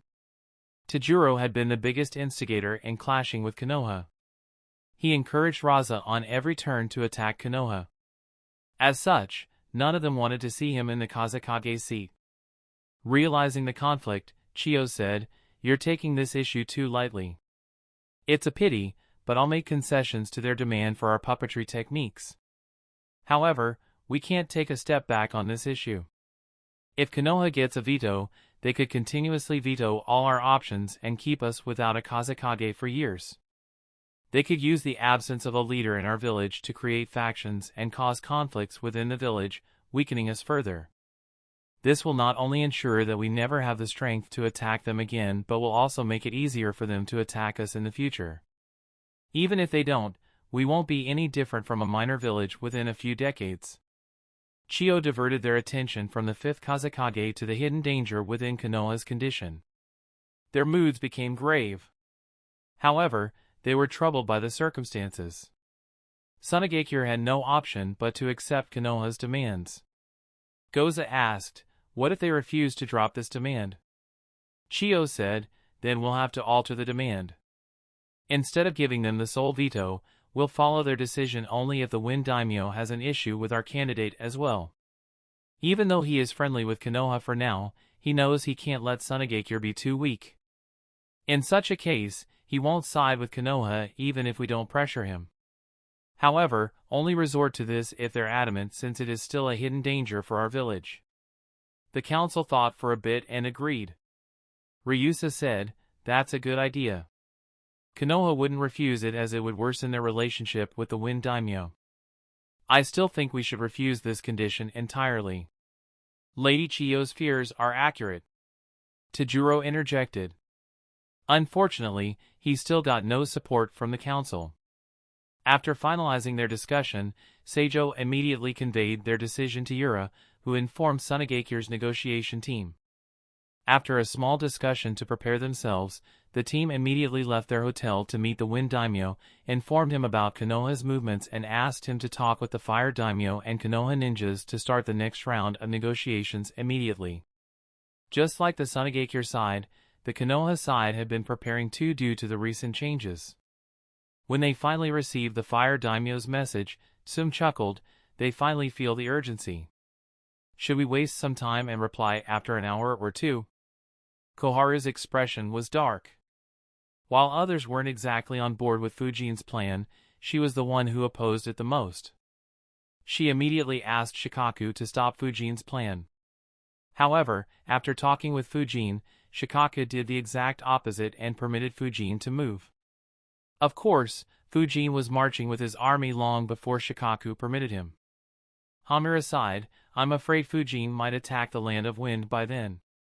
Let's go, but walk slowly and in a relaxed manner. Also, inform Shikaku that they have come to the negotiating table." In Konoha, Shikaku sighed in relief and muttered, "They finally decided to relent." Sitting across from him, Eagle chuckled and said, "Did you doubt it after you went to such lengths to put up a performance?" Shikaku slumped tiredly on his desk and complained, "What else could I do? That boy will work me to death someday. Do you even know how shocked I was when I learned that he marched that army without even asking anyone? Even the legendary Sanins, for all their quirks, never did that during the previous war." Smirking behind his mask, Eagle said, "Well, you were the one who supported my father's decision to make him the commander-in-chief." Shikaku could only curse in his heart. It was supposed to be a simple training exercise with some attacks against Otogakure. How could I guess that Kusagakure would suddenly accept the most unreasonable deal and start this bizarre chain of events? Eagle said, "Regardless, Fujin has proved himself to be an excellent commander and tactician. I didn't think he'd transition from solo and squad missions to leading armies so smoothly." Shikaku agreed, "Yes, but this was rather expected. It would have been surprising if he couldn't." Eagle agreed, "Yes, but I'm talking of this particular move. To use the fact that there are no Iwagakure and Kumogakure spies in Konoha while Tsunagakure still has some spies here. This move threatened Tsunagakure without alarming Iwagakure or Kumogakure, ensuring that they wouldn't make any moves and make Tsunagakure feel lonely." When Shikaku contacted Fujin, instead of backing down, Fujin asked Shikaku to prepare an army in the village. When Hiruzen took advantage of the opportunity Fujin provided, he eliminated Iwagakure and Kumogakure's spy networks.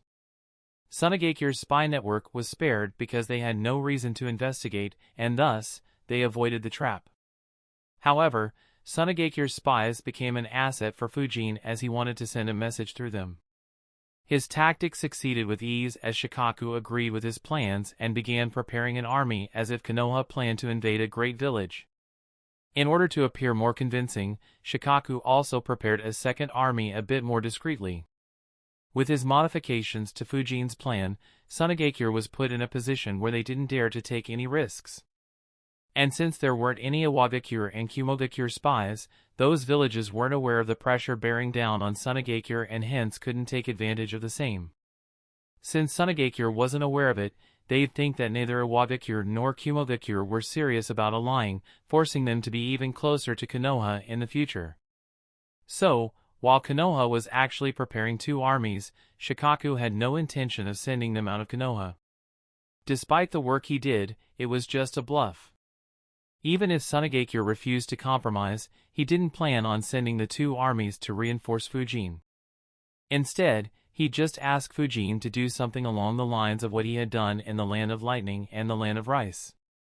Fujin would be allowed to target the ambush squads and eliminate several hundred or possibly up to a couple of thousand ninjas. Konoha would then claim that as a fitting punishment for Tsunagekyu's cowardly attack and close the matter. While there were some dangers, Shikaku was confident about his plans. He knew Tsunagekyo wouldn't dare to leave the desert and confront Fujin's army head-on. Similarly, Iwagakure and Kumogakure wouldn't act if only 3,000 Konoha ninjas were deployed in the Land of Wind.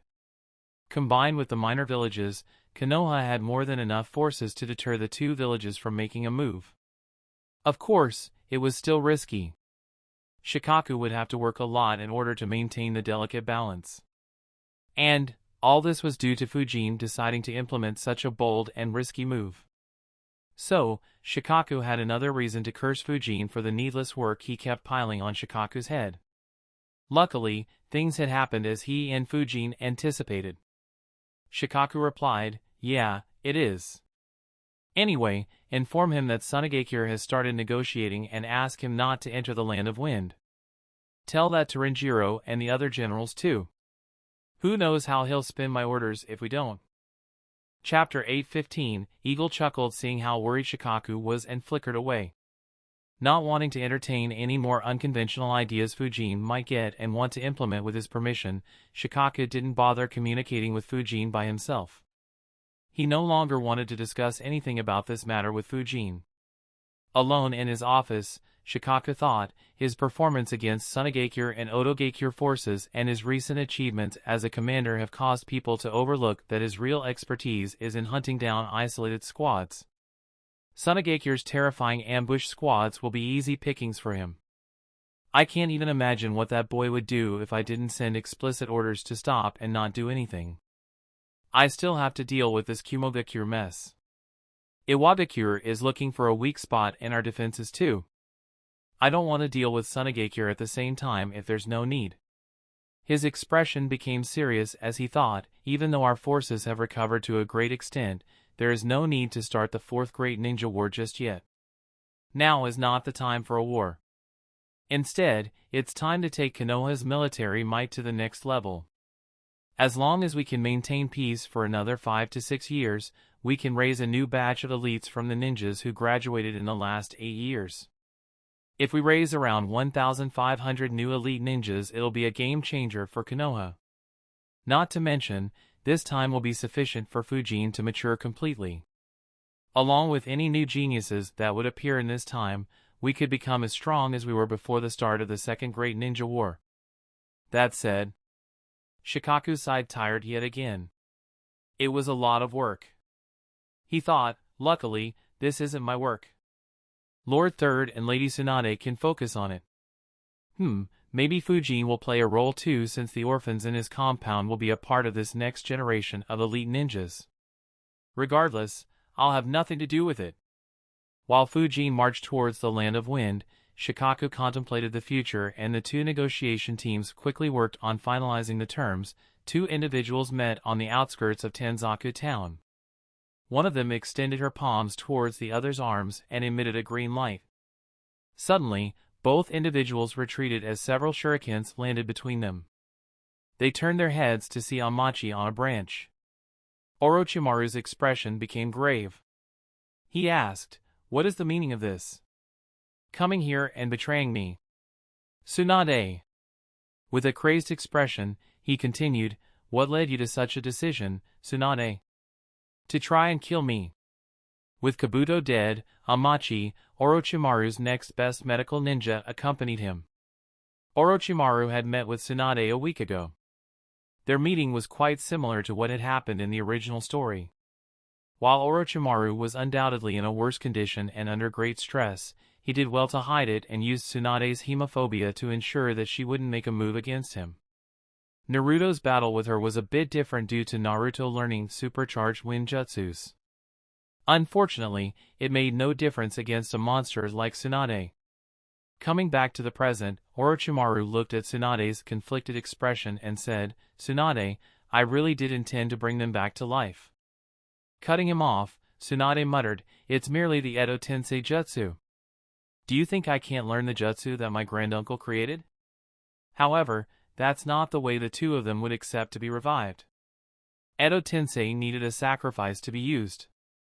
And, in order to sustain it over a long time, even more sacrifices would be required. With their morales, neither Dan nor Nawaki would accept living in such a manner. As much as Tsunade wanted to see them, she wouldn't insult their memories and wishes in such a manner. She glanced at Orochimaru and said, "I had higher expectations from you, Orochimaru. After all these years, all you can do is just copy that forbidden technique. No wonder you are in such a state. You've fallen too much." Memories of being forced to escape from Konoha, the land of rice and the land of hot water surfaced in Orochimaru's mind upon hearing Tsunade's insults. The last month had been extremely rough on him. His expression hardened as he said, "The negotiations have failed. Too bad. Now I'll just..."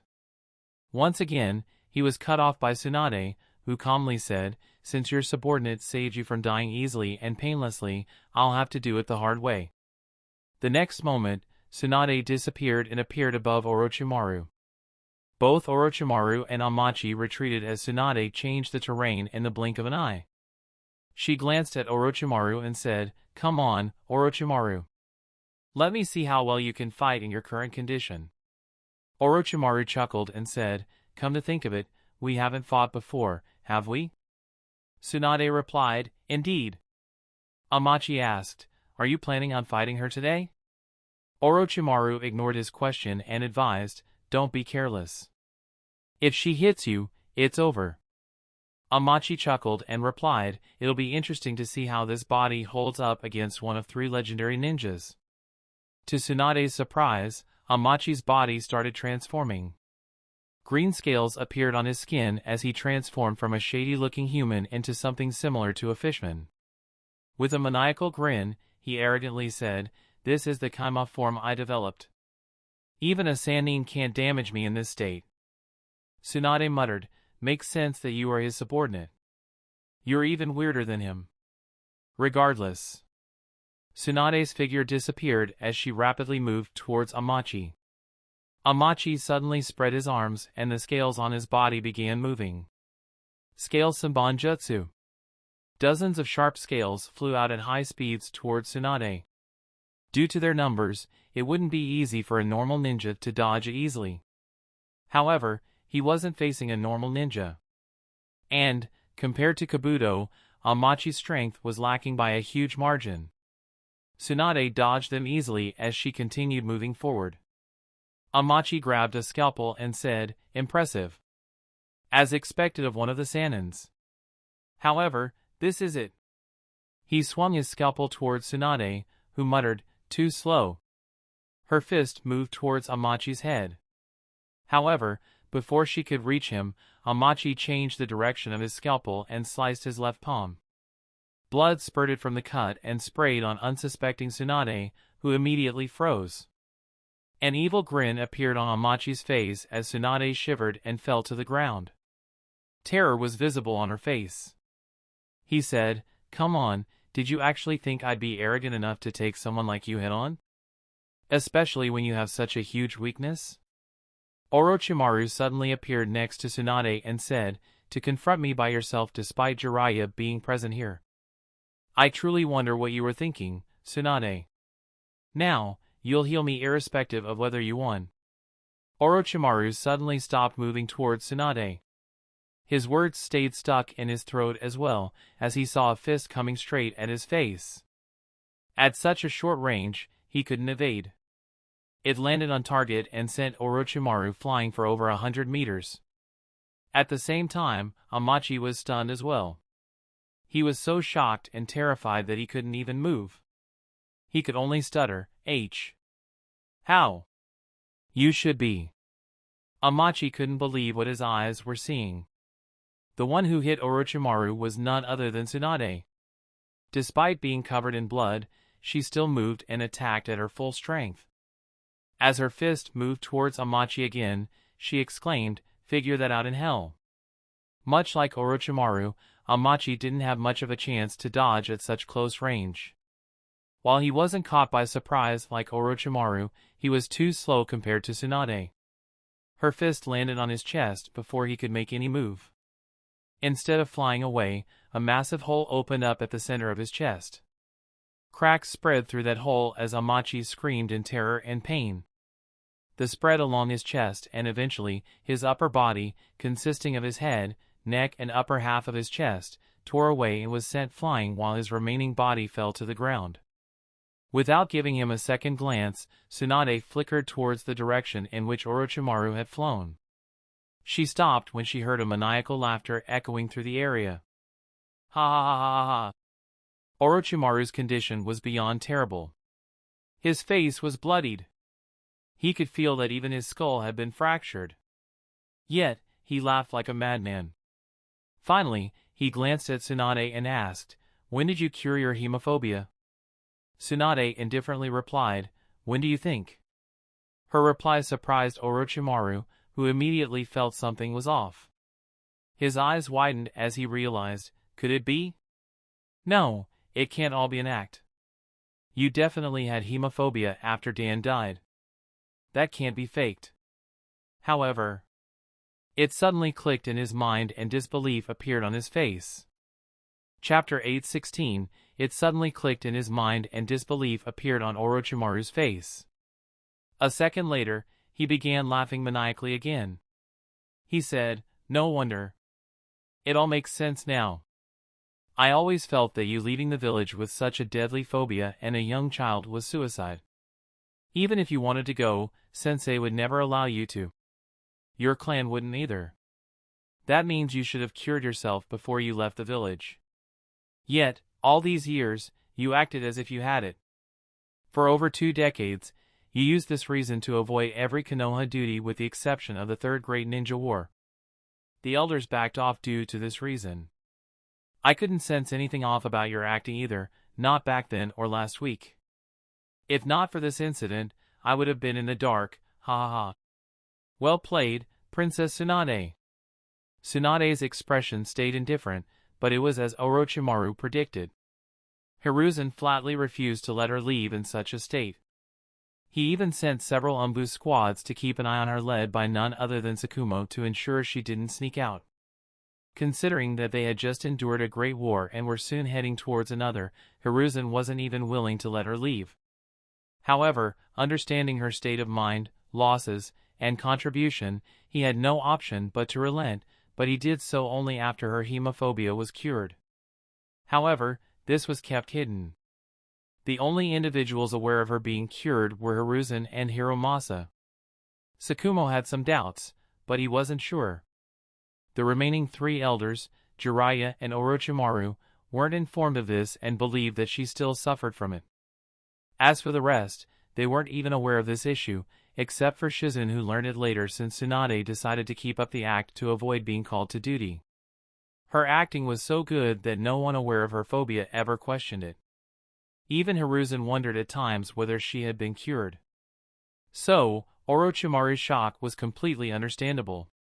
Even though he was laughing, Orochimaru felt a chill running down his spine.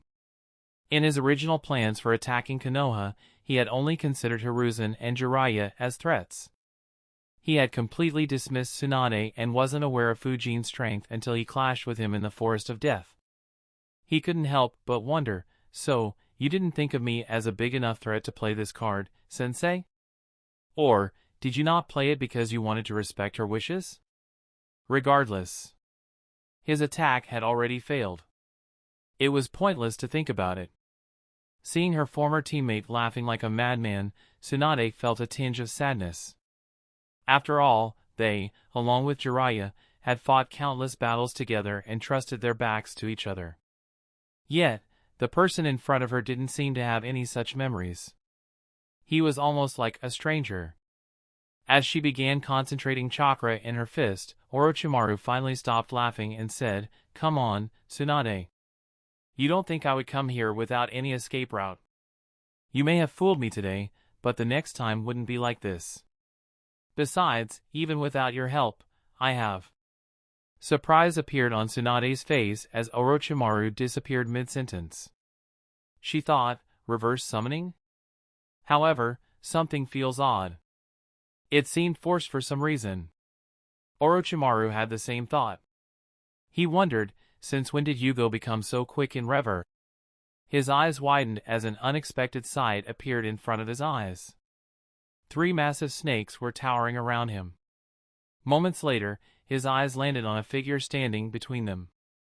He thought, what the hell? Why is White Snake Sage here? What is happening? I wasn't able to summon anyone for over a month and now they suddenly reverse summon me? Suddenly, Orochimaru noticed something even more strange. The place he stood at wasn't like how he remembered. Instead, it looked like a massive explosion had happened there. The surrounding terrain was in a bad shape and several burn marks were on the ground and surrounding rocks. Orochimaru wondered, what the hell happened here? Did someone attack Ryuchi Cave? Before he could analyze, Manda asked, Orochimaru, do you have anything to say in your defense? Orochimaru frowned and asked, what do you mean? And, why couldn't I summon you? Manda angrily asked, you dare to ask that after you attacked Ryuchi Cave and killed thousands of young snakes? Bastard! Do you have a death wish?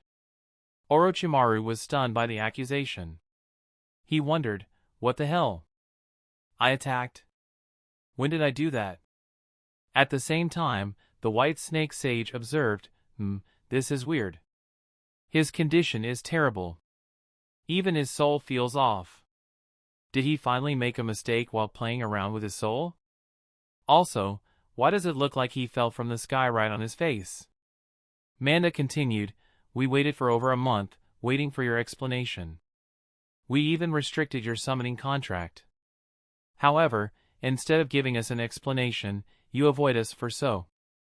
Manda suddenly stopped speaking, as disbelief appeared on his face.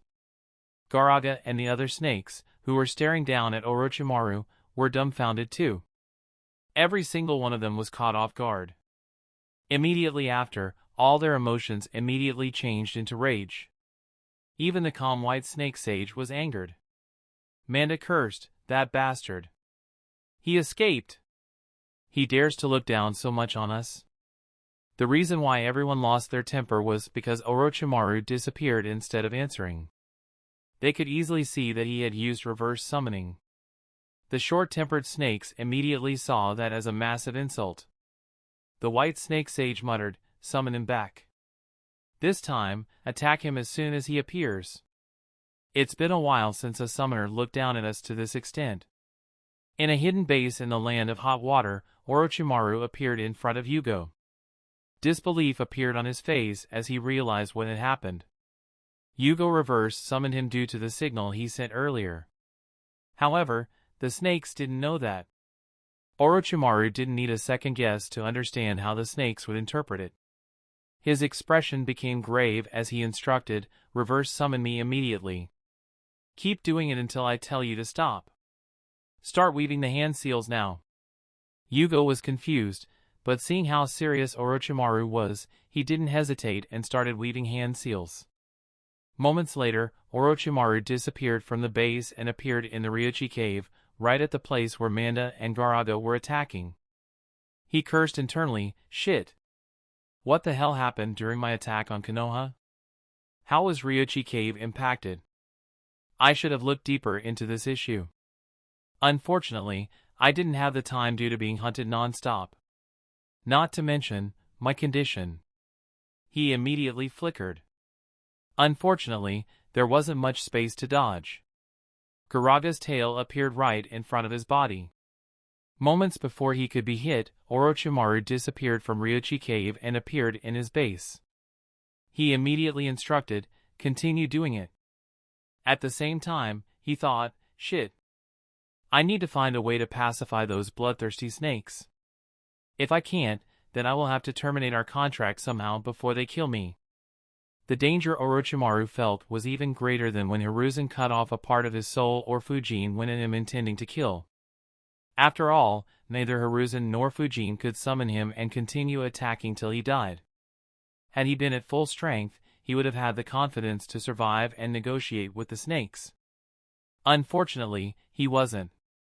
The main reason why he hadn't looked deeply into why he couldn't summon snakes was because he didn't want them to see his terrible state. Unfortunately, luck wasn't in Orochimaru's favor. Not only did he have to confront them when he hadn't healed from the injuries inflicted by Hiruzen, he had to do it right after taking a full power punch from Tsunade to his face. Over the years, Orochimaru had been in desperate situations several times. However, nothing came close to the danger he was feeling at that moment. While Orochimaru was facing a rare life-threatening situation, Tsunade was extremely tense as well. The talks hadn't concluded yet, but Fujin's army reached the border of the Land of Wind. The entire council was on edge. Fortunately, they finally received good news. Seijo sighed in relief and muttered, "They have stopped marching and have stationed themselves at the borders. It looks like he won't cross the border until the talks are concluded." The others in the council were relieved as well. Only Chio and Ebizo thought, as I suspected. This is a bluff too. It's just that we can't afford to call their bluff. How unfortunate. Before they could finish their thoughts or anyone else could express their relief or concerns, an Umbu ninja came running into the council room. Despite his mask, every council member could see how tense and worried he was. The moods of the council members became grim once again as they immediately imagined the worst. Goza thought, what now? Don't tell me that maniac still attacked us. At the same time, Chio wondered in shock, would he attack? No, Konoha wouldn't take that decision. However, if he disobeys their order and acts independently. Everyone had similar thoughts. While they had some confidence in Konoha's leadership, Fujin was an unknown factor. If he forced a war upon them, Konoha would undoubtedly be forced to follow. Ryusa nervously asked, what happened? The Umbu ninja reported, we have lost contact with Grandmaster Renkei's. Chapter 8:17, so this is the Land of Wind? The desert seemed to have no end. Hoka muttered as he gazed at the Land of Wind. Fujin asked, is it your first time here? Hoka nodded, yeah. I visited the Land of Rivers a few times for missions, but never the Land of Wind. What about you? Fujin casually replied, a few times. It is pretty much the same throughout the country. Hoka turned his gaze back to the desert and muttered, irrespective of how magnificent the deserts look, I didn't expect Tsunade to be such a disappointment. They didn't even send an army to confront us. Instead, I only spotted 3 patrol squads, who are cowering in fear. Renjiro replied, don't judge a book by its cover. If they face us in battle, they'll obviously lose. The true terror of Tsunade appears when someone invades this desert. We had tried it during the Second Great Ninja War, but our losses became too high to sustain the campaign. In the end, we had to retreat. Konomi, who was standing nearby, heard him and thought, sure, their ambush units are deadly. However, considering what he did against Otogekure, will these ambush squads stand any chance against us? Even though we can't use the exact tactic, I won't be surprised if Fujin comes up with something new and equally crazy. Sigh, it's a shame Commander ordered us not to attack. Otherwise, the infamy of Tsunade's deadly ambush units could have ended soon. Illumi curiously asked, what do we do now? Fujin answered, what can we do? The talks should be nearing the conclusion by now. Just have the army pretend to set up a camp until we are recalled. Orochimaru. You can't escape this time. Manda shouted as he bit down at Orochimaru. As he said, Orochimaru didn't have any route to escape. So, he didn't bother doing so and instead jumped into Manda's mouth, confusing him. Manda quickly clamped his mouth, but failed to harm Orochimaru with his deadly teeth. You oaf! Spit him out. He's wasting time inside your mouth. Garavia yelled as Manda failed to kill or harm Orochimaru. Of course, Manda had no reason to follow a fellow snake's command. Instead of spitting, he tried to swallow Orochimaru entirely. However, before he could do so, Orochimaru disappeared from his mouth. He disappeared. It's your fault. Garavia hissed angrily. They had summoned Orochimaru 8 times continuously and had realized that his injuries were extremely severe and he was nowhere near his full strength. Yet, Orochimaru always found a way to slip away. No matter what tactic they used, they couldn't harm him before he disappeared, causing the snakes to be very frustrated and even more humiliated. Manda hissed back, "What did you call him?" "Calm down, both of you." The two gigantic snakes froze as the white snake sage roared angrily. He said, "Neither of you can harm him. This time, I'll make a move myself." While the snakes were angry, Yugo and other subordinates of Orochimaru were worried. Though no new wounds opened up on his body, they could sense that Orochimaru was extremely exhausted. Orochimaru didn't pay any attention to them. His mind was completely occupied by the strange yet deadly battle. He grimly thought, there is no way to pacify them. My only hope is to sever this contract. However, it'll be tough, especially in my condition. If I fail, I'll die. Though I can still revive through the curse seals, it'll be difficult. The few I had taught the method to revive me are already dead. I'm running out of loyal, competent subordinates. Even if I somehow revive, my strength will drop too much. No, I can't give up just yet. Dying now will disrupt my plans too much. What do you mean you can't contact Grandmaster Renkes? Goza questioned in disbelief. Sunagakure didn't have many Fuinjutsu Grandmasters. If Chio, who was retired and never did such jobs, wasn't considered, Sunagakure only had 3 Fuinjutsu Grandmasters in recent times. Not too long ago, one of them went missing along with 1 elite Jounin and 20 other ninjas in Yamakawa town. They still hadn't figured out what had happened to those ninjas. With just 2 active Grandmasters remaining, Sunagakure could absolutely not afford to lose another. Ebizo said, "Calm down. Wasn't Renkes creating new ambush bases in the desert and with a strong group? He shouldn't be anywhere near the front lines. Why can't you contact him?" While Sunagakure had several small bases created for ambushing, the possibility of a war with Konoha made them build even more. As such, Renkes was dispatched with 1 elite Jounin and 4 Jounins to guard him. Considering that the bases were being created deeper in their territory and they had been moving constantly, it was highly unlikely for Konoha or other enemy villages to target him. The others realized the same and calmed down. The Umbu ninja answered, "We aren't sure." He was done creating the bases and was resting in Aramachi town. He was supposed to return to the village, but a huge sandstorm appeared due to which he decided to stay there for a couple of days.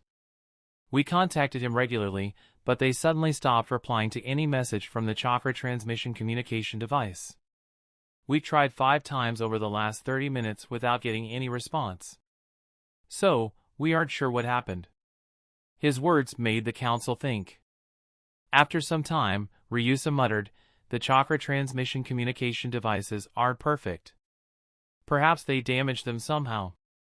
Tajiro countered, "How could they damage the devices while being safe in a town? We should dispatch the Umbu to find out what happened." Everyone agreed. Seijo said, "Hopefully, it's something along the lines of what Ryusa said. We can't afford to lose another." What are you thinking of, Baki?" Unlike others, Baki's expression was very tense. In fact, he looked terrified. Sensing everyone's gazes, he muttered, "Don't you find it odd that a sandstorm suddenly appeared in the path Renkes was supposed to take? The day after the sandstorm appears, Suzuki Fujin has an outburst in the negotiations and leads an army here. And, today, Renkes is missing." Baki's bizarre hypothesis shocked the council. It didn't take a genius to figure out what he was implying. Tajiro exclaimed, "You mean to say that Suzuki Fujin is the one who attacked Renkes? That's impossible. He was in the fire capital yesterday. It's already remarkable that he could move the army in such a short time." Baki replied, "Perhaps. However, we made the mistake of underestimating his chakra reserves during our attack. It isn't ordinary. What if the one who had an outburst wasn't Fujin but his shadow clone? He could have left the fire capital long back secretly and left a clone behind to fool Yura and Arisa.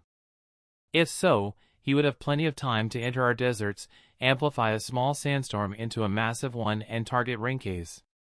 And, the army that is rushing in isn't to attack us. Instead, Fujin will carry out the preliminary strikes while the army reinforces him. Once again, Baki stunned the council. Ryusa asked, "Do you mean to say he came here alone as the vanguard?" Goza said, "That's impossible.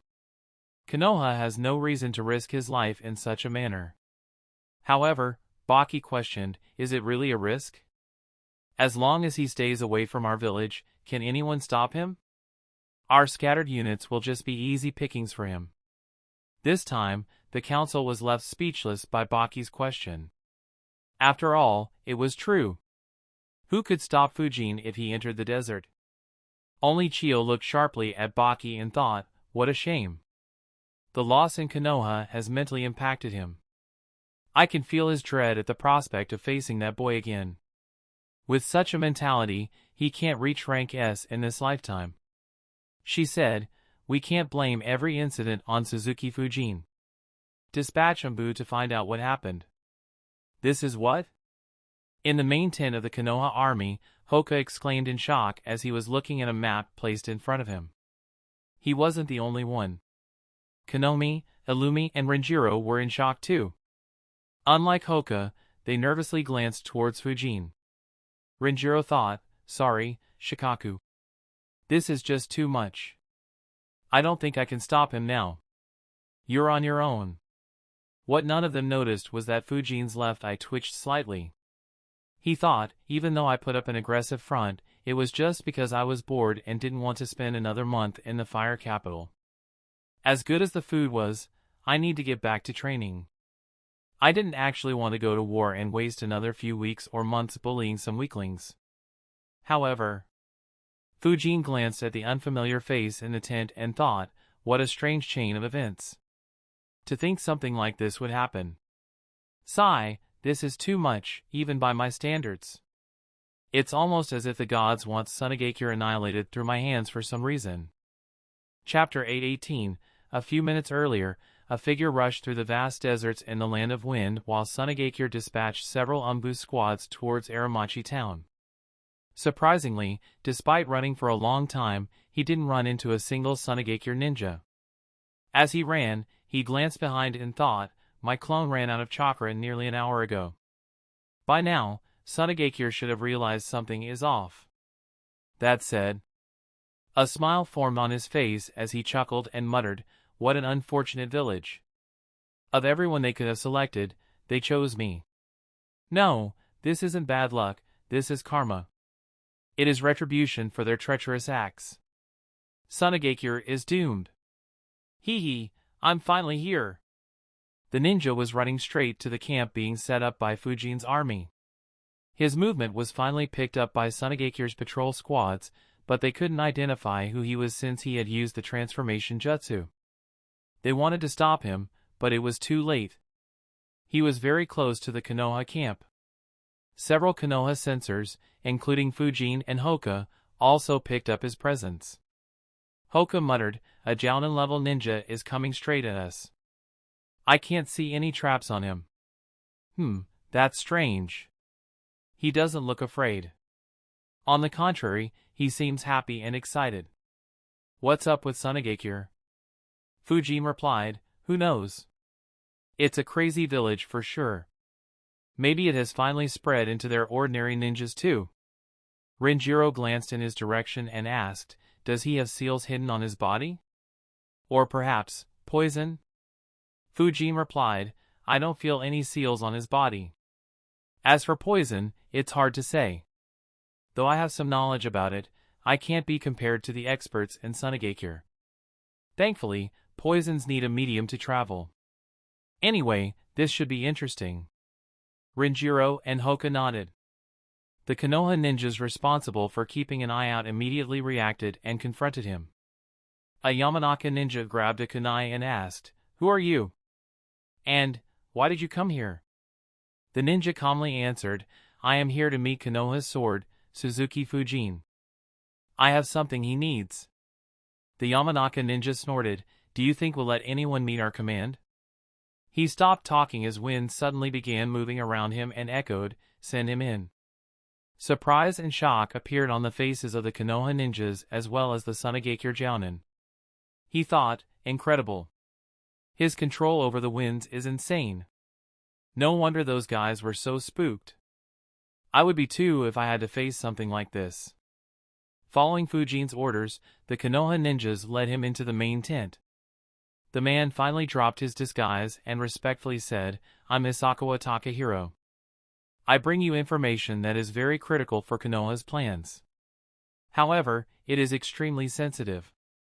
The fewer people who know it, the better it would be for Konoha." Renjiro raised an eyebrow and wondered, information, huh? Is he betraying his village, or is he a... Renjiro glanced at others in the tent who quickly left. In a few seconds, only Fujin, Hoka, Renjiro, Illumi and Konomi were left in the tent, all watching Takahiro like hawks. Takahiro didn't pay much attention to others, instead focusing on Fujin. He thought, even though he is sitting with a harmless smile on his face, I can feel his intensity. If I make a single suspicious move, my head will roll before I realize. Sigh, he's much different from Lord Third. Takahiro finally explained, I was given a mission by Lord Third to infiltrate Sunagakure before the Third Great Ninja War started. Over the years, I have provided several crucial pieces of information to Konoha. According to my orders, I should have stayed there for a long time, but I saw an opportunity that I just couldn't pass on. Fujin thought, as expected. No wonder he is as calm as he is despite my intent.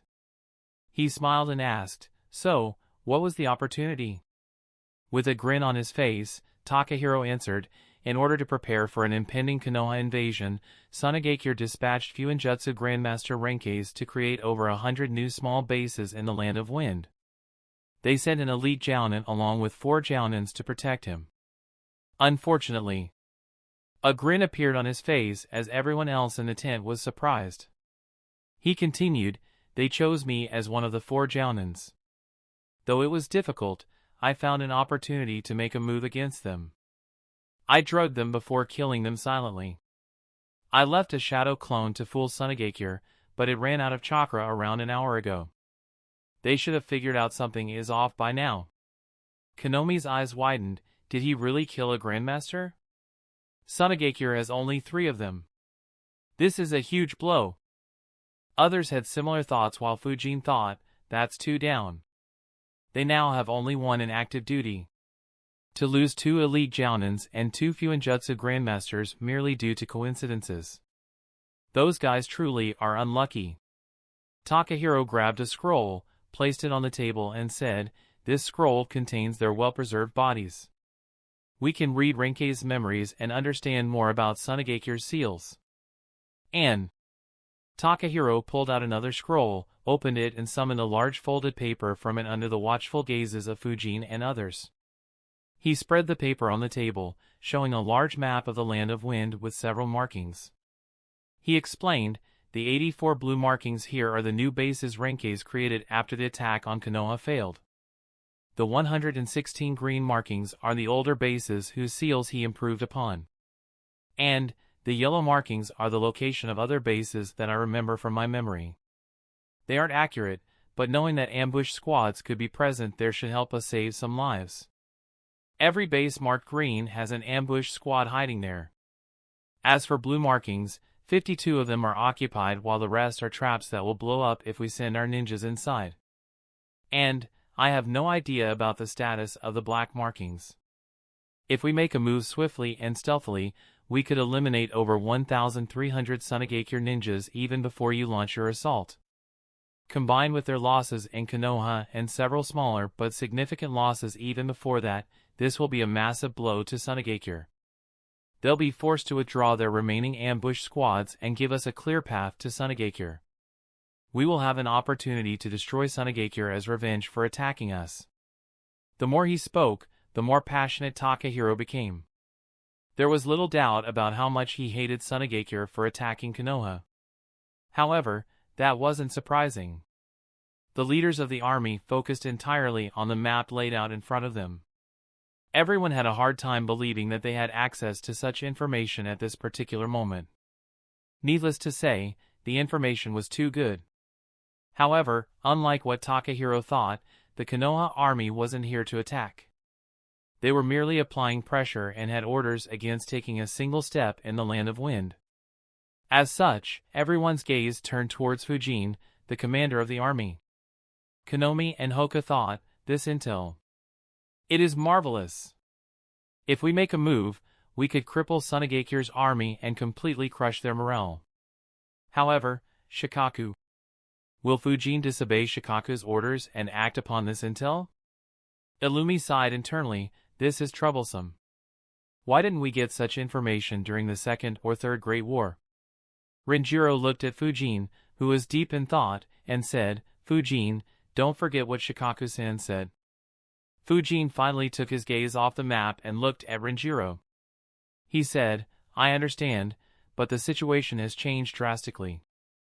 With this information, Fujin thought, even though sending the army in could be risky, in case this is some sort of a trap. I could make a move and eliminate them one by one within a few hours. Unless Tsunagakure realizes what's happening and orders a mass retreat, they are doomed.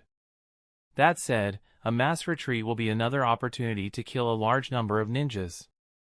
Unfortunately, Fujin said, contact him and get his opinion. We'll see what he has to say after this development. Takahiro, you've done a great job. Eliminating one of Tsunagekyu's grandmasters is a huge accomplishment. However, it is also a sensitive matter as you rightly said. Returning to Tsunagakure will be too risky for you now. Transform into a different disguise. You'll stay with the army and return to Konoha with us. Let the absence of their grandmaster stay a mystery to them. Takahiro nodded and left as Fujin continued thinking, unfortunately, there isn't much for me to gain. If I could plunder their treasuries like I did in Kumogakure, it could have been worth the effort. However, my attack on Kumogakure had the element of surprise. Tsunagakure knows that a war might be coming. They should have moved everything of value a long time ago. Finding it would be difficult and dependent on luck. It's not worth it considering I could earn a lot more while just sitting here and enjoying the show. Chapter 819, Shikaku, who finally found a moment of peace, was suddenly disturbed. He glanced at Eagle and muttered, I thought I said not to entertain any weird ideas from him. Eagle replied, you did, but Renjiro said that Fujin will most likely attack Tsunagakure if you don't get in contact. I thought talking with him now would be less troublesome. Shikaku's eyes twitched as he muttered, he'll attack without permission? Eagle replied, most likely. However, considering the situation, I won't blame him. This is indeed quite extraordinary. Disbelief appeared on Shikaku's face as Eagle informed him about Takahiro and his accomplishments. He instinctively muttered, this. For a moment, even Shikaku was left speechless. Takahiro's accomplishments were just too good. Shikaku sighed and thought, this is a huge change in the situation. No wonder Fujin is insistent on hearing my opinion. Takahiro. I recall reading his name, but I didn't think he'd give us such a surprise. Killing a grandmaster and bringing his body intact. That's extremely rare, even though Fujin did it not too long ago. Not to mention, he has compromised the positions of over 1,000 Tsunagakure ninjas and delivered the information to the one ninja who can slaughter every last one of them. Still, a tired expression appeared on Shikaku's face as he wondered, why do so many strange incidents occur when he is in charge of that damned army? It was supposed to be a simple training mission. How did it turn into a war against Kusagakure rebels, the annihilation of Otogakure and the vanguard against Tsunagakure? If such incidents keep occurring, the next great war might begin if we let him lead more armies for training missions. Anyway, what do I do? While Shikaku hated doing the work, as a military strategist, he understood how valuable the information was. In fact, he was tempted to make a move and deal another crippling blow to Tsunagakure. A quick successful campaign would break Tsunagakure's will and force them to retreat deeper into the desert. It would also force them to doubt the effectiveness of their ambush units, something that was a big headache to Konoha's strategists. And, As long as Konoha didn't venture deeper into the land of wind, Iwagakure and Kumogakure would be on guard and not attack Konoha prematurely. While there were plenty of risks, the advantages seemed to outweigh them considerably at the moment. Yet, Shikaku shook his head and thought, as tempting as this is, I am not the person who can order the start of a new war. That is something only the Hokage can do. In the absence of the Hokage, the entire council has to agree to it unanimously. Considering that Lord Jiraiya and nearly everyone in the council was against war and the fact that negotiations with Sunagakure are nearing an end, I'll be crossing too many lines if I give him permission right now. Besides, even though we appear strong, we have too many vulnerabilities right now. Lord Third still hasn't woken up and Kakashi is down as well. I still don't know whether Lord Jiraiya has found Lady Tsunade or not. Under such circumstances, I can't send Guy out of the village. So, even though our forces are relatively unharmed, Fujin is the only capable commander available right now. On the off chance that Iwagakure and Kumogakure attack us and Lord Jiraiya and Lady Tsunade do not return in time, we'll be in a terrible situation. Shikaku stayed still, his mind completely focused on the matter.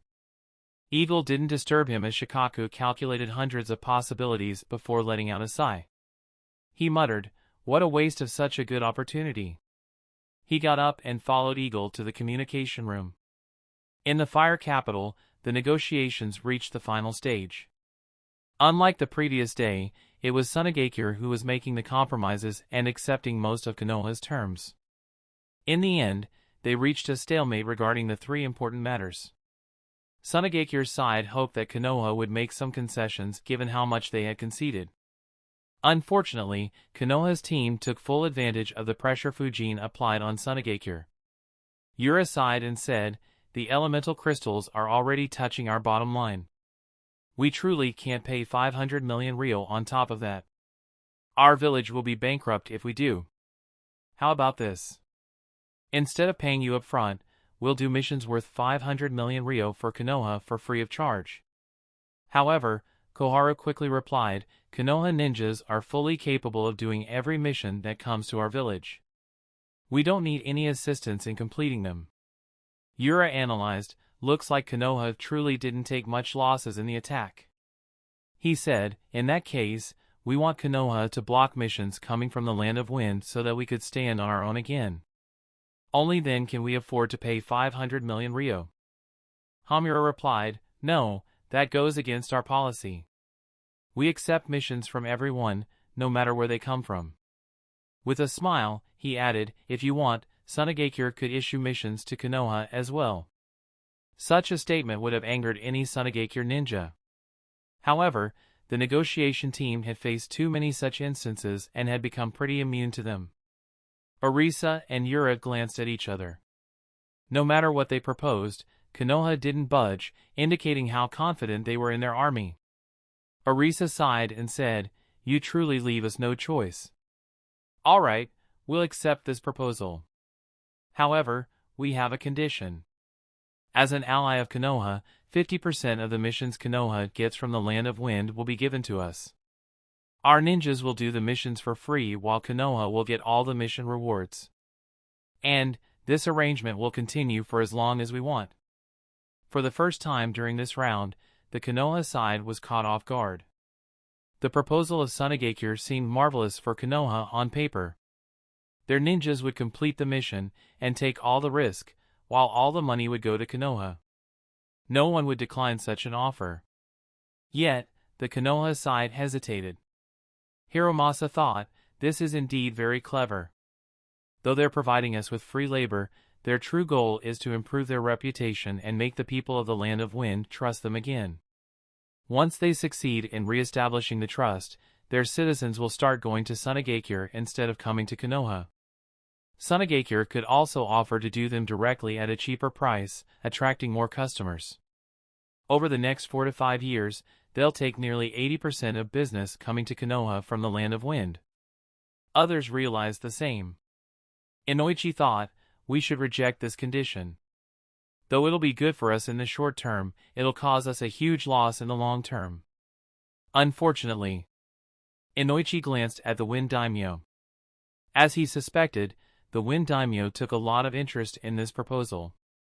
Even if Konoha rejected the proposal, it was obvious that he would look into it and negotiate a separate deal with Sunagakure. It could cause Konoha to lose business from that country even faster. Thinking quickly, Koharu said, "This can be controversial. What if your ninjas don't do the missions to the same standard as our ninjas? Our reputation could be dragged through the mud if they mess up." Orisa immediately replied, "Don't worry. If anyone isn't satisfied with our job, we'll reimburse the full amount to them even though they're paying Konoha." Hamura sighed internally, their council has thought about everything. I didn't think they'd be wise enough to come up with something like this. Where was this wisdom when they decided to ally with Orochimaru? He glanced at the Wind Daimyo and thought, luckily, past differences can't be settled so quickly. They'll need several years to prove their sincerity. Realizing the futility of negotiating in this matter, Hamura said, "All right, we will accept it. However, this arrangement will continue for a minimum of 3 years. And, during this time, Sunagakure can't undercut Konoha's mission prices." Yura immediately said, "T." However, Hamura interrupted him and said seriously, "This is non-negotiable. If you want to make a move, better commit to it." Seeing his strong stance, the Sunagakure side relented. Orisa said, "All right. There is one more matter. It's regarding the appointment of our 5th Kazekage." Chapter 820, the Konoha side prepared themselves. As they expected, Sunagakure would fight tooth and nail to ensure that Konoha wouldn't have a say in who became their Kazekage. Orisa said, "We can't give you a say in who becomes our leader. It's a strict no for us. However, we understand the point Suzuki Fujin made yesterday. As such, we want to offer you something that will be even more beneficial for Konoha." Hamura asked, "What is it?" Orisa replied, "In exchange for giving up on this demand, we will not only give you our knowledge on puppetry techniques, as you want, but we will also give you Elder Chiyo's research in this area." With the help of a Yamanaka ninja, Shikaku used a chakra transmission communication device to contact Fujin's army. To his surprise, the one talking was Renjiro and not Fujin. He thought, on one hand, it's a relief that I don't have to convince him. On the other hand, the fact that he isn't communicating despite having such critical information is worrisome. I hope he isn't acting independently right now. From the perspective of others on the council, Fujin wouldn't make such a bold move as it would hurt his prospects of becoming a Hokage. They were only worried due to Fujin's youth and relative inexperience. However, Shikaku understood very well that Fujin didn't have much interest in taking such a troublesome responsibility. So, he was far more worried. Unfortunately, there wasn't much he could do to stop Fujin from such a long distance away. He explained his reservations to Renjiro and told him not to make a move as of now. In the end, he said, "For now, let's wait for the negotiations to end. If they are successful, we'll give up on this opportunity since we'll gain a lot anyway. However, if they are still incomplete, I'll discuss the matter with others in the council to make a decision. Most likely, Fujin will have to make a move during the night to eliminate most, if not all of the squads Takahiro marked. In the meantime, have a few Yamanaka ninjas read the memories of the dead ninjas to ensure that Takahiro's information is accurate and that this isn't a trap. Also, ensure that Fujin doesn't make a move until we give orders." Renjiro replied, "All right, I'll see what I can do." He began walking back to the main tent while thinking, as I suspected, the village is still against starting a war impulsively. If Lord Jiraiya and Lady Tsunade had returned and Lord Third and Kakashi had healed, the situation could have been different. However, right now... Renjiro sighed and wondered, now, how do I convince Fujin? He has become way too adventurous in the last few weeks. Sigh, I hope he hasn't already snuck some clones out. Returning to the main tent, Renjiro informed the rest about Shikaku's decision. Once he was done, everyone looked at Fujin, wondering what he'd do. The senior ninjas were slightly nervous. However, Fujin's response would stun every one of them. In Land of Hot Water, Orochimaru reappeared in his base and saw Yugo weaving hand seals once again. He dropped to the ground and rested against the wall while breathing roughly. He muttered, "That's enough. You can stop now. I have broken the contract." Yugo stopped weaving hand seals, but he couldn't believe his ears. He wasn't the only one. The remaining subordinates of Orochimaru in the base were shocked to their core. For decades, Orochimaru's name had been intertwined with the snakes of Ryuchi Cave. Their raw power and cunning had been one of his greatest weapons, carving a bloody legacy through countless battlefields. Alongside the other Sannin, his snake summons had toppled armies, striking terror into all who opposed him. The two were so closely intertwined that the thought of them breaking the contract was unthinkable. Yet, the unthinkable had happened. Serving the contract was a massive loss to Orochimaru's prowess. It was also a blow to his identity as a shinobi. What also surprised his subordinates was the state he was in. The image he projected at that moment was far from the cruel, imposing and infallible image he created. The aftermath of the brutal battle was visible on his body. He looked completely drained of chakra. His face had been badly damaged by Tsunade. Even though Orochimaru expertly dodged the massive snakes, the white snake sage inflicted several injuries on his body. His left arm looked ruined and several massive cuts were visible on his remaining body. Despite being immune to most poisons, some parts of Orochimaru's body had turned purple, showing that Ryuchi Cave's knowledge of poisons exceeded that of Orochimaru. Apart from Yugo, none of his subordinates had ever seen him in such a terrible state. Yugo thought, "This is unbelievable. I didn't think I'd see him in such a state once again in just a month. Even though he isn't as injured this time, I can feel that he is losing his spirit." Orochimaru finally opened his eyes and noticed how his subordinates were looking at him. He was immediately infuriated. Unfortunately, he didn't have the energy to do much. Breathing heavily, he thought, "I can't sustain this body for much longer. Though I want to take Sasuke's body next, my body will collapse far before he is brought to me. Not to mention, I don't have many capable subordinates left. Amu watches over the new Uchiha compound at all times. And, whenever Sasuke isn't there, he will be around Kakashi. Konoha might even provide him additional security since they know my intentions for him. If true, none of my current subordinates could kidnap him from Konoha even if he comes along willingly." As he rested, Orochimaru quickly analyzed his possible options. In the end, he sighed and decided, "I have no choice. I have to get a new body now. Sasuke can wait." To the surprise of Renjiro and others, Fujin casually nodded and said, I thought as much. I doubt Tsunade will give up this last opportunity to survive." Needless to say, none of them expected Fujin to back down. On the contrary, they expected him to actively create more openings to exploit. Their surprise immediately changed to suspicion. Fujin raised an eyebrow and asked, "What? Did you see a ghost or something? Or did you want to disobey a direct command from the village?" Hoka wondered, "That's it? No, this isn't how he operates." Illumi thought, "That is logical. However, something feels off." Konomi didn't buy Fujin's act and concluded he must have done something secretly. There's no way he would give up on such a good opportunity. Renjiro sighed internally, wondering, what did he do this time? I should have let him keep his cautious, non-confrontational nature instead of changing it and making him fight enemies head-on. Hamura and Koharu glanced at each other. Both found the offer very tempting. The benefits of getting access to Chiyo's knowledge were far more tangible than having a say in who the Kazekage would be. After all, Tsunade could just terminate the deal if they gained enough strength, but the knowledge would forever remain with Konoha.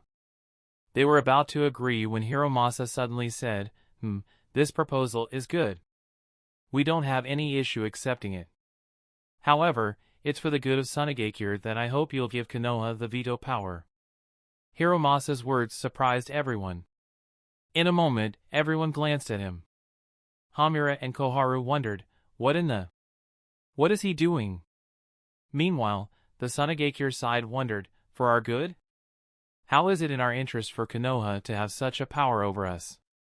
Had it been anyone else, they would have rejected it right away. After all, the deal was nearly done. They could see that others were on board. However, the one speaking was the clan leader of the legendary Senju clan. Hence, Yura and Arisa decided to see what he was talking about. Yura asked, "What do you mean?" Hiromasa sighed and said, "I know you have your doubts. But believe me, if you know what I do, you would agree without a second's hesitation." The Sunagakure ninjas frowned. It didn't sound like Hiromasa was lying. However, they couldn't make such a huge decision by trusting the words of their enemy. Even so, they hesitated. Arisa realized, the key here is the information he knows. It's likely he wants to give that information to make us agree to this. In a way, he's selling information to us for these rights. She quickly analyzed before concluding, if this information is truly that important, then agreeing here wouldn't be a loss. Luckily, we still haven't reached our bottom line. I can link their veto with Wind Daimyo and it'll still be acceptable for Sunagakure. The only question is that information worth such a price? Arisa calmed down and asked, "What is the information?" Chapter 821, What is the information? The Sunagakure ninja looked at Hiromasa attentively. They had a feeling that the information would be very important. Hiromasa replied, "It is related to the mysterious disappearance of the third Kazekage." The Sunagakure ninjas were surprised, though there were several reasons for that. For starters, they hadn't expected Hiromasa to mention this matter. More importantly, they believed that Konoha was behind that incident despite not having any concrete evidence. Arisa wondered, what does this mean? Is he saying the truth or is this another attempt to confuse us? Thoughts clashed at the speed of light in her mind as she carefully analyzed every aspect of Hiromasa's words. At the same time, the Konoha ninjas also looked at Hiromasa with surprise. Needless to say, the ones who were shocked the most were the two elders. Hamura wondered, when did we learn about what happened with the third Kazekage? Koharu wondered, why didn't he inform us if he had information on that? Or, is this just a bluff? Arisa analyzed, he shouldn't be faking it. Though it can give Konoha some benefits, he won't ruin the Senju clan's reputation for such small benefits. However, this can still be an attempt to misguide us and divert our attention. After thinking for a bit, Arisa asked, how accurate is this information? And, what do you know about it? Do you know everything related to his death? Hiromasa shook his head and answered, it has been nearly 2 decades since his death. Getting concrete evidence about everything that happened then is impossible. However, with this information, we are 99% sure who the killer is. We also know why no one ever discovered anything related to him. It's... Hiromasa let out a long sigh. He looked at the Sunagakure ninjas and muttered, the information is quite shocking. Even I never expected it to be something like this. If you don't learn it, who can say how many more losses you'll face in the future? If you don't take the necessary precautions, you may even lose another Kazekage. That is why I insist that you give Konoha the veto power. The room became dead silent.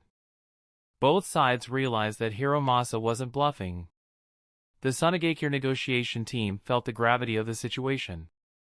They realized that their village had a few terrifying hidden dangers. At the same time, Hamura and Koharu were miffed at not being informed of something so important. Even Inoichi and some wondered why Hiromasa never shared this information with the council. After a few minutes, Yura said, all right. However, we want to make a change to your terms. Instead of Konoha having the power to veto our choice of Kazekage, that power will lay with both you and Daimyo-sama. Only if both of you reject the person we choose will we change our choice. The Konoha side had already considered that Sunagakure would demand this change. So, Hiromasa immediately agreed, that's fine with us. However, the information will cost you extra. You'll have to pay 1,000 wind crystals, 250 fire crystals, and 250 earth crystals to get this information. In addition, the payment will have to be made first. Once again, everyone was caught off guard by Hiromasa's words. In the blink of an eye, he transformed from a kind, compassionate old man to an experienced swindler. For a moment, no one knew what to say. A few from Konoha noticed a detail. They wondered, just wind, fire, and earth crystals? Why's that? Before any of her subordinates lost their temper, Orisa asked as politely as she could, "Do you mean this is in addition to 2,000 wind crystals and 500 of each of the remaining elemental crystals that we agreed to pay?" Without a moment of hesitation, Hiromasa nodded casually. Orisa's eyes twitched. Yura immediately said, "I'm sorry, but the previous agreement itself is way beyond our bottom line. We can't afford such a cost. Besides, we are giving you the power of veto in exchange for the information." Without backing down, Hiromasa said, "If we weren't allies, we wouldn't have sold this information even if you offered us 10,000 elemental crystals. From what I see, you're getting off easy. Besides, considering how dangerous it was to obtain this information, you're practically getting it for free." Hiromasa's words directed the focus of everyone to a question they had but didn't ask. How did Hiromasa get this information? Needless to say, such things wouldn't be asked openly due to the secrets involved. However, since Hiromasa brought it up himself, they could finally ask. Yura immediately jumped on the opportunity. "Would you enlighten us how dangerous it was?" Orisa analyzed. "If he answers, we can get clues about where he obtained the information. Perhaps we could obtain it ourselves too. However, he isn't foolish to make such a mistake. If he says it, then it'll be something we can't get with our capabilities, or perhaps the cost of doing so would be disastrous." Even Hamura, Koharu, Inoichi, and Sum were curious. After all, this was one of the greatest unsolved mysteries in the ninja world. There was no other instance of a Kaguya vanishing without a trace. Hiromasa finally said, "This information wasn't obtained by me or my clan members. It was recently obtained by Suzuki Fujin. Even as strong as the boy is, he nearly lost his life in getting it." Everyone was shocked. Fujin's strength was no longer hidden or subject to speculation. While he still had several terrifying hidden cards, the strength he exposed was extremely formidable. Sunagakure no longer held misgivings about it and had no plans to assassinate him like Raza wanted to do. Similarly, everyone in Konoha was aware as well. During the attack on Konoha, Fujin contributed the most after Hiruzen. No one else came close to his contributions. The fact that he fell into such a predicament alarmed the Konoha council members. Hiromasa continued, "He battled 7 rank S ninjas by himself, and it was during this battle that he gained this information." Battled 7 rank S ninjas? Without an exception, everyone's pupils dilated and eyes widened, some in surprise, others in terror. Their breathing became rough. They quickly came to their senses as they had some doubts. Sum looked suspiciously at Hiromasa as she questioned, 7 rank S ninjas? Do rank S ninjas grow on trees now? Where did Fujin run into so many Toge? Her eyes widened once again as she realized the answer to her question. The council members on both sides realized it as well. Orisa analyzed, the Akatsuki? The mercenary organization recruited several rogue rank S ninjas. To think they would have as many as 7 while our village barely has 1. So, that organization has something to do with the disappearance of Lord Third? From what I know, it didn't exist back then. However, someone strong enough to recruit such ninjas wouldn't appear out of thin air. Could he be the one behind it? Not to mention, Elder Chiyo's grandson, Sasori, is also said to be a member of Akatsuki. Did he have something to do with it? Or, could it be that he figured it out and wanted to pass the message through Fujin? Or, is it something completely unrelated to the Akatsuki but something Fujin found just due to their battle? Of course, there's also a chance that this is a lie.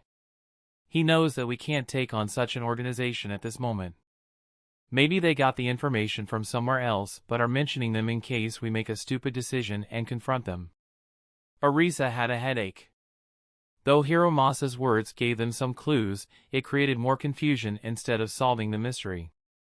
Complicated expressions started appearing on the Sunagakure ninjas as they grasped Hiromasa's move. Even though her face gave away nothing, Orisa was completely annoyed. Doing her best to hide her hate, she looked at Hiromasa and thought, what a cruel move. He has dangled this information in front of us like bait. There is no way we can say no after coming this close to understanding what happened to Lord Third. The price he put is just low enough that we can't use it as a reason and try to bargain it down. Honorable clam my ass. He's more cunning and devious than anyone I have seen. Chapter 822, Orisa and several others understood they had no choice but to accept Hiromasa's terms.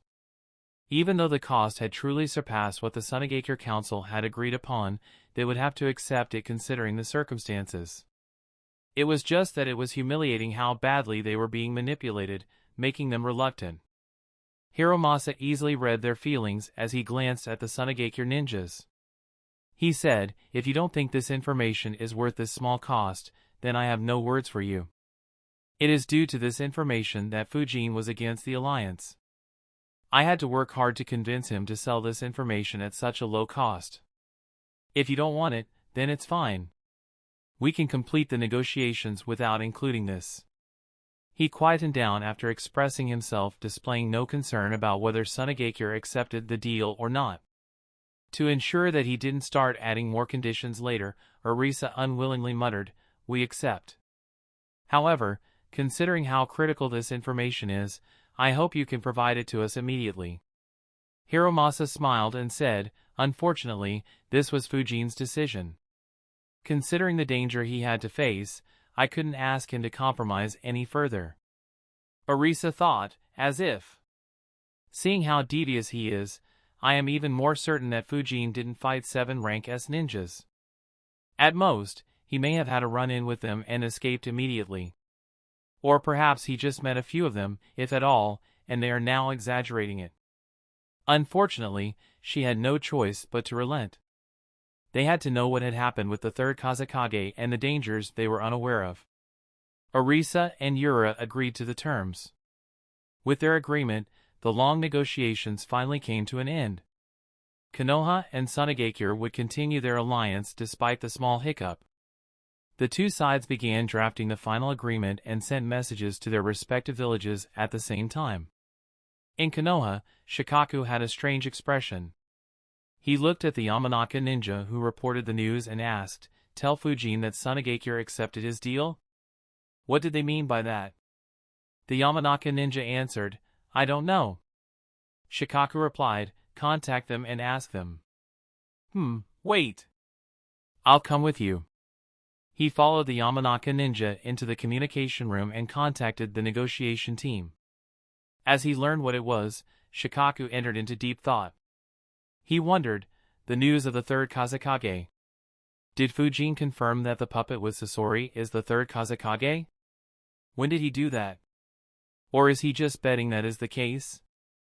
Shikaku analyzed for a bit before concluding, no, Hiromasa won't stake the reputation of the Senju clan on speculation. Fujin must have some solid proof. Did he run into the Akatsuki again? Why didn't he report it to me? Shikaku frowned. He had a hunch that something critical had happened.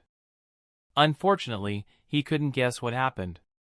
He thought, I suppose the information is too sensitive to send through messenger birds or chakra transmission communication devices.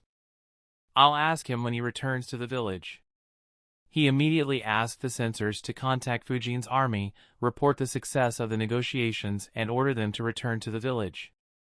A few minutes later, Fujin and other leaders of the army were informed about the same. Fujin's lips curled upwards as he thought, as I expected, they accepted. Why bother attacking the vast deserts and wasting weeks, if not months, to eliminate some weaklings for no benefit when they're willing to pay me such a nice little sum for useless information which they might learn anyway? Of course, Sunagakure wouldn't find that information useless. Considering their state, they would accept Sasori with open arms if he returned to the village.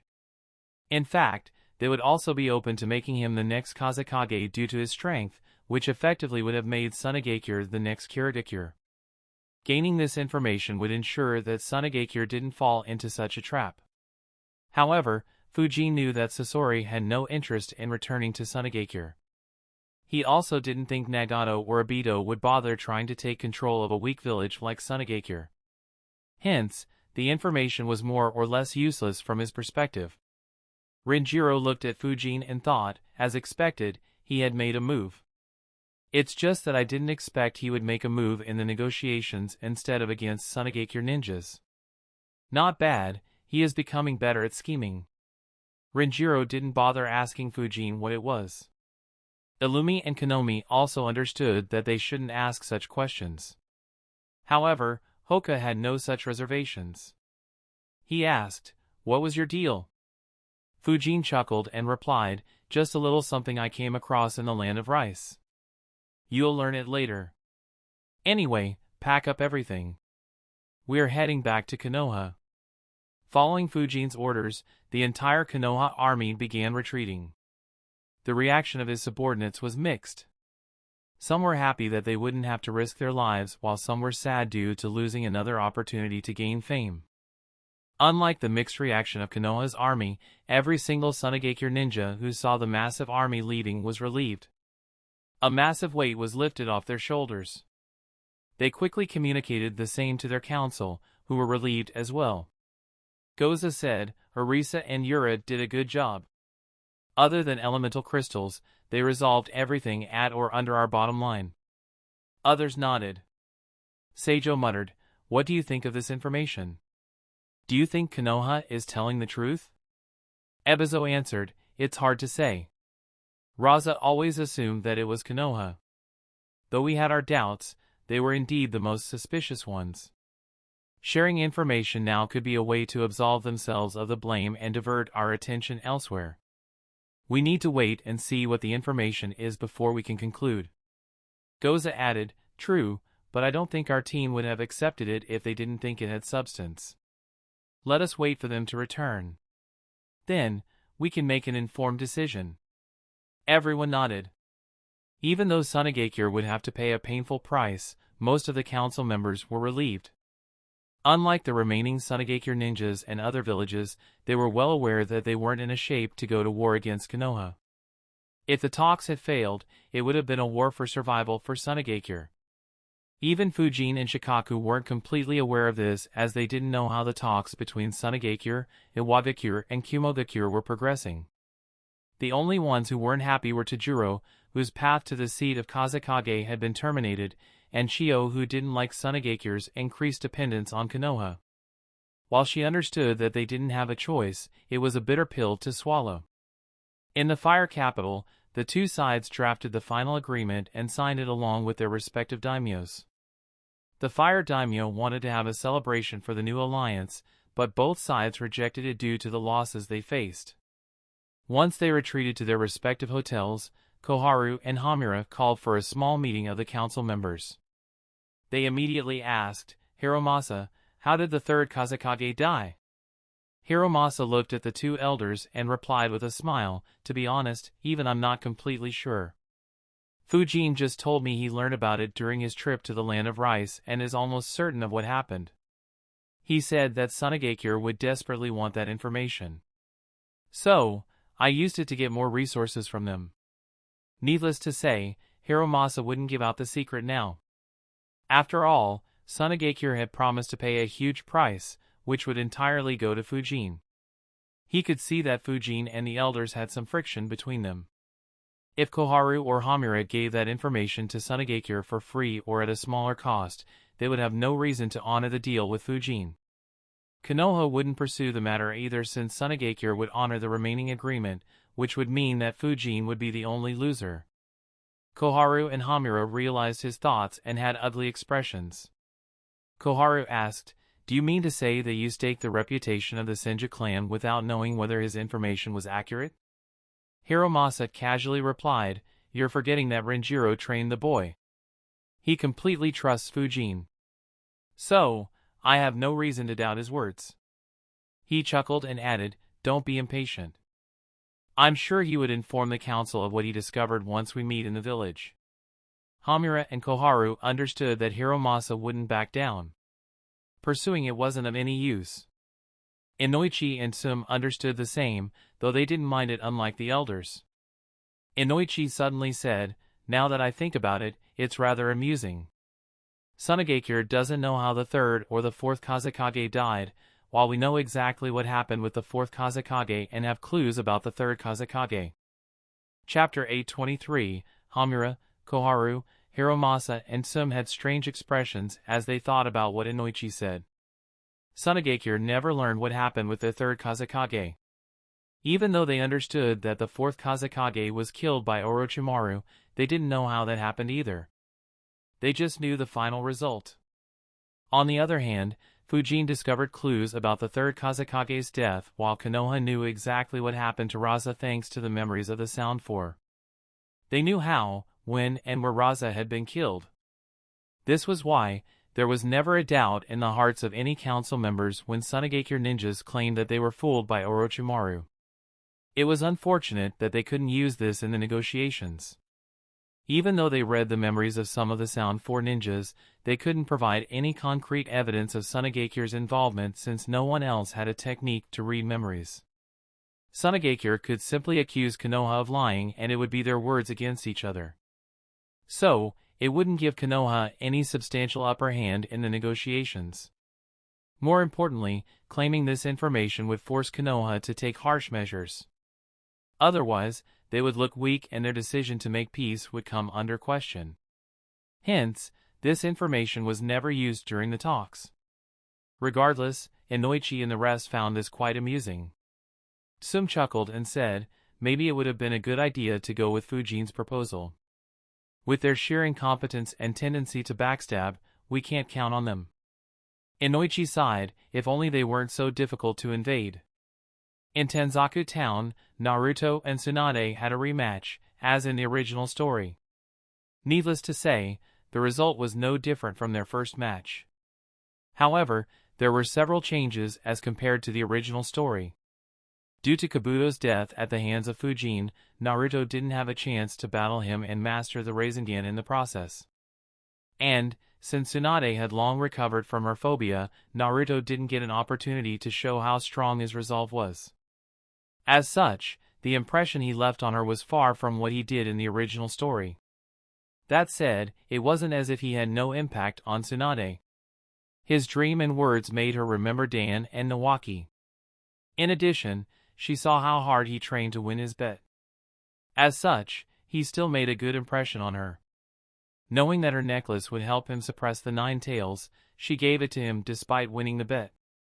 However, she took his Gamachan, which held all the money he won in gambling while traveling with Jiraiya.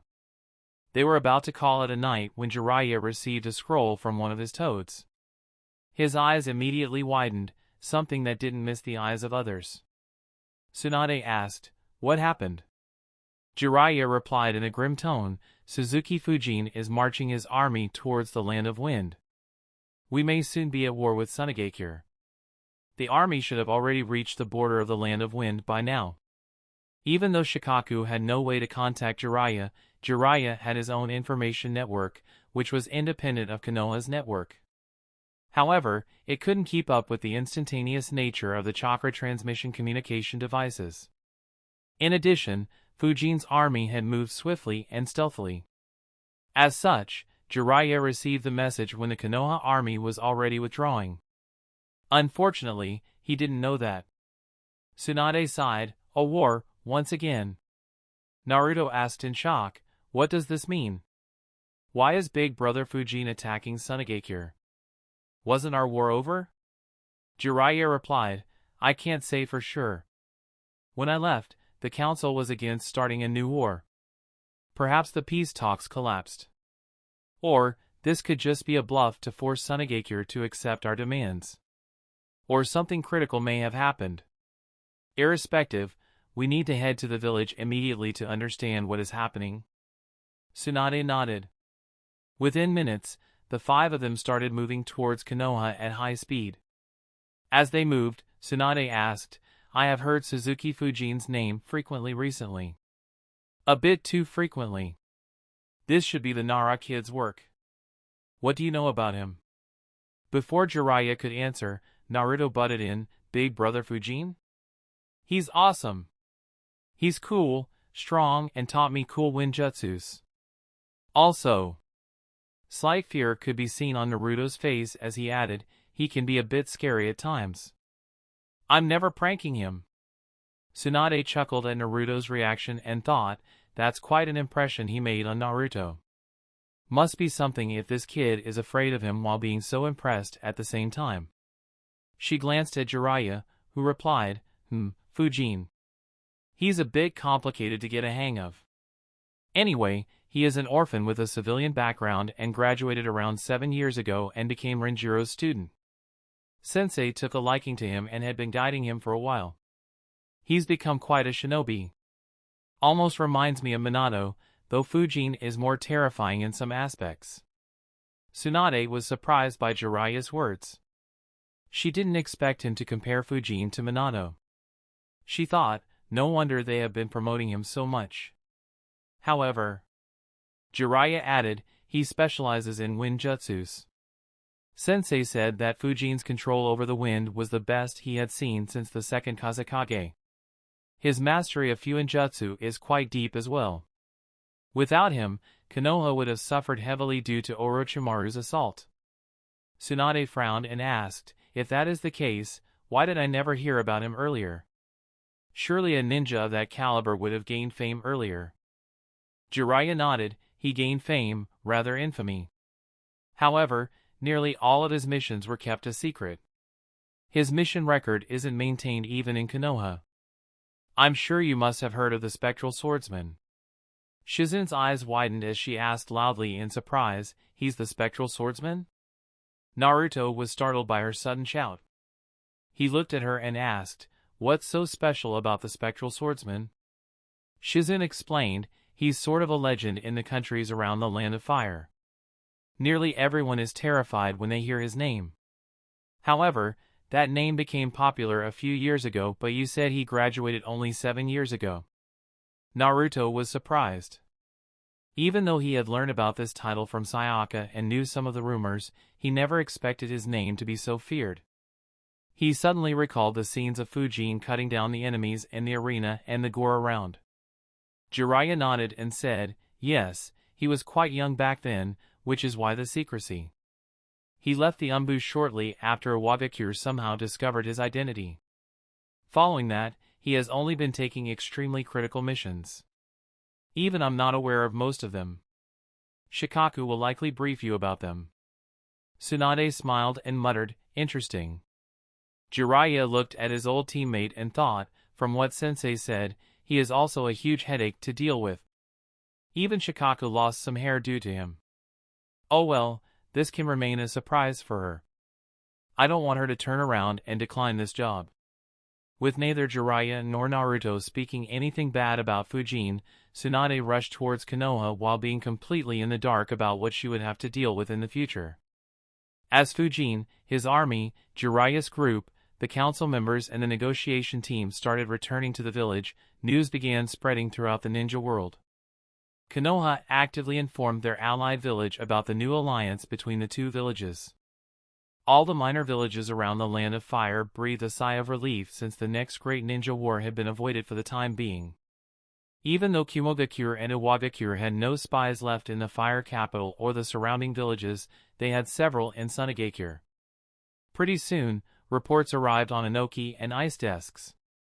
Inoki frowned and cursed, those cowards.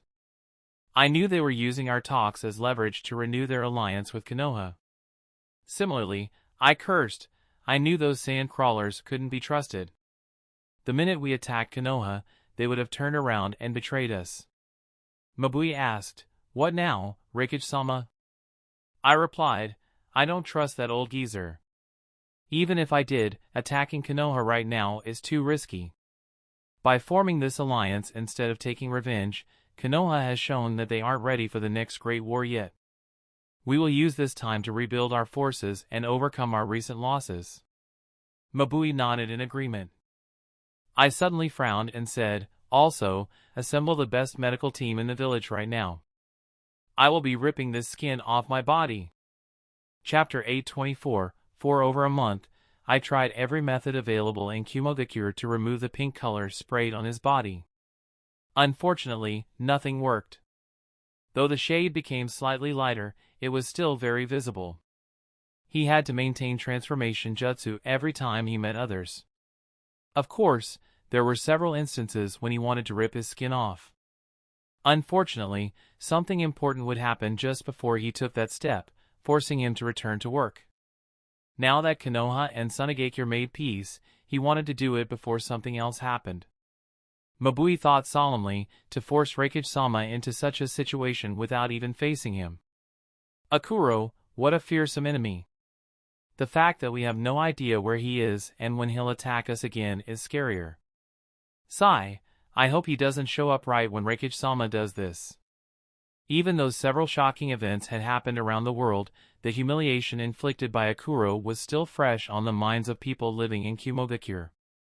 Their hatred hadn't decreased either. Unfortunately, the subject of their hatred was nowhere to be found. They could only divert their hatred elsewhere, which caused even more headaches. Kirigakure received information about the new alliance too. However, neither faction paid any attention to it. The situation in the Land of Water, though tense, was a bit strange. After the death of Mangetsu, the fourth Mizukage was expected to join the front lines. However, he didn't do so. Not knowing what he was planning, the rebels pulled back their forces and waited to see what move he would make. As such, no battles were happening in the Land of Water. The ninja world, which was on the verge of exploding into another great war, suddenly calmed down completely. Of course, this peace was very brittle. All it would take to break it would be a single rank S ninja. It was something that every leader understood. Not one of them was counting on this peaceful phase to continue for long. The two factions in the Land of Water had a war to settle. The rest would soon begin building their forces to prepare for the next round of hostilities. In Kumogakure, I had to rebuild his reputation and regain the trust of his subordinates. In addition, he had to rebuild their elites. Tsunagakure was the most hit among any village. They needed to do some serious introspection to stop declining any further. They had taken the first step by establishing another alliance with Konoha and buying much-needed time. However, the road to rebuild their village was very long. Iwakagure was doing relatively well. They had already recovered to some extent from the blow Fujin gave them a few years ago.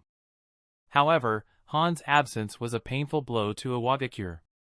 With Inoki not getting any younger, Iwagakure needed to raise more rank S ninjas. At the same time, Inoki wanted to raise more elite forces to make up for this shortcoming temporarily. Konoha, which looked extremely strong and near invincible, had its fair share of troubles too. What other villages didn't know was that Hiruzen was still in a coma. Kakashi, one of their strongest ninjas, was also unconscious. In addition, they would have to adjust under a new leader. However, with the two Sanins finally returning to the village, their situation was far better than others. They would soon start working to become so strong that they would truly seem indomitable. There was another who finally enjoyed some peace. Even though he was still hiding, he was relieved that no one was chasing after him or reverse summoning and ganging up on him. While I healed his mutilated body, Fujin's army marched back to Konoha, the two Sanins rushed back to their village, and Tsunagakure searched for their missing grandmaster. Orochimaru was preparing to use his forbidden technique to take over a new body. While the fire capital slept peacefully, the schemes in the dark never halted. As the first rays of the sun hit Konoha, a few figures appeared at their gate. The guards were shocked as soon as their eyes lay on those figures. However, their shock quickly changed into relief.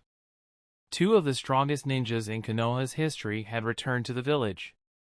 Tsunade glanced at the village and muttered, "It's been a while." Naruto looked at her reminiscing about the past. Jiraiya smiled and muttered, "Told you. You should have visited occasionally." Tsunade didn't reply. Instead, she said, "Let's go. We need to see what the situation is." Without a word, both flickered without the use of any hand seals, leaving Shizune and Naruto dumbfounded. Neither noticed their teachers leaving until they disappeared.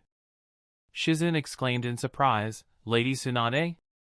Meanwhile, Naruto angrily exclaimed, "Hey now! You're gonna ditch me here?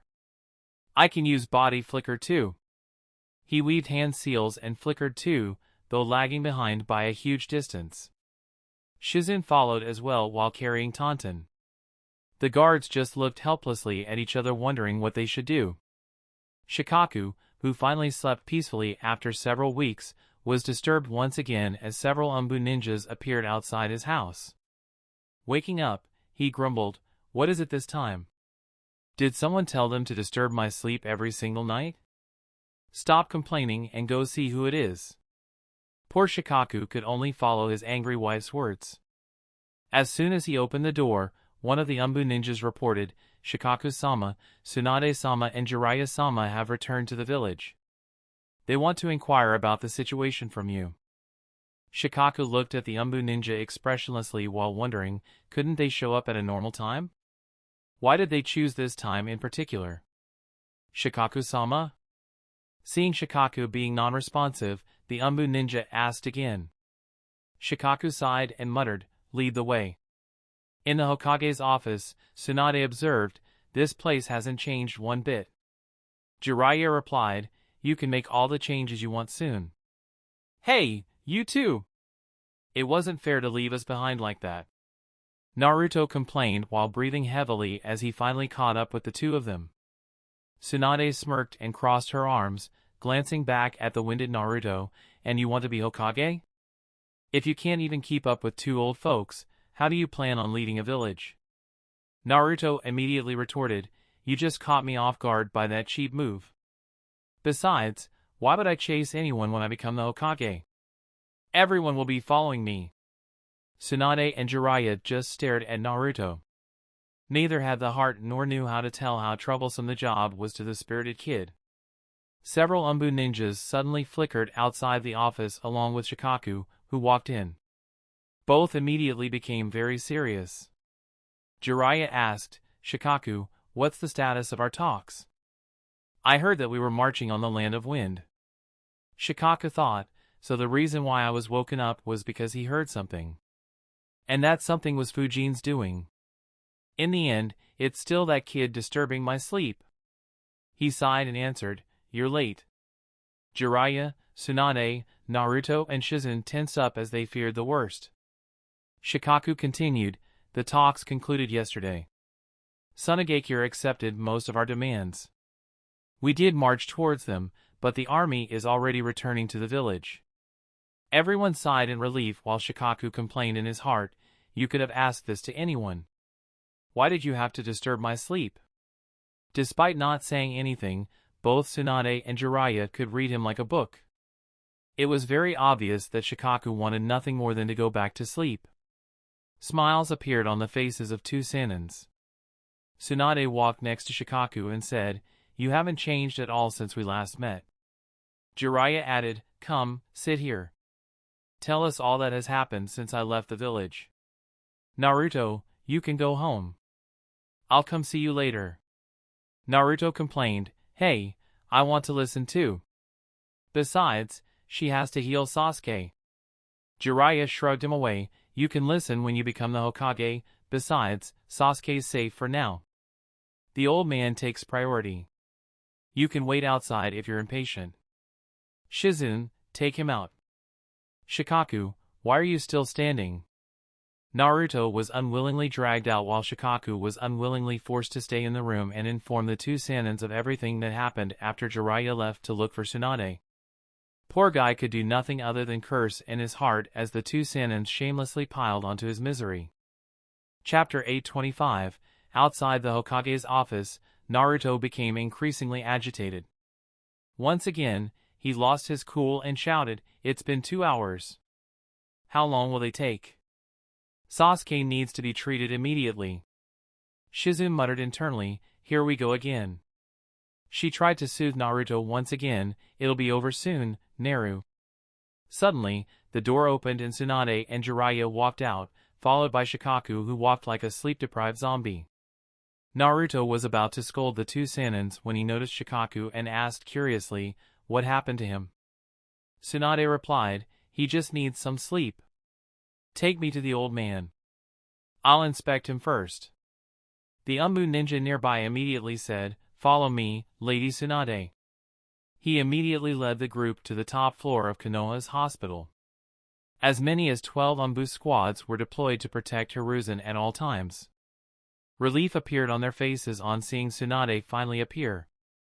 They quickly allowed Tsunade, Jiraiya and Shizen in the room while Naruto and Tonton were left out once again.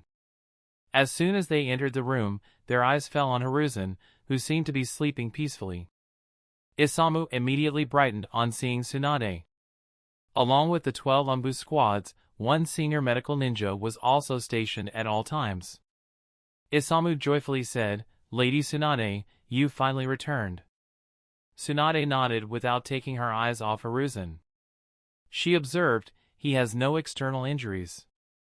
"That's good."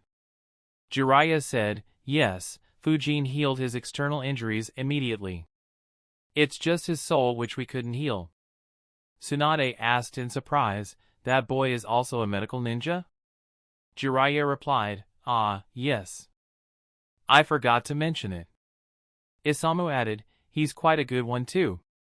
He's still rough around the edges due to low experience and short learning time, but is excellent at healing physical injuries. In fact, he's already better at it than us old fellows. He's probably second to only you in this aspect." Surprise appeared on Tsunade's face. She muttered, "Interesting. I didn't expect a frontline fighter to specialize in this field at such a young age. I'll meet him later. Let me first check Sensei." She placed her palm on Hiruzen's chest and slowly inserted chakra into his body. Within a few moments, her expression changed from normal to concerned to grave. Isamu and Jiraiya also became worried but didn't disturb her. Tsunade continued examining him for nearly 5 minutes before withdrawing her hand. Jiraiya asked, "How is his condition?"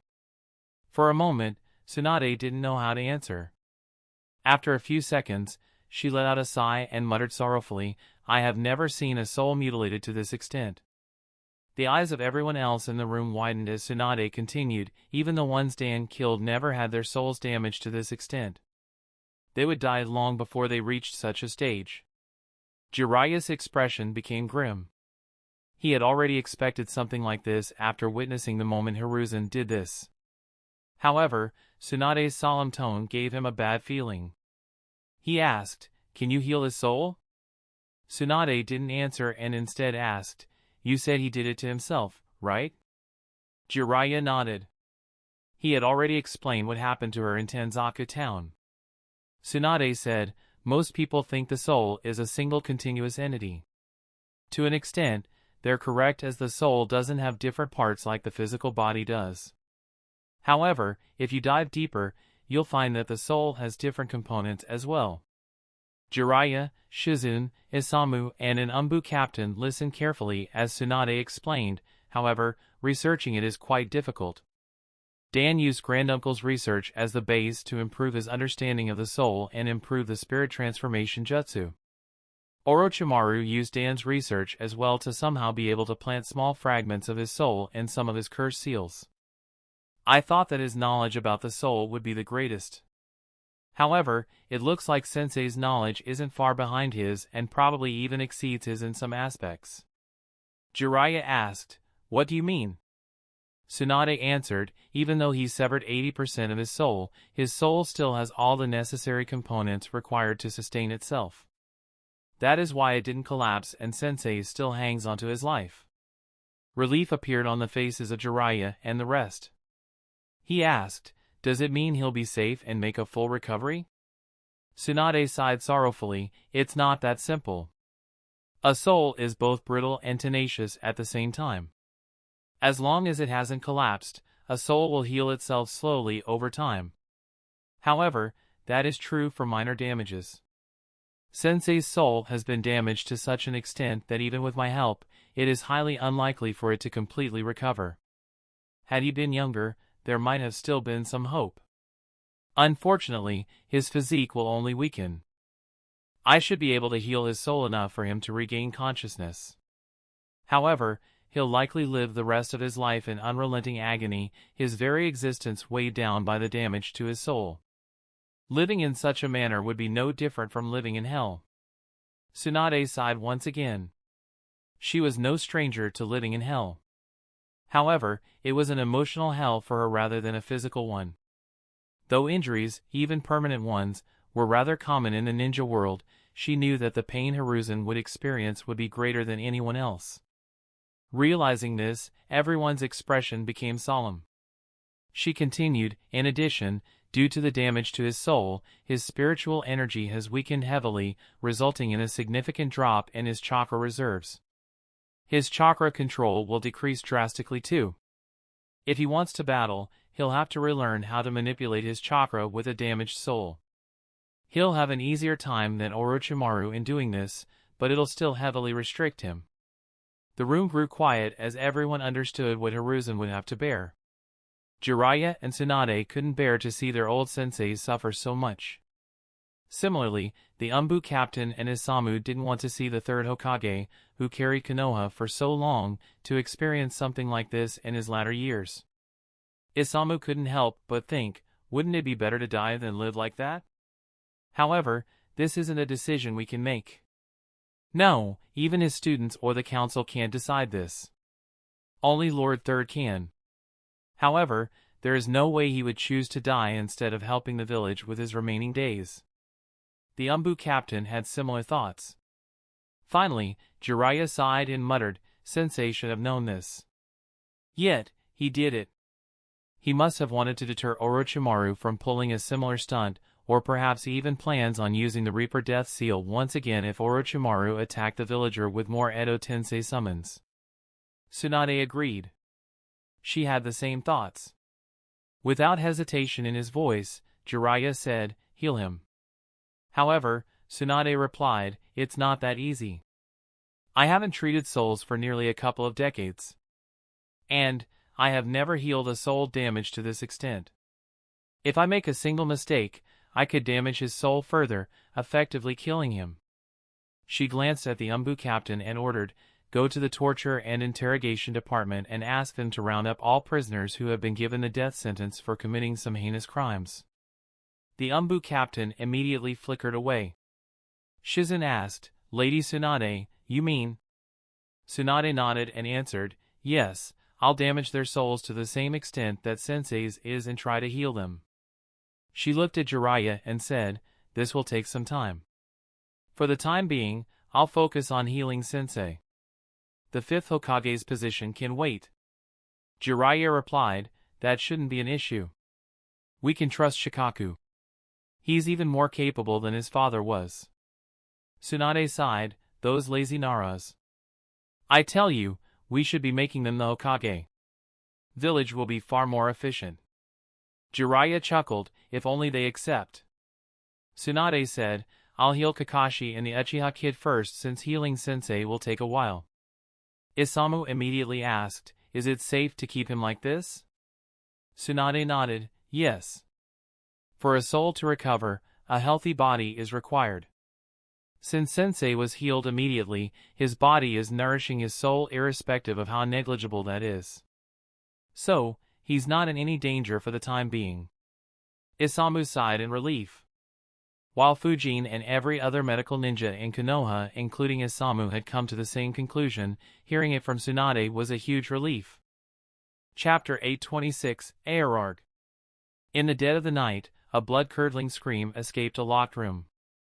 Outside, two Konoha ninjas looked at each other, horror visible on their faces.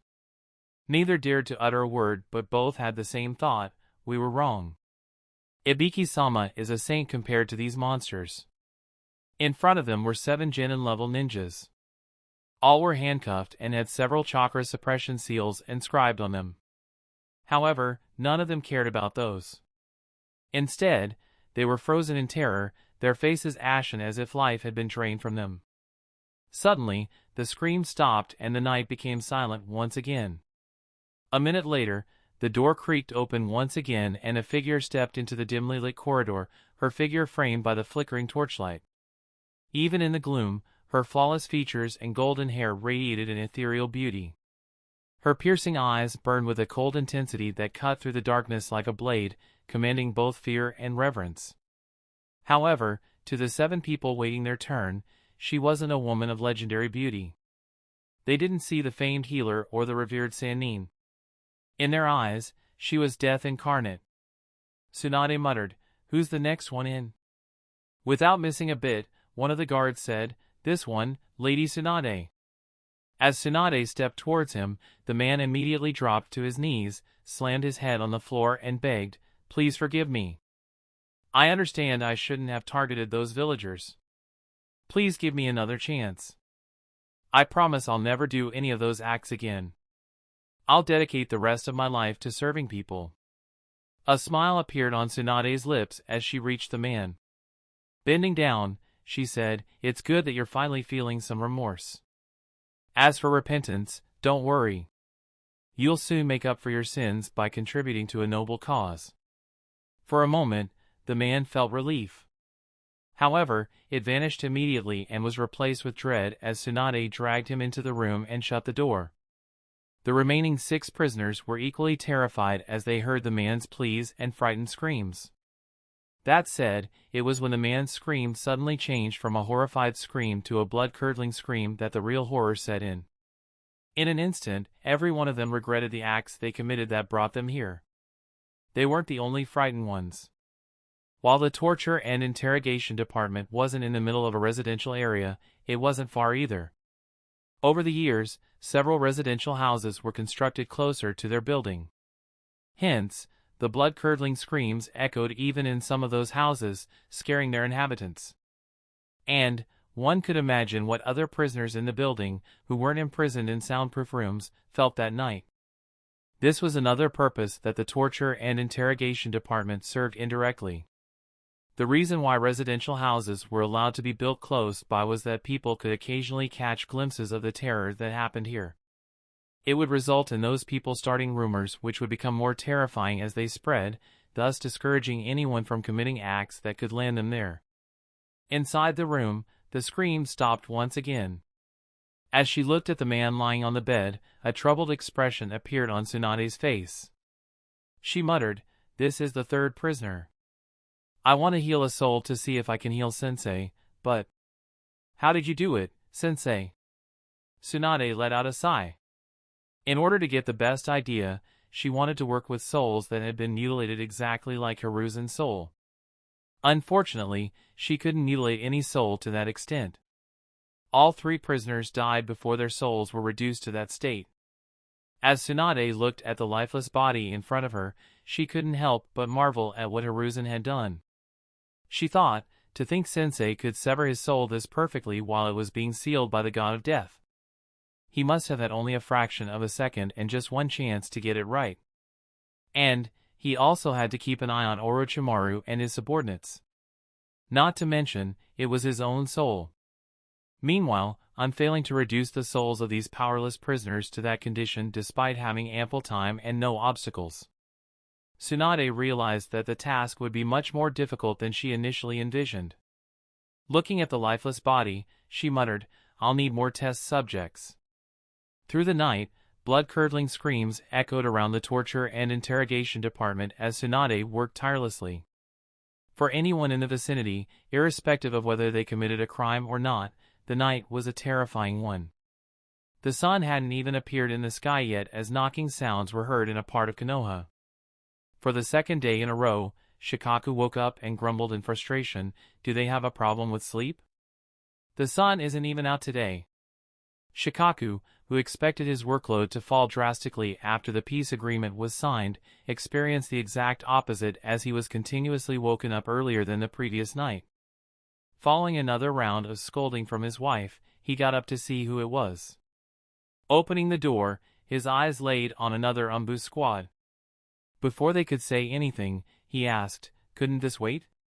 Didn't I tell you not to disturb my sleep unless something very important happened?"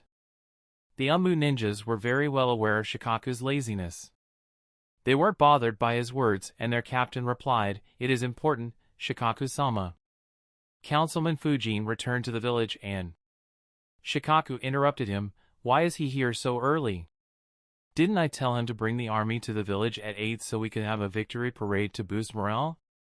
The Umbu captain answered, he's here alone, Shikaku-sama. And he said that he has something extremely important to report to you. He said it could cause the village more harm than Orochimaru if we don't act quickly. Shikaku's laziness vanished as he became serious. Even though Fujin created several troubles for him, he didn't dare to overlook or underplay any information Fujin considered so important. After all, Fujin had a track record of finding suspicious things, be it the dead bodies of the Sunagakure ninjas in Yamakawa town which warned Konoha about a possible betrayal from their ally, or realizing some of Orochimaru's nefarious intentions when the two fought in the Forest of Death. Shikaku immediately said, "Where's he? Lead the way." The Umbu ninjas immediately brought Shikaku to the Hokage's office. To his surprise, Fujin was reading a scroll while a few Umbu ninjas brought more scrolls to the room and said, "These are all we have on that matter." Fujin said, "Thank you." He glanced at Shikaku and said with a smile, "It's been a while."